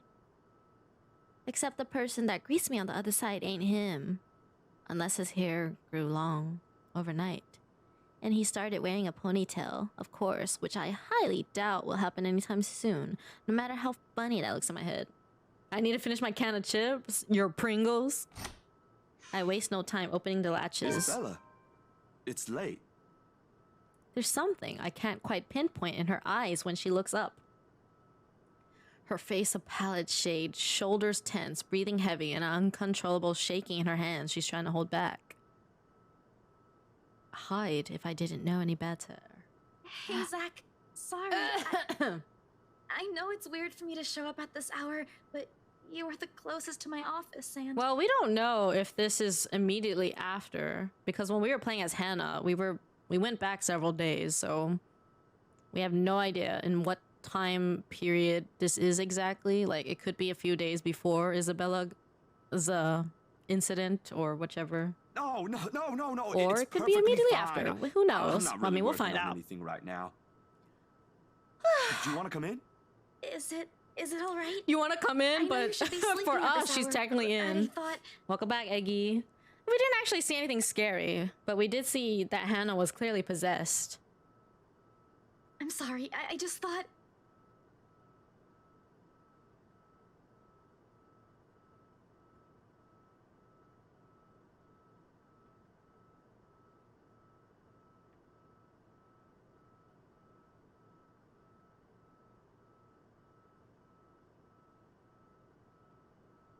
I thought the green hair one is the one who died. Yeah, she did die, but when we switched from Isabel to Hannah, Isabel was under her office table and the creepy lady was walking past, and that was the last thing before it just immediately switched to Hannah. When is Liz sleeping? I wonder. I have no idea why I went here. My feet just moved on their own after I got out of the office, and... Sorry. She trails off, her voice lost in the muggy night air. I wait for her to say more, but instead, her only response is a downward shift of her gaze back to her still trembling hands, as if the motion alone is enough of an explanation. A minuscule gesture. Easy to miss if one is not paying attention. But for someone who has seen the same expression on the mirror, done the same thing too many times when night terrors are inevitable, it is not. Hey, don't worry about it. At least you not. Ash just barges in and crashes on the couch whenever he feels like it. I swear that guy is one fine hairline away from being a criminal. Besides, you already know you can count on me whenever. Whenever. Without waiting for her answer, I step away from the door and saunter over the kitchenette. For a few good seconds, only the clinking of the plates can be heard above the constant tick-tock. Late as it may be for a snack, the familiar motions keep me occupied, steering my mind away from dangerous thoughts. Isabella's company is not unwelcome either. Whatever her reasons for showing up here at such an hour doesn't matter. I'll be damned if I just turn her away, frazzled as she is. The door clicks shut behind her when she finally enters, feet scuffling softly against the tiled floor. In all the years I've known her, she has never once lost her ever upbeat spirit. Yet in this particular moment, as she stands in my doorway, holding her arms close to herself, it's as if I'm looking at someone completely withdrawn from the person I've come to know all these years. Do you want to drink or eat anything? I haven't restocked my food stash yet, so ingredients may be a bit limited. But I'm sure I can whip something up with what I have here. Just water will do, please. Thanks, Zach. What? No additional food requests? That's new. I'll put something together for you anyway. Feel free to make yourself at home. You ain't exactly a new visitor here. Although my room's not at its most presentable right now. Sorry. New freelance gigs and such. Didn't have time to fix things up here lately. It's okay. I don't mind. Usually she'd have something more to say about that. A quip, a witty remark to provoke a laughter or two. Nothing from her this time. Only a weak smile before she takes a seat on the couch in a silence that stretches out until what we left hanging feels disconcerting. Next question. Before everything turns stifling and awkward, I continue talking, if only to keep the dead air at bay. How's one supposed to keep a conversation going when the person you're talking to is like this? Anyway, gigs. Can you believe this one client we got? Boss had all my schedules shoot shifted after they caught wind of this couple buying a new property. Man, must be nice to have all the money in the world. The world itself moves for you, huh? She's curled up on one side of the couch and hugging her knees close when I bring the tray carrying the sandwiches and the water she requested. She starts to straighten up as I'm unloading the contents, but pauses as soon as I hold up my hand in a halting gesture. You're a guest. Didn't I say you're free to make yourself at home? Here's your water. Careful. The tremor in her hands, though lighter now, still hasn't subsided when she reaches out for the glass. I give her a questioning look, but she is quick to avert her eyes, keeping herself occupied by taking small gulps of water. Or maybe she just doesn't want me asking questions. Worrying. The sudden loss for words, this bout of quiet not normally present in our chats. Even the creaking of the old chair when I casually take the seat is a welcome break. Although the company's familiar, this has gone way past unnerving. What happened? Overtime at work? She doesn't answer immediately. Another gulp drains her glass of its remaining contents. One would think it will be enough to help her recover, yet she doesn't lose her taut grip on the glass as she cradles it on her lap. Why can't I chug it like water? Iced coffee is pretty good. Like, yeah. Her eyes take an unfocused gaze when she speaks again. Yeah. Boss handed me extra work today. After what happened. 'Cause yes. To Rose. Rose? Why do I feel like you've mentioned her before? Sorry, I'm better with remembering faces than names. Egu-chan. She was my coworker. Eggy-kun. Eggy-san.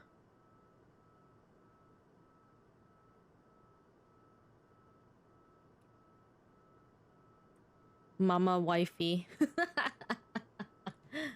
Mama wifey's Gage. That will take some getting used to. I was just talking to her the other day. Kappa.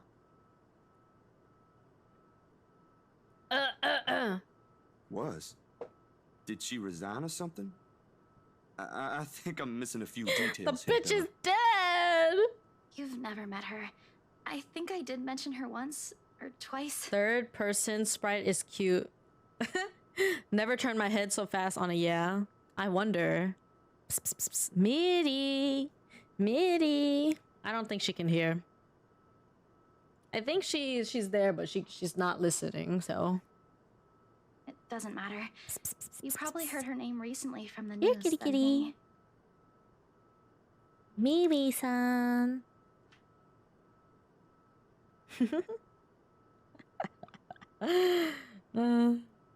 Miri's a cat now.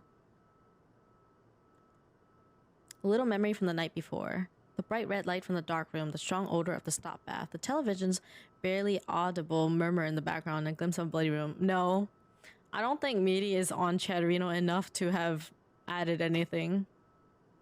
The news is everywhere, even in the morning that follows. I don't think she wants to be notified anymore. Isabella's PNG tuber. I just didn't think its effects will strike someone this close to me. Oh, damn. I didn't mean to bring that up. What happened? No, like I said, it'll Are take we some getting annoying? used to. Sad, It'll cry. get better. I hope it will. Things might become a little busier for you, though. Eggy, you definitely got that from me. I wonder if Miri fakes cries, like, out loud. She definitely... We do it a lot with the Foxy cry emote. She left a lot of things unfinished. And I'm one of the few people in the This office stupid who knows how she bitch. works. And she's not here to clarify anything. Boss thinks the transition will be easier if I handle it. No, she's not asleep. She's laying down, so she's most likely not listening in right now. If Miri's asleep, I should be too. Oh, if Foxy's asleep, then you definitely should be. But that doesn't mean you will be. I fake cry so often, I know. You totally got it from me. Nah, that explains it. But yeah, me and Miri always do the just fake don't Foxy forget cry you thing. still We're need always like, rest. wifey, no love me. And it will be like, you liar. Even the most hardworking people We I always know mess don't with each keep other. hours as late as this. Foxy cry. Hell, the subway stopped running hours ago. Crime rate might be lower here than most places, but that doesn't mean you can walk around freely in the middle of the night. It's just for today. Nani? Still a good thing you dropped by here first. I'm not just about to let you walk out here alone. Foxy especially needs to not in wake the up middle early of to the jog, night. but I'll not move my butt anytime soon. Eh, you don't have to. Miri, you're so mean. Who knows what else could happen? My back. I'm not saying you should go right now, but I could accompany you home if you... No! Wait, please! Nani? What just happened? Miri-san, it's so mean. The vehement tension in her voice makes me pause, and it is in this instant the mask she's been keeping up falls apart, if only for a short while. Right then and there, I understood what's hiding behind her unfocused stare from the moment she arrived. Fear. Pure, unadulterated fear. It's disturbing to see such marrying her usual upbeat countenance. Miri is so mean. Eggy.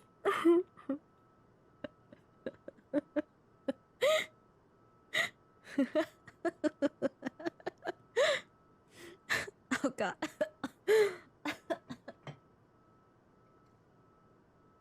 Eggy knows, right, Eggy? Miri is so mean. With a sigh, I cross the small distance separating us and kneel in front of her. She doesn't flinch when I do so. However, the way she appears to make herself smaller against the couch is telling enough. Bella, this ain't just about your coworker, is it? What is it really about? I'm all ears. Why do you always lie to us, Miri? The sound of glass shattering rends through the air as soon as her hold on it loosens. In the span of a few seconds, her breathing grows labored. I don't know. I don't know anymore. She claps her hands over her ears, pressing it tightly against the sides of her head. Her voice grows weaker with each word, each plea coming out of her mouth. Please, please don't leave me alone. I don't want to be alone right now. I can't shake it off. Everywhere's not safe and... Alright, Isabella. Look at me. Aye, aye.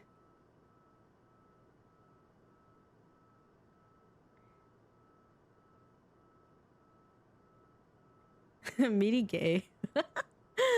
She's like, what did I do? Eggy? Eggy, you used the foxy cry against her. Well, unless you don't have it. My hands are firm on her shoulder when I pull her up to look at me. It takes every force of will to ignore the terror in her eyes in favor of taking control of the situation. Too close, too similar. Breathe. Breathe. You're safe here. Inhale, hold, exhale. Stay in the present. I'm here. No one's gonna hurt you. Do you want to talk about it? Miri-san no baka. No more. Please. No more. I don't want... I don't want to remember anymore. Kate, no more talking. I won't ask anymore. You gay-ass baka bish. Can I get you anything? Another glass of water? I think I have a tub of that pistachio ice cream you love so much. You liar! Miri-san lies. We're gonna all have to the clean this time. mess first. Will you be fine on your own for a little while? Egu, she be lying. Why you always lying? She nods lightly before retreating into herself again. No more words are exchanged after that, and I take that as my cue to start cleaning the shards littering the floor before either one of us get hurt. Yes, you are, you liar. Turn on vid. What? Why'd you turn on the vid for? The quiet hum of the AC is a pleasant distraction as I go over the menial task. There's like literally nothing happening. Liar? More so than her ragged draws of breath. Or my little feeble attempts to tell a quick story or two. But the latter does the trick. Soon enough, she has already drifted off. By the time I return with a promised glass of water, her chest rising and falling in a steady rhythm to strain on her shoulders gone. Frankly, I've never seen her this still. She mumbles something I don't quite catch when I carry her to the empty bed and hugs herself tighter against the mess of blankets. Look at her. See, all Miri does is cry and leave, but she never apologizes. She never owns up to what she does. In spite of the fact that she appears relaxed, the small frown on her face hasn't quite disappeared. Whatever happened to her won't be leaving her anytime soon. But for her sake, I hope it won't stay with her long. Because no matter what promises I made, this is the kind of fear no person could shield her from. What? What, Eggy? I mean, Miri? What?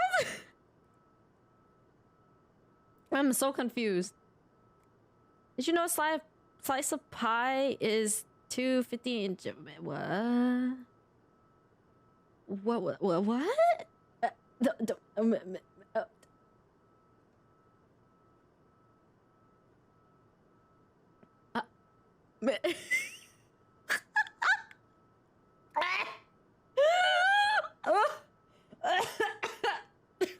What the fuck?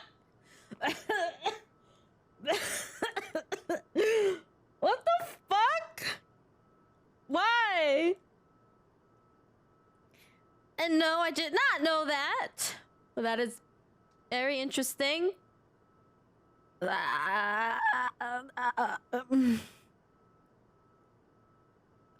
Coke? Oh god. I'm dying. Oh god.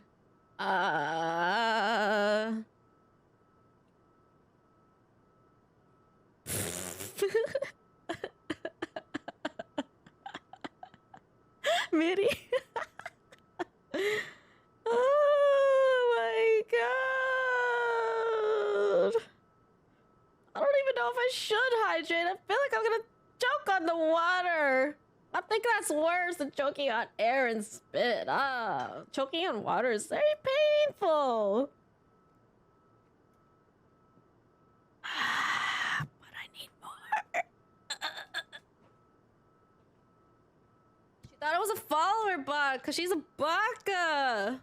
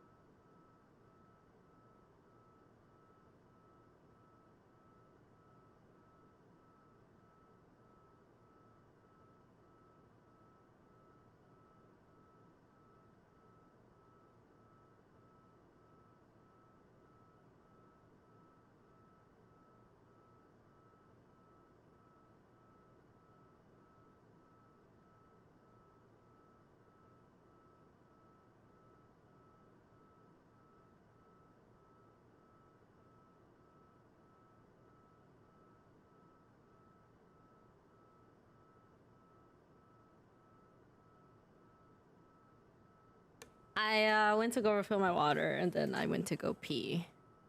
And I temporarily died. Yep. Whew. What happened?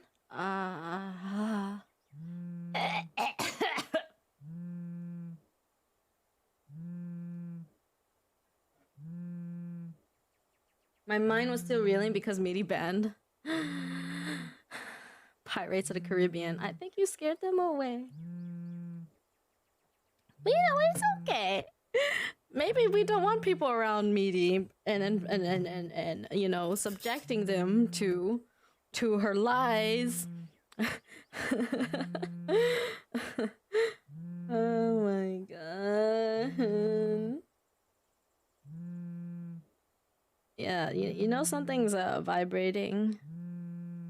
You might want to check on that. Is it? Is it really? Maybe we don't want pie punners in chat. Well, my voice already vibrates, doesn't it? Are you typing while laying down? Thank you for the stretch, you know.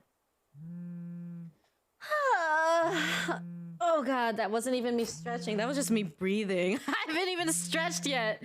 I just breathed. Oh god. Okay. Okay. Nice. Keck Insanity. I accidentally turned on our little plaything. Bruh. I see that, Eggy. I think we all see that. Shino Mama Monkey. Oh shit. What's up, Shino?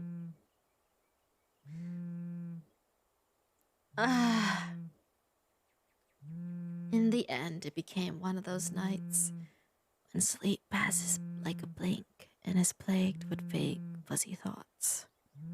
I lift a hand to rub away the drowsiness from my eyes, although it does little to relieve the gritty, burning sensation from my eyelids. Outside, the sun has yet to peek over the horizon. But night has already given way to the cool morning light, washing everything in subtle gray hues. At this hour, the entire city remains unstirring. Ordinarily, waking up before my own alarm means abusing the snooze button twice or thrice just to catch those precious few extra minutes of sleep. See, why you always leave Miwi? Miwi don't love me or Eggy. Miwi always leaving us.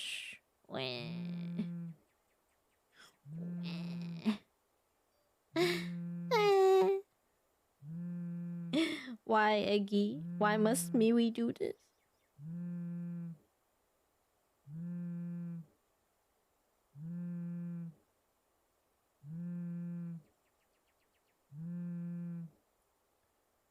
In our room alone? Wait. What are you gonna do to Eggy?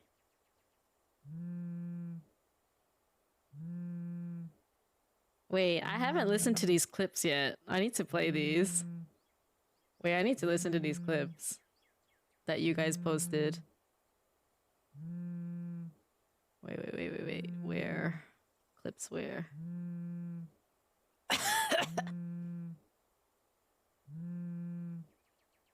Oh.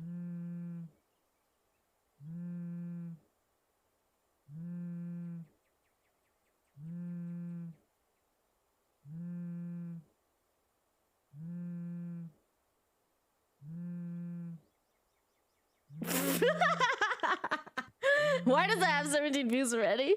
What is this?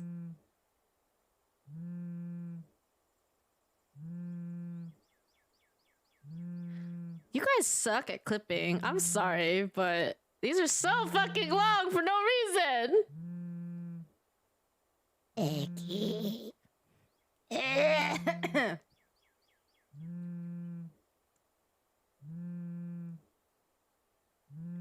Man, you should really check that out. You know, that vibration has not gone away.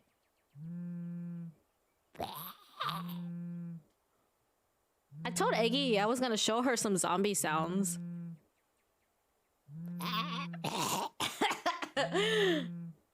It's kind of hard to do when your voice is kind of dead. It's just sounds. You're seeing them? Saw booba milk? What? Excuse me?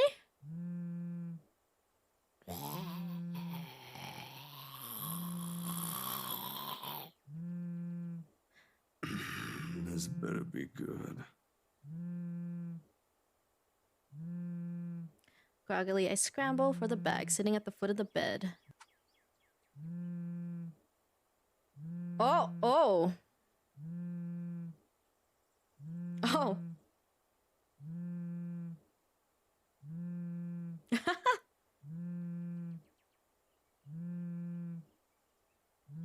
Gilly, thank you so much for the raid. Welcome in, raiders. Even though I pretty much know all of you now. Hey, Gilly, how was your stream? Wait. The phone is ringing. It's Cootie.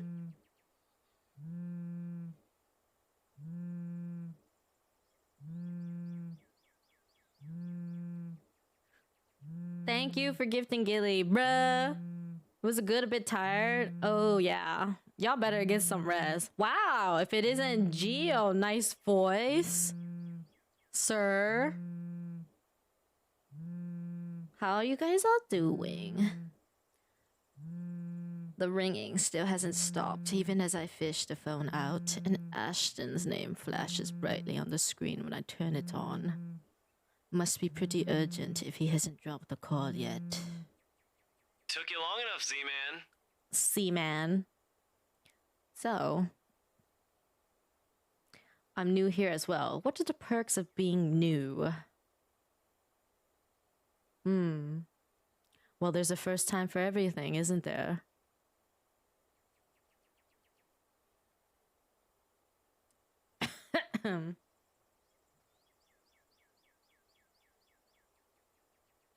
What's an interesting emote? Ashton, it's 6 in the morning. Yeah, Sun you hear hasn't that? even It's risen. 6 Hell, in my the brain ain't morning, even so you awake should get yet. some sleep. It's definitely 6 in the morning for quite a lot of you. Stop calling me Z-Man. It's 20 past 6, Zach. You want to talk?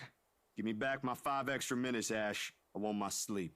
Asshole. Hey, don't make fun of me. I can be It is 6 in the morning because it's 6 in the evening for me, which means it's 6 in the morning for a lot of Asia peeps. What's this all really Bro. about? You don't usually make calls around this hour. Ooh, hey, Paladin. Is the world ending today? You naughty, naughty children. Tisk, tisk, tisk.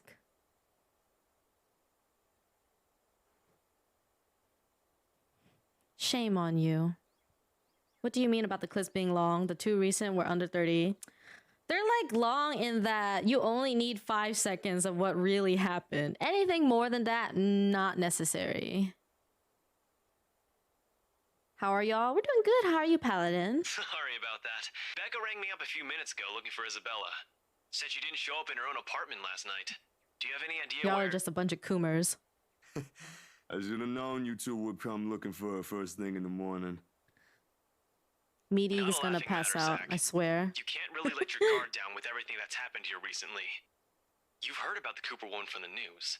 Everyone in the precinct has been restless ever Going to since sleep the in a incident the while? other day. Yeah. Everybody now from Asia and EU pretty much Yeah, should be going to I sleep. get what you mean. It is late. Listen, Ash, about Forever a coomer. about Bella. I let my voice trail off, unsure of how to go about recounting last night. I should just keep it up. Thank you for the follow. Huge. What about you? It's only 6 p.m. I've been having a lot of fun with the Brit voice, though, not gonna lie. Good night, Andy. Sleep well. He might be a close friend, but at the end of the day, whatever's bothering her ain't mine to speak of in the first place. On the bed, Isabella remains as still as when I transferred her the night before. Where'd my cute hat go? It's just not there. I just haven't put it on. Sometime during her sleep, she pulls up a blanket over herself and tucked it in comfortably. Like this, it's easy to forget the horror in her eyes, or how much her hands and lips trembled. Save for her firm grip on the edge of the covers, she appears nearly as normal as she would any other day. Almost. I'm not really sure how to go about this. It is July. That's crazy, right? Zach, what about her? Something, the worry, the concern must have surfaced in my tone, because his own shifts then, carefully, as if he's preparing for the worst. Look, you don't have to worry about It's gonna take a her. few days to get She's used to with it. me right now. Since last night, in fact. I'm used to it already, because I paid rent today. Oh, why didn't you just say so earlier? Pain. Meaty's bully.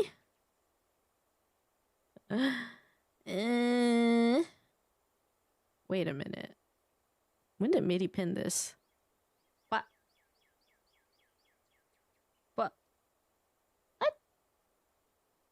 Huh? When did she? Huh?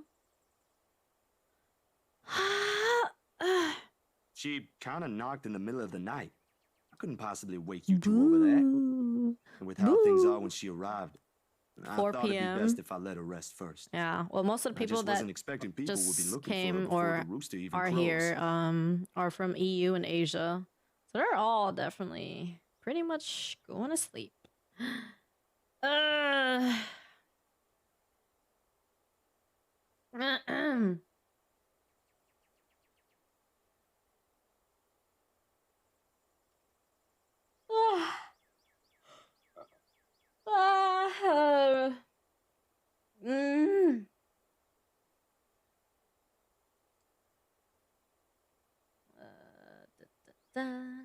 You could have at least called her something.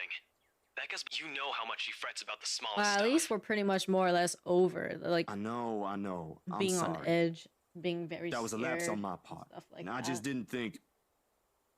Okay, you know what? Rebecca's worries ain't completely baseless. Isabella hasn't been her usual self since the movie. Maybe even before that. I don't know if I should be opening my mouth about this, but Bella didn't outright say I shouldn't, so... Who the heck is this? So something's wrong then? Who the hell is that? Totally not Elijah. Hello. Welcome in. Oh, this is someone new. I see. I didn't know who not that quite was. sure, to be completely honest. I couldn't get the story out of her. Really? I thought you'd learned something from me by now. That's not it. Ash, when she appeared at my doorstep last night, she was shaking, and when I tried to ask I her am reading about it, she faster just than they are talking. had this frightened look on her face. I'd be surprised if this was the first time I've seen it, but it ain't. Dude, the first time she was Screaming. First time? When was this? You weren't talking about the thing in the movie house, are you? Because that was just us fooling around. Granted, I think I went overboard with the joke, but... No, it happened the day after. When she invited us to lunch, you Getting weren't chills there. and jitters? From the coffee? We were walking one second, and then the next, she's crying out. Ba, ba, ba, ba, ba, ba, ba, ba, ba. Ba, ba, ba, ba, ba. The coffee. I'll be straight with you. That I'll be scared me straight shitless. with you. It bothered him if the way he falls silent after is telling. Ba ba ba ba ba ba ba ba ba ba ba ba ba. I feel like a child on their first sugar trip. Oh my god, Eggy. What did you guys put in that coffee? But whatever his opinion is, stays. Absent from his voice when he speaks again. How was Corpse Factory? Is it worth playing? I don't know if it's on sale at the moment, but I know regularly it was about $20 or $30. Honestly, it's my favorite VN right now. If you really like visual novels and an intriguing story, yes, but you could wait for it to go on sale if you want. But it's fucking great. Yeah, it's like $20, I guess. Not too bad, but I know some people might not really be into visual novels like that. And I actually got gifted it from Foxy, but fucking amazing. I loved the hell out of that game. The story and the characters, they're just all, yeah, so interesting. I'm not someone that really plays like a lot of visual novels and things like that. You like Crazy Hot Bitches by Corpse Factory? It looked interesting. I wanted to know if it was worth buying. Yeah, I think it depends. It's definitely just story-esque. You're not really it's not really a choices matter type of thing. It's not really something that has something to interact with. It is pretty much purely just story. I would prefer not to spend $20 on things like that, but honestly, hands down, one of the best things I've ever played. For me, I just really liked the story, and the characters were all very interesting and complex. You know what's funny? The time is still going off in this call. Noriko. Did you say anything else? Well, I think I enjoy visual novels more so because, like I always say, I get to turn my brain off and just enjoy the story for what it is. Like, I'm the type of person that likes to just sit and watch things. Because I don't always feel like just playing something. Especially games like League and Overwatch and Apex, like for hours on end. I used to be able to do that, but I just not really particularly got the energy or interested. This is a long call. Where is she? Is she still sleeping? Right here with me, still sleeping. Should I wake her up or something?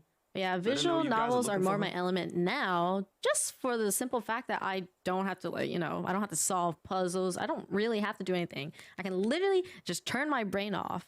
However, the only problem is with streaming them is that there is a lot of reading, as you can tell from here, especially since some visual novels span like many, many hours. They're just really, Don't you have work at this time? I mean, Look who's talking. Be off now to lay down feeling kind of sick. No, Lizzie. I hope you feel better. My schedule's flexible, Ash. Last time I checked, you're the one who didn't have that luxury. How on earth do you think I'm able to tag along when you need me?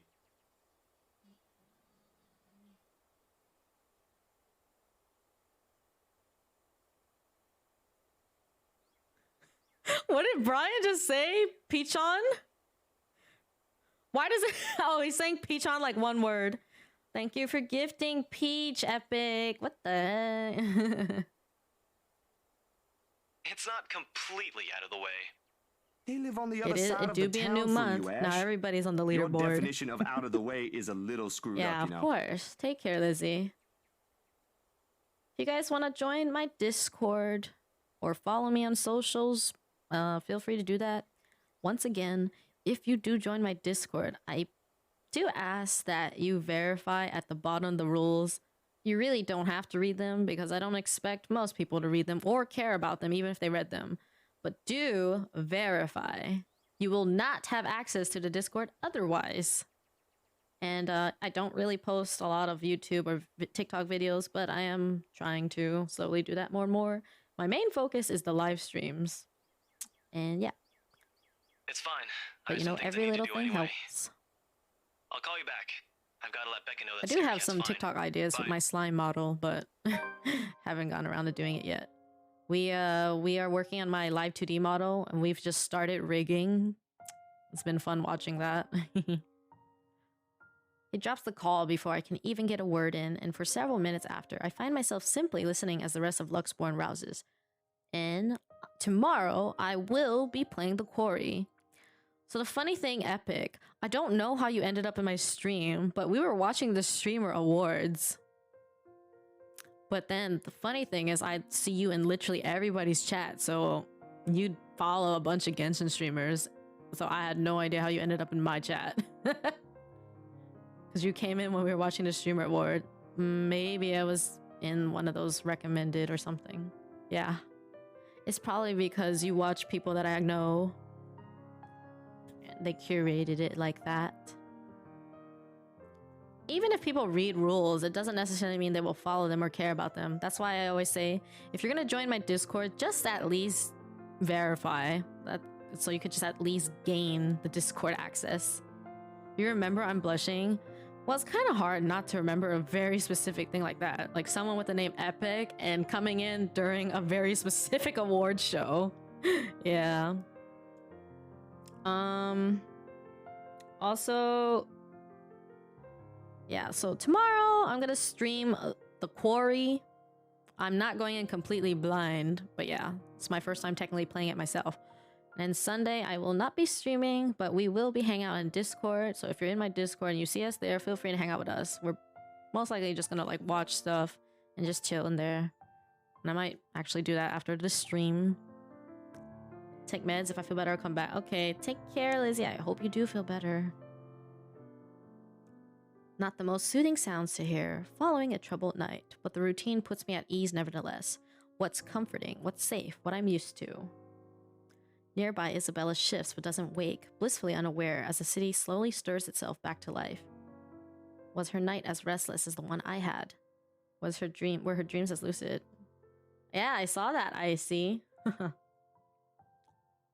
Does anybody know, like, because some of my mods in Discord told me they're not allowed to wave to newcomers in the Discord.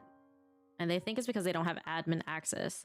Which doesn't really make sense to me, because it's just a wave. That shouldn't be a thing. But I don't know. That's what Momo said. Momo's a mod, but he's not an admin. I have people who are like admins, and then I have like mods. So I don't know. Me-ish confused. Like, why isn't that available to just anybody in the server? Like, that doesn't make sense to me. Why would that be just purely an admin power?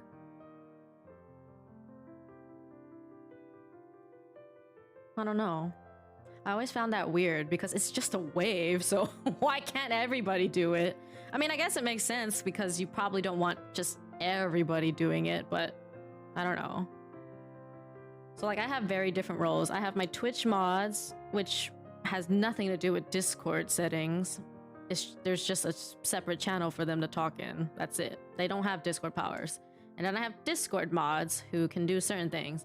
And then I have admins who have full server access. Possibly spam. Yeah, I don't know. Oh well. Was her night as restless as the one I had, or her dreams as lucid? My admins are my senpais. Well, I mean, that's the role they have. You know what's funny?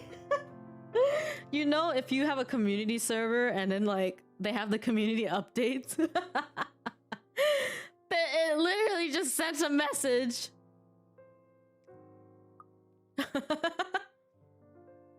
I'm going to bed. Have fun, guys. Okay, take care, Paladin. Have a good bed. Oh god, what the hell?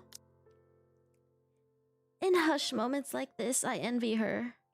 Unreasonable, probably a little unfair to say such in light of last night.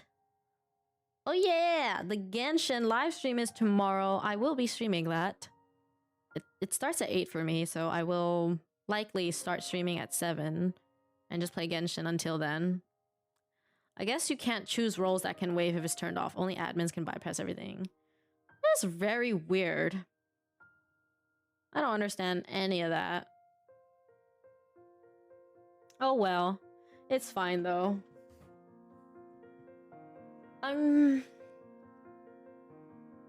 Yeah, there's like a... When you go to overview and right under the system message channel, there's a little toggle that says prompt members to reply to welcome messages with a sticker, but I don't know. I guess it's because nobody is allowed to write in the welcome channel. Very weird. Very weird. Yeah, we're doing live stream before the quarry. Why the monk ass? Oh my god, that yawn was so realistic. Miri-san left me. She left us aching. We have abandonment issues.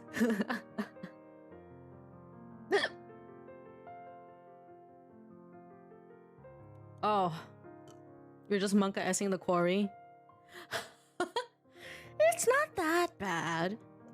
I don't think the quarry is really like full of jump scares. It's just more it's more brutal and gruesome when people die.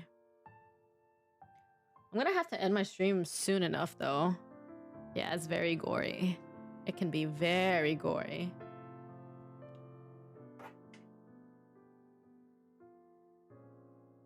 It can be quite gory. Like but then I think after a while you get used to it and you're just like, oh. So go bed now, have fun when. Take care, Peach. What do you mean? I'm not gonna do a 24-hour stream. Fuck that.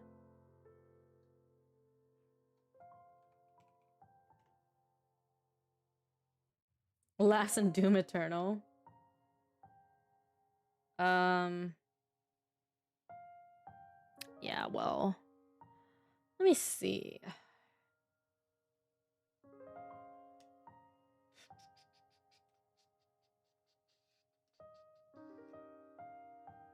You go, Bedge. Hope y'all had a splendid night. I'll leave a lurk as I Bedge. Aw, thank you, Glitchy. Take care. Have a good sleep. Let's see who's live. Might just end here, actually. Make it easier on ourselves.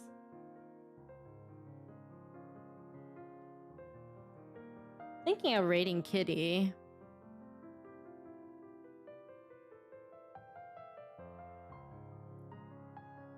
As much as I want to like raid new people and meet new people, I just never have energy to do so. Yeah, let's just raid Kitty. XQC. So Kitty is, yeah, she's playing Fall Guys Custom. So if you guys want to join, I'm assuming they're allowing viewers. Yeah, I will save.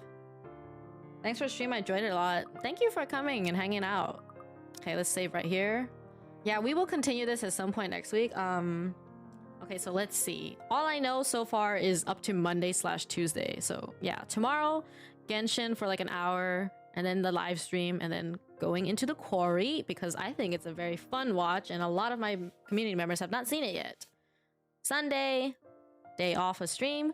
We're gonna hang out in Discord, so if you see us here, don't be shy. Feel free to just come in and hang out.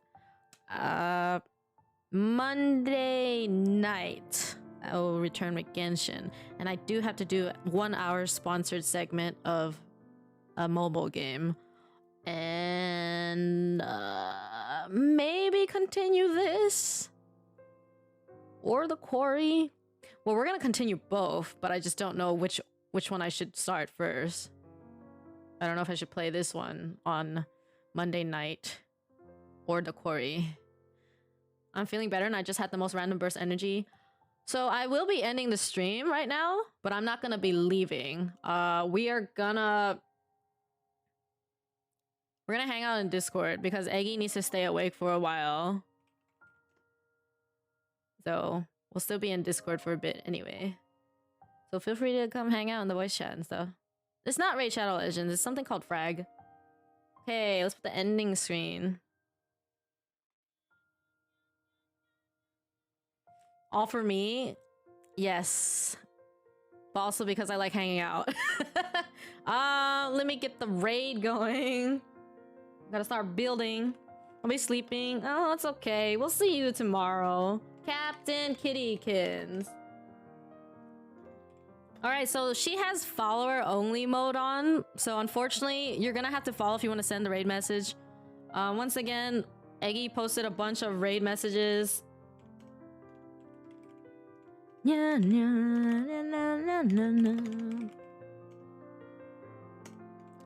If you guys want more people to watch, there's quite a lot of people to watch.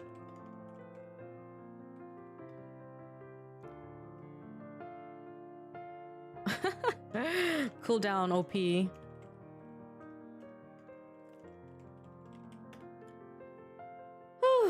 Well, today was very fun. Who knew that I could do a pretty decent British accent?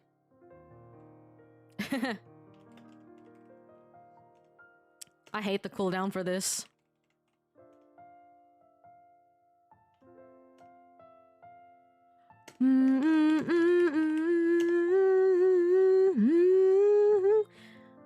That feels very validating coming from a British person.